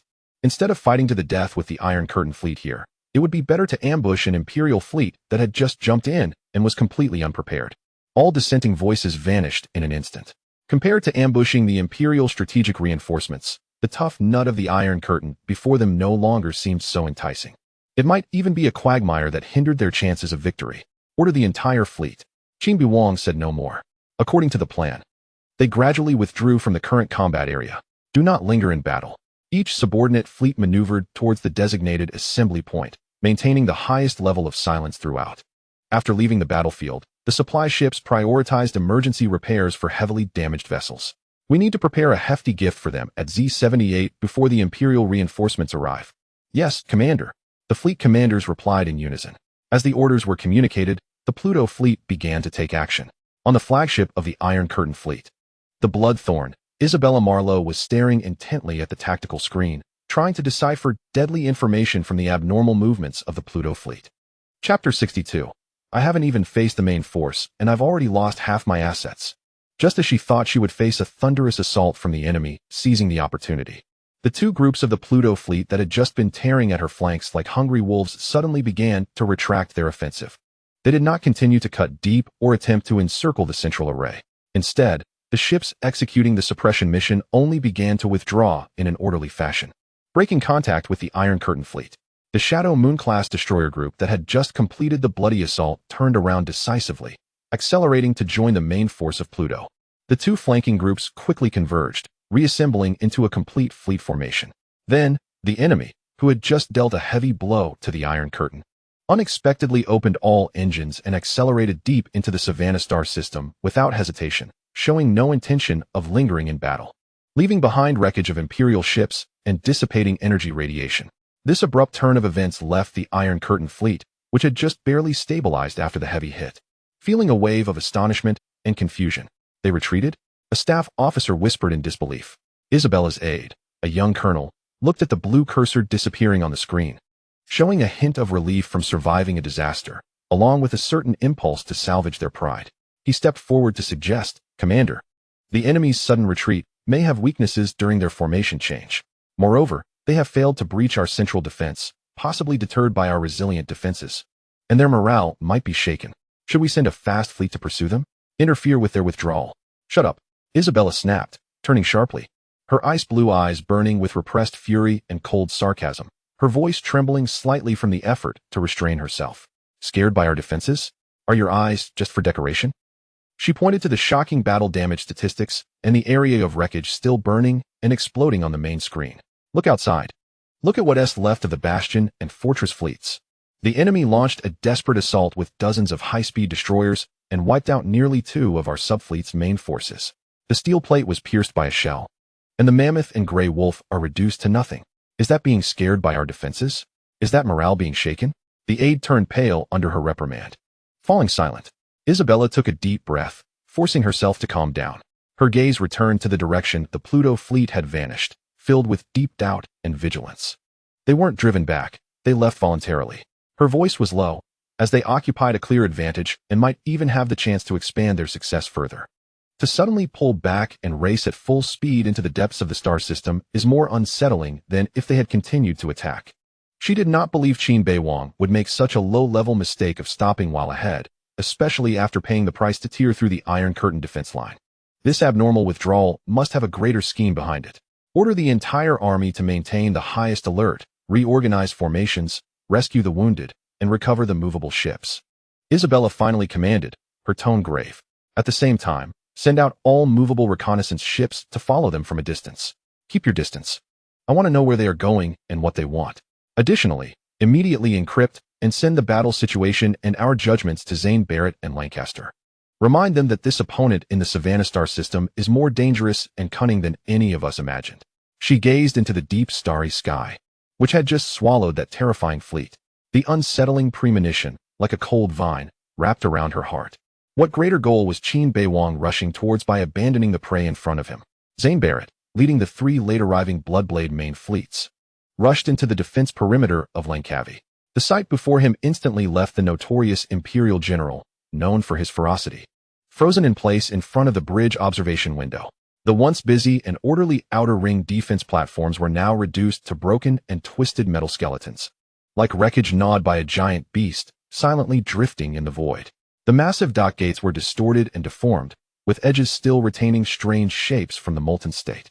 The port docking area was even more horrifying, with wreckage of starships of all sizes piled and interlocked together. Some were still faintly burning, releasing their last light and heat, dyeing the drifting condensate ice crystals in bizarre colors. The familiar angles and paint of Imperial warships had now turned into broken, charred, lifeless debris, mixed together and difficult to distinguish. What the hell is this? Barrett's muscular arm slammed against the alloy control panel in front of him, making a dull thud. The scar on his face flushed dark red from extreme anger, contorting grotesquely. Qin Beiwang. He almost roared out the name, his voice echoing in the bridge, shocking several officers' eardrums. He tore open the top button of his collar, as if the military uniform was choking him. "I'm going to kill you. I will dismantle your broken fleet piece by piece." His vicious curses erupted like a rapid-fire barrage from between his teeth, mixed with various unspeakable slang and threats. He paced back and forth in the bridge like a cornered beast that had been completely enraged but could not find an opponent. His fists cracked as he clenched them, his fierce gaze sweeping over every brutal scene on the screen. Just then, the communications officer timidly handed over an emergency battle report that had just been decrypted and received. From Isabella Marlowe. Barrett roughly snatched it, his eyes scanning the cold text. Encountered a surprise ambush by the Pluto fleet at the edge of the star system, with heavy losses to the Mammoth and Grey Wolf fleets. The flagship Mammoth and Grey Wolf confirmed sunk. The enemy's tactical coordination is extremely efficient, possessing T5 level strategic firepower, Kunlun Mountain variant, and special high-speed destroyers, Shadow Moon class. Each word felt like a red-hot knife stabbing into Barrett's heart. Overwhelmed by extreme anger, Barrett felt a sweet taste in his throat and actually spat out a small mouthful of blood, splattering it onto the battle report display and onto the back of his own hand. The bridge fell into instant silence. Everyone looked at their commander in terror. For fleets. Barrett's voice became hoarse and trembling. He raised a hand to wipe away the blood at the corner of his mouth, but his gaze grew even more terrifying. My Mammoth, Grey Wolf, and here, the Owl, and the Fiercebird fleets. A full 4 fleets.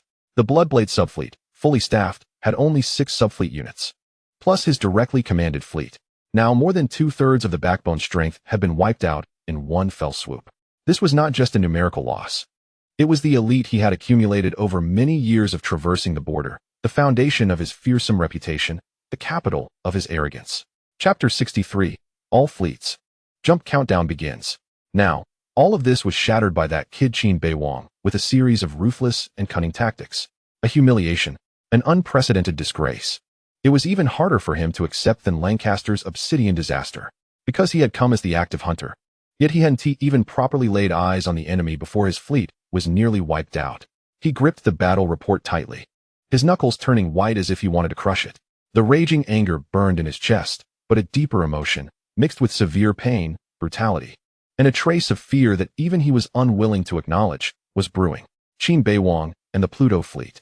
He noted this blood debt. Chala star system. 7th military jump point. The massive body of the Great White Shark fleet lined up in the void, like the most dangerous predators in the deep sea. Nearly 100 starships roared their engines, maintaining relative stillness.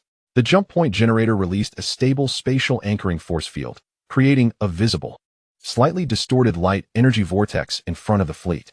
Inside the bridge, each ship was making final jump preparations. The main engine power was reduced to the maintenance threshold, and the secondary engines were on standby. Shields were contracted to basic protection mode.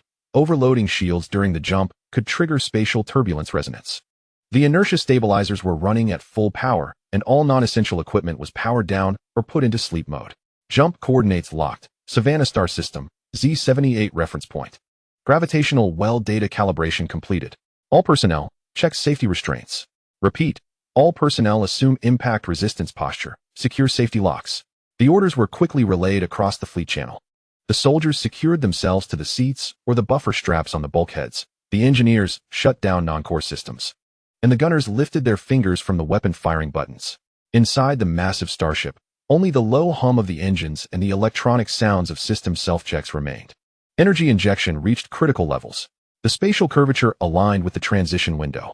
The navigation officer of the flagship Abyssal Fong reported. Fleet Commander Isaac Jenkins stood on the command platform, watching the transition vortex outside gradually brighten. He said in a deep voice, "All fleets, transition countdown." The cold electronic synthetic voice echoed within every ship. 10, 9. Engine energy began to converge on the transition core. 8, 7. Spatial coordinates anchoring completed. 6, 5. Prepare to withstand the shock of space-time transition. 4, 3, 2, 1. Transition initiated. There was no deafening roar, but all starships shook violently, as if gripped by an invisible giant hand and then hurled away. The starry scene outside the bridge underwent a bizarre change in an instant. The transition vortex ahead suddenly expanded, swallowing all light, transforming into a pure, bottomless dark tunnel. Meanwhile, the Chala star system behind was stretched infinitely, twisted into a vibrant, colorful band flying backwards. Stars were no longer individuals, but melted into the visual afterimages created by this ultra-high-speed motion. The hull emitted a low, rumbling sound, seemingly from deep within its structure. The inertial stabilizers worked at full capacity to offset the tearing sensation caused by the space-time transition. But a strange dizziness of alternating weightlessness and hypergravity could still be felt. The dark tunnel outside the porthole was not calm. Occasionally, strange, rainbow-colored energy turbulence flashed by, marking the unstable boundary between normal space and transition space.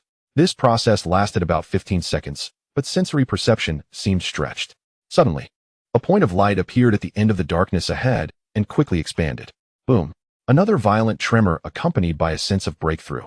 As if rising rapidly from the deep sea, the piercing normal starlight instantly refilled the field of vision. Savannah Star System, Z78 Transition Point.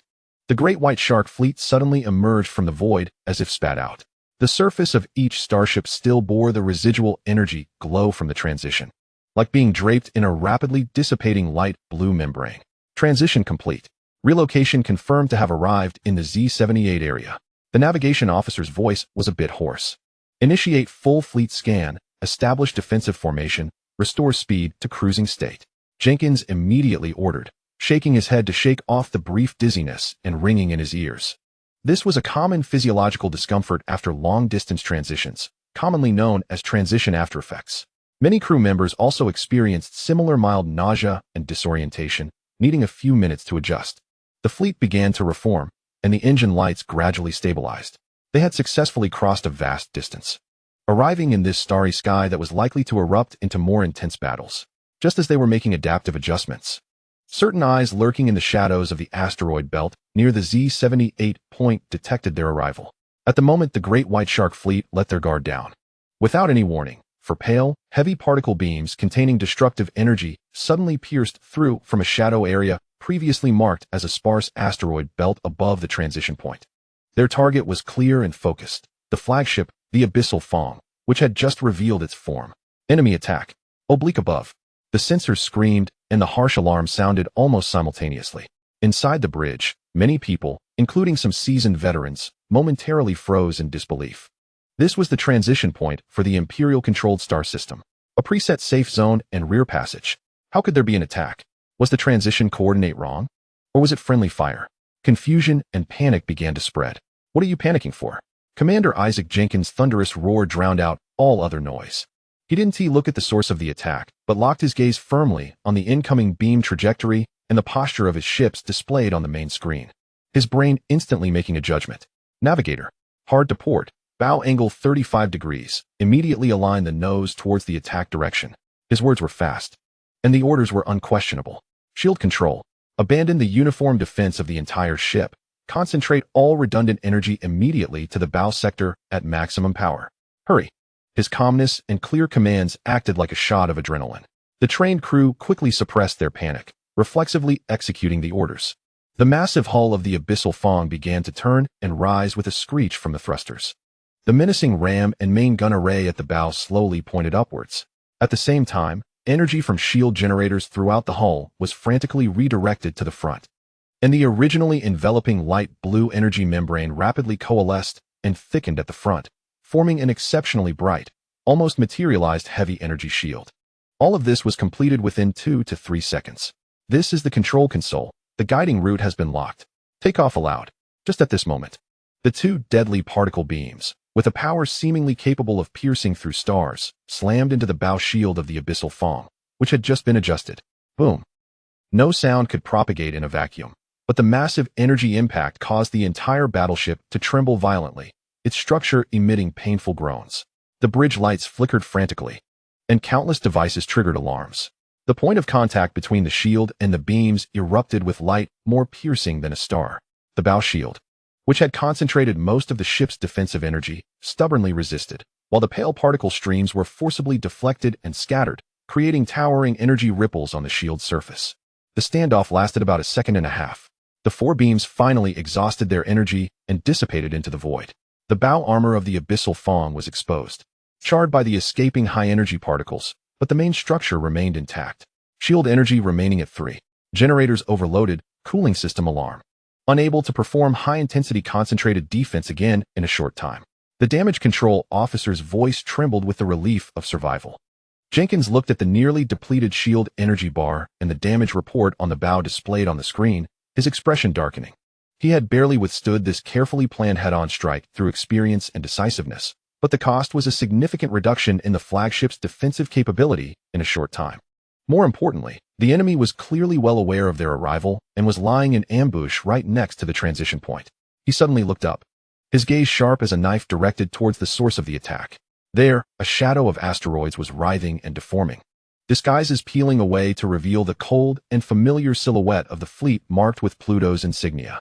All fleets, highest combat readiness. The enemy is ambushing at the transition point. Spread out, return fire freely. Jenkins' roar echoed through the fleet channel. Although the first wave of targeted sniping against the flagship was narrowly blocked by Jenkins, the attack from the Pluto fleet truly began. The dispersed Pluto warships, hidden in various locations, all opened fire at this moment. High-energy beams, plasma bursts, railgun projectiles. Anti-ship missiles rained down like a storm of death rising from the dark forest, coming from different angles and distances, targeting the Great White Shark fleet, which had just completed the transition and had not yet fully organized its formation. Evasive maneuvers. Evasive maneuvers. Shields full open. Brace for impact. Confused commands rang out across the various ship channels. The Great White Shark fleet was forced to abandon the attempt to organize a counterattack. And all starships immediately injected energy frantically into their shields, trying to withstand this wave of saturation strikes. In an instant, the airspace where the Imperial fleet was located was shrouded in the dazzling ripples of countless explosions and energy clashes. However, not all ships could escape unscathed. A destroyer positioned at the edge of the formation was simultaneously hit by 3 beams and 5 missiles. Its shields flickered for less than half a second before shattering, and the hull was directly torn into several pieces, with the internal ammunition depot exploding, transforming it into a massive fireball. Another Imperial cruiser attempted to maneuver to evade, but was struck on the port side by a heavy plasma bolt from an acute angle. At the moment, the shields overloaded. The armor was melted through, the hull tilted severely, and it lost most of its power, drifting helplessly like an injured whale amidst the gunfire. Explosions and destruction continued to flash within the Imperial formation. We cannot passively take hits here. Jenkins stared at the rapidly escalating casualty data, his eyes bloodshot. All fleets, abandon stationary defense and break through toward Neva Star. Use the planetary defense system as cover. Quick! Neva Star is the only nearby planet with a large Imperial base and orbital defense platforms. Once there, we can at least get some breathing room and support. The remaining Great White Shark fleet, like a school of sharks driven into a corner, began to change direction. With engines full throttle, they braved the continuous barrage, trying to carve out a path for survival. The flagship of the Pluto fleet, renamed Kunlun Mountain, Qin Bei looked calmly at the battlefield. Seeing the Great White Shark fleet start to move toward Neva Star, he immediately issued new orders. The enemy fleet's shield energy has been generally depleted. Reorganization will take time. Swallowing fighter squadrons, launch. Target areas of enemy ships with no shields or weak shields, engines, weapon arrays, sensors. The orders were instantly conveyed to the standby aircraft carriers through quantum links. On the aircraft carrier Fire Kylan, in the hangar. The enormous hangar was brightly lit, filled with the hissing of high-pressure gas and the clanking of machinery. Sleek, dark-painted Swallow V fighters were automatically towed from the maintenance racks, precisely delivered to the elevators leading to different deck levels.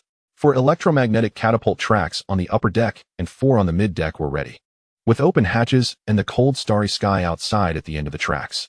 Next to each track, laser guides shot out ghostly green beams, outlining clear attack paths in the void. The pilots had already settled into the narrow cockpits, data streaming on their helmet displays. Swallow, Aircraft 758. Fanjia ready. A young but steady voice sounded on the launch channel. Lieutenant Fanjia, this is the control center. The guidance route has been locked. May the stars guide your path. And may glory be with you. The communications officer's voice came through. Received. Fanjia, Swallow Fighter 758, launching. Boom. The electromagnetic catapult released a powerful burst of energy, instantly accelerating the fighter to launch speed. Like a stone shot from a slingshot, it was catapulted into the cold void. One after another, the Swallow fighters were launched at a high frequency from the 8 catapult tracks, quickly forming attack squads outside the hatch. Soon, hundreds of Swallow fighters gathered in the sky like a disturbed swarm of bees. They transformed into deadly blue streaks, rushing toward the Great White Shark fleet, which was attempting to break through with its shields already dimmed. Their targets were those steel behemoths, stripped of their energy shield protection. The deadly second wave of hunting was about to unfold in a more agile and precise manner, just as Jenkins commanded the fleet to desperately turn toward Neva Star. The hull shook violently under the firepower of the Pluto fleet, and a piercing alarm once again tore through the already tense nerves. detected a large number of high-speed small targets. The number exceeds 700. Identified signal, Federal Swallow V space fighters. They took off from the rear area of the enemy fleet and are approaching at high speed. On the tactical screen, a dense swarm of rapidly moving red dots suddenly emerged behind the blue cursor representing the enemy's main ships. Like a hive of bees bursting forth, they swarmed toward them. Jenkins stared intently at the red cloud symbolizing death, his facial muscles twitching uncontrollably.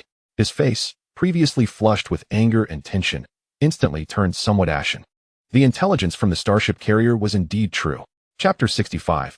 Ambush and Trap. The Federal commander is simply too insidious. When receiving orders from the Theater Command, the intelligence regarding the Pluto fleet possibly possessing T5 class carriers had been marked as dubious or exaggerated by the Staff Department. After all, such strategic projection platforms are usually only equipped for higher-tier mother fleets or elite core star regions, and a newly formed border defense fleet had no such qualifications. Jenkins himself was half convinced, even thinking it might be a smokescreen released by the Federation or an exaggerated excuse for Obsidian's failure. But now, the massive swarm of fighters surging toward him shattered his last bit of hope. The only thing that could deploy and command such a large group of fighters at once could only be a professional interstellar carrier, and possibly more than one. This not only added another method of attack, but also meant that the opponent had battlefield control, sustained strike capability, and tactical flexibility far exceeding that of a conventional fleet. Damn it, the bastards in the intelligence department should be court-martialed. Jenkins slammed his fist hard against the control panel beside him, producing a muffled sound. His knuckles throbbed painfully.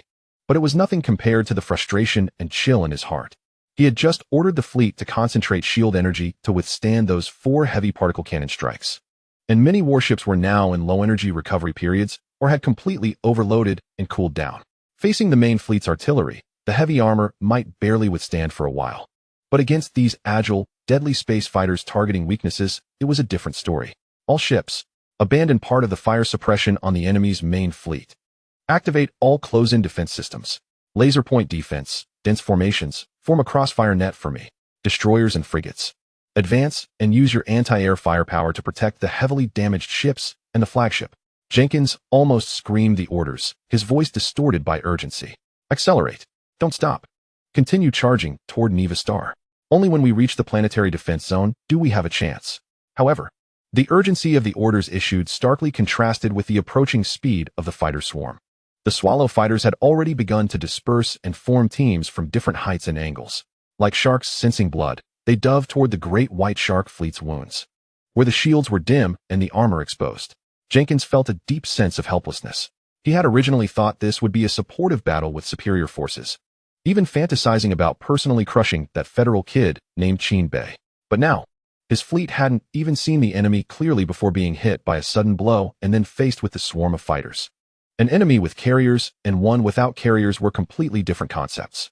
At this moment, he truly understood the despair between Obsidian and Iron Curtain. Jenkins's orders were given.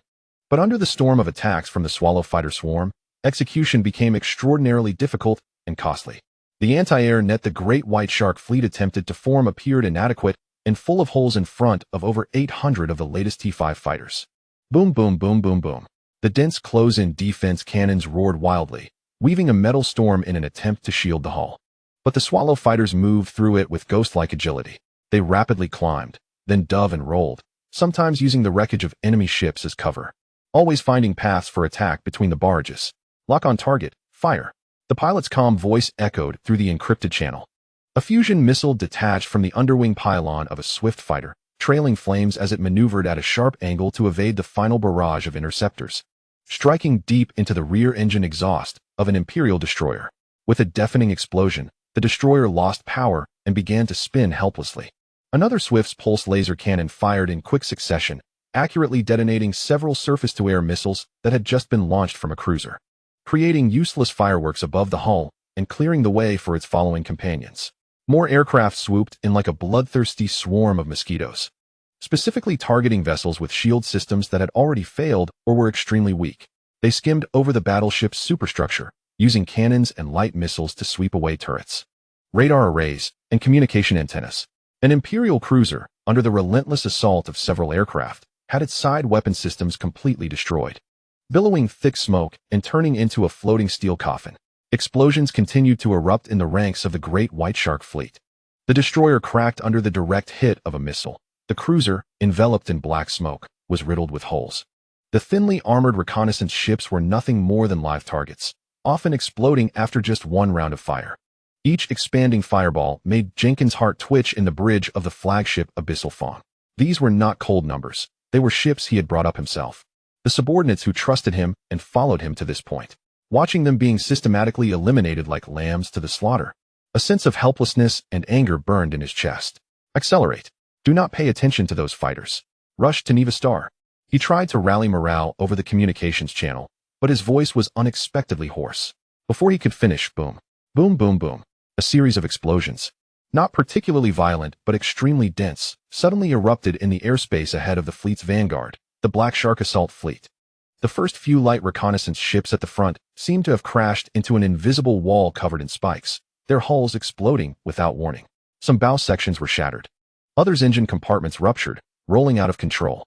Following closely behind, several destroyers were also not spared, their hulls suddenly bursting into flames from below or the side, armor torn apart. Internal structures exposed. Report. Commander. A large number of high-density smart mines have been detected in the airspace ahead. It's an intelligent minefield. The coverage is extensive. The voice of the Black Shark Fleet commander was filled with grief and panic, his flagship violently shaking from the close-range explosion of a mine. We have entered the minefield. The reconnaissance ships are all done for. The minefield. Jenkins felt a chill shoot from his feet to the top of his head, and his vision even momentarily darkened.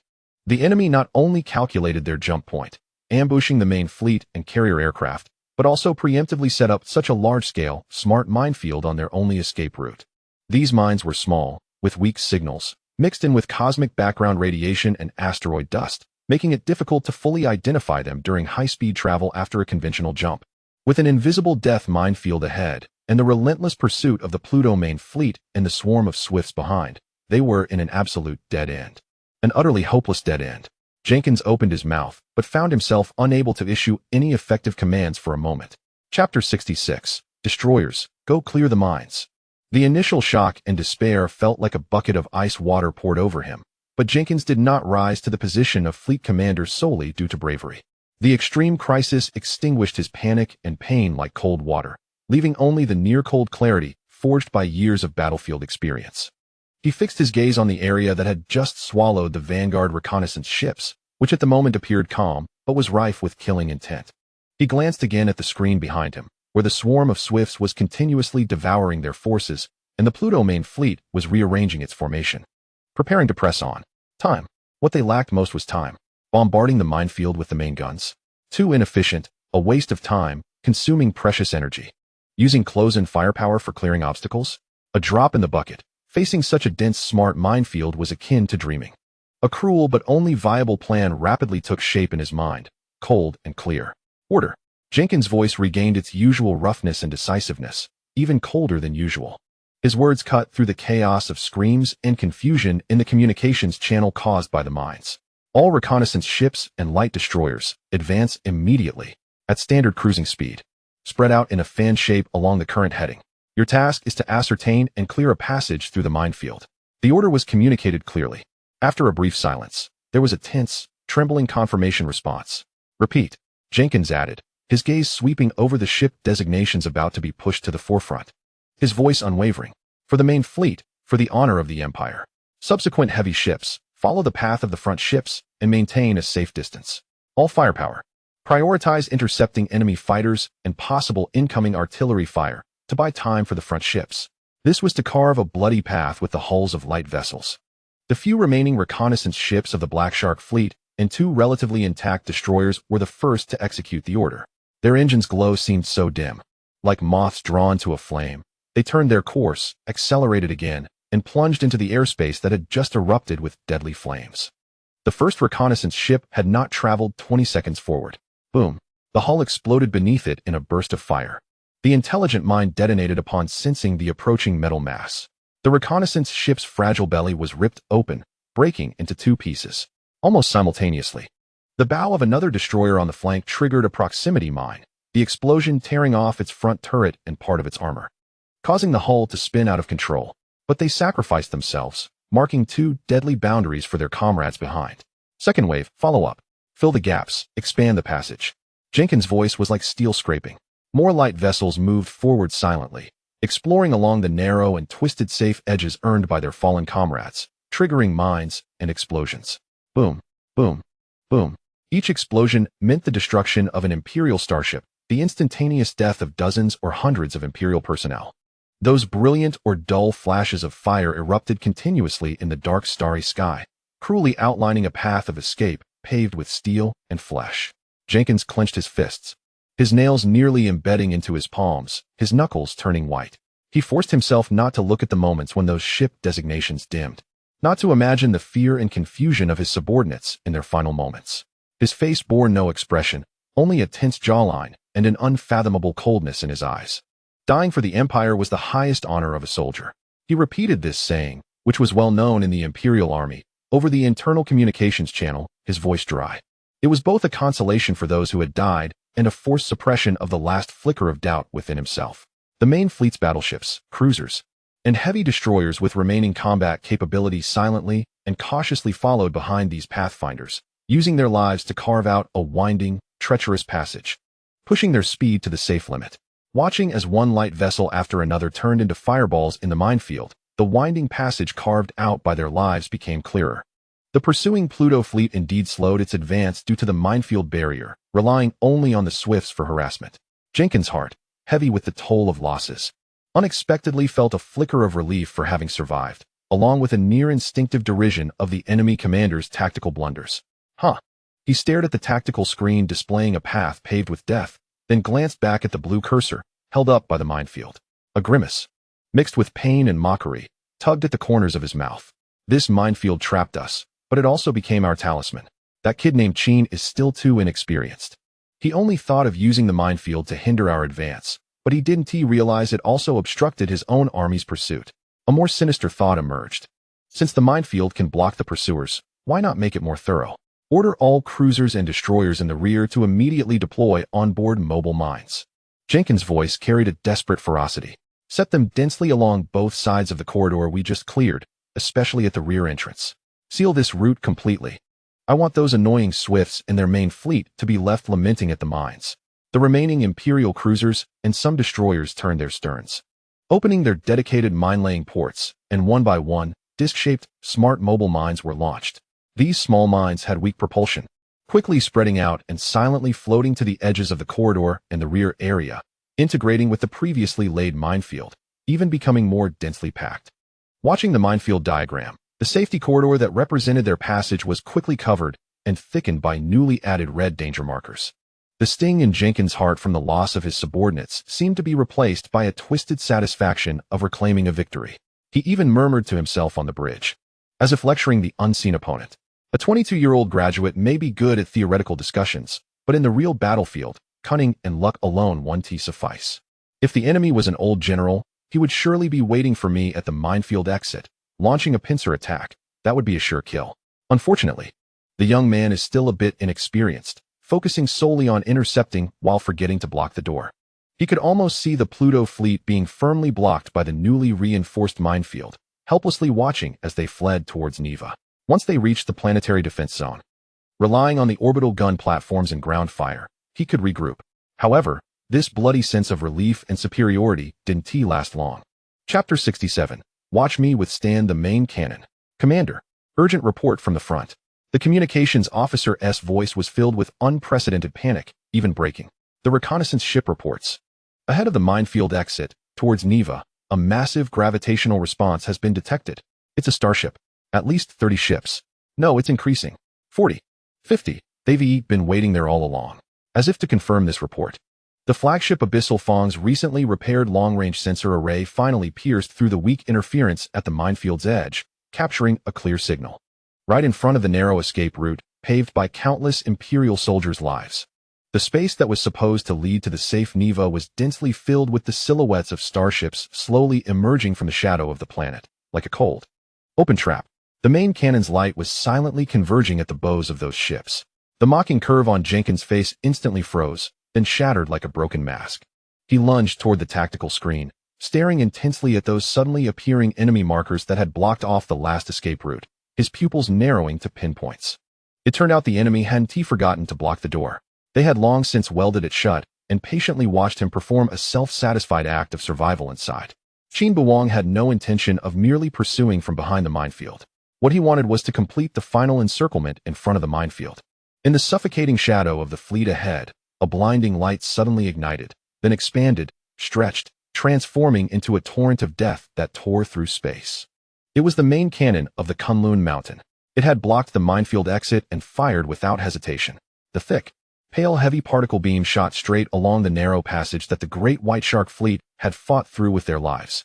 The beam first engulfed the flagship of the Black Shark fleet, which had just been startled by the enemy's presence. The battleship's shields evaporated like dew in sunlight. Its hull pierced through the core, splitting in two amid the flames of a catastrophic explosion. The beam didn't stop, continuing to plow forward. Several destroyers and reconnaissance ships in its path were instantly vaporized, leaving no wreckage behind. Next, the flagship of the Tiger Shark fleet attempted to maneuver to evade, but was grazed by the edge of the beam, half of its hull neatly sliced off, the internal flames consuming the remaining part. This beam of destruction left a shocking death trail marked by shattered hulls and flying flames among the remnants of the great White Shark fleet. It ultimately crashed violently into the bow of the flagship Abyssal Fawn. The thick composite armor of the Abyssal Fawn underwent a deadly test. A blinding light erupted. The hull shook violently, and the structure emitted a mournful cry under the strain. The terrifying particle flow crazily eroded the armor, melting deep pits into its surface, turning it a fiery red, but it surprisingly didn't fully penetrate. Bow armor damage rate, 65. Structural integrity intact. We withstood it. The damage control officer's report, laced with a hint of ecstatic survival, had a touch of joy.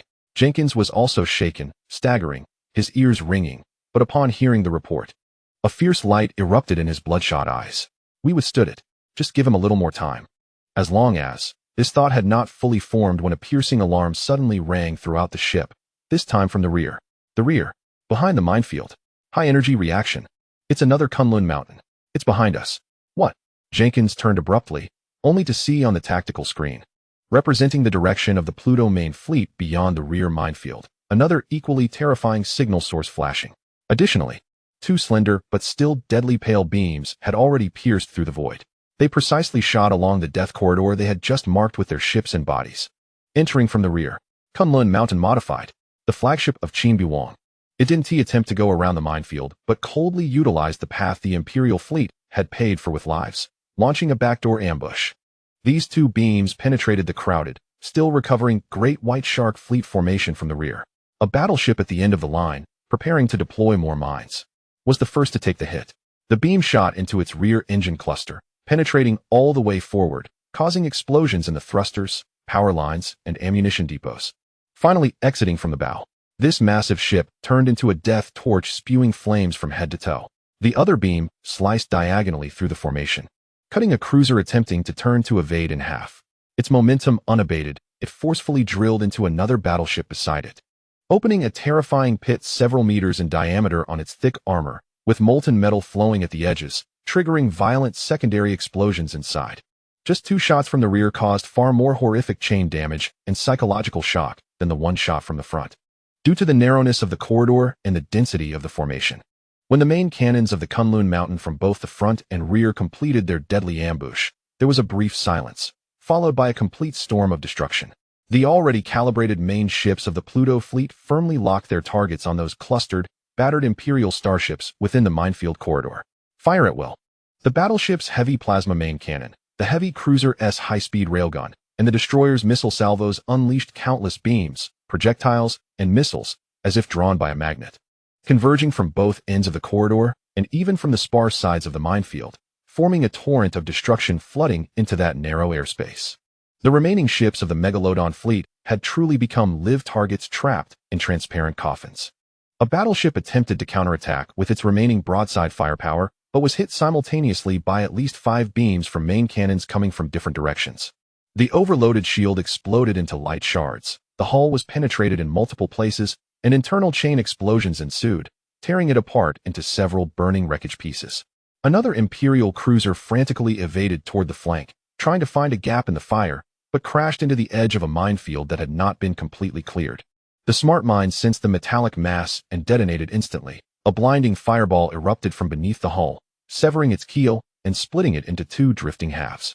More cruisers and destroyers were overwhelmed by the intense crossfire, their shields overloaded and shattered, armor ripped apart, engines destroyed, turning into silent, expanding fireballs or wreckage trailing smoke and debris. The flashes of explosions surged in succession, almost illuminating the entire minefield corridor, as if holding a cruel and grand funeral for steel. Chapter 68. Annihilation of an entire subfleet. The Pluto fleet's barrage not only destroyed the remaining Imperial warships, but its violent energy release and explosive shock also directly triggered or destroyed a large number of mines in the corridor and surrounding areas. The deadly minefield, under the baptism of even deadlier artillery fire, was instead cleared into a broader but more debris-laden death zone. At this moment, the long-awaited Swallow fighter group, like vultures finally confirming safety upon smelling blood, surged in to join this final hunt. For these agile fighters, the threat of the obstructive minefield had been greatly reduced. Their prey, the few remaining Imperial starships that had narrowly avoided direct destruction by the main cannons, were in a dire state. After the relentless bombardment from both sides, these starship shield energy had long been depleted. Their heavy armor was riddled with cracks and molten pits, and many weapon arrays were destroyed, leaving them slow and vulnerable. The Swallow fighter group soared past, encountering almost no effective energy shield defenses. The only obstacles left to deal with were the sporadic, futilely roaring point defense cannons and lasers aboard the ships. One Swallow easily dodged the sparse anti-air barges and sent a fusion missile into a cruiser's exposed engine exhaust. Another used its cannon to precisely sweep over the upper structure of a battleship, silencing the few remaining point defense turrets one by one. The fighter group moved like wolves among sheep, efficiently clearing the battlefield. They penetrated the damaged hulls to attack critical internal systems. They circled around the immobilized giant ships, disassembling them piece by piece with missiles and lasers. The slaughter turned into a one-sided harvest. Time flowed amidst the remnants of explosions and scattered debris. When the last remaining Imperial destroyer was shot down by a follow-up shot from the Swallow fighters, turning into yet another piece of floating metal debris, only the heavily damaged flagship of the Megalodon fleet, the Abyssal Fong, remained in the center of the battlefield, its bow armor nearly melted, yet still stubbornly afloat. It resembled a dying beast, silently facing the graveyard of its fleet. The main turret of the redesignated Kunlun Mountain slowly adjusted its angle for the last time. Locking onto this final symbol, charged light gathered at the muzzle, stable and deadly. Fire. The pale beam pierced through the void, accurately hitting the already overburdened center of the Abyssal Fong's hull. This time, there was no struggle of shields, no stubbornness of armor. The beam penetrated like a hot knife through wax, unobstructed, triggering an ultimate explosion that engulfed the entire giant ship from within. Boom! More intense and prolonged than any previous explosion, the firelight blossomed in the starry sky. The massive hull of the Abyssal Fong twisted and expanded in the glow, ultimately disintegrating into a rapidly expanding, transient nebula of molten metal and violent energy. It was then consumed by the cold void, leaving only larger debris slowly tumbling. The signal marking the last operational unit of the Megalodon fleet completely vanished from the tactical screen of the Pluto fleet. Silence. Then, an eruption. We won. We won. An entire Imperial subfleet. On a Jianghe-class battleship, a young operator suddenly jumped up from his seat, pumping his fist and shouting, his face flushed with excitement. Many other young faces around him also radiated incredible joy and excitement. For many new recruits and officers just transferred from other fleets, this was their first large-scale fleet battle, and the outcome was the complete annihilation of an Imperial main subfleet. It felt like a dream. Hey, rookie, save some energy. A veteran gunner with an old scar on his face leisurely sipped an energy drink, glancing sideways at his excited comrade. In the Pluto fleet, this is just another day. We did the same to whales back at Elvira. You'll get used to it. Another veteran, checking the wear on the cannon barrels, grinned and patted the young operator's shoulder. Kid, be grateful you got transferred here. Following Commander Qin, you get to fight in the battles and share the credit. Do your best. Don't mess up and get kicked out. Otherwise, you'll miss out on so many promotion opportunities. Listening to the veteran's half-teasing, half-proud words, the initial simple excitement of the new recruits gradually settled into a deeper, proud thrill and eager anticipation for the future. They looked out at the silent and imposing fleet array outside the porthole, their hearts filled with a sense of belonging. Bridge of the flagship Kunlun Mountain. The atmosphere here was more subdued, but a silent, fervent emotion flowed in everyone's eyes. The officers methodically handled post-battle matters, tallying the results, assessing damage, recovering valuable wreckage, or rescuing their own escape pods. Yet their gazes would unconsciously glance toward the young figure standing quietly at the front of the tactical platform. Deputy Commander Zhuang Zixuan, the recently honored commander of the Shadow Moon-class destroyer, stood there, and all the fleet commanders, whether seasoned veterans or ambitious youths, looked at Qin Beiwang with clear, even awed admiration and respect. From actively striking at Savannah, to laying traps that severely damaged Obsidian and Iron Curtain, to this precise prediction and perfect ambush annihilating the Megalodon. Qin Beiwang had completely impressed everyone with his incredible intelligence control, cold and precise tactical calculations, and his command art that dared to take risks while advancing cautiously step by step. Doubts? Long gone. Worries? Transformed into anticipation for the next order. They were now utterly convinced of one thing. As long as they followed this young commander's orders, the Pluto fleet would continue to win, creating more seemingly impossible victories. This belief was more powerful than any pre-battle encouragement. Qin Beiwang seemed unconcerned with the gazes behind him. He was simply confirming the disappearance of the abyssal Fong signal and calmly pulling up the star map, directing his gaze to deeper places. On the chessboard of the Savannah star system, several key pieces had been cleared, but the game was far from over. On the tactical screen, the red markers representing the Megalodon fleet had all dimmed, leaving only sporadic flickering wreckage signals. The blue array representing the Pluto fleet remained orderly. But the rolling latest battle damage and resource reports on the side revealed the cost behind the glorious victory. Qin Beiwang shifted his gaze from the enemy wreckage area to his own data, quickly scanning through key entries. Chapter 69, Triumphant Return. Shadow Moon-class high-speed destroyers, 42 engaged, 27 remaining. Loss rate, 357. Most of the survivors are heavily damaged. Swift V-type space fighters. 4 squadrons have flown over 642 sorties, with 699 available for immediate redeployment. And losses exceeding 31. Although the pilots are highly motivated, the continuous high-intensity operations have shown signs of fatigue. Energy reserves, fusion fuel and high-energy batteries urgently requisitioned from Langkawi Star have been consumed by 68 due to continuous high-intensity maneuvers, shield maintenance, and main gun volleys. Although the core reactor fuel is sufficient, the front line's rapid resupply capability is nearing its limits. Ammunition stock. Various types of missiles and electromagnetic cannon ammunition have an average consumption of over 40, with very few special munitions like the Kingslayer torpedoes remaining. Hull condition. Several main battleship shield generators require cooling maintenance, and some cruisers' armor belts are damaged and urgently need docking repairs. The achievements are indeed remarkable. Obsidian has been severely damaged, Iron Curtain has been repulsed, and the Great White Shark has been completely annihilated. However, this sharp blade of the fleet, after continuously splitting through 3 tough bones, has also shown signs of wear and dullness. Qin Beiwang did not hesitate. He commanded the entire fleet. His clear voice rang out on the bridge, interrupting some personnel still savoring the victory. Cease pursuit of the remaining enemies and abandon deep sweeps. All operational units, according to the homecoming plan, begin to orderly withdraw from the current combat area. The command surprised some, but no one questioned it. Course adjustment. Destination. Preset assembly point, Shiwa Star. Maintain cruising speed and keep basic alert formation. Recall all swift squadrons. Prioritize recovering damaged fighters and pilots. The aircraft carrier's catapult system switches to recovery mode. The Shadow-class reconnaissance ship advances to expand the alert range, focusing on monitoring the main jump points in the Savannah Star system and the movements of the remaining Imperial fleet.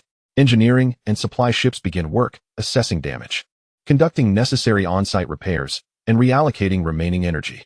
Commands were issued one after another, and the massive fleet, which had just endured a bloody battle, began to methodically retract its claws, lick its wounds, and retreat into the shadows of the rear. Qin Beiwang watched the fleet begin to turn and simply explained, "The results are enough. To be greedy will break the blade. The Empire, having lost its main forces, will surely retaliate fiercely. We need time to digest the results, repair damages, and replenish supplies." Zhuang Zixuan nodded, fully understanding. Knowing when to stop is key to maintaining the fleet's survivability and sustained combat capability before the enemy can react and gather overwhelming forces to disengage. The commander did not let the glorious victory cloud his judgment. Rather, he calmly withdrew at the peak of success, demonstrating that this restraint requires more courage than taking risks. In the Federation territory, Galactic Star region, Capital Star. At the headquarters of the Federation Boundary Security Bureau, FCB, in the underground Deep Analysis Center. The Analysis Center was still brightly lit in the late night. A highly prioritized encrypted intelligence package marked with the unique identification code of Rose was sent to the terminal of the duty supervisor through multiple relays and physically isolated channels. The decrypted text left even this well-informed supervisor stunned for several seconds. He immediately convened an emergency analysis team. Intelligence source: Rose, verification passed. The supervisor's voice was grave as he projected the content onto the central screen. Core content: the direct reason for the recent unusual mobilization of the great white shark, deep-sea jellyfish, maned lion, and merfolk subfleets by the command of the Opal Star Region Combat Zone is to gather superior forces to annihilate our Pluto subfleet in the Savannah Star System. He paused, pointing to the small print below. Reason noted. The Pluto fleet inflicted heavy damage on the Imperial Obsidian subfleet in the Savannah Star System, provoking the Imperial Combat Zone's fury, with intentions of revenge and restoring face. The briefing room fell silent for a moment, followed by a murmur mixed with disbelief and instinctive skepticism. To annihilate the Pluto fleet? Mobilizing 4 entire Imperial main subfleets? A senior analyst pushed up his glasses, the first to shake his head. Isn't this reason overestimating our new fleet? Obsidian was heavily damaged? Does Rose have a misunderstanding of the term heavily damaged? Or is the Empire exaggerating to find an excuse for their large-scale mobilization? Qin Beiwang, another middle-aged official, scoffed, his tone carrying a habitual bias. The son of Marshal Qin Beiwang. Last time, Elvira performed well, but who knows how much of it was genuine. In that environment, can one lack capable deputies and advisors? In my view, that impressive battle report might half be credited to Deputy Commander Zhuang's Hixuan. Young people, you know? Just gilding their image, and we all understand. His words drew a few faint agreements.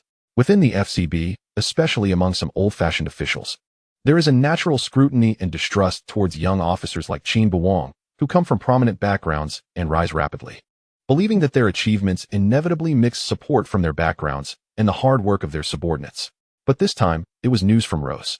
A female analyst with black hair sitting in the corner slowly spoke up, her voice quiet but silencing the discussions. She was responsible for the long-term one-way liaison assessment with Rose. You all know the level and reliability of Rose. The intelligence she relays is confirmed to be accurate and critical 9.5 times out of 10. She would not, nor does she need to, take risks in conveying vague or exaggerated information on verifiable matters. She looked at the words heavily damaged obsidian on the screen, her gaze sharp. If Rose says obsidian was heavily damaged, it is very likely true. And the Empire, in its rage, mobilized 4 fleets to completely wipe out the Pluto fleet as a warning. From this logic, it fully aligns with the old-fashioned imperial generals like Strauss, who place extreme importance on face and habitually crush any provocation with absolute superiority. So, should we believe the son of a 22-year-old marshal, leading a newly established fleet, inflicted heavy damage on one of the Empire's most elite border fleets at the imperial border? The analyst who first expressed doubt still found it hard to accept. Whether to believe it is one thing. The supervisor tapped the table, suppressing the debate. The credibility of the intelligence source is extremely high. We must base our warning and judgment on this. Immediately elevate this intelligence, along with Rose's credibility assessment, to red level. And synchronize it to the Wanstone Star Region Combat Zone Command, copying relevant departments of the Supreme Command. Request them to pay close attention to the potential gathering of Imperial military forces in the direction of the Savannah Star System, far exceeding expectations. And urgently verify the actual combat situation and circumstances of the Pluto fleet. Chapter 70. Bad news after the urgent intelligence marked red level, accompanied by Rose's credibility endorsement, was presented to the core operations room of the Combat Zone Command, when several senior staff and Major General Wen Shiheng saw the contents of the intelligence. The entire room seemed to have pressed the mute button. The sound of paper flipping stopped, and low conversations abruptly ceased, leaving only the faint hum of operating equipment. A few seconds later, an uncontrollable exclamation broke the silence. It's actually true. A young lieutenant staff officer standing behind Wen Shiheng's eyes widened, his face filled with shock and excitement. The Pluto fleet.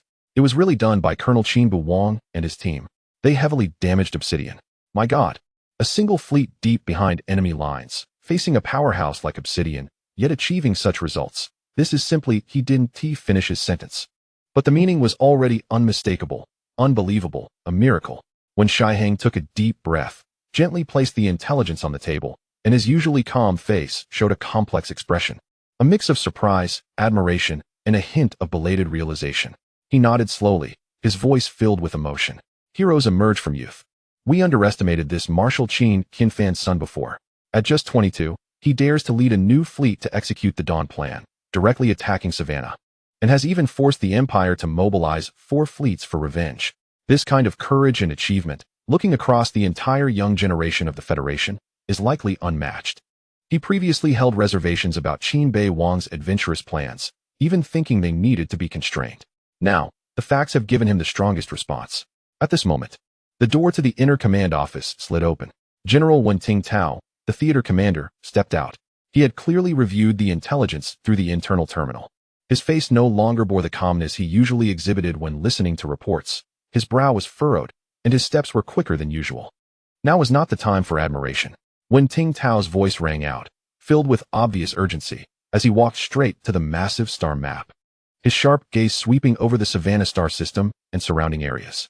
If the FCB's intelligence was accurate, the Empire's mobilization of 4 fleets, including the Great White Shark, was aimed at Qin Beiwang. Tao's finger heavily tapped the location of the Savannah star system. Adding to that, the already severely damaged Obsidian fleet still had remnants within the Savannah star system. He quickly calculated in his mind, his expression growing more serious. The Pluto fleet was about to face not just 1 or 2 enemies, but possibly an encirclement force equivalent to 4.5 Imperial subfleets. Moreover, this was an encirclement filled with anger and a determination to win. This number caused everyone in the operations room to gasp in shock. 4.5 fleets. This was far beyond the scale of a border skirmish, almost a military deployment for a small-scale battle. No matter how capable Qin Beiwang's Pluto fleet was, it absolutely could not withstand such a disproportionate force head-on. We cannot sit idly by. Tao declared firmly, relay my orders. First, send orders to the commanders of the defensive fleets in the Halen, Zizou, Nelson, and Vista star systems. He pointed to several federal frontline star systems on the star map that bordered the Empire's control area in the Opal star domain. Within 12 hours of the command being issued, organize a medium-intensity border deterrence exercise. Make some noise, advance the fleets, actively conduct radar scans, and adopt a posture that suggests they may attack across the border at any moment. I want to ensure that the attention of the Empire's Opal star domain theater is firmly drawn to these traditional hotspots, making them hesitate to easily withdraw more troops to Savannah, and possibly even forcing some fleets that have already set out to return for defense. Second, when Tao's gaze turned toward the depths of the federal control area, immediately order the Flame Demon Fleet, Snow Leopard Fleet, Divine Arrow Fleet, and Cavalry Fleet to end all non-emergency tasks and enter a state of Level 1 combat readiness. Complete resupply and assembly as quickly as possible, and maneuver to the Elvira star system via safe routes. He looked at Wen Shiheng and the other staff. Elvira is the home port of the Pluto fleet and also the closest federal support point to Savannah. After these 4 fleets arrive, they will be under the unified command of the Flame Demon Fleet Commander. Their task is to establish a strong forward fortress and deterrent force at Elvira. On one hand, they will assist the Pluto fleet, which may retreat from Savannah. On the other hand, they will pose a flanking threat to the Empire's fleet in Savannah, tying down some of their forces and easing the pressure on Qin Beiwang. Tell them to act quickly and make a big show. We need the Empire to know that the Pluto fleet is not alone, that it is backed by the Wanshi Star Domain Theater. Tao added at last, his tone leaving no room for doubt. The orders were quickly recorded, encrypted, and sent out. The massive federal war machine, spurred by astonishing intelligence from behind enemy lines and the miracle or trouble created by a young commander, began to partially accelerate its operation.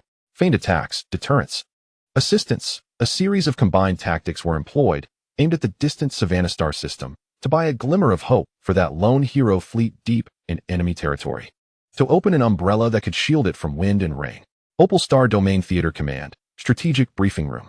The gloom brought by the previous report on the Obsidian fleet's disastrous defeat had yet to dissipate when another, even more highly classified and terrifying intelligence report fell like a second hammer, striking heavily on the hearts of every high-ranking Imperial officer. The intelligence officer's voice sounded somewhat strange as he struggled to maintain steadiness, reading word for word the bad news pieced together from different surviving units in the Savannah star system. The Langkawi military port was attacked, and the Outer Ring's main defensive orbit and dock structures were completely destroyed.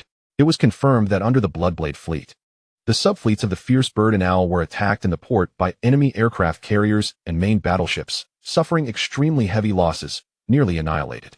A gasp echoed in the briefing room. Langkawi was a logistical hub, and also a pre-designated reinforcement gathering point. But that wasn't all. The Iron Curtain fleet, while rushing to aid the Savannah star system, was ambushed by the main force of the Pluto fleet at the edge of the star system. After a fierce battle, its subordinate subfleets, Bastion and Stronghold, along with the cooperating Bloodblade fleets, Giant Elephant and Fearwolf subfleets, suffered devastating blows, and complete combat formations were confirmed lost. The flagship Steel Plate, Iron City, Mammoth, and Grey Wolf were all sunk or heavily damaged and lost command capability. Silence. Absolute silence. If the Obsidian fleet's failure could still be attributed to underestimation or accidents, then the subsequent attack on Langkawi and the ambush and crippling of 4 Imperial subfleets in motion could no longer be explained by accidents or luck. Chapter 71. All of you with golden shoulder straps, get to the operations conference room. An old general steadied himself on the table, his fingers trembling slightly, murmuring softly. Obsidian. Fierce Bird, Owl, Bastion, Stronghold, Giant Elephant, Fearwolf. This makes 8. Another general completed this chilling number for him, his voice dry. Equivalent to the size of a fully reinforced Imperial subfleet. Moreover, this was done in less than a standard week by the same Federal fleet, using a small force to strike down a larger one, defeating them one by one. The Pluto fleet. When the intelligence officer uttered this name, his tone could no longer hide his shock. According to the existing intelligence analysis, the fleet commander Qin Beiwang fully utilized our intelligence lag, scattered forces, and severe misjudgment of his strength to implement a series of bold and precise deep incursions, ambushes, and key strikes. His fleet exhibited a level of cooperative efficiency and tactical execution beyond that of a conventional newly established fleet. In the briefing room, the anger and desire for revenge that had ignited due to the Obsidian fleet's defeat were now replaced by a deeper chill and incredulity. The anger remained, but there was also confusion and heaviness when faced with losses that exceeded comprehension. 8 subfleets. This was not a minor loss from a border skirmish. It was a heavy defeat capable of shaking the balance of power in the entire Savannah star system and even the Opal star domain. How many years has it been since the Empire faced such a horrifying series of strikes in such a short time, in the same region, against the same opponent? The Pluto fleet, Qin Beiwang. At this moment, these 2 names had transformed in the minds of the senior officials at the Empire's theater command from provocateurs that needed to be taught a lesson to deadly threats that must be eliminated at all costs. The earlier decision to mobilize 4 fleets for retaliation now seemed not only like overkill, but possibly still insufficient. Opal Star Domain Theater Command Office. The final briefing, summarizing the brutal battle reports from the Savannah star system, was gently placed on General Strauss's large alloy desk by his aide, as if handling a heavy object. As the thick soundproof door of the office closed, the faint noise from the corridor outside was completely cut off. Strauss picked up the briefing with a blank expression, his gaze sweeping over the first few lines that confirmed the loss of Obsidian for the 3rd time. His fingers tightened slightly, causing the edges of the paper to wrinkle. He continued reading. Langkawi star has fallen, and the Bloodblade's 2 fleets have been destroyed in the harbor.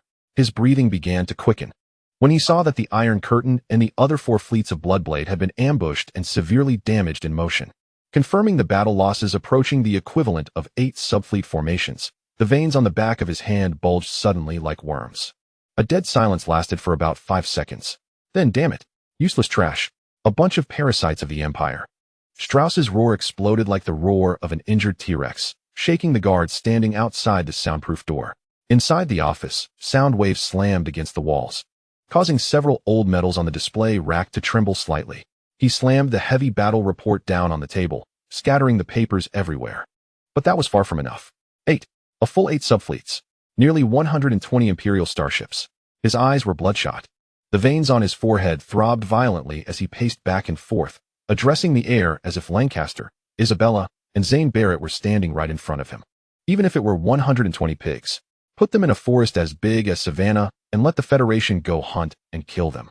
They wouldn't die this fast, this clean. The more he spoke, the angrier he became, and he kicked the nearby holographic tactical display platform with force. The sturdy alloy frame emitted a piercing groan. The surface tilted, the projected star map twisted and flickered, and finally went dark. Lancaster, your Obsidian is not supposed to be the elite of the border. Elite? It got pierced by a 22-year-old conscript. Are your 2 Emperor-class ships made of paper? Isabella Marlowe. Iron Curtain, defense experts? Ambushed in their own star system, losing 2 wings? Are your reconnaissance ships blind? And Zane Barrett, you brute. What else can you do besides shouting? Chasing and chasing, leading your own fleet into the enemy's slaughterhouse. You couldn't even protect the ships in the military port. With every curse, he grabbed something nearby and smashed it hard. A delicate crystal starship model, symbolizing a victory in a certain battle, was knocked to the ground and shattered into pieces. An electronic painting depicting the Imperial fleet's parade was yanked off the wall and smashed into the corner. The screen cracked, flickered a few times, and then turned completely black. A heavy alloy paperweight flew toward the bookshelf, smashing through several hardbound, old military regulations, scattering the books all over the floor. Even his usual ceramic coffee cup, embedded with a star, was grabbed and hurled against the opposite wall, exploding into a cloud of brown stains and sharp fragments. The office was in disarray, as if it had just experienced a small storm. Strauss's chest heaved violently, and his heavy breathing was particularly clear in the silence. After the rage, a deeper, almost overwhelming coldness and sense of shame washed over him. The horrifying loss of 8 fleets occurred under his jurisdiction and command structure. This was no longer just a military failure. It was a severe blow to his personal authority and the Empire's ruling prestige in the Opal Star domain. Once the news spread completely, how would he face the inquiries from the command department? How would he face the sneers from colleagues in other star domains, both overt and covert? He slowly straightened up, tugged at his somewhat disheveled uniform collar, and the furious flush on his face was gradually replaced by a cold, almost sinister pallor. His gaze fell on the scattered fragments of the battle report, where the names of the Pluto fleet and Qin Beiwang still stood out. The heavy door of the command office suddenly slid open, slamming against the buffers with a muffled sound. General Strauss's figure appeared at the doorway, his uniform still crisp. But the collar was slightly askew, and a few strands of gray hair were disheveled from his earlier rage. Most alarming was the color of his face. A suppressed shade of iron blue, like leaden clouds before a storm, combined with eyes that shot out a tangible fury and coldness, causing all the officers passing by or working nearby to freeze in place, too afraid to breathe. He didn't even glance at the pale-faced officers. His gaze swept down the corridor like a cold searchlight, then suddenly raised his voice. The hoarse yet terrifyingly oppressive roar rolled through the entire floor like thunder. All officers with golden shoulder boards, get your asses to the war conference room. Now. Immediately. Chapter 72 Wolf? Sounds like a name that doesn't belong to a noble. Golden shoulder boards. This term was like a current, piercing through the air in the command center. In the Imperial Army, Golden Star shoulder boards are the exclusive insignia for officers of general rank and above. This meant that the commander was summoning all generals from the entire theater command. An oppressive commotion and hurried footsteps erupted in the corridor. Those who were originally in various offices, handling affairs, regardless of branch or task at hand, felt a jolt at this unprecedented roar. Immediately dropping everything and hastily making their way toward the war conference room located in the core area of the command center. No one dared to speak. Not even to exchange glances. Everyone could feel the terrifying pressure of a storm approaching from Strauss's unusual and unabashedly furious demeanor. Some of the younger civilian officers or junior staff were so scared they shrank behind their workstations, not daring to lift their heads. They had never seen the normally stern and imposing Commander Strauss lose his composure to such an extent, radiating such murderous intent. About half an hour had passed since Strauss's roar summoned all officers to the war conference room. The atmosphere in the briefing room remained tense, with junior officers handling intelligence from other star domains, but everyone was somewhat distracted, ears perked up, listening for any movement from the corridor or conference room. Suddenly, a high-priority communication alert sounded sharply, breaking the oppressive silence in the room. A young intelligence officer practically lunged at the terminal, quickly decrypting and reading. His complexion changed from pale to ashen in seconds, his lips trembling, unable to produce any sound despite several attempts. What's going on? A nearby colleague noticed something was off and whispered inquiringly. The intelligence officer finally found his voice, dry like sandpaper. From the Merfolk fleet. Encrypted confirmation that the Great White Shark fleet was ambushed in the Savannah system at the Z-78 jump point and has been completely annihilated. The enemy is highly suspected to be the main force of the Pluto fleet. Clang. It was unclear who knocked over the metal pen holder on the table. The briefing room instantly fell into a dead silence, with a pin drop audible. Everyone's movements froze, their faces filled with extreme shock and confusion. The Great White Shark has also been completely annihilated? Another one? And it was a whole complete subfleet. Over 100 starships in scale. How long has it been since the previous report of the Iron Curtain and other fleets' disastrous defeat? This is impossible. A middle-aged intelligence officer stood up abruptly, his voice breaking with agitation. The timelines don't match. The Iron Curtain's intel was delayed. They must have delayed their reporting after being attacked. Otherwise, how could there be such a short interval between the two battle reports with such a long distance apart? The Great White Shark must have jumped in afterward, and then immediately, shut up. Colonel Shane Crawford, the head of the strategic briefing room, interrupted him sternly. This is not the time for you to analyze whether the Iron Curtain fleet delayed their report. He took a deep breath, as if he needed immense courage to face the thin yet heavy as 1,000-gene battle report before him, along with the person he would soon have to confront. His gaze slowly swept across the room full of officers. Every person he looked at instinctively lowered their head, either averting their eyes or pretending to be busy. This intelligence. Crawford's voice was hoarse. Must be reported to the commander immediately. He paused for a moment and asked a question that made everyone's heart skip a beat. Who will go? Silence. A suffocating silence. The briefing room, which had just been stirred by shock, was now so quiet that a pin drop could be heard. The officers wished they could bury their heads in their chests or turn into decorations on the wall. No one dared to meet the leader's gaze. And no one spoke up. What a joke. The commander had just been furious due to the previous disastrous defeat and had scolded all the generals in the conference room, leaving the office in chaos. Now, to present him with intelligence that was 10 times worse, announcing yet another main fleet's total annihilation, this was not just reporting. It was like walking into a bomb, standing right at the center of the explosion. Colonel Crawford scanned the room and finally settled his gaze on the young intelligence officer. What is your name? Crawford glanced at the 4 silver diamond insignias on the officer's shoulder. Then he shouted, Lieutenant. The young intelligence officer stood up abruptly. He saluted Crawford and replied tremulously, Yes. Reporting to Colonel Crawford. My name is Garrett Wolf. Crawford silently repeated the name in his mind. Wolf? It doesn't sound like a noble name. That's him. Crawford casually returned the salute and then said, Lieutenant Wolf. I've heard that you will carry out the tasks assigned by your superiors without fail. Wolf swallowed hard. Conflict raged within him, but he finally said, Yes, Colonel.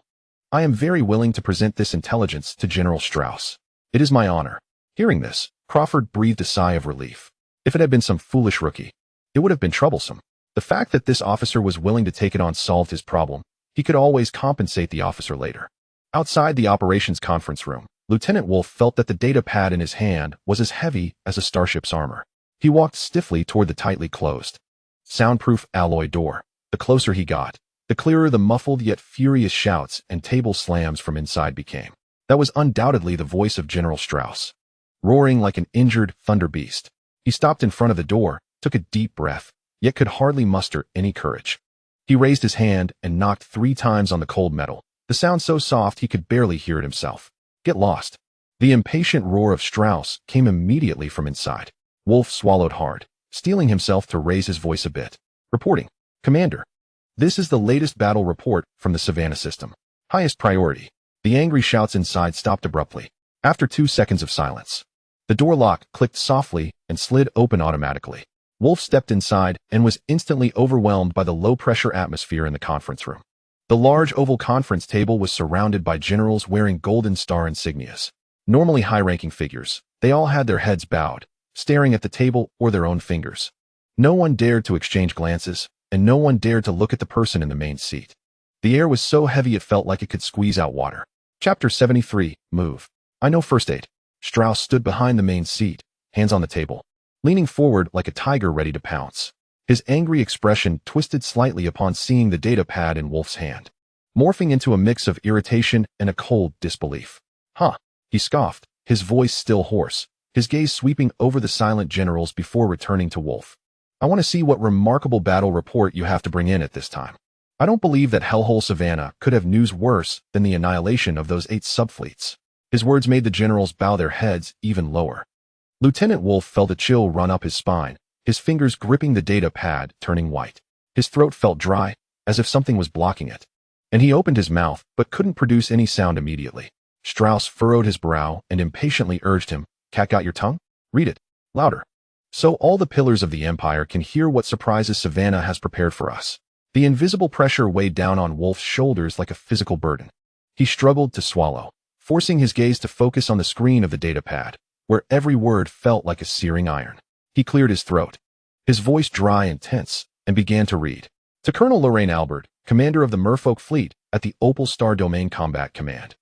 He read the opening, his heart racing as if it might explode. He could almost feel all the generals' eyes, though most of them still kept their heads down, and Strauss's cold, piercing gaze fixed on him. Confirmed. The Empire's Great White Shark subfleet encountered an ambush by the enemy's main fleet at the Z-78 jump point in the Savannah system on the standard time today.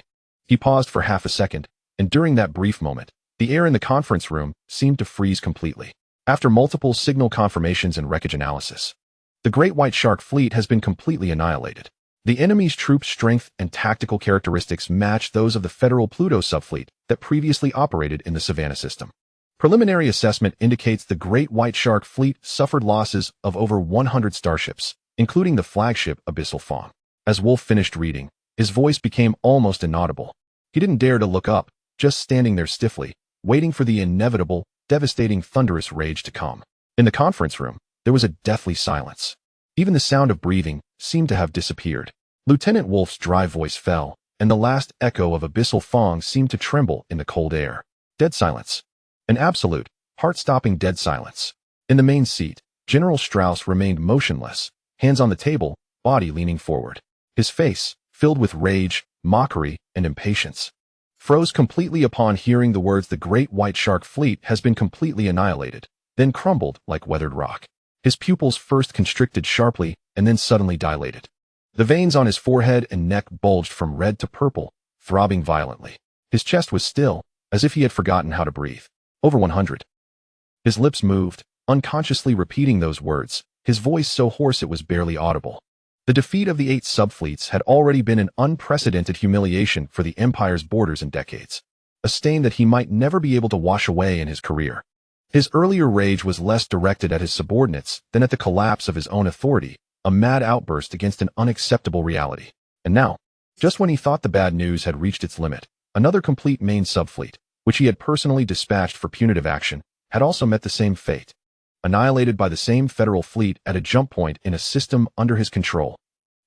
Extreme shock, fury, humiliation, and a deeper fear of losing control of the situation surged through him like a flood breaking through a dam, instantly collapsing the calm and willpower he had desperately maintained as a commander. He felt a sweetness in his throat, and suddenly, darkness engulfed his vision, with all sounds fading rapidly away. In the shocked gaze of the generals below, Strauss's tall and imposing figure suddenly swayed. His arms that supported the table lost strength, and he fell straight back as if his spine had been pulled out. "Commander! General! Quick! Support the commander!" The dead silence was completely shattered, replaced by a chorus of panicked screams and chaotic footsteps. Almost at the same moment that Strauss's body began to tilt, the 3 or 4 closest generals and lieutenant generals sprang up from their seats, as if propelled by springs. The heaviness and fear on their faces were instantly replaced by a mix of genuine concern, at least on the surface, and a certain eagerness for an opportunity. "Step aside. I know first aid," a portly general shouted, his movements surprisingly agile as he nearly shoved aside his colleague to be the first to rush to Strauss's side, trying to support his head and shoulders, just as he was about to open his mouth to perform artificial respiration.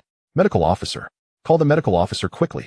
Another bespectacled lieutenant general, known for his elegance, shouted while trying to support Strauss's arm, his fingers trembling slightly from exertion, whether from worry or excitement. "Commander, hang in there. Quickly, lay him flat, keep his airway open." More arms reached out, a flurry of activity, some lifting his legs, others loosening his collar, and the scene was momentarily chaotic. Everyone's faces turned red, their voices grew increasingly anxious, and their movements became more vigorous. Captain Wolf was pushed aside, staring blankly at the absurd yet real scene before him. At the Federal Territory Security Bureau, FCB, headquarters, deep in the analysis center. In the vast circular hall, countless screens flowed with streams of data from various star domains, and the background noise was filled with quiet conversations and the sound of keyboard typing. Suddenly, from the Rose exclusive communication terminal area, a short but clear exclamation rang out. "Oh my God!" The voice belonged to analyst Liang Yuna. She was staring intently at a few lines of text that had just been decrypted and projected on her personal work screen, one hand unconsciously covering her mouth. A male colleague beside her, holding a cup of coffee, was drawn to her reaction, turned his head, and joked, "What's wrong, Yuna? What surprise has Rose brought this time? It can't be that young Master Qin's Pluto fleet has taken out another Imperial fleet, can it?" He was just joking to lighten the tense atmosphere caused by the Savannah situation in recent days.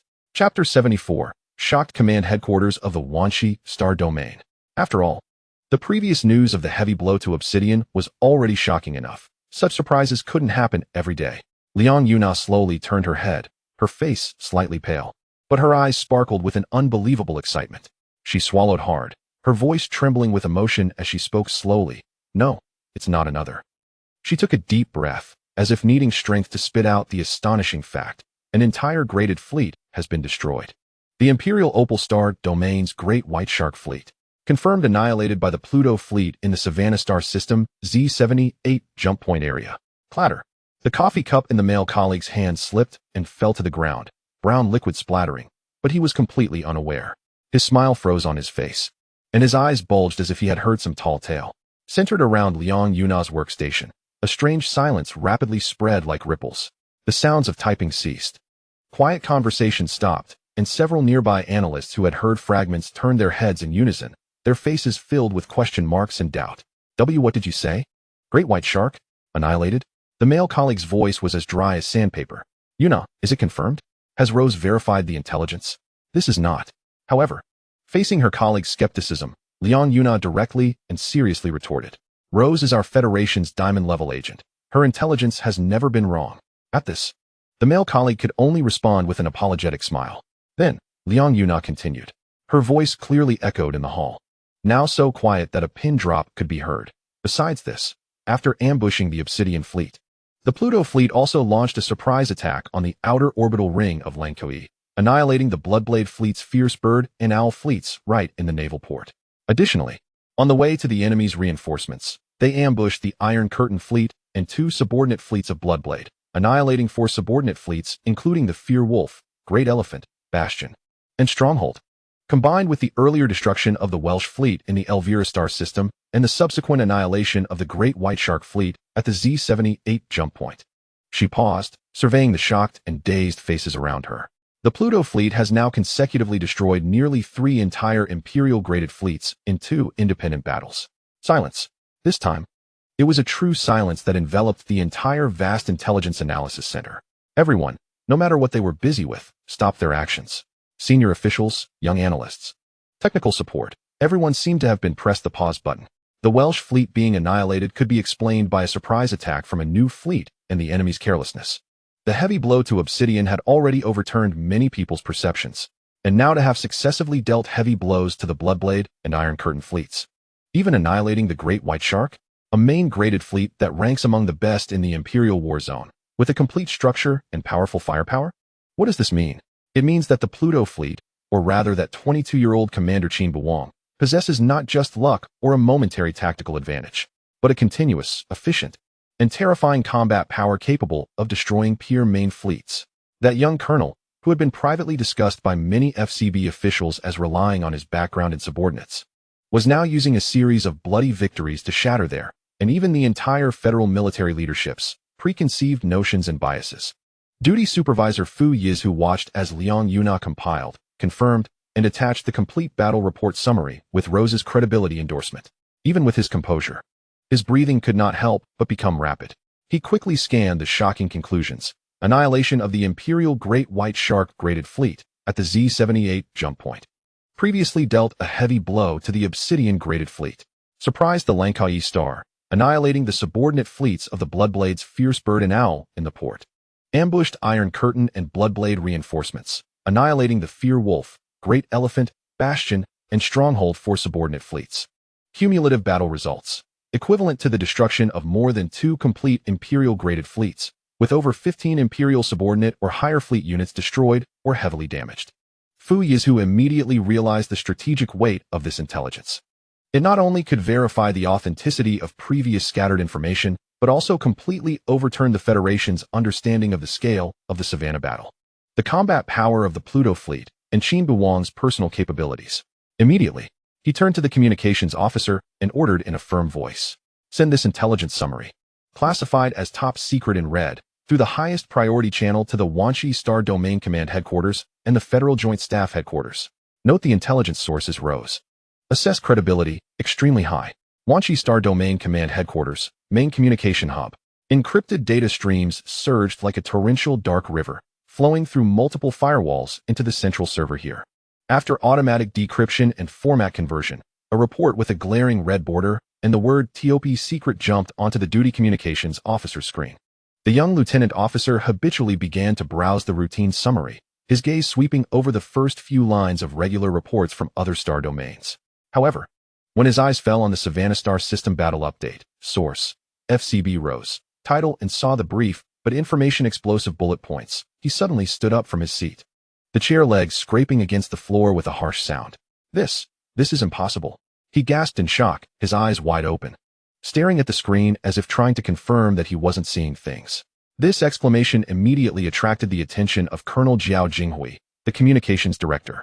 He had just been frustrated by his inability to contact the silent Pluto fleet, and upon hearing the sound, he quickly walked over, his tone filled with urgency and a hint of hope. What happened? Have we contacted the Pluto fleet? Is there news from Qin Bei? No, director. The communications officer turned around, his face a mix of extreme shock and excitement, pointing at the screen with a voice that was slightly pitchy. It's the FCB. The Federal Boundary Security Bureau has sent the highest level intelligence. It's about the confirmation of the battle results in Savannah. Jiao Jinghui furrowed his brow and immediately leaned over to look at the screen. As the communications director, he had the authority to view such intelligence instantly. When his gaze skimmed over the lines of brief but weighty battle descriptions, even he, who had seen much, held his breath, and his pupils slightly contracted. The great white shark has been completely annihilated? Langkawi Star's fierce birds, owls, he murmured, each word making his heart race. Ambush iron curtain, blood blade reinforcements. And 4 more have been eliminated. He straightened up, took a deep breath, forcibly suppressing the turbulent emotions inside him.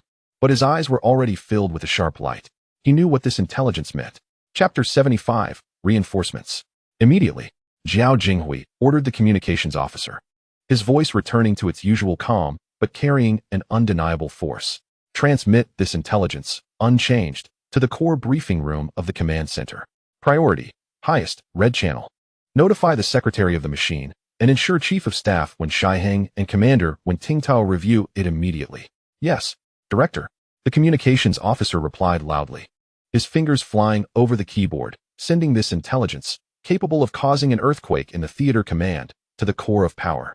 Jiao Jinghui stood in place, his gaze once again sweeping over the line that summarized the battle results equivalent to annihilating more than 2 complete Imperial-grade fleets, and an indescribable emotion surged in his heart. Doubt and worry were now replaced by an almost proud shock. Qin Bei and his Pluto fleet not only did not perish in the Imperial encirclement, but instead achieved a stunning counterattack that would be recorded in the history of the federal military. So glorious it was hard to believe. The calm of the command center was about to be completely shattered by this good news from behind enemy lines and the intelligence department.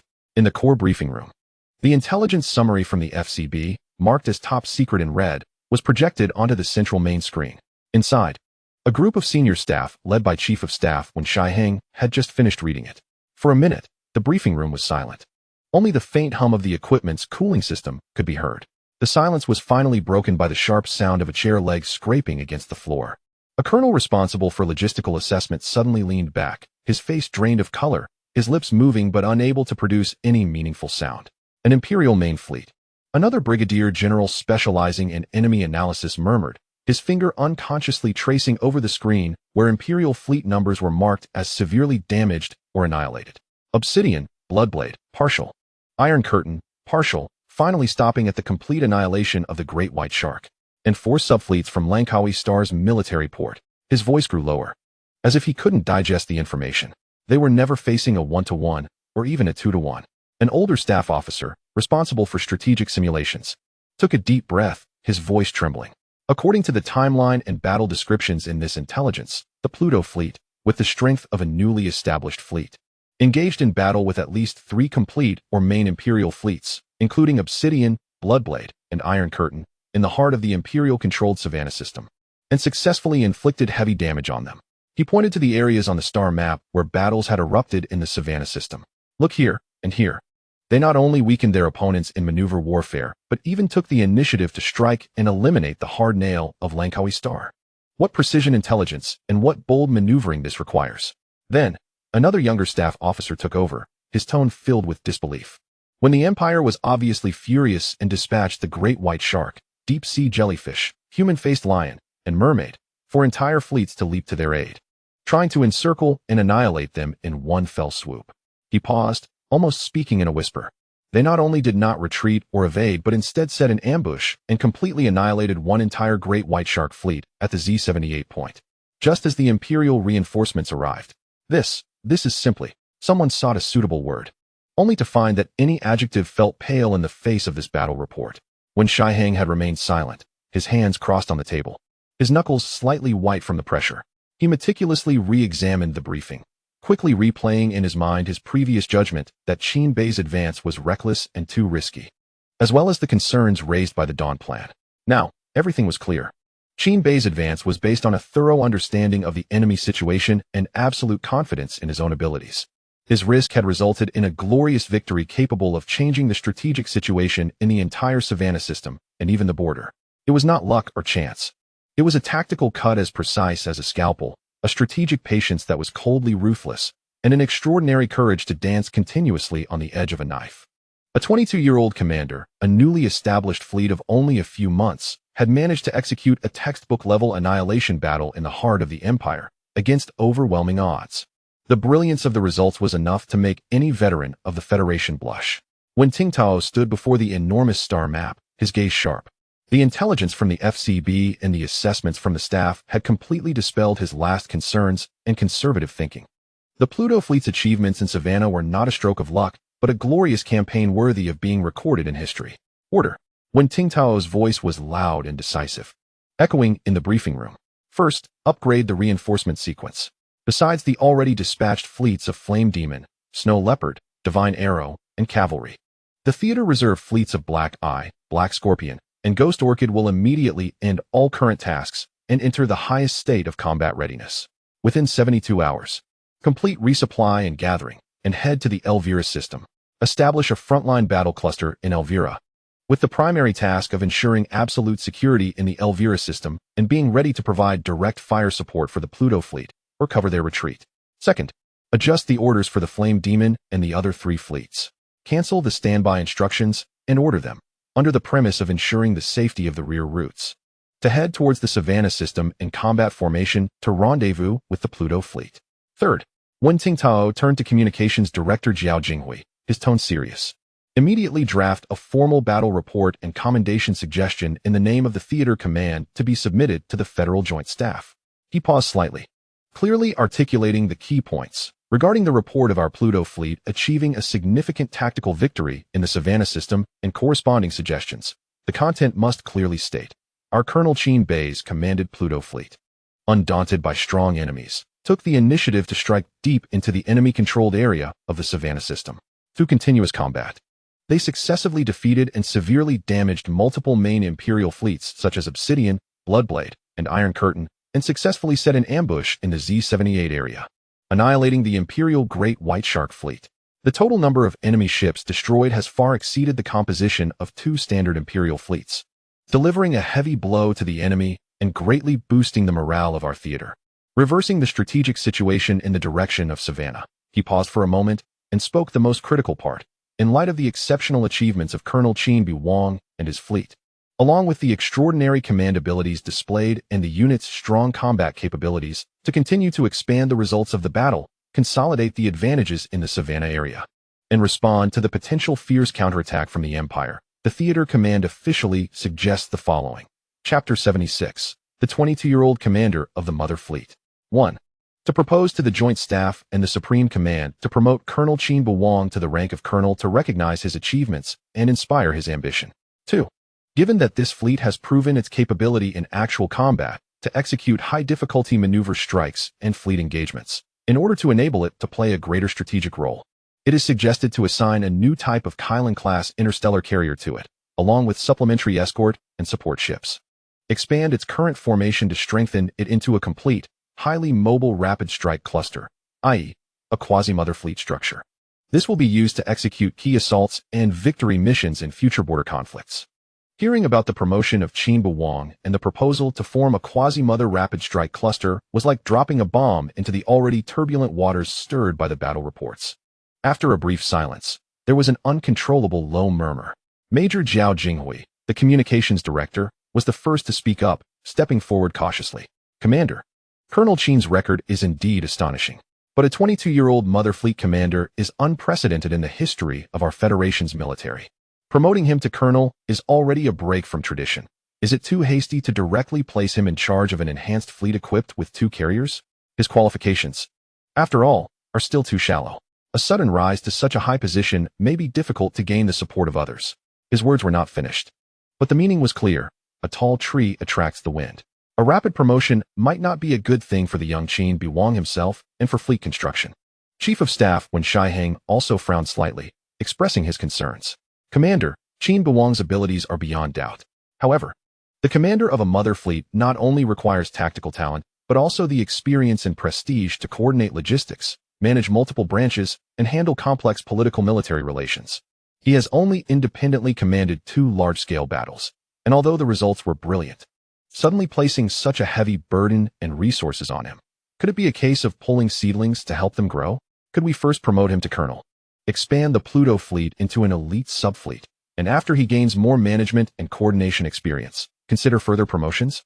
Several other senior staff members echoed similar concerns, whispering their worries. A 22-year-old Mother Fleet commander? That sounds like a fairy tale. The military places great importance on qualifications and a step-by-step promotion tradition. Qin Beiwang's sudden emergence has already been disruptive. Now breaking the last ceiling could cause tremors and potential resistance beyond imagination. When Ting Tao listened quietly, showing no displeasure on his face, but his gaze became increasingly sharp and resolute. Once the discussions quieted down, he slowly spoke, his voice not loud, but carrying an undeniable weight that overshadowed all doubts. Qualifications? Background? Step-by-step promotions?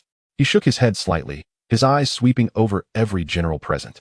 If everything were based on qualifications and conventions, we might still be struggling to reinforce Savannah against the Empire today. Instead of discussing how to reward a commander who has created miracles, he stepped forward and heavily tapped the position of Savannah on the star map. Look here. Look at the results Qin Beiwang has achieved. Annihilated the Welsh, heavily damaged Obsidian, Bloodblade, Iron Curtain, and then completely eliminated the Great White Shark.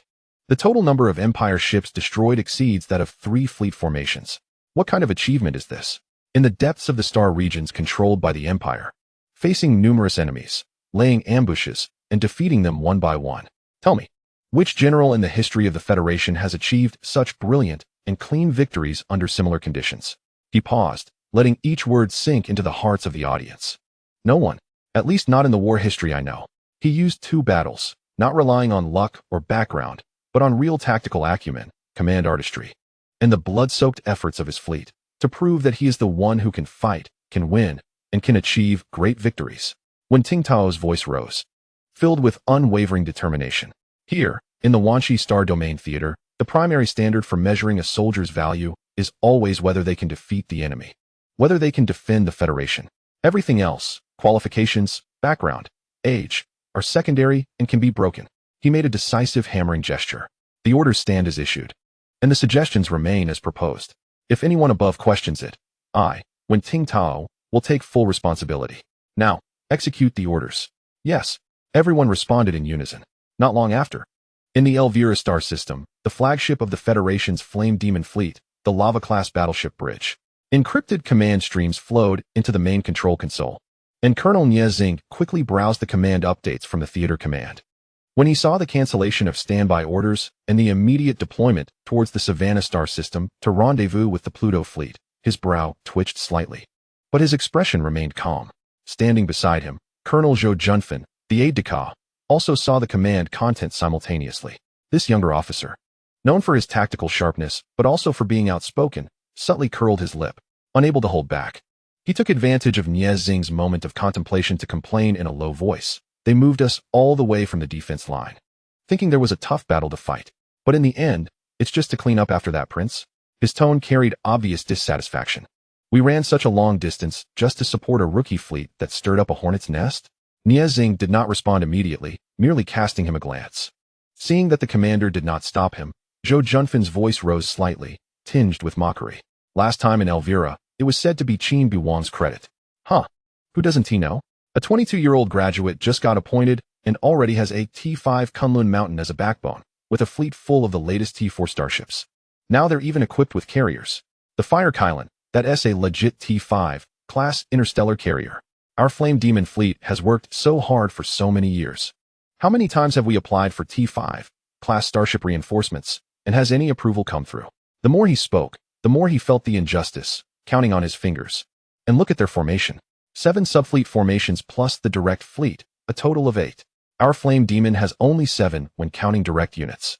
They get personnel when they need them, ships when they need them, and top-notch equipment when they need it. This isn't TA subfleet at all. This is configured like a small mother fleet. Zhou Junfan huffed at the end, summarizing, if those resources were given to us, let alone an obsidian fleet, we might have flattened the entire Savannah Star system. Now it's good, the young master messed up, and we, these old troops struggling through hardship, have to go save the day. Chapter 77, The Joint Staff Simulation. How did he fight? Although the other officers on the bridge did not speak, some of their eyes revealed similar emotions. The rapid promotion of Qin Beiwang and the tilt of resources have indeed attracted considerable criticism and covert dissatisfaction among some traditional officers in the Federation. After listening to his aide's complaints, Nie Xing slowly turned around. There was no anger on his face, only a calmness that came from having weathered storms. Are you done? He asked in a flat tone. Zhou Junfan held his head high and did not speak again, but his face still showed his discontent. Nie Xing took in the complaints of his aide and the similar emotions reflected in the eyes of some surrounding officers. He did not directly reprimand like he would with ordinary soldiers. Instead, he turned around to face everyone. His voice not loud, but carrying the unique weight that comes from being a fleet commander. Complaints stop here. His gaze swept over Zhou Junfan and the others. As soldiers, it is their duty to obey orders. The command from the theater command has been issued, and our task is to execute it. Questioning and complaining cannot change the orders. They only shake the morale and delay the opportunity for battle. He spoke these words with solemnity and precision. The whispers and discontent within the bridge quickly subsided, and the officers straightened their backs again. But only Nie Xing himself knew that behind these words, he was not as calm as he appeared. At 47 years old, he had served in the fleet for 25 years since graduating from military academy, experiencing dozens of battles, rising from a trainee officer to a colonel commanding a main fleet. One step further would be to become a brigadier general, symbolizing the star of command, capable of independently overseeing a mothership fleet and commanding a sector of star systems. This had been his goal for many years, a step that seemed within reach yet always eluded him. And now, a 22-year-old junior, who might not have served as long as some of his ships, was about to be promoted to lieutenant colonel due to astonishing military achievements, even being appointed as the commander of a fleet and equipped with an interstellar carrier. In just a few months, Qin Bei looked to surpass him in both position and actual command power. To say that he felt no stirrings in his heart, no complex emotions, would be a lie. As a human, there would be comparisons, feelings of discontent, and fleeting thoughts of why him. Traditional values like experience and years of steady effort seemed pale and powerless against the other's meteoric rise and dazzling achievements. But Nie Xing understood his identity and responsibility more clearly. He was the commander of the Yanmo fleet, the backbone of thousands of officers and soldiers. Those below him were watching him. His emotions and attitude would directly affect the morale and determination of the entire fleet to execute their tasks. The personal feelings that were not meant for outsiders had to be firmly locked in his heart, crushed, digested, and must not be revealed in the slightest. He could not complain openly like Zhou Junfan. He had to demonstrate absolute obedience, professionalism, and a sense of the bigger picture. Forcing down that hint of complex emotion, Nie Xing restored his usual calm and decisiveness to his face. He ignored the subtle fluctuations and turned towards the command platform. Communications officer, he ordered clearly. Connect to the command channels of the Snow Leopard, Divine Arrow, and Cavalry fleets, encryption level, highest. A few seconds later, the communication was established. This is Nie Xing. Following the latest orders from the Wanxi Star Domain Theater Command, our fleet and your fleet, a total of 4 fleets, have a change of mission. Immediately end the current status, with Yanmo leading, Snow Leopard on the left flank, Divine Arrow on the right flank, and Cavalry as the rear guard, forming a spearhead assault formation. Target, the periphery of the Savannah Star System, L5 warning line. Speed, second battle speed. Mission, advance into the Savannah Star System to seek opportunities to support the friendly Pluto detachment. All ships, execute immediately. Maintain open communication. And synchronize enemy situation and route information at any time. The orders were concise and powerful, transmitted through the encrypted channel to the 3 neighboring fleets. No nonsense, no questioning. Only pure task transmission. After cutting off communications, Nie Xing looked at the tactical screen, where the friendly fleet markers were adjusting their course, and glanced at the distant star map showing the light point representing the Savannah star system. He completely sealed away his personal emotions and devoted himself wholeheartedly to the role of commander. Meanwhile, in the Federal Joint Staff Headquarters, in the highest strategic simulation hall, in the huge circular hall, the light was soft, but the atmosphere was solemn to the point of being frozen. Seated around the central holographic star map long table were high-ranking generals with gold shoulder straps and silver stars. Their faces were either stern, steady, or marked by the scars of time, each wrinkle seeming to record the smoke of a past battle. Their decisions could influence the fate of the entire star domain theater. At this moment, they were engaged in frantic simulations. After all, the intelligence presented by the FCB was simply astonishing. They could hardly imagine how the Pluto fleet achieved such battle reports. It was truly unfathomable. In their simulations, they found it nearly impossible to detect the movements of the Imperial fleet without being discovered. Even how to break through the Savannah star system became a problem. Once caught by the Obsidian fleet, they would face encirclement from the Bloodblade and Iron Curtain fleets. Even with 2 T-5-class battleships, an interstellar carrier, and 1,000 swift fighters, they would be overwhelmed by the nearly 300 Imperial ships. The intense tactical simulation fell into a deadlock. And faced with results that could not be replicated no matter how they simulated, the atmosphere in the hall grew increasingly heavy.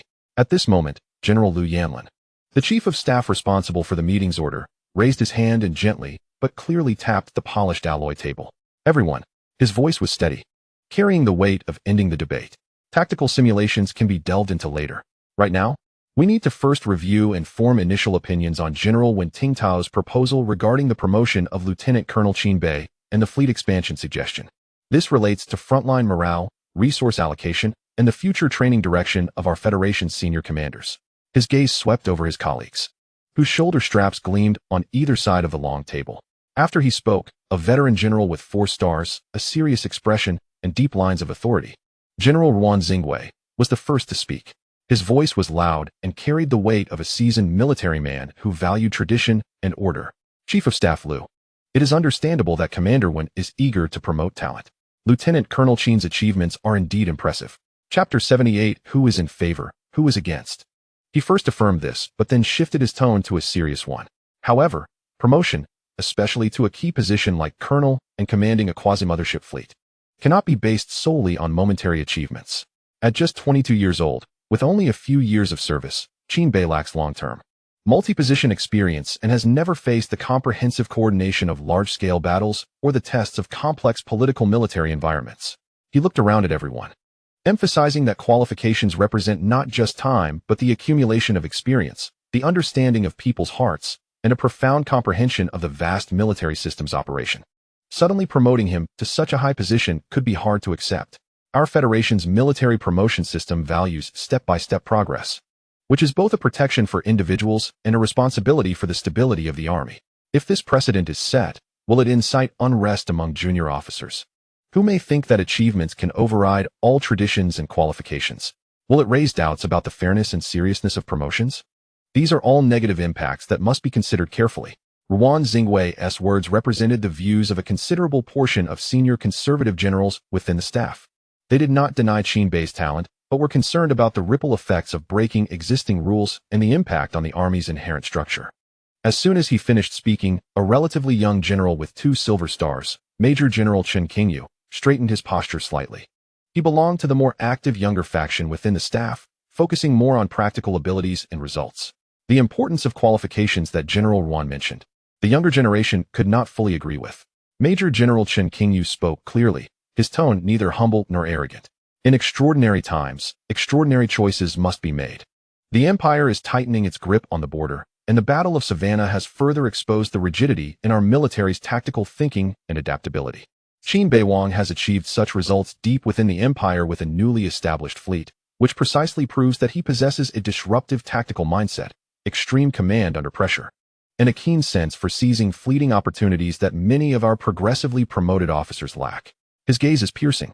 Experience can be accumulated, but the ability to create miracles in dire situations is truly rare. We should not be bound by numbers such as age and years of service.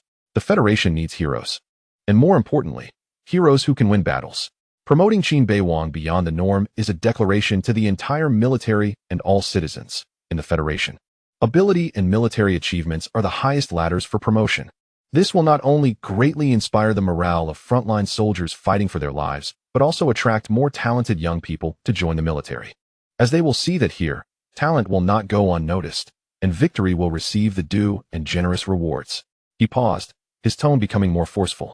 As for the concerns raised by General Yuan about winning over the troops, the hardest truth in the military is victory. The results of the Savannah battle are evident. The annihilation of the Megalodon and the defeats of 3 elite Imperial units have already spread. At this moment, who would still question Qin Beiwang's capability to win over the troops? Perhaps there would be more admiration and longing. This is indeed the best time to suppress the Empire's arrogance and showcase our Federation's spirit of striving for progress. If we stifle the ambition of such a fierce general due to adherence to old rules, or fail to provide a timely platform for him to play a greater role, that would be the real loss and dereliction of duty. General Ruan Xingwei's conservative caution and Major General Chen Qingyu's radical support each drew their supporters. And the debate echoed in the circular hall, with neither side able to convince the other. Both viewpoints had their merits, resulting in a stalemate for the time being.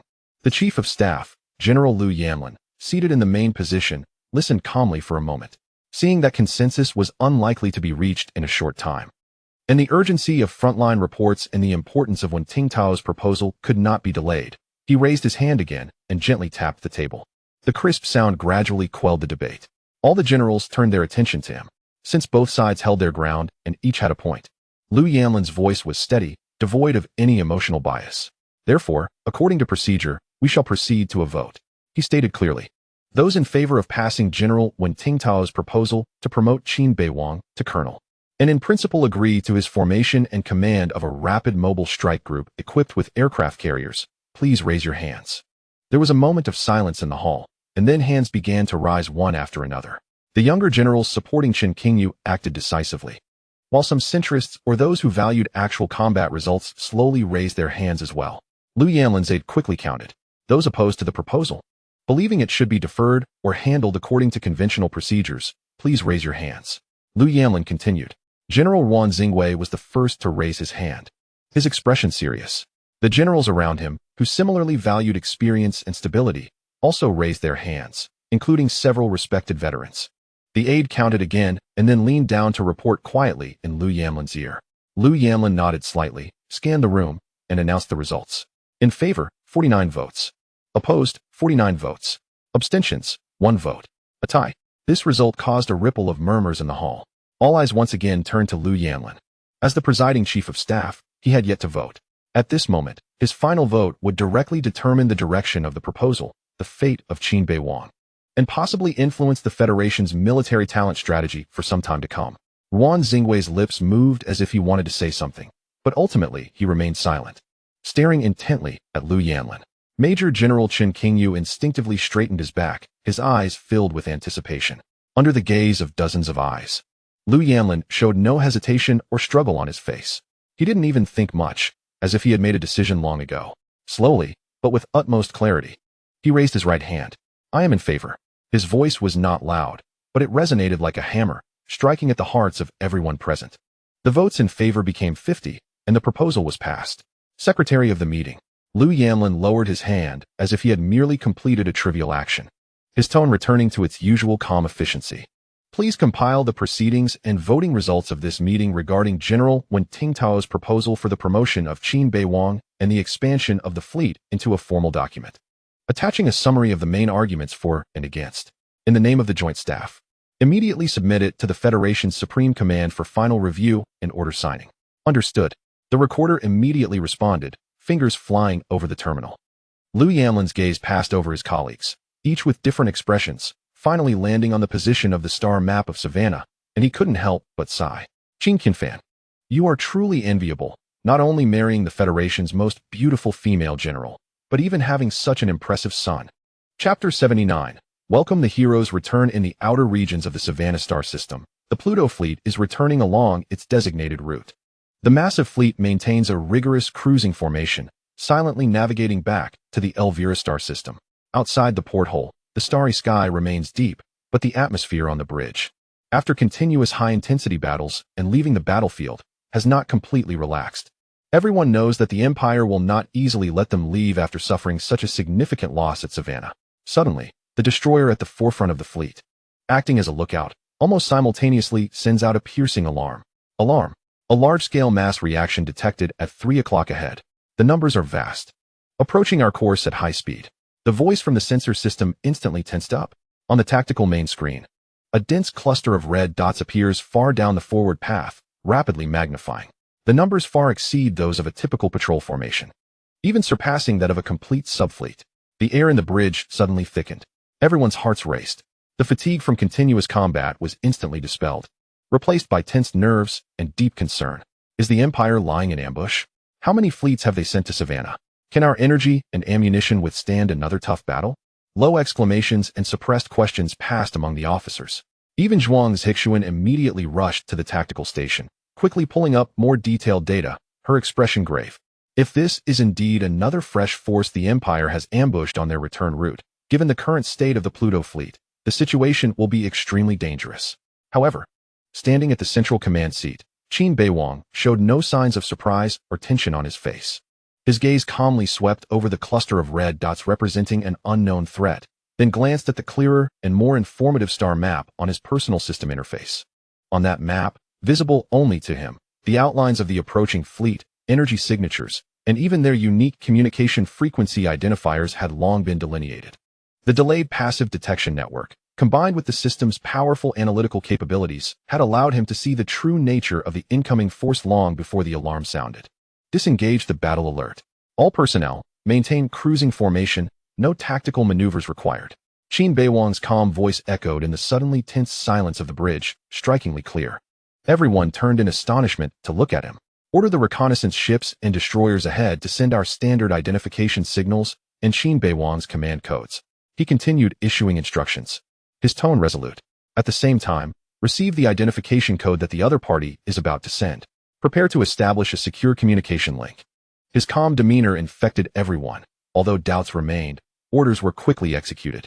A few seconds later, the communications officer incredulously lifted his head, his voice filled with surprise and disbelief. Commander, the other party has replied with the identification code. It's a federal signal. Verification successful. They are the Flame Demon Fleet. The identification signals of the Snow Leopard, Divine Arrow, and Cavalry have also been confirmed. They are our reinforcements. Reinforcements sent by the Theater Command. The tense atmosphere dissipated like a balloon that had been popped, replaced by an overwhelming sense of relief and low cheers. It's the Flame Demon, Colonel Niezing's fleet, and the Snow Leopard and our people. Commander, did you know all along? Qin Beiwang nodded slightly, offering no further explanation, only saying, adjust the communication frequency and connect to the video communication with the flagship of the Flame Demon Fleet, the Magma. Soon, one side of the main screen lit up, revealing the stern and composed face of Colonel Niezing, the commander of the Flame Demon Fleet. Behind him was a well-ordered bridge. Colonel Qin Beiwang. Niezing spoke first, his sharp gaze scanning this young colleague, his tone formal, yet laced with an unnoticeable complexity. On the orders of the Wanshi Star Domain Theater Command, our fleet, along with the Snow Leopard, Divine Arrow, and Cavalry fleets, has come to assist your unit. Thank you for your hard work. Qin Beiwang stood at attention and gave a standard military salute. Thank you, Colonel Nie and the Allied forces for coming to our aid. The Pluto fleet has completed its scheduled combat mission and is returning to Elvira for rest as planned. Hearing this, Niezing nodded. He had no interest in the combat mission Qin Beiwang mentioned. Anyway, he had already received the Pluto fleet, which counted as fulfilling the order given to him by the theater. Next, as long as they safely returned to the Elvira star system, the mission would be considered a success. The returning formation sailed smoothly along the open route back to Elvira. The Flame Demon, Snow Leopard, Divine Arrow, and Cavalry fleets formed a protective escort formation, surrounding the Pluto fleet in the center.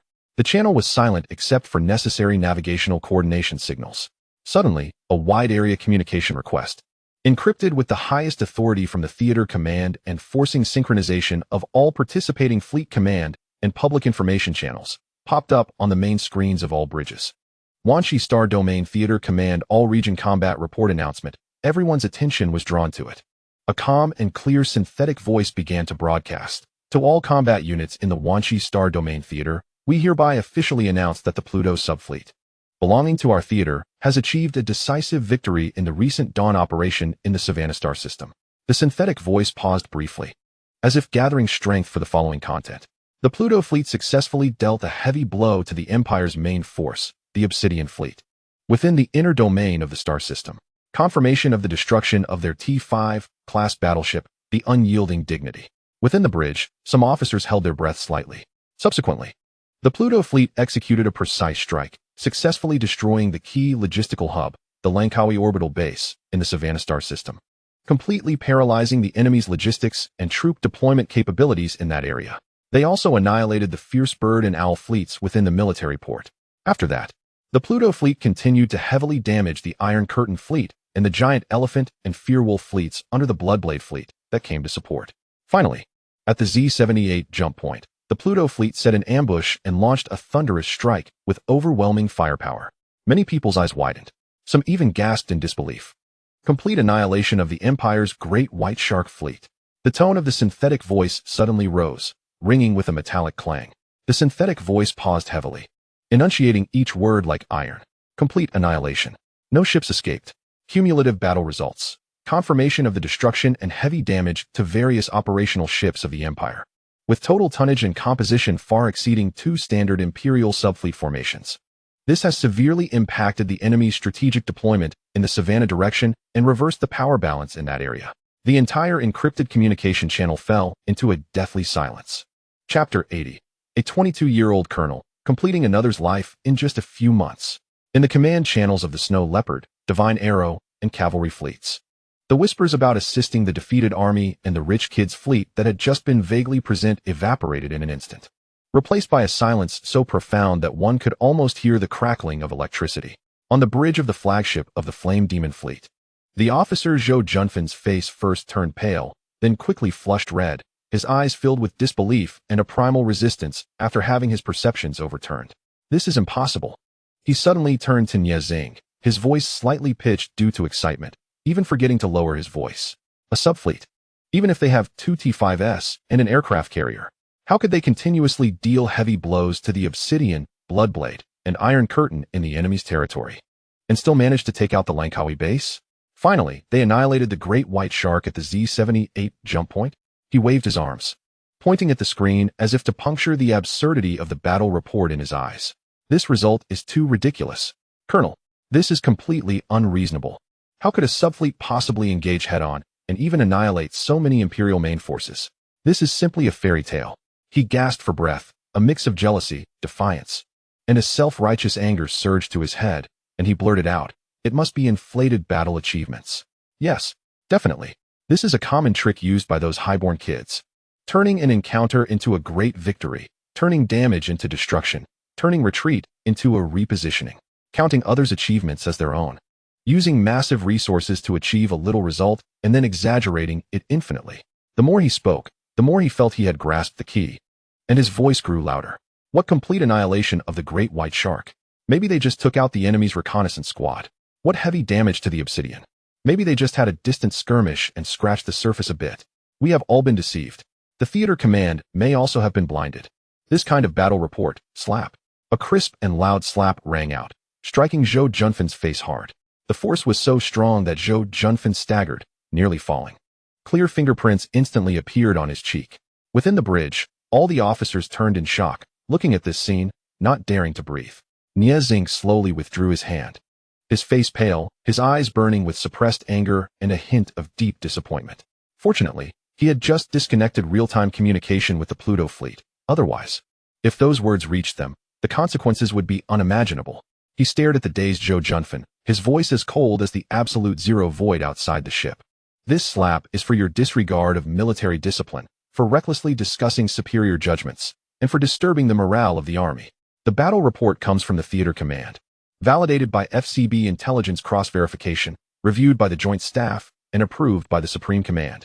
You, a mere colonel, dare to question this layered verification that relates to the reputation of the entire theater and even the Federation, based on your limited imagination and narrow prejudices? Nie Xing stepped forward, an overwhelming pressure enveloping Zhou Junfan like a mountain. You doubt Qin Beiwang? Doubt that he used resources to achieve results? Then let me ask you. He suddenly pointed to the star map in the direction of Savannah, his voice rising in a roar filled with indignation. What kind of resources could allow a fleet, under heavy siege from the Empire, to execute such infiltration, such ambush, such annihilation? You tell me. You command the Flame Demon Fleet. I will give you double, triple the resources. Can you produce even one of those inflated battle results for me? Zhou Junfan covered his face, rendered speechless under Nie Xing's furious glare, his face going from red to white, cold sweat pouring down. Not understanding is your incompetence. Nie Xing's voice regained its cold calmness, but every word was like a nail. Not understanding, yet making baseless speculations, slandering the achievements of colleagues, is foolish. If I hear such nonsense questioning the merits of our heroes from your mouth, or from anyone in the Flame Demon Fleet, his gaze was like a knife, sweeping across the entire bridge. Military law will be enforced, and there will be no mercy. Now, go to the communication room and submit a profound self-criticism to the theater command. The encryption level of the channel is at the highest. Zhou Junfan felt as if he had been granted a reprieve, yet was also deeply ashamed, lowering his head and almost jogging out of the bridge. The synthetic voice continued, announcing in an undeniable authoritative tone the even more shocking orders that followed the battle report. In light of Colonel Qin Beiwang's outstanding command abilities, extraordinary tactical courage, and decisive achievements displayed in this battle, the Wanshi Star Domain Theater Command has submitted a request to the Federal Joint Staff for review, which has been specially approved by the Supreme Command for promotion. Qin Beiwang is promoted to Rear Admiral of the Federal Navy. Within the bridge, it seemed as if the air had solidified for a moment. 2 ranks raised. From Colonel, directly promoted to Rear Admiral. Simultaneously, the synthetic voice continued without pause, announcing an even heavier judgment. The original Pluto-fast squadron will be expanded and elevated to the Pluto Rapid Mobile Strike Group, Mother Fleet structure, starting today. Rear Admiral Qin Beiwang will serve as the first commander of this group. All officers and soldiers of the original Pluto fleet will be promoted by 1 rank based on their achievements and performance. The specific promotion list and medal awards will be issued separately by the theater command. After the announcement, the communication signal was cut off. The main screen returned to the navigation star map. However, the entire joint communication channel fell into a deeper, more thorough silence than when they heard the battle report just now. If the previous battle report was a thunder that overturned their understanding, then the subsequent promotion and expansion orders were like rivets, carving that thunder into an unshakable fact. Rear Admiral, commander of a mother fleet. These 2 terms carry heavy weight within the Federal Navy system. Rear Admiral is the last and most critical step towards the Hall of Military Stars. Countless talented officers have wasted half their lives here, struggling to surpass it. The commander of a mother fleet is the true leader who governs a star domain and holds strategic power. It is a position that countless fleet commanders dream of achieving throughout their lives. And now, a 22-year-old youth has stepped up to that height through a single battle. Doubts? In the face of such an extraordinary promotion endorsed by the Supreme Command and tied to a stunning victory, any questioning based on qualifications, age, or convention seems so pale, ridiculous, and even untimely. The commander of the Snow Leopard Fleet, a seasoned colonel known for his steadiness, subconsciously adjusted his collar. He looked in the direction of the Pluto fleet with a complex expression, which ultimately turned into a barely perceptible sigh, followed by a nod of relief. Chapter 81 Capital Star. The commander of the Aero fleet, with sharp eyes, had an expression that shifted from initial disbelief to intense battle intent and curiosity. He licked his somewhat dry lips and said softly, "The mother fleet is interesting. We must engage during the next joint exercise." The commander of the cavalry fleet slammed his fist on the command platform, his face filled with excitement. Good heavens! This is so intense. This is how it should be. Who cares about qualifications? Whoever can take down the Imperial fleet is the boss. On the Flame Demon Bridge, Nie Xing stood there, his cheeks still tingling slightly from the slap he had just delivered to Zhou Junfan. He listened to the promotion order, watching the fleet that sailed silently on the screen, seemingly surrounded by an invisible halo, and the last trace of complex emotions in his heart finally settled completely. It wasn't relief, but acknowledgement. It was a pure recognition from one soldier to a stronger one. He had reached today through 25 years of steady advancement. The other party had soared to the same height, even on a broader platform, through an extraordinarily brilliant victory. Different paths, but converging endpoints. He, Nie Xing, was convinced. He slowly turned around, his expression returning to its usual firmness and steadiness, but in the depths of his eyes, there was an added seriousness. He connected to the all-frequency communication directed at the entire escort fleet, including the Pluto fleet. His voice was clear, steady, and powerful, resonating in every ship's command room and public channel. Announcement to the entire fleet, at the highest specification. He paused, his gaze seemingly penetrating the bridge's window, locking eyes with the battered flagship Kunlun Mountain in the distance. Then, word by word, as if making a pledge, escort our heroes home. After a brief silence, Snow Leopard Fleet received. Escort formation adjusted. Heroes, welcome home. The voice of the Snow Leopard Fleet commander followed, filled with sincere respect. Aero Fleet received. Highest specification escort is in place. Salute to the Pluto cluster. The Aero commander's voice was decisive. Cavalry Fleet received. MD, stay close. Anyone who falls behind is a grandson. Back home. The cavalry commander's rough voice was unabashedly enthusiastic. In an instant, on the vast and silent navigation route, the enormous joint escort fleet seemed to be infused with an invisible power. The formations of each fleet adjusted slightly, becoming more solemn and rigorous. Within the portholes of each starship, whether officers or soldiers, they involuntarily straightened their backs, facing the direction of the Pluto fleet, rendering a salute. No orders were needed. A solemn yet fervent atmosphere flowed silently through the cold steel fleet. They were not just escorting a victorious fleet. They were also witnessing the birth of a legend, the rise of a star, and the purest longing and salute to victory deep within every soldier's heart. The Pluto fleet sailed towards the starlight of Elvira amidst this silent, highest-level respect. 1 week later, a silver-gray, streamlined Federal Standard high-speed shuttle departed from the Elvira starport, quietly gliding into the jump channel. There were not many passengers on board, but they represented the core of the newly formed Pluto Rapid Mobile Strike Group. Newly appointed Rear Admiral Qin Beiwang, Deputy Commander Zhuang Zhixuan, and several fleet commanders and key department heads who had performed outstandingly in the Savannah battle. Their destination was the political and military core of the Federation, the capital star in the galactic star domain. The purpose of this trip was to receive public commendations and honors from the highest levels of the Federation. The battle report and promotion order from Savannah had already shaken the upper echelons, and a formal honor ceremony directed at the entire Federation was essential. The shuttle made several precise and smooth jumps, crossing vast star fields. When the blue glow of the last jump faded outside the porthole, the sight ahead brought a visual and spiritual impact, even for these soldiers accustomed to the depths of space and large fleets. The capital star appeared. It did not hang alone in the darkness. Its surrounding space was an extremely busy and spectacular three-dimensional world composed of light, metal, and orderly movement. What first caught the eye were countless, dazzling points of light, like the summer Milky Way. Those were uncountable starships of various models. Small and swift shuttles and transport vessels flowed like fish in fixed light bands. Medium-sized cargo ships and passenger vessels moved slowly along wider lanes, their belly lights blinking rhythmically. Further out were large, clearly defined warships and large civilian vessels, quietly anchored in designated areas or undergoing orderly maneuvers. The Iron Giants bore the Federal Star emblem and the insignias of various fleets, reflecting a cold luster under the starlight. Between the starships, countless small navigation beacons, automated service drones, and defensive orbital platforms formed the veins and nodes of this three-dimensional transportation network. Laser-ranging signals and communication channel indicators flicker on and off, weaving a web filled with efficiency and order.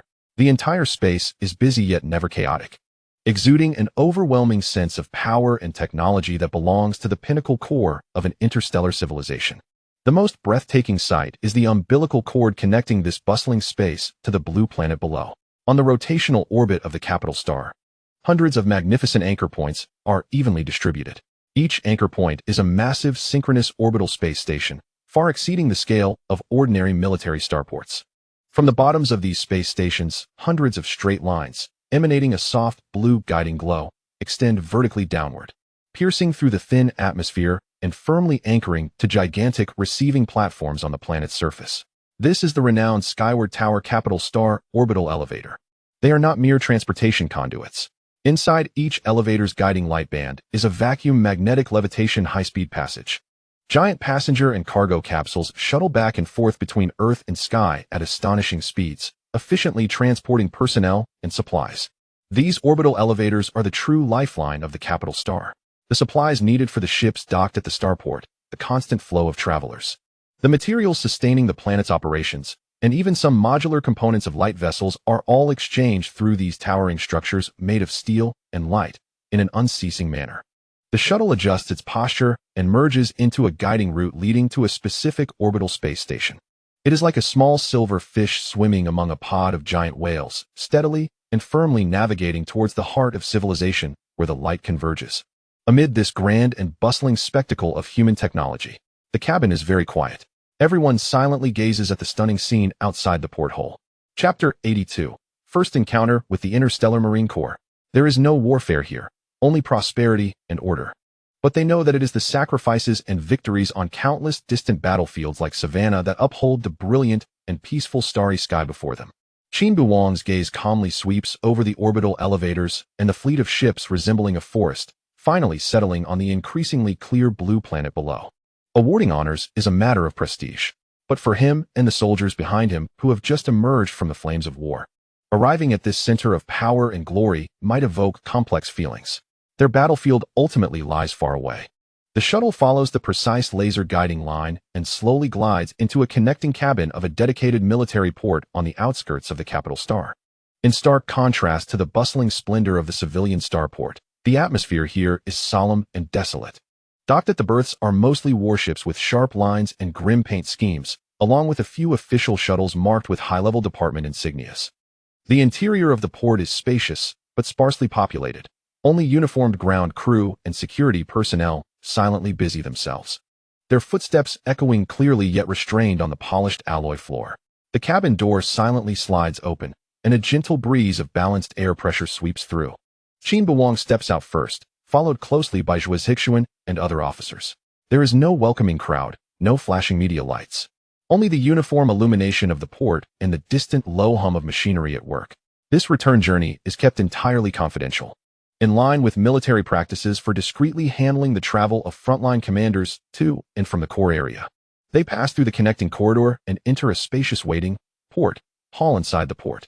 Here, too, there are few people, but the view is extremely expansive. A whole wall is made up of enormous floor-to-ceiling transparent alloy windows, replacing traditional portholes, presenting the starry sky and the planet below without reservation. Wow!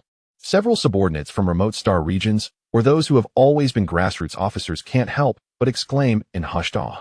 They quickly walk up to the glass, almost pressing their faces against it, their eyes filled with shock and curiosity. Outside the window is the deep, boundless cosmic backdrop, dotted with stars. Directly below, the blue sphere of the capital star slowly rotates, shrouded in clouds, with the outlines of continents faintly visible, creating a breathtaking tableau alongside the magnificent skyward towers and the ceaseless flow of ships in orbit. For many federal soldiers who have spent their lives stationed in star systems or frontline bases, seeing the capital star in person, especially from this angle, is indeed a rare or even unique experience. Qin Beiwang watches the rare expressions of his subordinates, almost akin to tourists, and a gentle smile appears on his lips. He knows that for many ordinary federal citizens and grassroots soldiers, the capital star is a symbol, a center, yet it is as distant as the stars in the sky. There is still time. The award ceremony is tomorrow. Let's take a close look, he says calmly to everyone. The scenery here is indeed different. With the commander's permission, the officers relax a bit more, gathering at the window to discuss and point, momentarily shedding the tension of the battlefield. Qin Beiwang's gaze shifts to his side. Zhuozhixuan hasn't joined the others at the window, but stands quietly in place, also looking at the scene outside, her profile serene. Just as Qin Beiwang is about to speak, perhaps suggesting she take a look, he hesitates and stops. He remembers that Zhuozhixuan, like him, is from the Federal Star Sea Academy, and her academic career must have been spent on the capital star.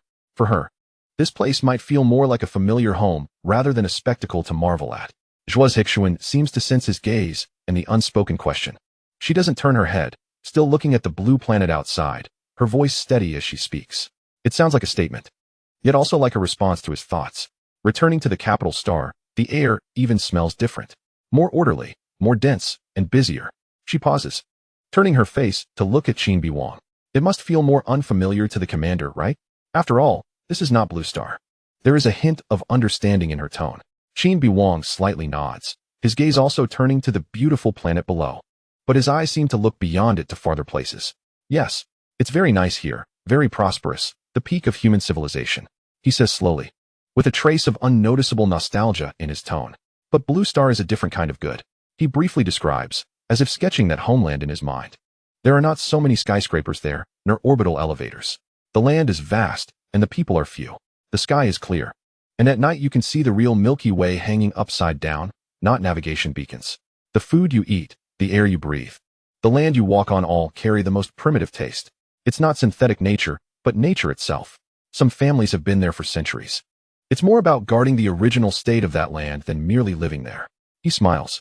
And that smile carries less of a commander's sharpness and more of a young person's warmth.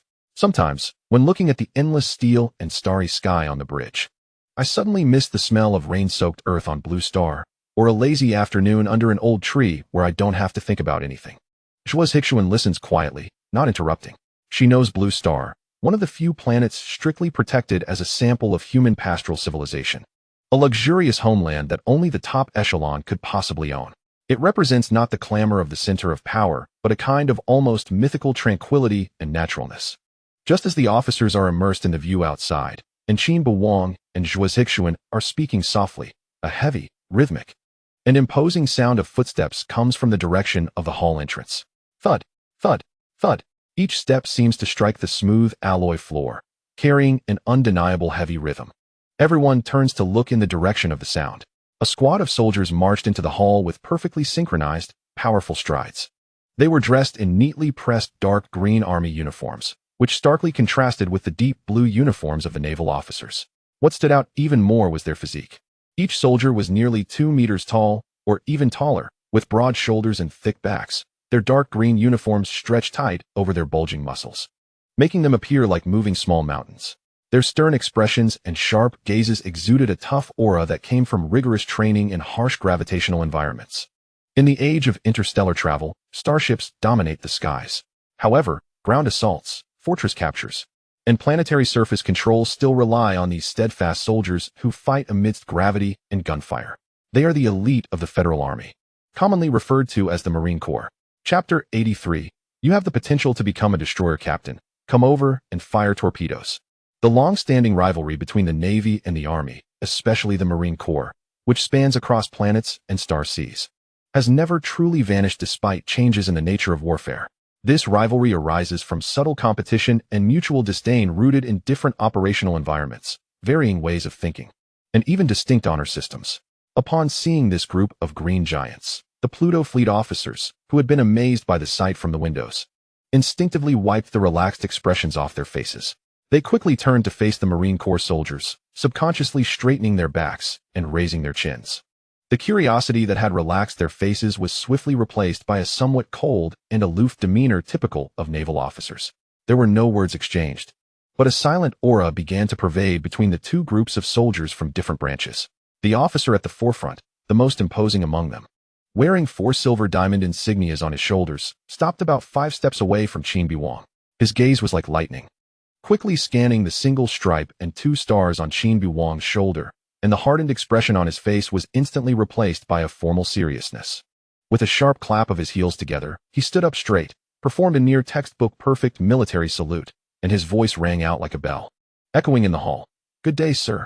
Dragon War Corps, 100 Dragons Marine Division, 104th Orbital Airborne Brigade, Mechanized Infantry Regiment 3, Armored Cavalry Squad. Feng Jingsheng, Captain. All the soldiers behind him stood at attention simultaneously, their movements synchronized like a solid green wall. Although they did not speak, a solemn aura surged forth. Qin Beiwang understood. These were elite armored infantry units operating light assault mechs or heavy power exoskeletons, which explained why all of them were experienced sergeants and exceptionally robust, a basic requirement for operating heavy equipment. He remained calm and also raised his right hand, returning a crisp naval salute. Thank you for your hard work. His tone was steady, neither overly warm nor cold, in line with the usual response of a senior officer to a subordinate unit. However, just at that brief moment of military courtesy, both parties maintained their rigid ceremonial demeanor when, wow, mommy, look, those uncles are so strong, like the steel giants in cartoons. A childish exclamation came from the direction of the lounge area in the hall. A young boy, about 7 or 8 years old and dressed elegantly, was excitedly pointing at Captain Feng Jingsheng and the muscular soldiers behind him, his face flushed and his eyes filled with unreserved admiration. However, beside him, a finely dressed lady with a glamorous appearance suddenly changed her expression, hurriedly pulling the boy back to her side. Covering his mouth with her hand, she lowered her voice, clearly displeased and admonishing him. Silly child, what are you shouting about? She shot a disdainful glance at the dark green figures. Although her voice was low, the hall was so quiet at that moment that her words were clearly heard by everyone, heightened by her agitated emotions. What is so great about these tin cans? They're dirty and tiring, always rushing to the front to take bullets. She drew the boy closer into her embrace and continued her lecture. If you want to be a soldier, you should be in the Star Navy. Better yet, a fleet commander. Just like that Colonel Qin, what's his name, they keep talking about in the news? Right, Qin Beiwang. A hint of envy and shrewd calculation crept into the lady's voice. Look at him, driving such a big starship, hiding behind, bombarding from afar, and then getting away. So safe. And he gets all the credit. That's the path smart people should take. She lovingly ruffled the boy's hair, her tone both affectionate and realistic.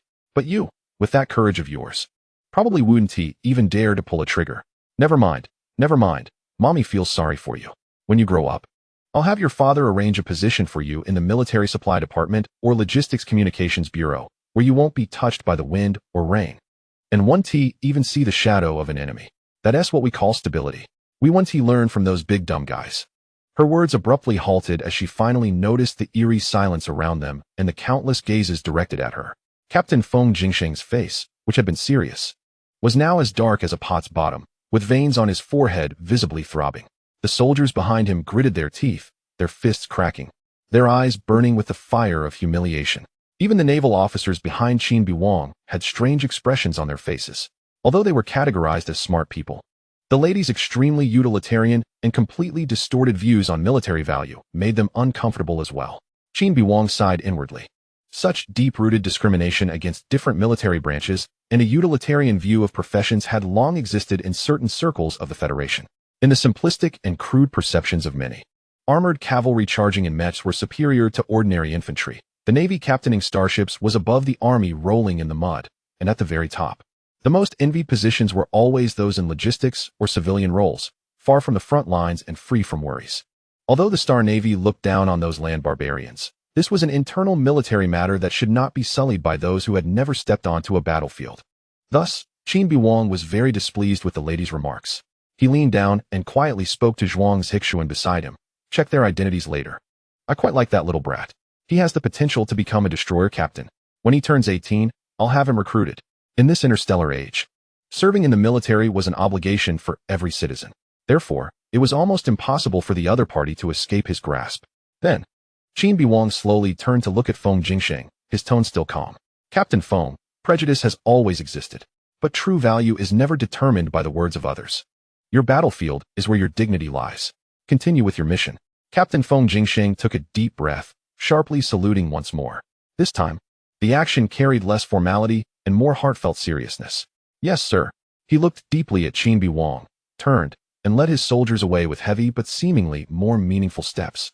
The hall returned to silence. Qin Zixuan stood beside Qin Beiwang and quietly commented, "They do look quite intimidating." Upon hearing this, Qin Beiwang's lips barely twitched, his gaze still calmly fixed on a certain point in the void of the starry sky outside. He was well aware of their exaggerated physiques. That was a typical external manifestation of having injected low-grade gene enhancers. Such enhancers could significantly boost basic muscle strength, bone density, and trauma tolerance, were relatively inexpensive, and were a mainstream choice for equipping ordinary Marines and some basic troops. The trade-off was a significant promotion of muscle hypertrophy, leading to a generally giant physique, along with a heavier physiological metabolic burden. As for him, he had access to something entirely different, used by the true high-level core of the Federation. Chapter 84, Orbital Elevator. S-level, and even higher-tier gene enhancers that only exist in theory or top-secret archives. Technology at that level has long surpassed the simple and crude physical expansion. Their effects penetrate deeply at the cellular level, optimizing metabolic pathways, enhancing neural reflexes, significantly extending telomeres to delay aging, and comprehensively improving immunity and environmental adaptability. The external physical changes are minimal. They may even appear more symmetrical and fit than ordinary people due to metabolic optimization. Qin Beiwang looks tall and somewhat slender, entirely unlike a powerhouse. But only he knows what astonishing explosive power, endurance, and recovery abilities are hidden in this seemingly weak body. The brute strength that Captain Feng just took pride in would likely be no match for him. As for longevity, he recalls those old generals in the Joint Staff Headquarters. With their white hair and dignified appearances, many of them might have surpassed 200 years in real age, yet their appearances remain in their 50s or 60s. The white hair, symbolizing wisdom and experience, is mostly intentionally preserved or even maintained through technological means. In situations where they need to exhibit approachability or vitality, they can switch back to a younger state at any time. Genetic enhancement is no longer a secret among the upper echelons of the Federation. It has become another invisible class marker and dimension of power. It's just a matter of different levels of injectables. Qin Beiwang quietly said to Zhuang's Hixuan. His tone is calm, as if stating an objective fact. If it comes to the point of needing to dismantle mechas with bare hands, the fleet should be finished. After a brief interlude, the reception staff arrived to lead Qin Beiwang and his group to the orbital elevator leading to the surface. They passed through a dedicated passage and entered a spacious, clean, and futuristic elevator cabin. The cabin was cylindrical, with transparent special materials surrounding the walls and ceiling. Not traditional glass, but more like a solidified energy field, incredibly clear. The interior space was comfortable, with fixed seats and handrails, pleasant temperature, stable air pressure, and almost imperceptible movement. A young officer curiously reached out to touch the transparent wall of the cabin. It felt cool and smooth to the touch. He exclaimed in surprise. Not hot at all. We're going through the atmosphere. A slightly older reception officer smiled and replied, this is a multi-layer composite field constraint material. The outermost layer is an active energy deflection shield that effectively disperses and absorbs most of the friction heat and particle impact during reentry. Its safety is more focused on single protection than warship shields, so please rest assured.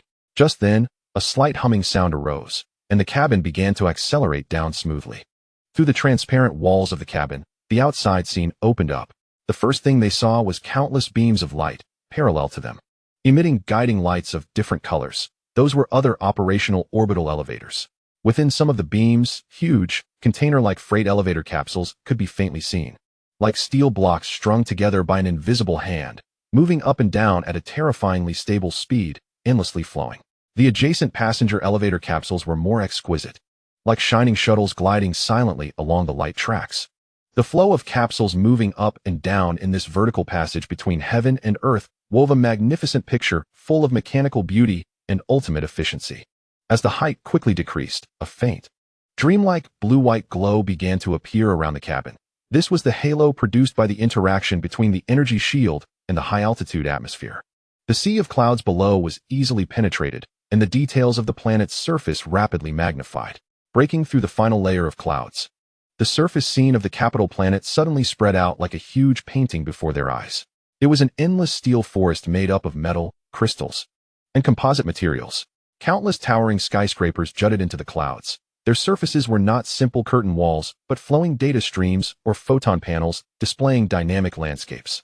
In the air between the skyscrapers was an orderly three-dimensional traffic network, various models of aircraft, from personal shuttles to small public transport boats, raced along the semi-transparent guiding light paths at high speeds, like cells rushing through blood vessels, busy yet completely free of collisions.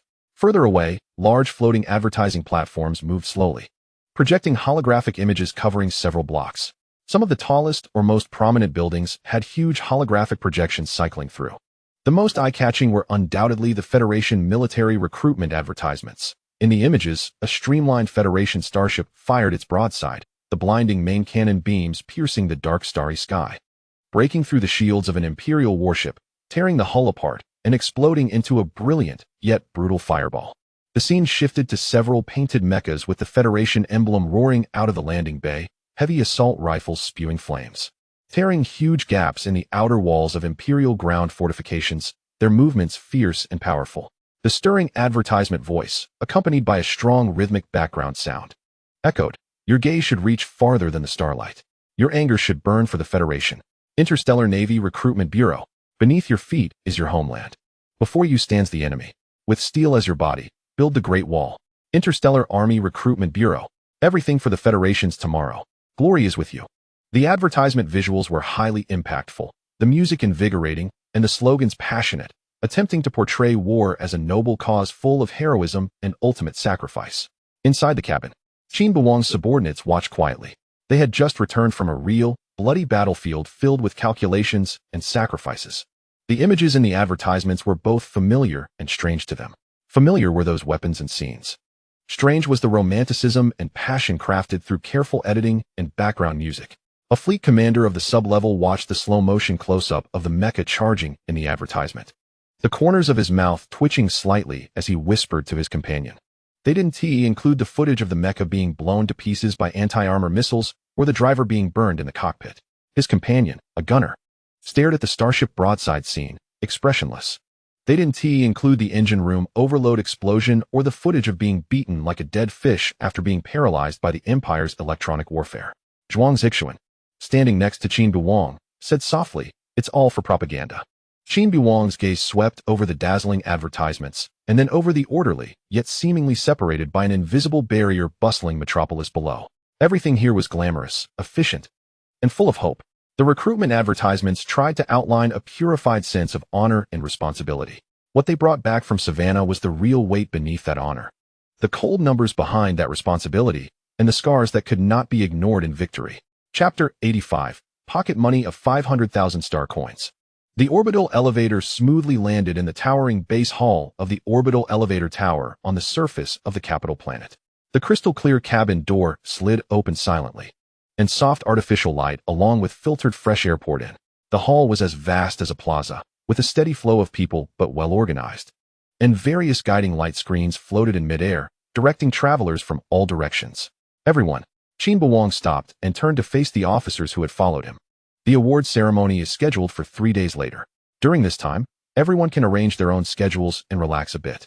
There are plenty of places worth seeing on the capital planet. Just be mindful of safety and keep communication open. Everyone nodded in agreement. Continuous battles and long journeys indeed required a short break. Qin Beiwang said no more, only took out his personal terminal and quickly swiped his finger a few times. Soon, every officer's terminal vibrated lightly with a notification sound. They looked down to see their account information displaying a recent deposit of 500,000 star coins. Remitter, Qin Beiwang. Commander, this a young sub-level fleet commander instinctively wanted to refuse. 500,000 star coins is not a small amount for these mid-level officers. It's equivalent to a year's regular allowance. Qin Beiwang waved his hand casually, just a little pocket money. Since you're here, enjoy it. Buy something, eat well, or bring some gifts for your family. No need to decline. His tone was flat, as if he were truly offering insignificant pocket money. In fact, for someone like him, who came from one of the top families of Blue Star and had just received a special promotion and corresponding treatment, this amount was indeed just a drop in the bucket. The crowd exchanged glances, and eventually, they solemnly raised their hands in salute. Thank you, Commander. Their gratitude was evident. This was not just money. It was a gesture of understanding and recognition. After a simple farewell, the officers dispersed in small groups, filled with curiosity and a bit of excitement, blending into the flow of people in the hall, ready to explore this planet that only appeared in news and legends. Qin Beiwang, however, was led by a butler dressed in a black uniform, who had been waiting here toward a dedicated passage on the side of the hall. At the end of the passage, a streamlined, futuristic transport vehicle was quietly docked at the exclusive platform. It was entirely matte deep space gray, with elegant and sharp lines, resembling a dormant metallic cheetah.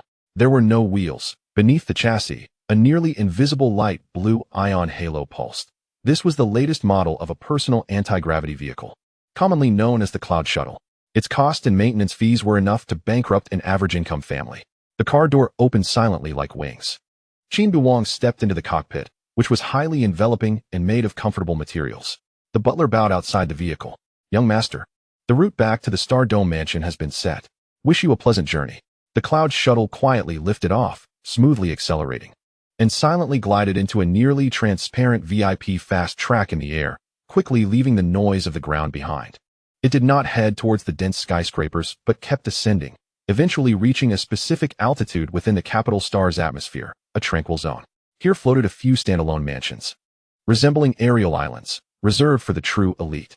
Qin Beiwang's home, the Star Dome mansion, was one of them. It was not a traditional building, but rather a geometric combination of well-arranged, high-strength, transparent alloys and special crystals, elegantly suspended above the sea of clouds. From the outside, the light and shadow shifted, almost merging with the sky. Inside, it was the epitome of simplicity, spaciousness, and high-tech integration. The panoramic floor-to-ceiling curtain walls made one feel as if they were in the clouds, overlooking the shrinking city below and the distant horizon. An ecological circulation system maintained the most pleasant temperature and humidity, while an intelligent butler controlled everything. As soon as Qin Beiwang stepped into the spacious and quiet living room, his personal terminal vibrated. A familiar yet teasing virtual avatar popped up, labeled as Fatty Luo. This was one of the few close friends of the original owner of this body in the capital star circle, whose full name was Luo Hao. He was primarily responsible for logistics at home, extremely wealthy, and a typical hedonist. Qin the great hero, finally got in touch with you. You returned to the capital star without saying a word? That's not nice. Luo Hao's loud voice came through. Qin Beiwang rubbed his forehead. Fragments of the original owner's memories surfacing, recalling the numerous scenes where this friend dragged him into wild parties. Just arrived, he replied succinctly. We have to get together. The brothers are all waiting to welcome our great hero. Luo Hao continued. I heard you've been promoted to colonel? Still in charge of the mother fleet? My goodness. You're now the biggest shot in our circle. Hurry up, it's at the top floor of the Star Pinnacle, the old spot. Just missing you. Everyone misses you so much. They want to hear your battle stories. Isn't it super exciting? Luo Hao rattled on, and in the background, other people's cheers could be heard. Qin Beiwang instinctively wanted to refuse. He was not the original owner and had no interest in such extravagant scenes. Nor did he want to deal with a group of pure playboys. But as the words formed on his lips, he paused. The original owner's persona was that of a playboy, and although he had changed somewhat after joining the military, completely cutting off ties with his past circle would appear abrupt and might raise unnecessary suspicions. Appropriate contact to maintain a facade of normalcy might better shield his internal changes. Moreover, he wanted to see what it would be like for him to face these old acquaintances now. Got it, he replied in a flat tone. I'll be there soon. Great, just waiting for you. Hurry up. Luo Hao excitedly ended the call. Standing in the spacious living room, Qin Beiwang looked out at the swirling sea of clouds and the distant sparkling lights below. He took off his military jacket and casually draped it over a chair, changing into a set of well-made but relatively casual clothes. In the mirror, the young man looked youthful. Yet his demeanor carried an uncharacteristic calm and a hint of subtle sharpness that belonged to someone returning from the battlefield. Star Pinnacle, he softly repeated the name. In the memories of the original owner, it was one of the top entertainment spots on the capital star. Well, let's go see what this extreme prosperity in the rear and the enthusiasm of old friends are really like. He turned and walked towards the elevator leading to the private landing pad. Not long after, the anti-gravity cloud shuttle silently glided into the exclusive aerial docking station of Star Pinnacle. Qin Beiwang stepped out of the vehicle, and what greeted him was not chaos, but a uniquely regulated atmosphere mixed with rare fragrances and ionized air. This place was not a traditional building, but rather a giant crystal sculpture, vertically suspended a kilometer in the air, slowly rotating. Countless beams of light radiated from its complex, faceted structure, reflecting against the night sky of the capital star and the lights below. Chapter 86. The 12 young masters of the capital. The entrance had no doors, only a soft light curtain. As Qin Beiwang stepped inside, his identity information was instantly scanned and confirmed, and the light curtain rippled open like water waves. The internal scene was suddenly revealed.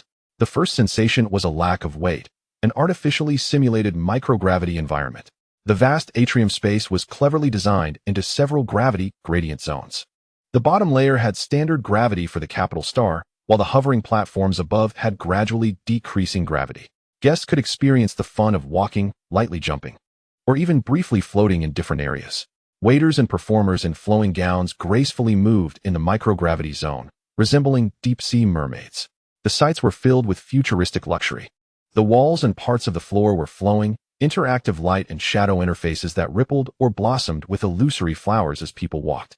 The furniture seemed to be made of solidified light or liquid metal, morphing to adapt to any need. The leisure activities of the powerful had long surpassed simple drinking and merriment. Under a semi-open crystal dome on the right, a fully immersive sensory drama was being performed. Guests reclined in comfortable force-field chairs, wearing lightweight neural connection headbands. Their consciousness seemed to be present at a famous battle or epic myth, experiencing artistically processed shockwaves, magical impacts, or alien landscapes, with their emotions guided by carefully crafted plots. On the left was a huge holographic sandbox, simulating a small-scale interstellar fleet battle in real time. Several well-dressed young men and women were controlling virtual ship formations through gestures and voice commands, arguing passionately. This was both a game and a form of strategic display and socializing. The air was filled with melodies composed in real time by top-tier AI, subtly influencing the atmosphere. In the distant bar, the bartender operated not on bottles of liquor, but on complex molecular synthesizers and extraction devices.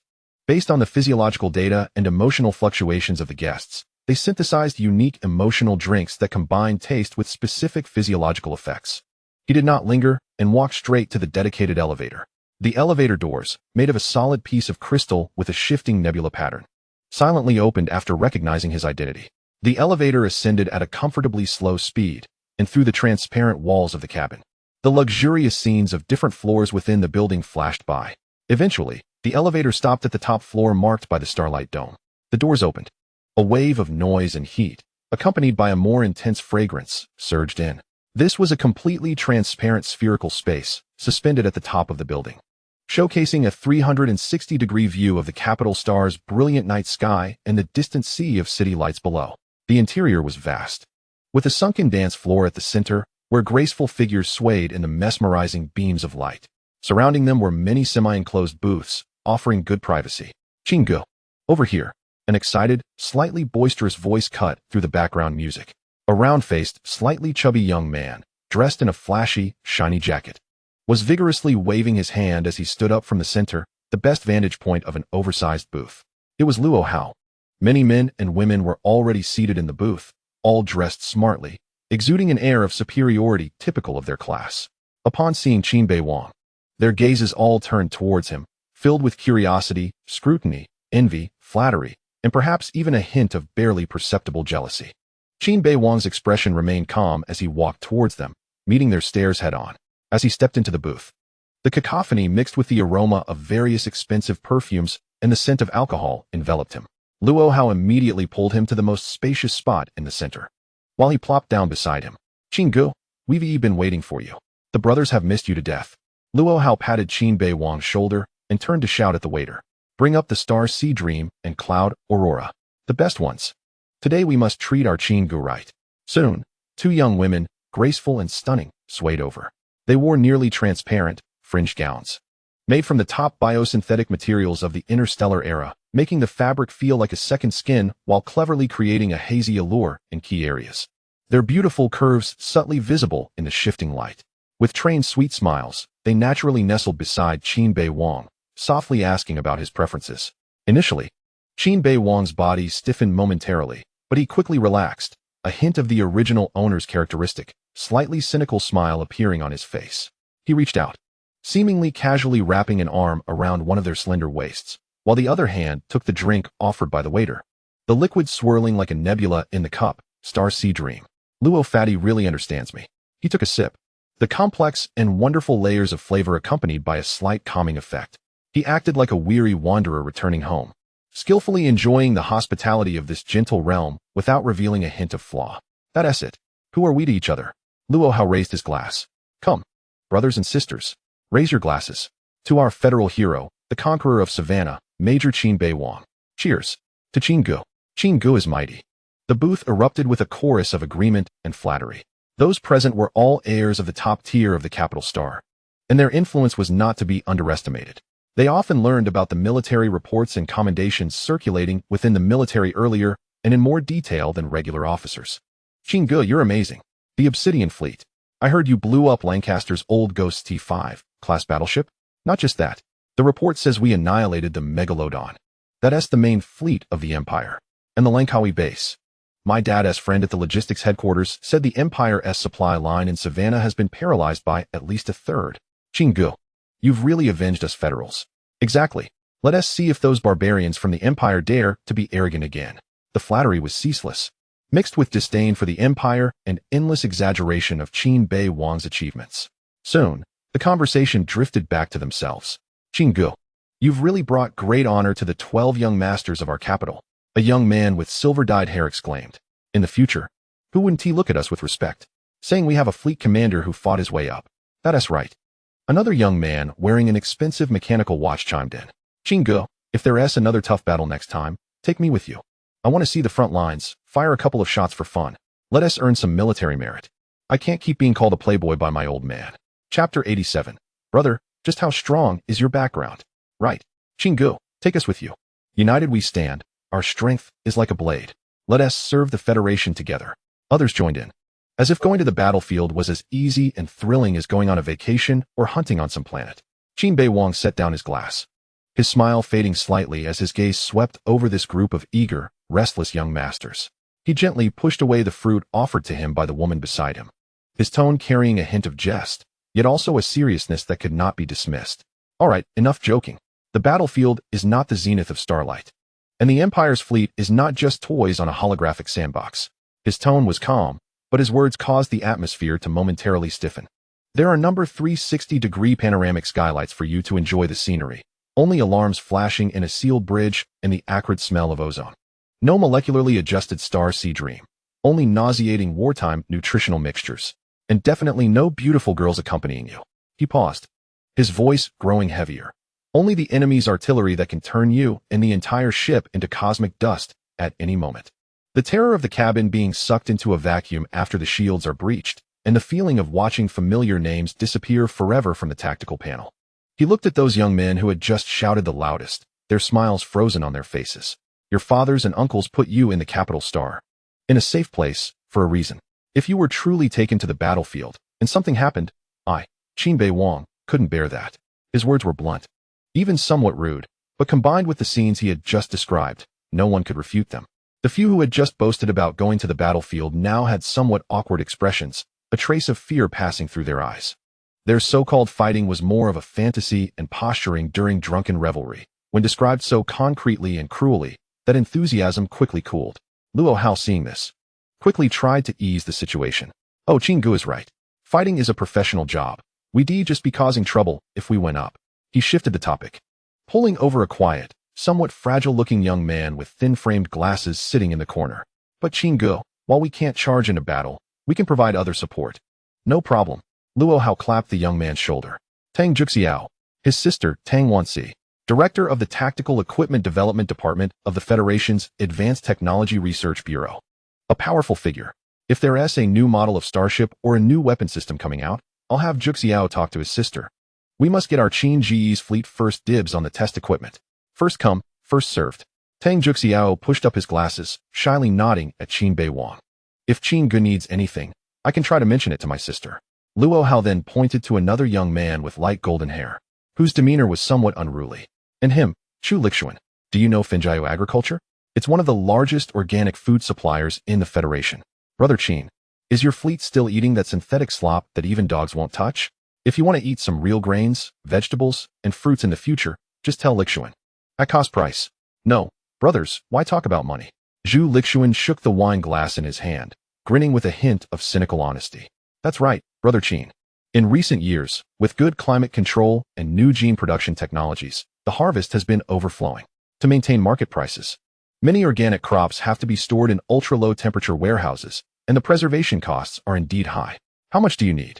I'll have someone send a ship to you every month, just to clear the inventory, absolutely the freshest batch. Qin Beiwang listened, a smile on his face. But his heart understood. This is the Federation, this is the hierarchy. Lower-ranking soldiers and junior officers can only survive on monotonous, synthetic food that provides basic nutrition. Those grayish sludges are the cost-effective choice to maintain the operation of a large army. But at his level, thanks to his background and current position, the quota for organic food is naturally sufficient. However, promises like Zhu Lixuan's to offer a ship of the freshest top organic products every month are still a privilege within privileges. This is not just about satisfying one's appetite, but also a symbol of status and control over resources. Then I thank you. Qin Beiwang didn't pretentiously refuse, raising his glass to Zhu Lixuan and Tang Juxiao. The fleet indeed needs organic food. New technology and equipment are even more sought after. I'll remember this favor. He maintained a calm demeanor, neither overly enthusiastic nor feigning aloofness. He accepted these brothers' kindness perfectly, while also upholding the rules of interaction within their circle. The atmosphere in the booth became lively again, but with less of the delusions of war and more of practical exchanges of interests and unspoken understanding. Accompanied by two beautiful women, Qin Beiwang sipped and laughed lightly, handling various toasts and topics, perfectly playing the role of a victorious young general enjoying the adulation he deserved. 3 days later, in the morning, on the soft, spacious floating bed, Qin Beiwang slowly opened his eyes, feeling a familiar ache in his back. He propped himself up, rubbed his forehead, and murmured, "This is even more exhausting than working hard in the Savannah Empire fleet." The past 3 days had not been entirely idle. Aside from necessary rest and socializing with the young masters of the capital, he had also been dragged by Luo Hao to experience various high-end entertainments, including but not limited to all-night sensory parties, energy-consuming simulated competitions, and the overly attentive company of the two beauties last night. After a simple wash, Qin Beiwang went to the cloakroom. A brand new, crisp, wrinkle-free, deep blue Federation Navy colonel uniform had already been ironed by the smart housekeeping system and was floating on the display rack. The golden sash and exquisite star insignia shimmered with a restrained and noble light under the soft illumination. The person in the mirror stood tall like a pine tree, the deep blue uniform perfectly fitting his well-proportioned and powerful physique. After dressing neatly, he stood in front of the huge, full-length mirror. His youthful face was accentuated by the shadow of the military cap, his eyes deep and calm, and his lips pressed into a hint of undeniable determination. Qin Beiwang looked at himself in the mirror, feeling slightly dazed. A few months ago, he was just a lucky major who had just graduated from the academy and felt lost about the future. A few months later, he stood here, dressed in a colonel's uniform, about to head to the core of Federation power to receive the highest honors, commanding a true mothership fleet. The time was short, but the experiences had been earth-shattering. He was surprised to find that he seemed to have truly integrated into this world. Qin Beiwang. He whispered the name, bidding farewell to the original owner and confirming his own self, which had merged dual experiences and memories. He straightened his military cap one last time. Then, he turned around. With a calm gaze, he walked steadily towards the door. There, the exclusive cloud shuttle was ready, set to take him to the Victory Square in front of the Federation Parliament building. A grand ceremony belonging to soldiers was about to begin, and he was ready. Chapter 88. The ceremony in front of the Federation Parliament building, the vast Victory Square, was now a sea of people. As far as the eye could see, it was filled with bustling heads and waving small holographic flags. The crowd stretched from the edge of the square all the way to the distant streets, and the dense throng seemed endless. Some brought their families, there were student groups, and there were formations from veteran associations, along with countless citizens from the capital who came spontaneously. Dozens of large media recording platforms hovered at low altitude, along with more private microdrones, swirling like a swarm, transmitting live footage to every corner of the star network. In the center of the square stood a solemn and towering monument. It was star-shaped, cast from a deep, dark alloy, and its surface was not smooth but etched with countless names in precise laser engraving. Those were the names of all the soldiers who had sacrificed their lives to defend the territory and civilization since the founding of the Federation. Sunlight fell on it, and those names seemed to faintly glow in the darkness, silently telling of eternal sacrifice and weight. At this moment, in front of the monument, on a temporary ceremonial platform, an elderly man dressed in a crisp, deep blue Federation Navy admiral's uniform, adorned with 6 brilliant stars, stood before a sound amplification device. His voice, transmitted clearly through the directional sound field system spread throughout the square, was not deafening but carried a heavy penetration, overshadowing the faint murmurs of the crowd. He was reading the commendation order and recounting the achievements of the awardees. Colonel Qin Beiwang, in the border conflict of the Elvira star system, was urgently appointed to command the newly established Pluto-class fleet, decisively launching an attack, displaying excellent tactics and fearless courage, annihilating the Empire's Wales-class fleet, and stabilizing the situation. The old man's voice was steady, but each word struck the listeners like a hammer on their hearts. Subsequently, in a special operations action deep within the Empire-controlled Savannah star system, Colonel Qin Beiwang led his troops, outnumbered, maneuvering skillfully. He slightly raised his tone, successively inflicting heavy damage on the Empire's main force, the Obsidian-class fleet. Then, in the transition, he again dealt a heavy blow to the reinforcements, the Bloodblade and Iron Curtain S2 leading fleets. Furthermore, with precise strikes, he completely destroyed the Empire's key logistics hub at the Lankai orbital base in Savannah. The square fell silent. Only the Admiral's voice echoed, accompanied by the cold reflection of the monument. The old man took a deep breath, a hint of barely noticeable emotion flashing in his eyes, and continued to read the most impactful part.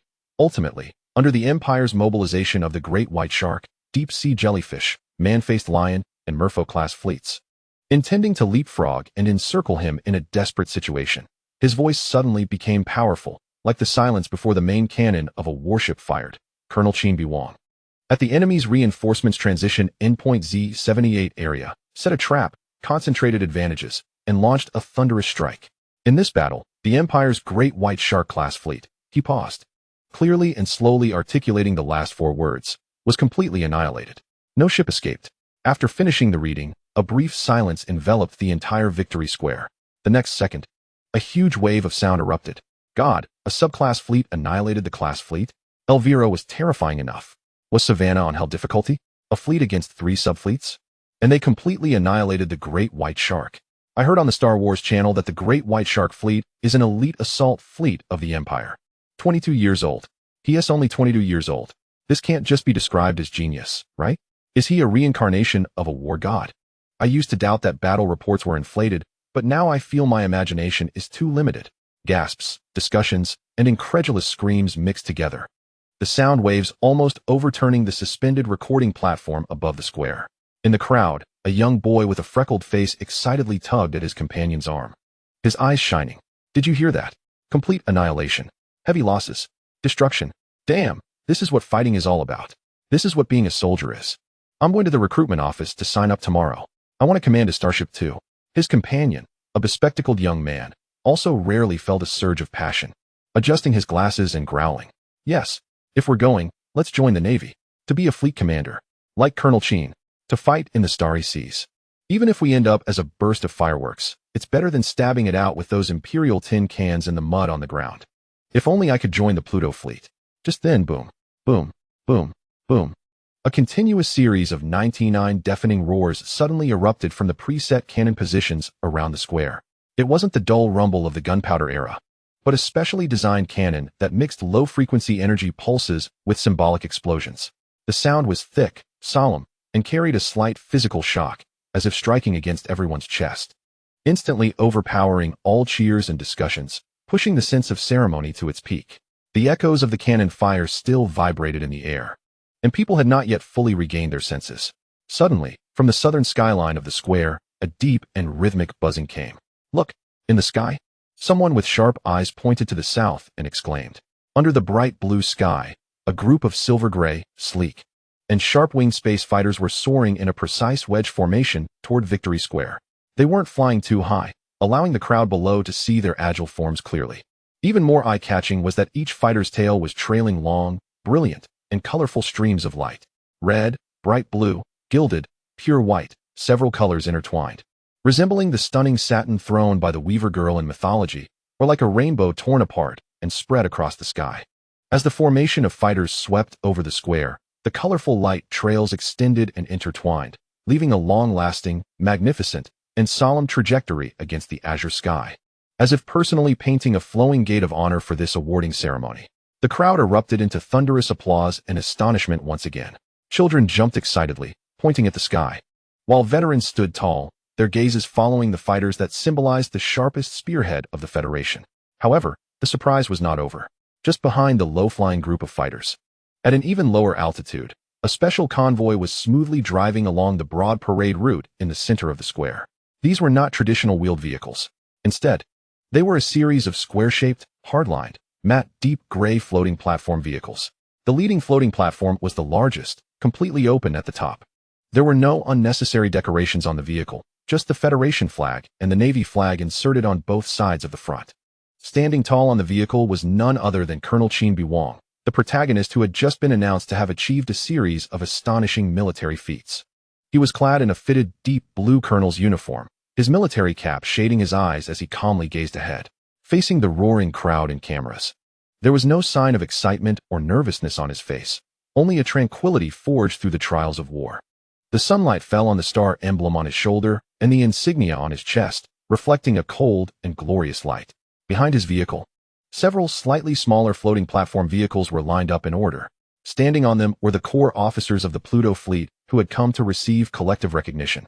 Deputy Commander Zhuang Zhixuan, as well as the commanders of various subfleets and prominent department heads. They were also dressed in military uniforms, standing tall. Although not as eye-catching as Qin Beiwang, their faces, whether young or mature, bore the marks of battle, embodying undeniable strength and glory. The cheers from the crowd reached an unprecedented climax. Colonel Qin. Look, it's Colonel Qin. Those behind him must be his officers, right? They're all great. What a spectacle. This is what our Federation's heroes should look like, amidst the colorful ribbons and the deafening echoes of cannon fire. The floating platform carrying Qin Beiwang steadily stopped in front of the ceremonial platform.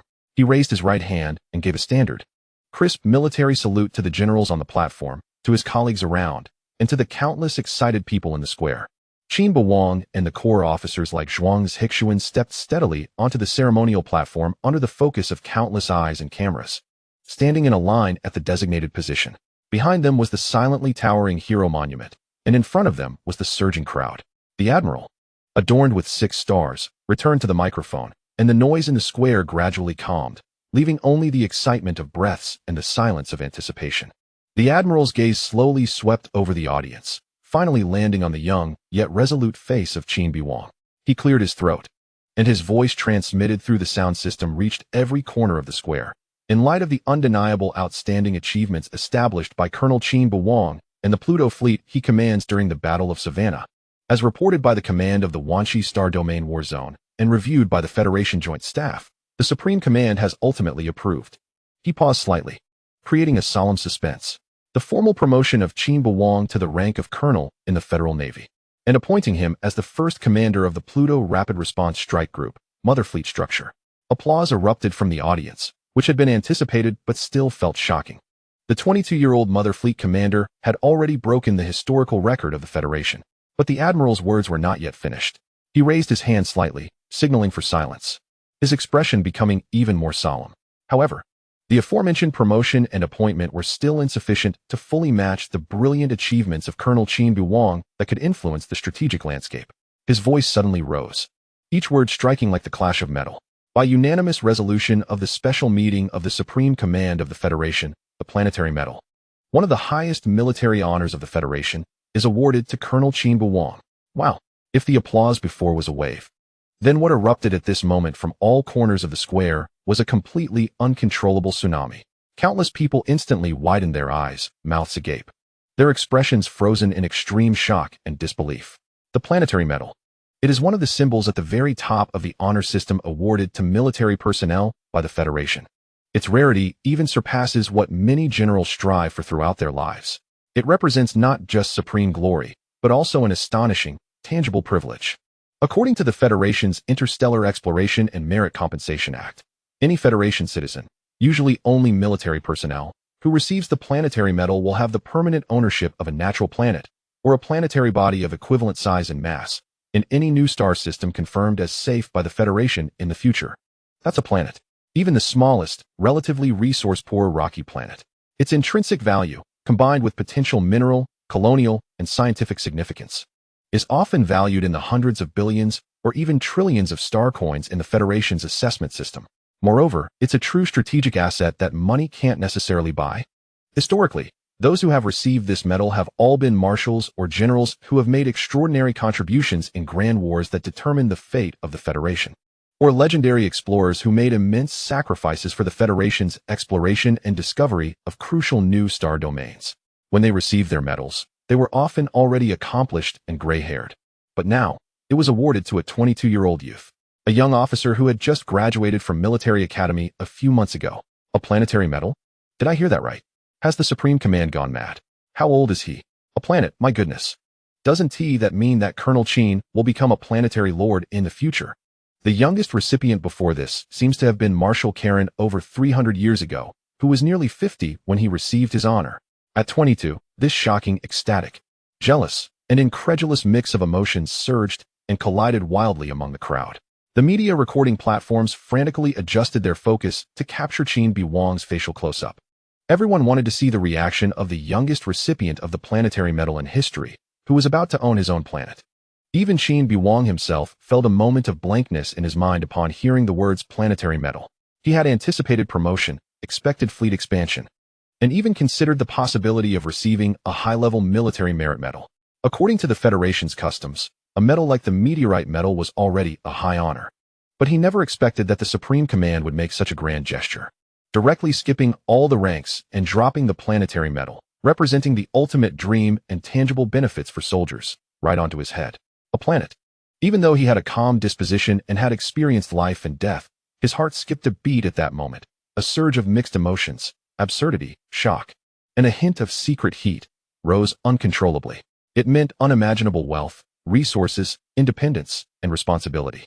Next to him, Zhuang Zixuan, who usually had a cool expression, also showed unmistakable astonishment and instinctively turned to look at Qin Beiwang. The other officers behind them were almost petrified, their eyes glazed over, as if they couldn't believe their ears.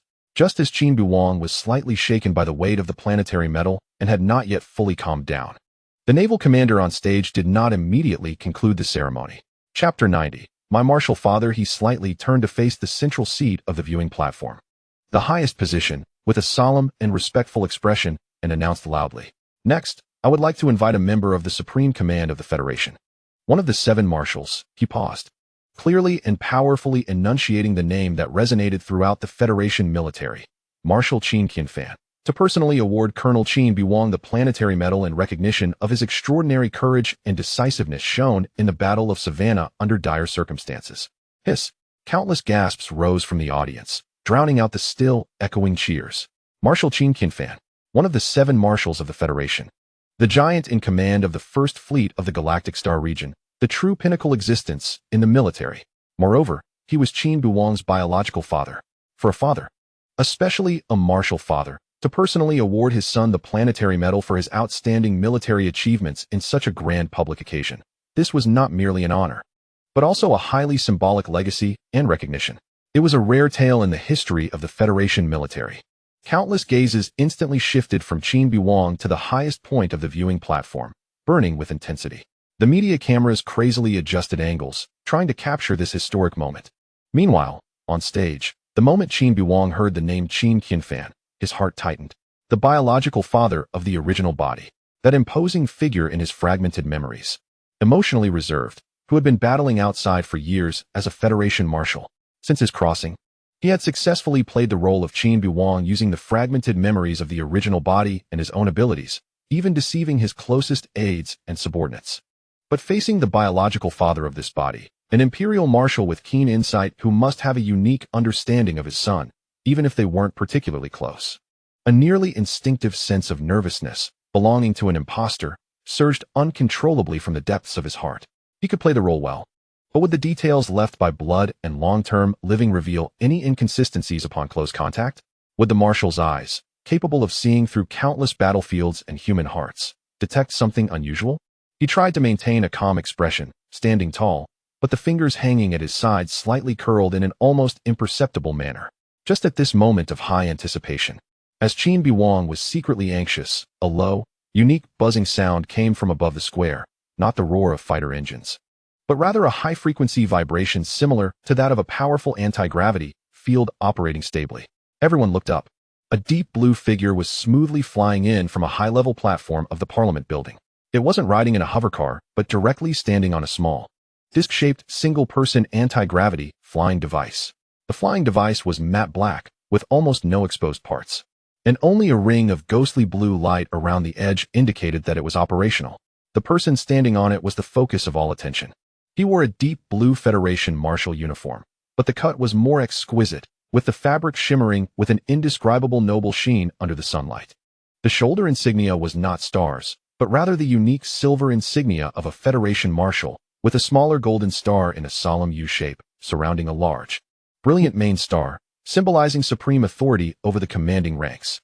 His appearance looked to be around 40 to 50 years old, but his real age was far from that. It was a result of the highest level of genetic optimization combined with the sedimentation of time. His facial features bore a resemblance to Qin Beiwang's, but were more profound and rugged, like a rock peak weathered by stellar storms over billions of years. He wore no medals on his chest, as they could no longer bear his achievements. Only a few special medals at the very top of the Federation's medal system, symbolizing decisive battle victories and lifelong contributions, hung quietly, each representing a segment of a legend worthy of being inscribed in textbooks. He thus stood on the silent hovering flying device, gliding over the square under everyone's gaze, and slowly descended toward the ceremonial platform. There were no grand ceremonies, no thunderous accompaniment, just one person, one flying device. But the invisible aura of dignity and presence belonging to the Federation marshal enveloped the area like a tangible force.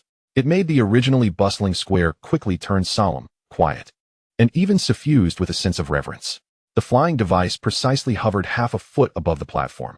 Marshal Qin Beiwang swiftly stepped down onto the platform. The flying device then automatically ascended and silently flew away. The moment he stood still, his gaze passed over Qin Beiwang, who was just a few steps away, first nodding slightly to the 6-star general presiding over the ceremony. Only then did he finally fix his gaze on his son. That gaze was calm and deep, like a windless deep sea, revealing no ripples, yet making Qin Beiwang feel as if a heavy weight pressed down on him.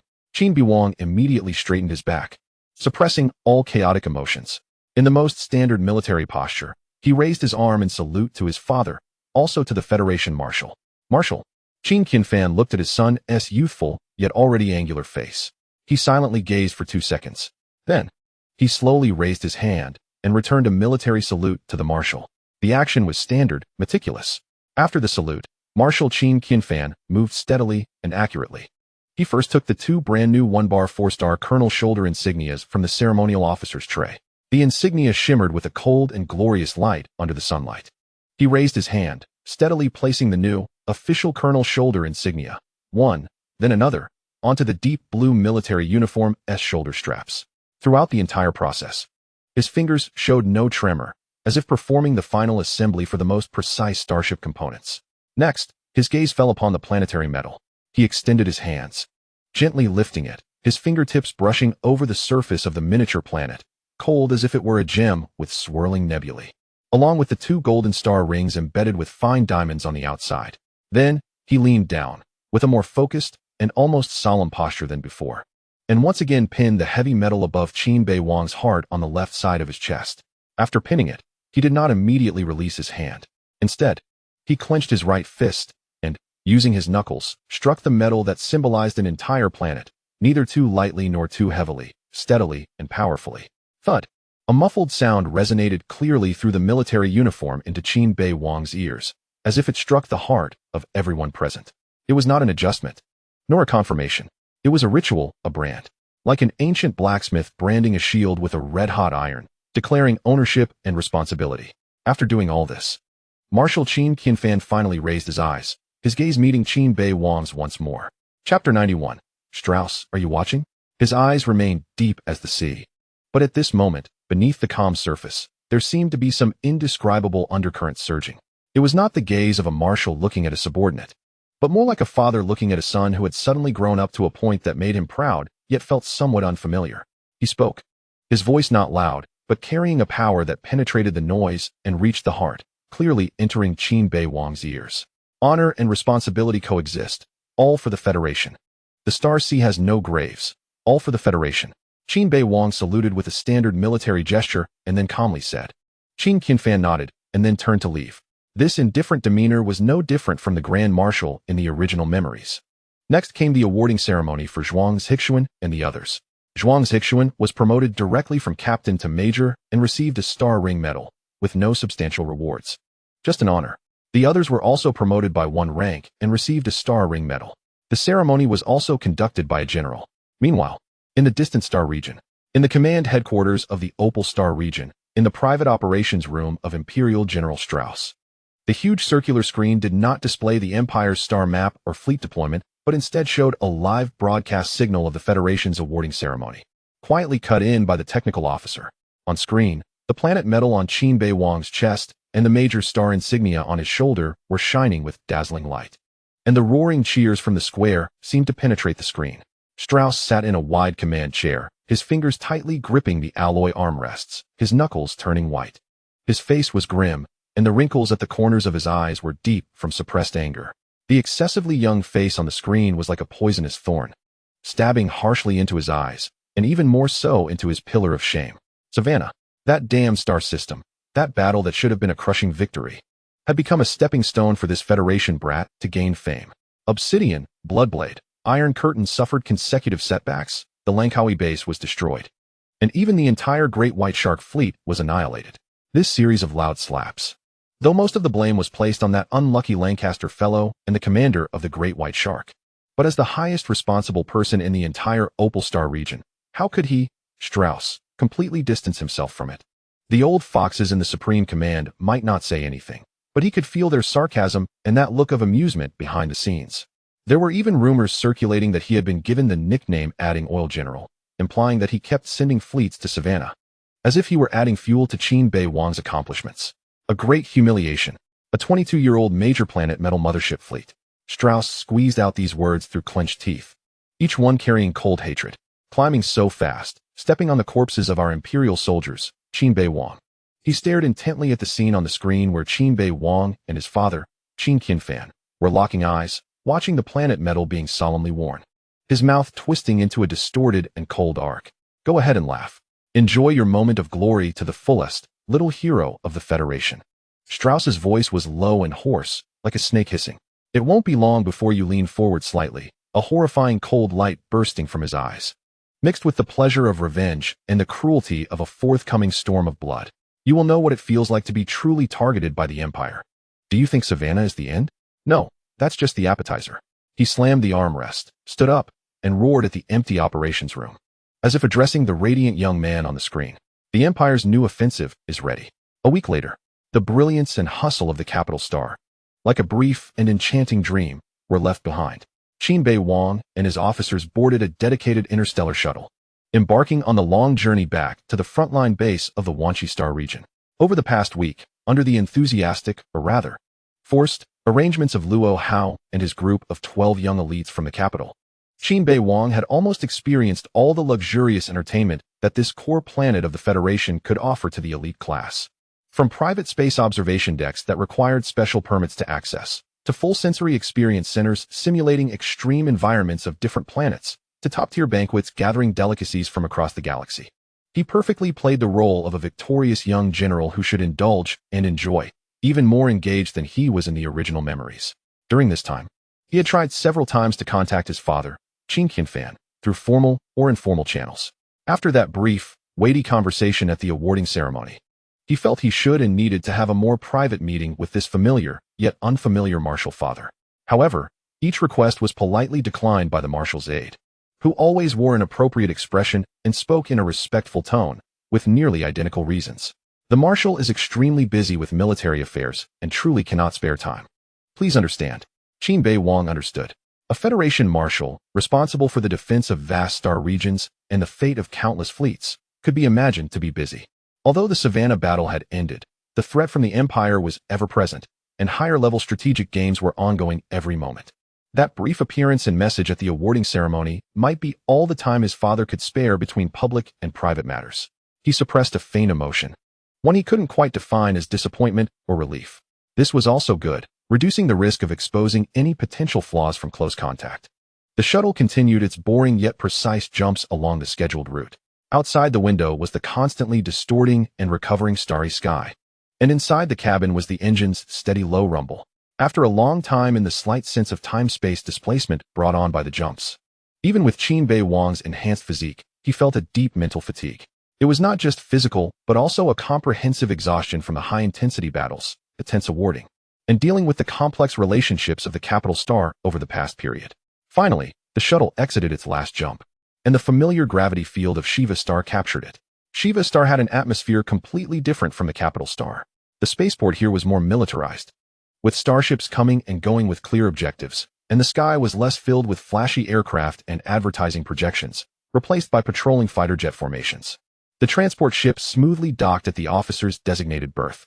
There was no welcoming crowd, no media, only the cold lights of the port and the routine personnel. Qin Beiwang said a brief goodbye to the accompanying officers and returned to their respective bases or quarters. Chapter 92. Is this an expansion? It feels like I've been reorganized.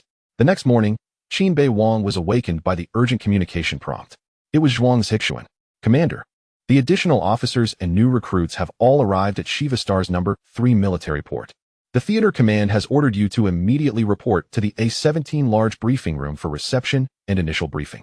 Qin Beiwang rubbed his brow, shaking off the lingering sleepiness. After a quick wash and changing into his uniform, he boarded the military hover vehicle that had come to pick him up and headed to the designated location. The A-17 briefing room is located in the core area of the main military base on Zawa Star, specifically designed for large fleet assemblies or the issuing of important commands. When Qin Beiwang, accompanied by Zhuang's Hixuan, pushed open the heavy alloy door, the sight before him still made him pause despite being mentally prepared. It was enormous. The circular, tiered layout of the briefing room was packed with people. All the seats, roughly estimated to be nearly 1,000, were occupied, clad in deep blue Federation military uniforms. The ranks varied from second lieutenant to colonel, forming a breathtaking ocean of blue. Everyone sat upright, their gazes fixed on Qin Beiwang, filled with awe, curiosity, and a calmness restrained by strict discipline. Qin Beiwang maintained a composed expression as he walked down the central aisle toward the podium. subtly tilting his head to ask Zhuang Zixuan in a voice only the two could hear. So many people? Have even the main gunners from each ship been called here? His question was reasonable. A standard Federation Mother Fleet, Rapid Maneuver Strike Group, typically consists of 2 main graded fleets, each containing 67 subordinate fleets, plus direct ships, along with a small aircraft carrier group, including 1 aircraft carrier and accompanying escort and support vessels. The total number of ships usually ranges from 220 to 250. Accordingly, the highest level officers required to be present certainly wouldn't reach this scale. Zhuang Zixuan followed half a step behind him and quickly responded in a low voice, with a hint of barely noticeable tremor. Commander, our previous estimate was conservative. She spoke faster, clearly reporting. According to the complete supplementary list and personnel configuration we just received, the Theater Command has not only supplemented us with a subsidiary fleet and an aircraft carrier group for our Pluto fleet, but rather a complete, standard-issue mother fleet, including 1 aircraft carrier group and 2 graded fleets. Qin Beiwang's footsteps paused imperceptibly. How could this supplementary fleet outnumber the original fleet starships? If outsiders heard this, they might think their Pluto fleet had been reorganized by the enemy. Qin Beiwang had reached the edge of the podium. He stopped, not immediately turning to face the audience, but rather adjusting the angle of the microphone, processing the astonishing information, including his existing Pluto fleet, equivalent to a semi-graded fleet strength. He would now command 2 aircraft carrier groups, 3 graded fleets, and 8 fighter squadrons. The size of this rapid maneuver strike group had already subtly surpassed the realm of rapid maneuverability, enough to serve as the core assault and decisive force in a strategic direction. The Theater Command, or rather, the higher-ups, had made an astonishing move this time. This was not merely a reward, it was a heavy expectation, along with the unimaginable pressure and risks that could follow. Qin Beiwang turned around to face the nearly 1,000 pairs of eyes in the audience. The vast circular briefing room was silent. Only the low hum of the ventilation system could be heard. His gaze slowly swept across the crowd. These unfamiliar faces were about to become his new subordinates, soon to navigate this suddenly expanded steel behemoth into the unknown and undoubtedly more brutal battlefield of the stars. He did not speak immediately, but stood quietly for several seconds, allowing the silence and gathered attention to linger. Then, he pressed the microphone switch.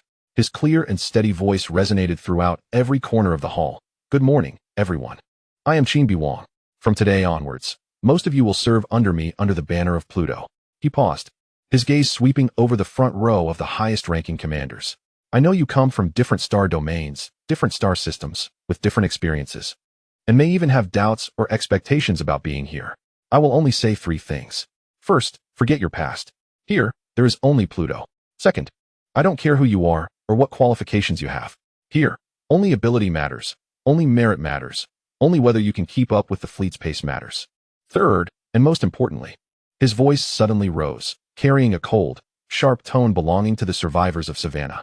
What we are about to face is the Empire's most elite and ruthless fleet. They will not show mercy just because we have more ships. Glory is bought with the blood and steel of our enemies, not based on mere numbers on paper. Bring your people, familiarize yourself with your ships, and take your positions. In 72 hours, I want to see this newly formed fleet ready for combat. There were no unnecessary words, no impassioned mobilization, only a clear, cold command and the heavy responsibility weighing on everyone's hearts. The officers in the audience stood up in unison, a thunderous response echoing through the hall. Yes, Commander. Amidst the roar, Qin Beiwang turned away from the podium. Zhuang Zixuan quickly followed, whispering, Commander, here is the detailed list of all the newly supplemented ships and the main officer profiles, along with the encrypted documents from the Theater Command regarding our new defense zone and recent mission briefings. Qin Beiwang took the military data pad she handed over, his fingers scrolling across the screen. The densely packed ship codes, parameters, and personnel information rapidly scrolled by. He raised his head to look at the heavy alloy door of the briefing room. As if he could see outside in the military port those newly arrived ships quietly docked, belonging to him. Destroyers, cruisers, and integrated supply ships mostly followed standard models. Although new, they did not exceed his expectations, until his fingers stopped on a special classified entry. The adjacent holographic projection automatically enlarged, revealing a 3-dimensional structure diagram of a starship. His gaze was instantly captivated. It was a battleship, but its appearance was completely different from any active-duty main battleship of the Federation. The hull's lines remained long and powerful, but the most striking feature was its bow. There were no traditional battleships' thick particle accelerator barrels or vertically launched missile arrays. Instead, there was an exceptionally complex multi-layered structure. Chapter 93, Graviton Beam Projection Array, Titan's Grip. Layers of enormous, concentric rings forged from an unknown dark alloy, each layer encasing the next, resembling a precision mechanical pupil, or like a miniature star ring forcibly bound to the bow. All the ring planes were strictly perpendicular to the hull's transverse axis, facing directly forward. The rings themselves were not stationary. Subtle energy flows silently flowed across their surfaces and the gaps between the rings, creating an eerie sensation as if they were breathing or building up energy. Just looking at this structure, a sense of oppression, fundamentally different from conventional thermal or kinetic weapons, faintly emerged. Qin Beiwang furrowed his brow and clicked on the detailed weapon system description of this battleship, named Jinaiyu. Aside from point defense, this battleship only had this graviton beam projection array as its weapon. There was only a concise description. Yet it made his pupils suddenly contract. Main weapon system, graviton beam projection array Titan's Grip.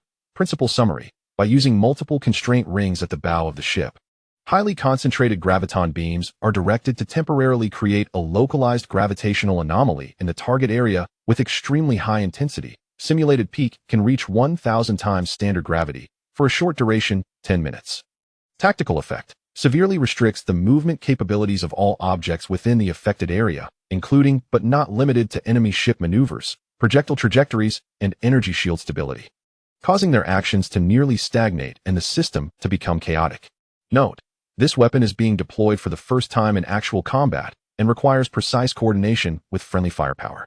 Graviton beam ultra-high gravity. While Qin Beiwang whispered these words, and an image almost instantly formed in his mind. In the fierce fleet crossfire, several, or even dozens of Imperial warships were forming a formation, preparing to maneuver tactically or launch a synchronized strike. Then, an invisible force field quietly enveloped them.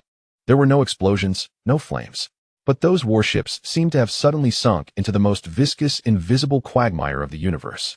Their engines roared furiously, their exhaust flames bright, yet they could only crawl extremely slowly, almost comically, in place, as if the footage had been slowed down 1,000 times. The hull structure emitted groans under the sudden abnormal gravity, and the shield generators fluctuated violently due to the distortion of space itself, flickering unpredictably.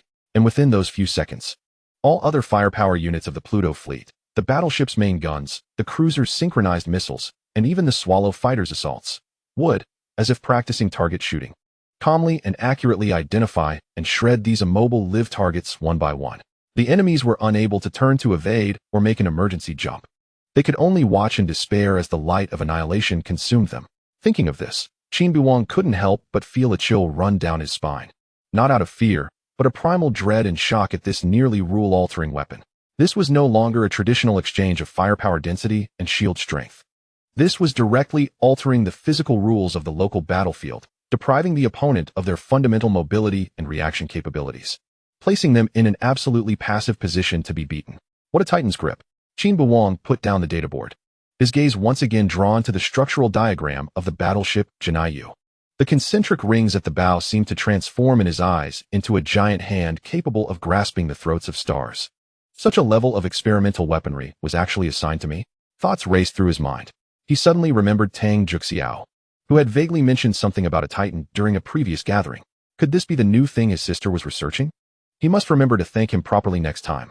After briefly reviewing the starships allocated by the command, Qin Beiwang felt a surge of emotions. After all, having a good background pays off. The supplementary Mother Fleet had turned into an enhanced version of the Mother Fleet. All starships were uniformly T4 level. The flagship of each subfleet had even been directly upgraded to T5 level battleships, the same class as the Kunlunchen. Now, the Pluto fleet under Qin Beiwang could be described as strong and well-equipped. Including 2 aircraft carrier fleets and the direct fleet, there were a total of 26 subfleets. The subfleets of Pluto typically consisted of enhanced fleets of 15 starships each. Therefore, Qin Beiwang commanded a total of 390 starships, and including supply ships and engineering ships. The number reached 400. Compared to the previous total of just over 100 starships, this was a 4-fold increase. In the following days, time flowed steadily amid the regular routines and high-intensity training at the Shiwa Star military port. The anticipated retaliatory strikes from the Empire did not arrive immediately, and the border star regions maintained a tense calm, like the quiet before a storm. Qin Beiwang did not waste this precious breathing period. He devoted nearly all his energy to the integration and honing of this suddenly expanded Pluto Rapid Strike Group. Every day, he was either in the Tactical Simulation Center or on the way to inspect various ships. In front of the massive holographic tactical sand table, he repeatedly presided over or listened to the combat drills of mixed groups of new and old officers. From single-ship encounters, subfleet raids, to large-scale battles involving multiple subfleets cooperating with carrier groups, he even simulated the special tactics for using the Jinayu's graviton weapons in complex nebula environments or gravitational anomaly zones. He demanded high standards. Any coordination mistakes, intelligence misjudgments, or delays in firepower integration during the drills would be pointed out on the spot, requiring a review until a muscle memory-like tacit understanding was formed. He would also suddenly appear on newly added cruisers or destroyers, saying nothing, simply walking silently through busy engine rooms, crowded crew quarters, or the tense and orderly bridge, observing the details of the soldiers' daily equipment maintenance, listening to the morale and confusion reflected in their conversations, checking the readiness of combat supplies. His presence often made the officers and soldiers both nervous and excited. The silent gaze of this young legendary commander carried more pressure than any speech and could better inspire their desire to perform. The fleet quickly bore the strong mark of Qin Beiwang's style, efficient, cold, demanding of details, and an almost obsessive pursuit of combat readiness. Just as the fleet's integration was progressing well, a special report from the logistics department briefly pulled Qin Beiwang and the core team out of their intense training into another kind of surprise. Chu Lixuan had fulfilled his promise, and in an extremely exaggerated way. A giant bulk carrier belonging to the Rich Agriculture Corporation, outside the fleet's supply sequence, had directly arrived at the civilian handover area of the Shiwa Star military port. Chapter 94, 300,000 tons of organic food. What the bulk carrier unloaded was not weapons or ammunition, but mountains of organic food that had been rigorously packaged in inert gas and preserved at low temperatures. Grains, meats, vegetables, fruits, and even some rare spices and beverage ingredients. The variety was complete, and the quality was all top-notch. When the logistics supervisor reported the total weight data with an incredulous tone, even Qin Beiwang was stunned for a moment. How much? 300,000 tons? Are you sure the unit is correct? Commander, absolutely certain. The precise number is 300,500 tons. Here are the shipping and quality inspection reports. The logistics supervisor's voice was somewhat unsteady. 300,000 tons of organic food. Qin Beiwang quickly calculated in his mind.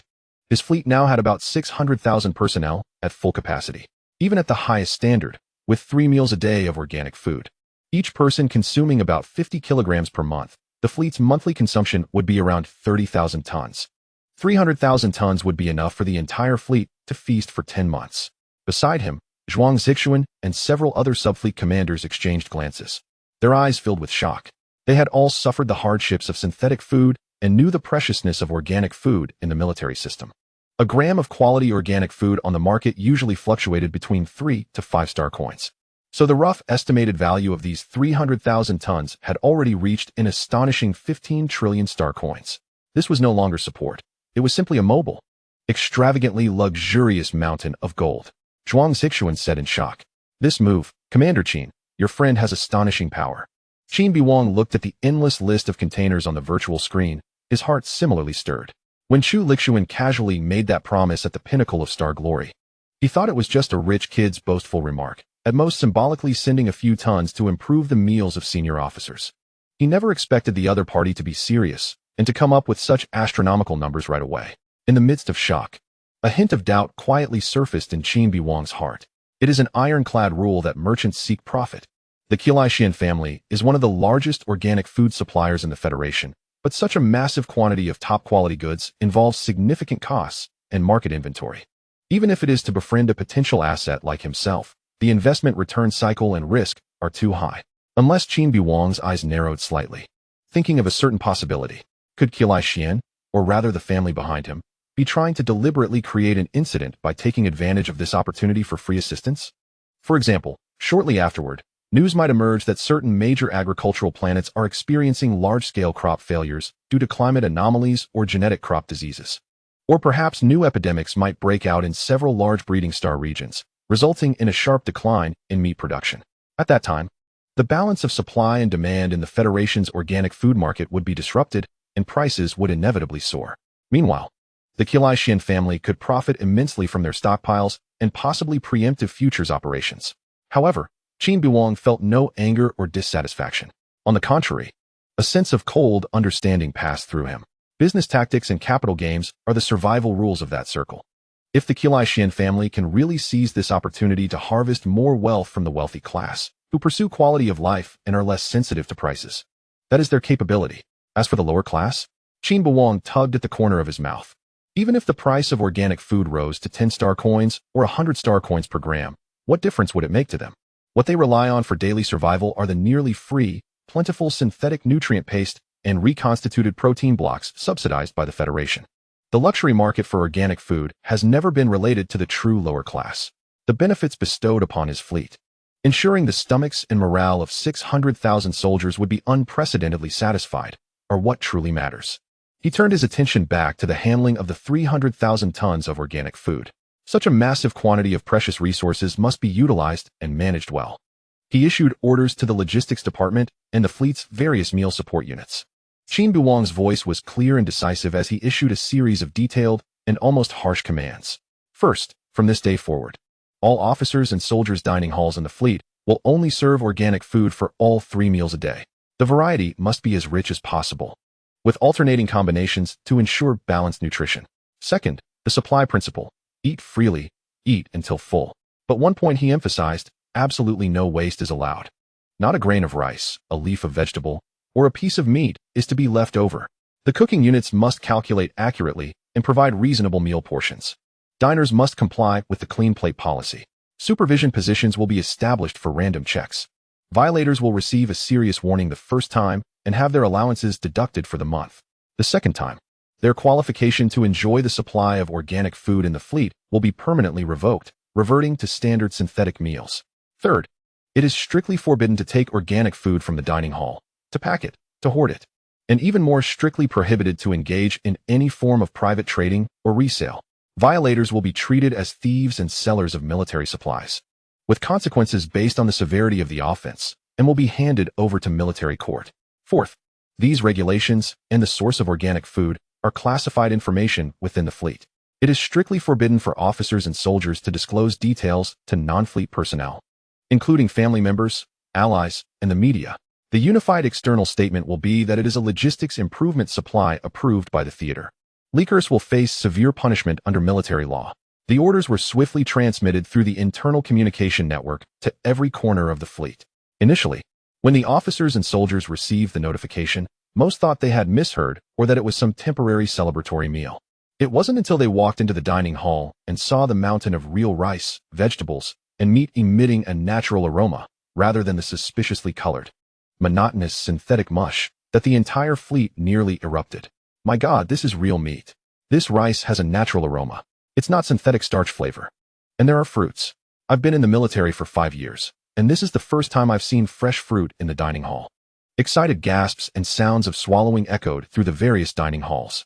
Once it was confirmed that all of this was real and would be supplied long-term, the euphoric emotion spread explosively. Many veterans even felt their eyes welling up. They had experienced long cruises and arduous battles, knowing how significant a bite of real food could boost morale. The subsequent announcement of strict management regulations also placed a disciplinary leash on this wave of excitement. No one dared to risk permanently losing this privilege, nor did anyone dare challenge the harsh military law. Picking up meals became exceptionally cautious, and dining was done with unprecedented cleanliness, with plates being nearly licked clean. Chapter 95, Codename, Pangolin. 2 months later, in a top-secret intelligence reception station buried deep within a small asteroid belonging to the Federation's Border Security Bureau, FCB, a covert agent codenamed Pangolin, risking exposure, sent a highly encrypted and remarkably lengthy hyperspace communication. When this information was decoded layer by layer and finally presented on the terminal of the duty officer, Fu Yizhu, a veteran intelligence officer known for his calmness and composure, his pupils suddenly contracted, and his fingers, gripping the data pad, turned slightly white from the force. The intelligence content was clear and alarming. Source: Pangolin, credibility, extremely high. Target: large-scale gathering and mobilization of the Imperial Navy. Location: Movement 1, periphery of the Bushman star system. Signs of large-scale Imperial fleet gathering have been observed, with numbers continuously increasing. Identified units above the public level include the Giant Serpent Siren Fleet, public level, the Goat Fleet, public level, and the Lava Roar Fleet, public level. Others pending verification. Location movement 2. Inside the Opal Star region. Towards the Savannah Star system. Confirmation of the movement of Imperial Serial Fleet units. The Pandora Fleet has left its Station Star region and is moving towards Savannah, accompanied by at least 2 unidentified public-level fleets. Fu Yizu's gaze was fixed firmly on the terms Serial Fleet and Pandora Fleet. A chill running straight from his spine to the top of his head. The Serial Fleet. That is the true strategic pillar of the Imperial Navy. The ultimate hammer used to determine the ownership of star systems and even star regions. Its organizational standards are extremely strict, with the terrifying rumor of not 10,000. Not serialized, implying that the number of its operational starships must be at least in the tens of thousands. This does not even include the far larger auxiliary vessels, fighter jets, and accompanying ground troop strength. The Pandora Fleet is one of the most infamous among the Imperial serial fleets, known for its cunning, cruelty, and powerful assault capabilities.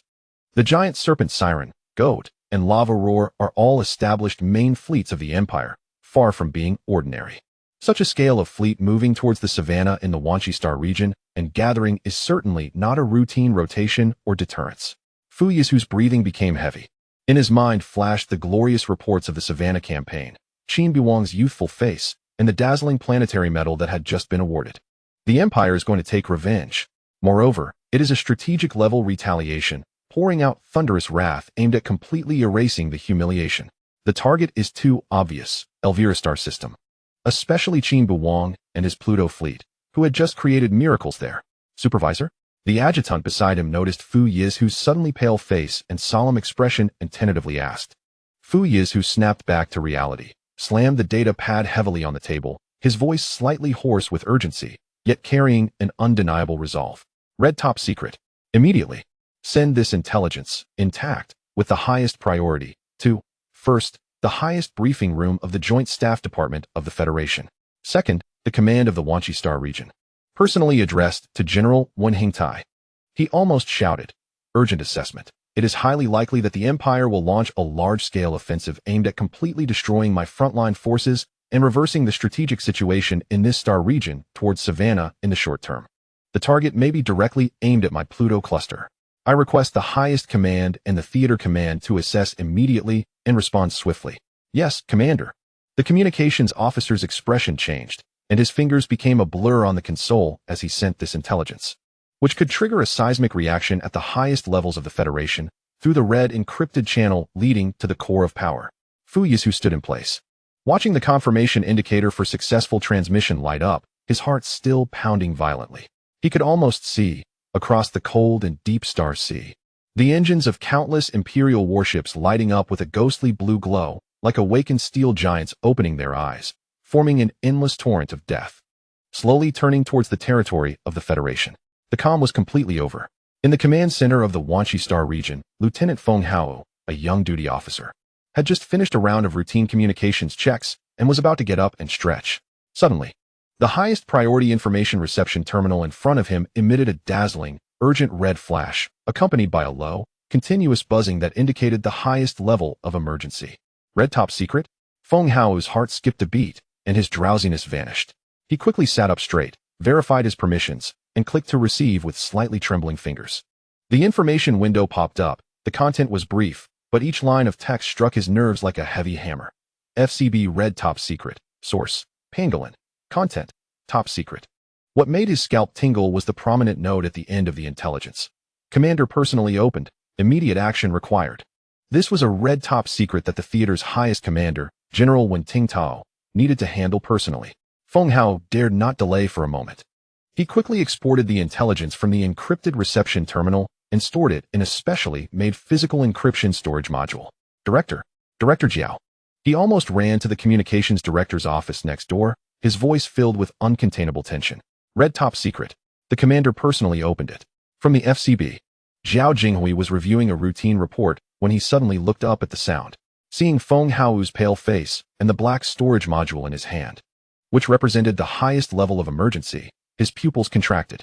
He immediately stood up, took the module from Feng Hao, without even asking what could cause the duty officer to be so flustered, especially marked as a red top secret from the commander. This was definitely not a trivial matter. Continue your duty, Maintain discipline, and do not mention this to anyone. Zhao Jinghui quickly threw down a sentence, grabbed the storage module, and hurriedly ran out of the office towards the core command area of the theater command. His heart was also pounding in his chest. The last time he had to urgently transmit red top-secret intelligence was during the most intense moments of the Savannah campaign. He passed through without obstruction. But Zhao Jinghui could feel the surprised looks from the soldiers and officers along the way.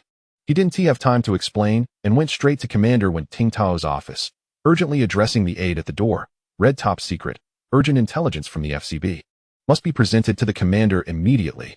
The aide saw it was Zhao Jinghui, noticed the black module in his hand and his serious expression, not daring to be negligent. He immediately turned and knocked on the door to report, then gestured for Zhao Jinghui to enter. When Tingtao was discussing the rotation of defense zones with Chief of Staff, when he saw Zhao Jinghui barging in without an appointment, his brow furrowing slightly. But when he saw what Zhao Jinghui was holding and the expression on his face, he immediately realized that something big was happening. Chapter 96. The fleet without 100,000 is not a sequence fleet. Commander. FCB Red Top Secret. Zhao Jinghui presented the storage module with both hands, speaking rapidly. When Tingtao took the module and inserted it into the dedicated reader on his desk. Identity verification, iris scan, information decryption. A few lines of text and a simple diagram unfolded before his eyes. His gaze quickly scanned over it, then suddenly froze. The relaxed expression on his face quickly vanished like a receding tide, his brow furrowing tightly, and his fingers gripping the edge of the module turned white from the force. Pandora Fleet sequence fleet towards Savannah, when Tingtao murmured, each word like ice shards. Beside him, when Shiheng noticed the drastic change in the commander's expression and leaned in to take a look, then gasped. The sequence fleet. The Empire is serious about this. It was not just aimed at Savannah, but at Qin Beiwang and Pluto. When Tingtao suddenly raised his head, his eyes devoid of any hesitation, leaving only cold determination and a pressure as heavy as a mountain. The Empire's retaliation this time far exceeded expectations. Even the sequence fleet, symbolizing strategic resolve, was mobilized. They were willing to pay any price to completely erase the humiliation of Savannah. They aimed to crush the newly rising brightest star of the Federation along with its powerful new fleet in the Star Sea. Order. When Tingtao's voice was like iron and stone scraping, decisive. All staff in the command team, gather in the #1 strategic simulation room within 5 minutes.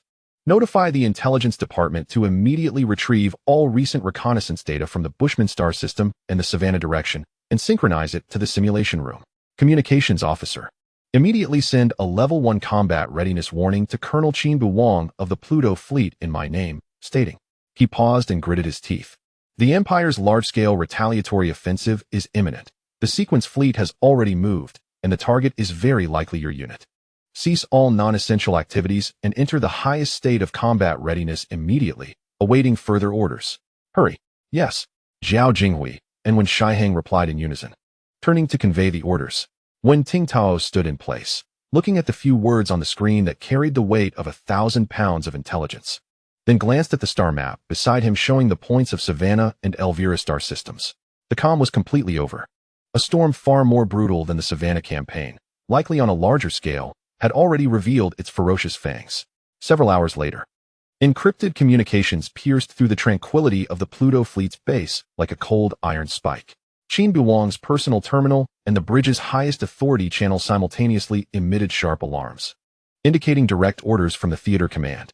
He was reviewing the coordinated attack training report for the Janayu-class gravity weapons when he heard the sound and immediately opened it. A brief message from Commander Wen Tingtao, devoid of any embellishments. Each word exuding a metallic chill and urgency. Level 1 combat readiness warning. The Empire's large-scale retaliatory offensive is imminent. Confirm that the sequence fleet Pandora has moved towards Savannah. The target is very likely your unit. From now on, cease all non-essential activities, and all personnel enter the highest state of combat readiness. Hold firm and await further instructions. Qin Beiwang's gaze lingered on the words sequence fleet and Pandora for a full 3 seconds. The calm on his face slowly froze like an ice surface. A glint of sharpness flashing deep in his eyes. He immediately connected to the fleet-wide broadcast and the emergency communication channel for the core command layer.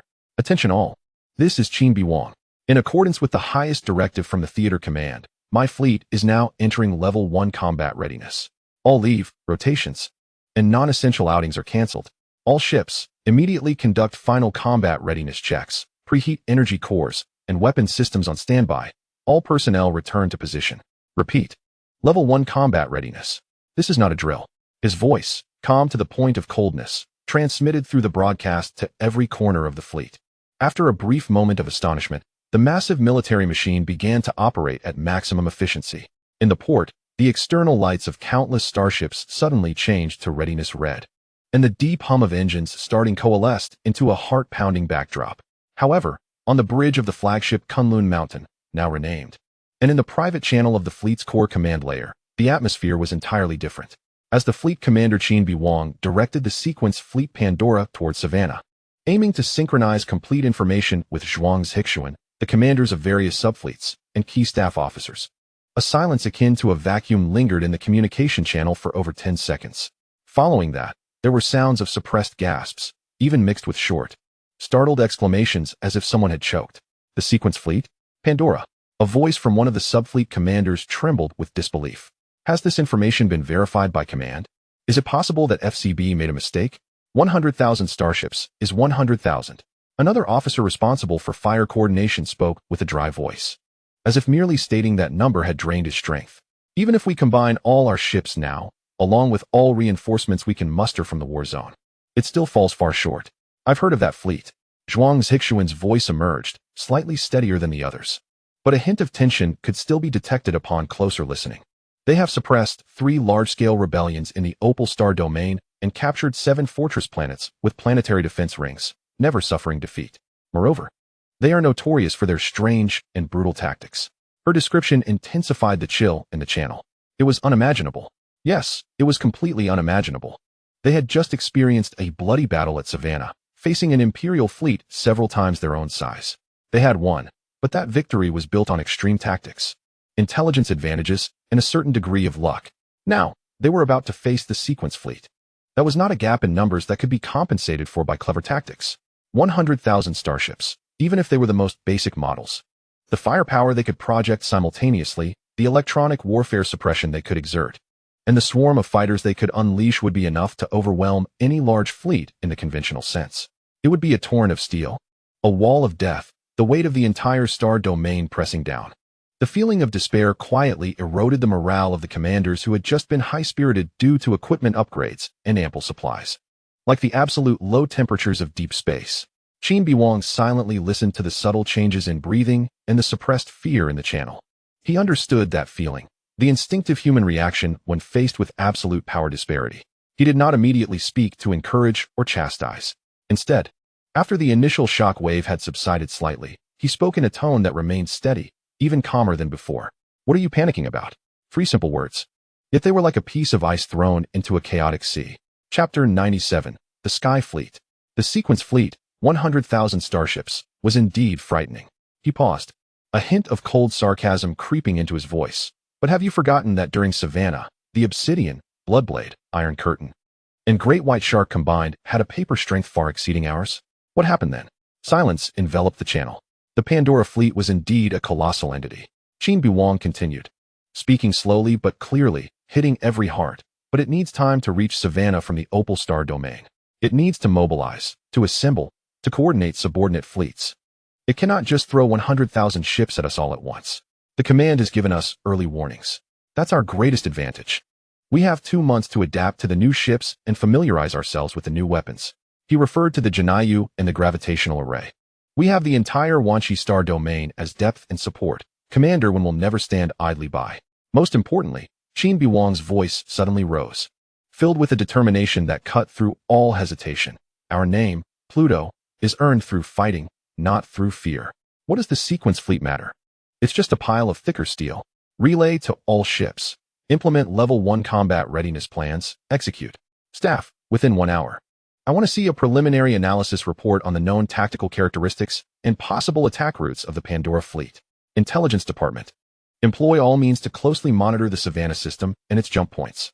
Any abnormal energy fluctuations must be reported immediately. A series of clear and decisive commands were issued, instantly pulling everyone back from their abstract fears of 100,000 ships to the concrete and urgent task of combat readiness. Yes, Commander. Responses echoed in the channel.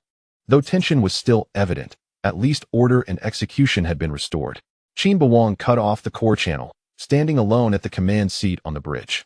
Outside the window, the lights of the Shiwa Star military port appeared somewhat eerie under the reflection of the combat readiness red light. Beneath his calm exterior, his thoughts raced faster than ever before. The sequence fleet Pandora was coming in fast. The response from the Wanshi Star Domain Command was swift and resolute. After an urgent strategic simulation, encrypted orders were sent from Shiwa Star to various powerful factions across the vast star domain. In response to the clear threat posed by the Imperial Pandora sequence fleet heading towards the Elvira system, the Warzone Command played its heaviest card. They ordered the Sky Fleet, the permanent sequence fleet defending the Wanshi Star domain, to immediately cease all current missions and rush at full speed to support the Elvira system. The Sky Fleet, while its scale and combat power might be slightly inferior compared to the established Imperial sequence fleets like Pandora, was still a colossal entity with 100,000 main warships. Its deployment signified that the Warzone Command had made a resolute decision to engage in a direct confrontation of sequence fleet level against the Empire in the most critical Elvira direction, vowing to defend the star domain that had just birthed the hero fleet. Simultaneously, to guard against the multiple potential distractions or surprise attacks from the Imperial fleets such as the giant snake Succubus, Goat, and lava howler gathering in the Bushman system, the command ordered 3 powerful joint fleets, the Zillion Fleet, the Sahai Fleet, and the Duanyang Fleet, to immediately head to the neighboring federal border star systems of the Elvira system, the Blue Moon system, the Luyang system, and the Shangyu system. A solid defensive line was to be established, strictly preventing the Imperial fleet from infiltrating or flanking from that direction. The entire war machine of the Wanshi Star domain began to rumble to life, like a giant beast awakening, tightening every nerve. In the Elvira system, the Pluto fleet's base was under immense tension. Qin Beiwang ordered the fleet to maintain the highest state of readiness, relying on the defensive works within the system and the imminent support from the Sky Fleet to establish multiple defensive circles. All sensors were activated, vigilantly monitoring any signs of movement from the direction of Savannah. However, 1 day passed, 3 days passed, a week passed.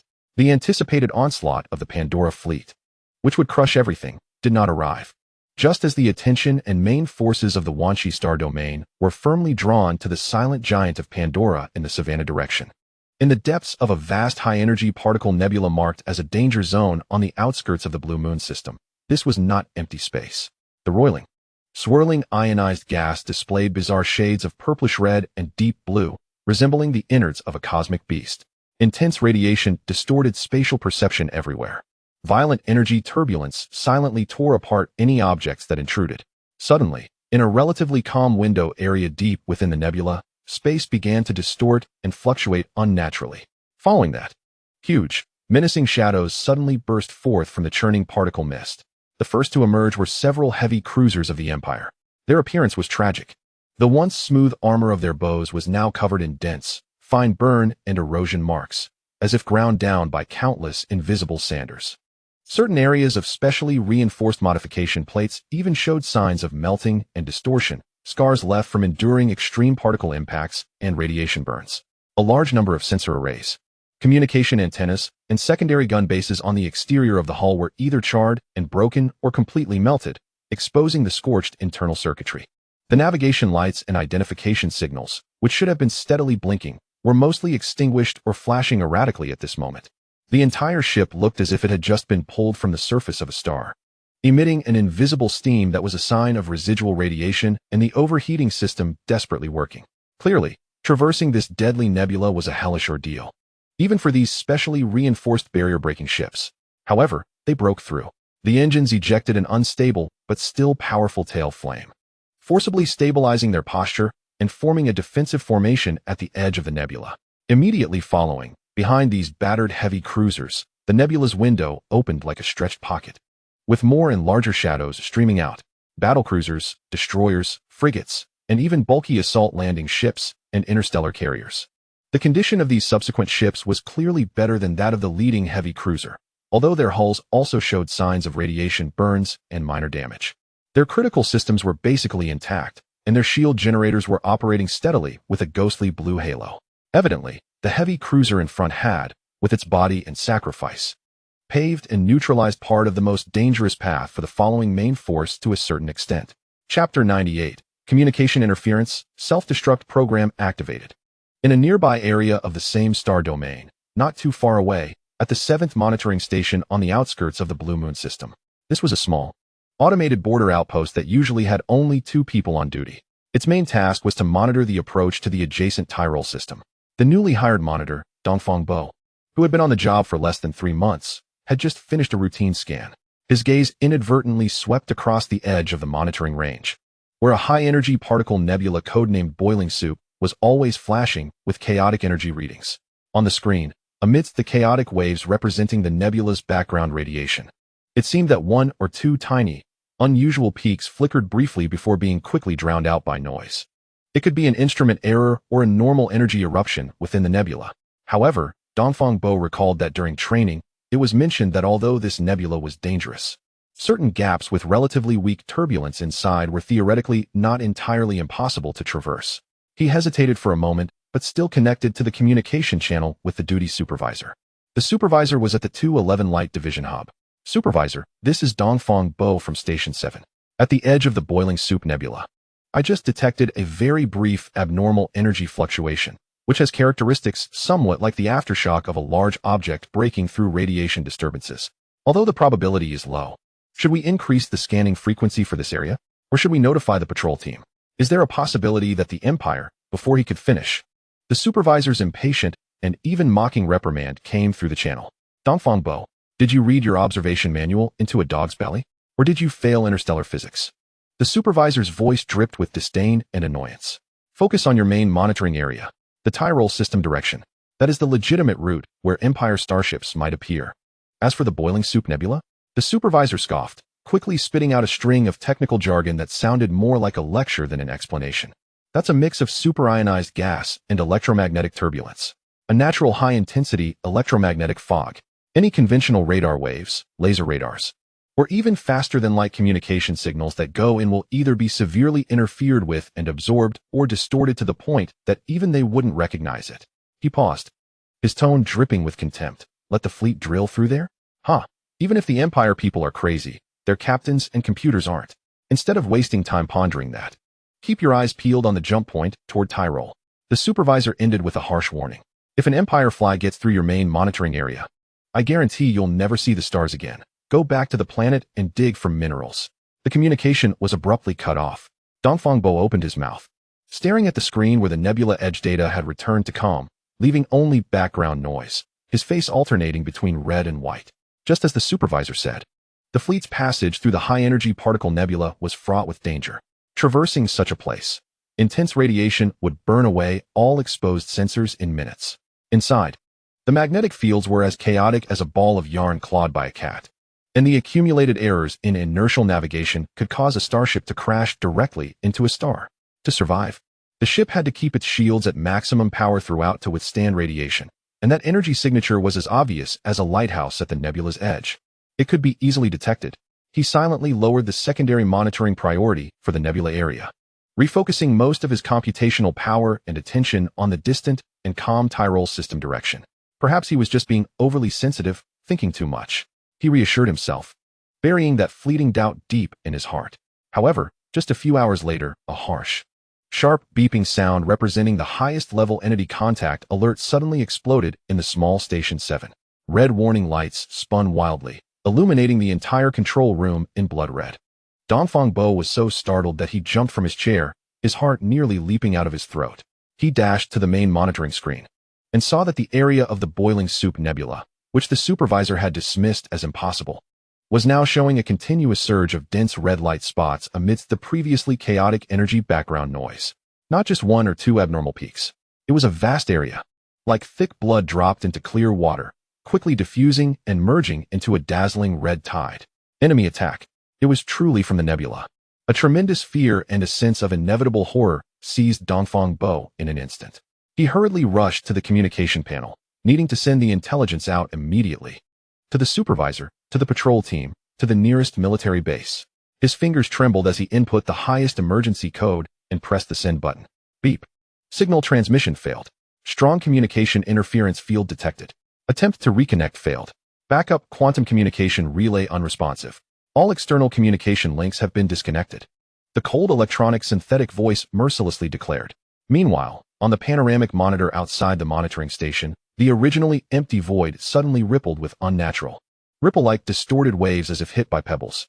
Where the waves passed, sharp-edged, dark-colored Imperial stealth reconnaissance ships, which seemed to absorb all light, suddenly deactivated their optical and electromagnetic camouflage, revealing their sinister forms. They had silently surrounded this isolated monitoring station like phantoms. The enemy did not fire. They did not use any lasers or missiles to turn this small monitoring station into space debris.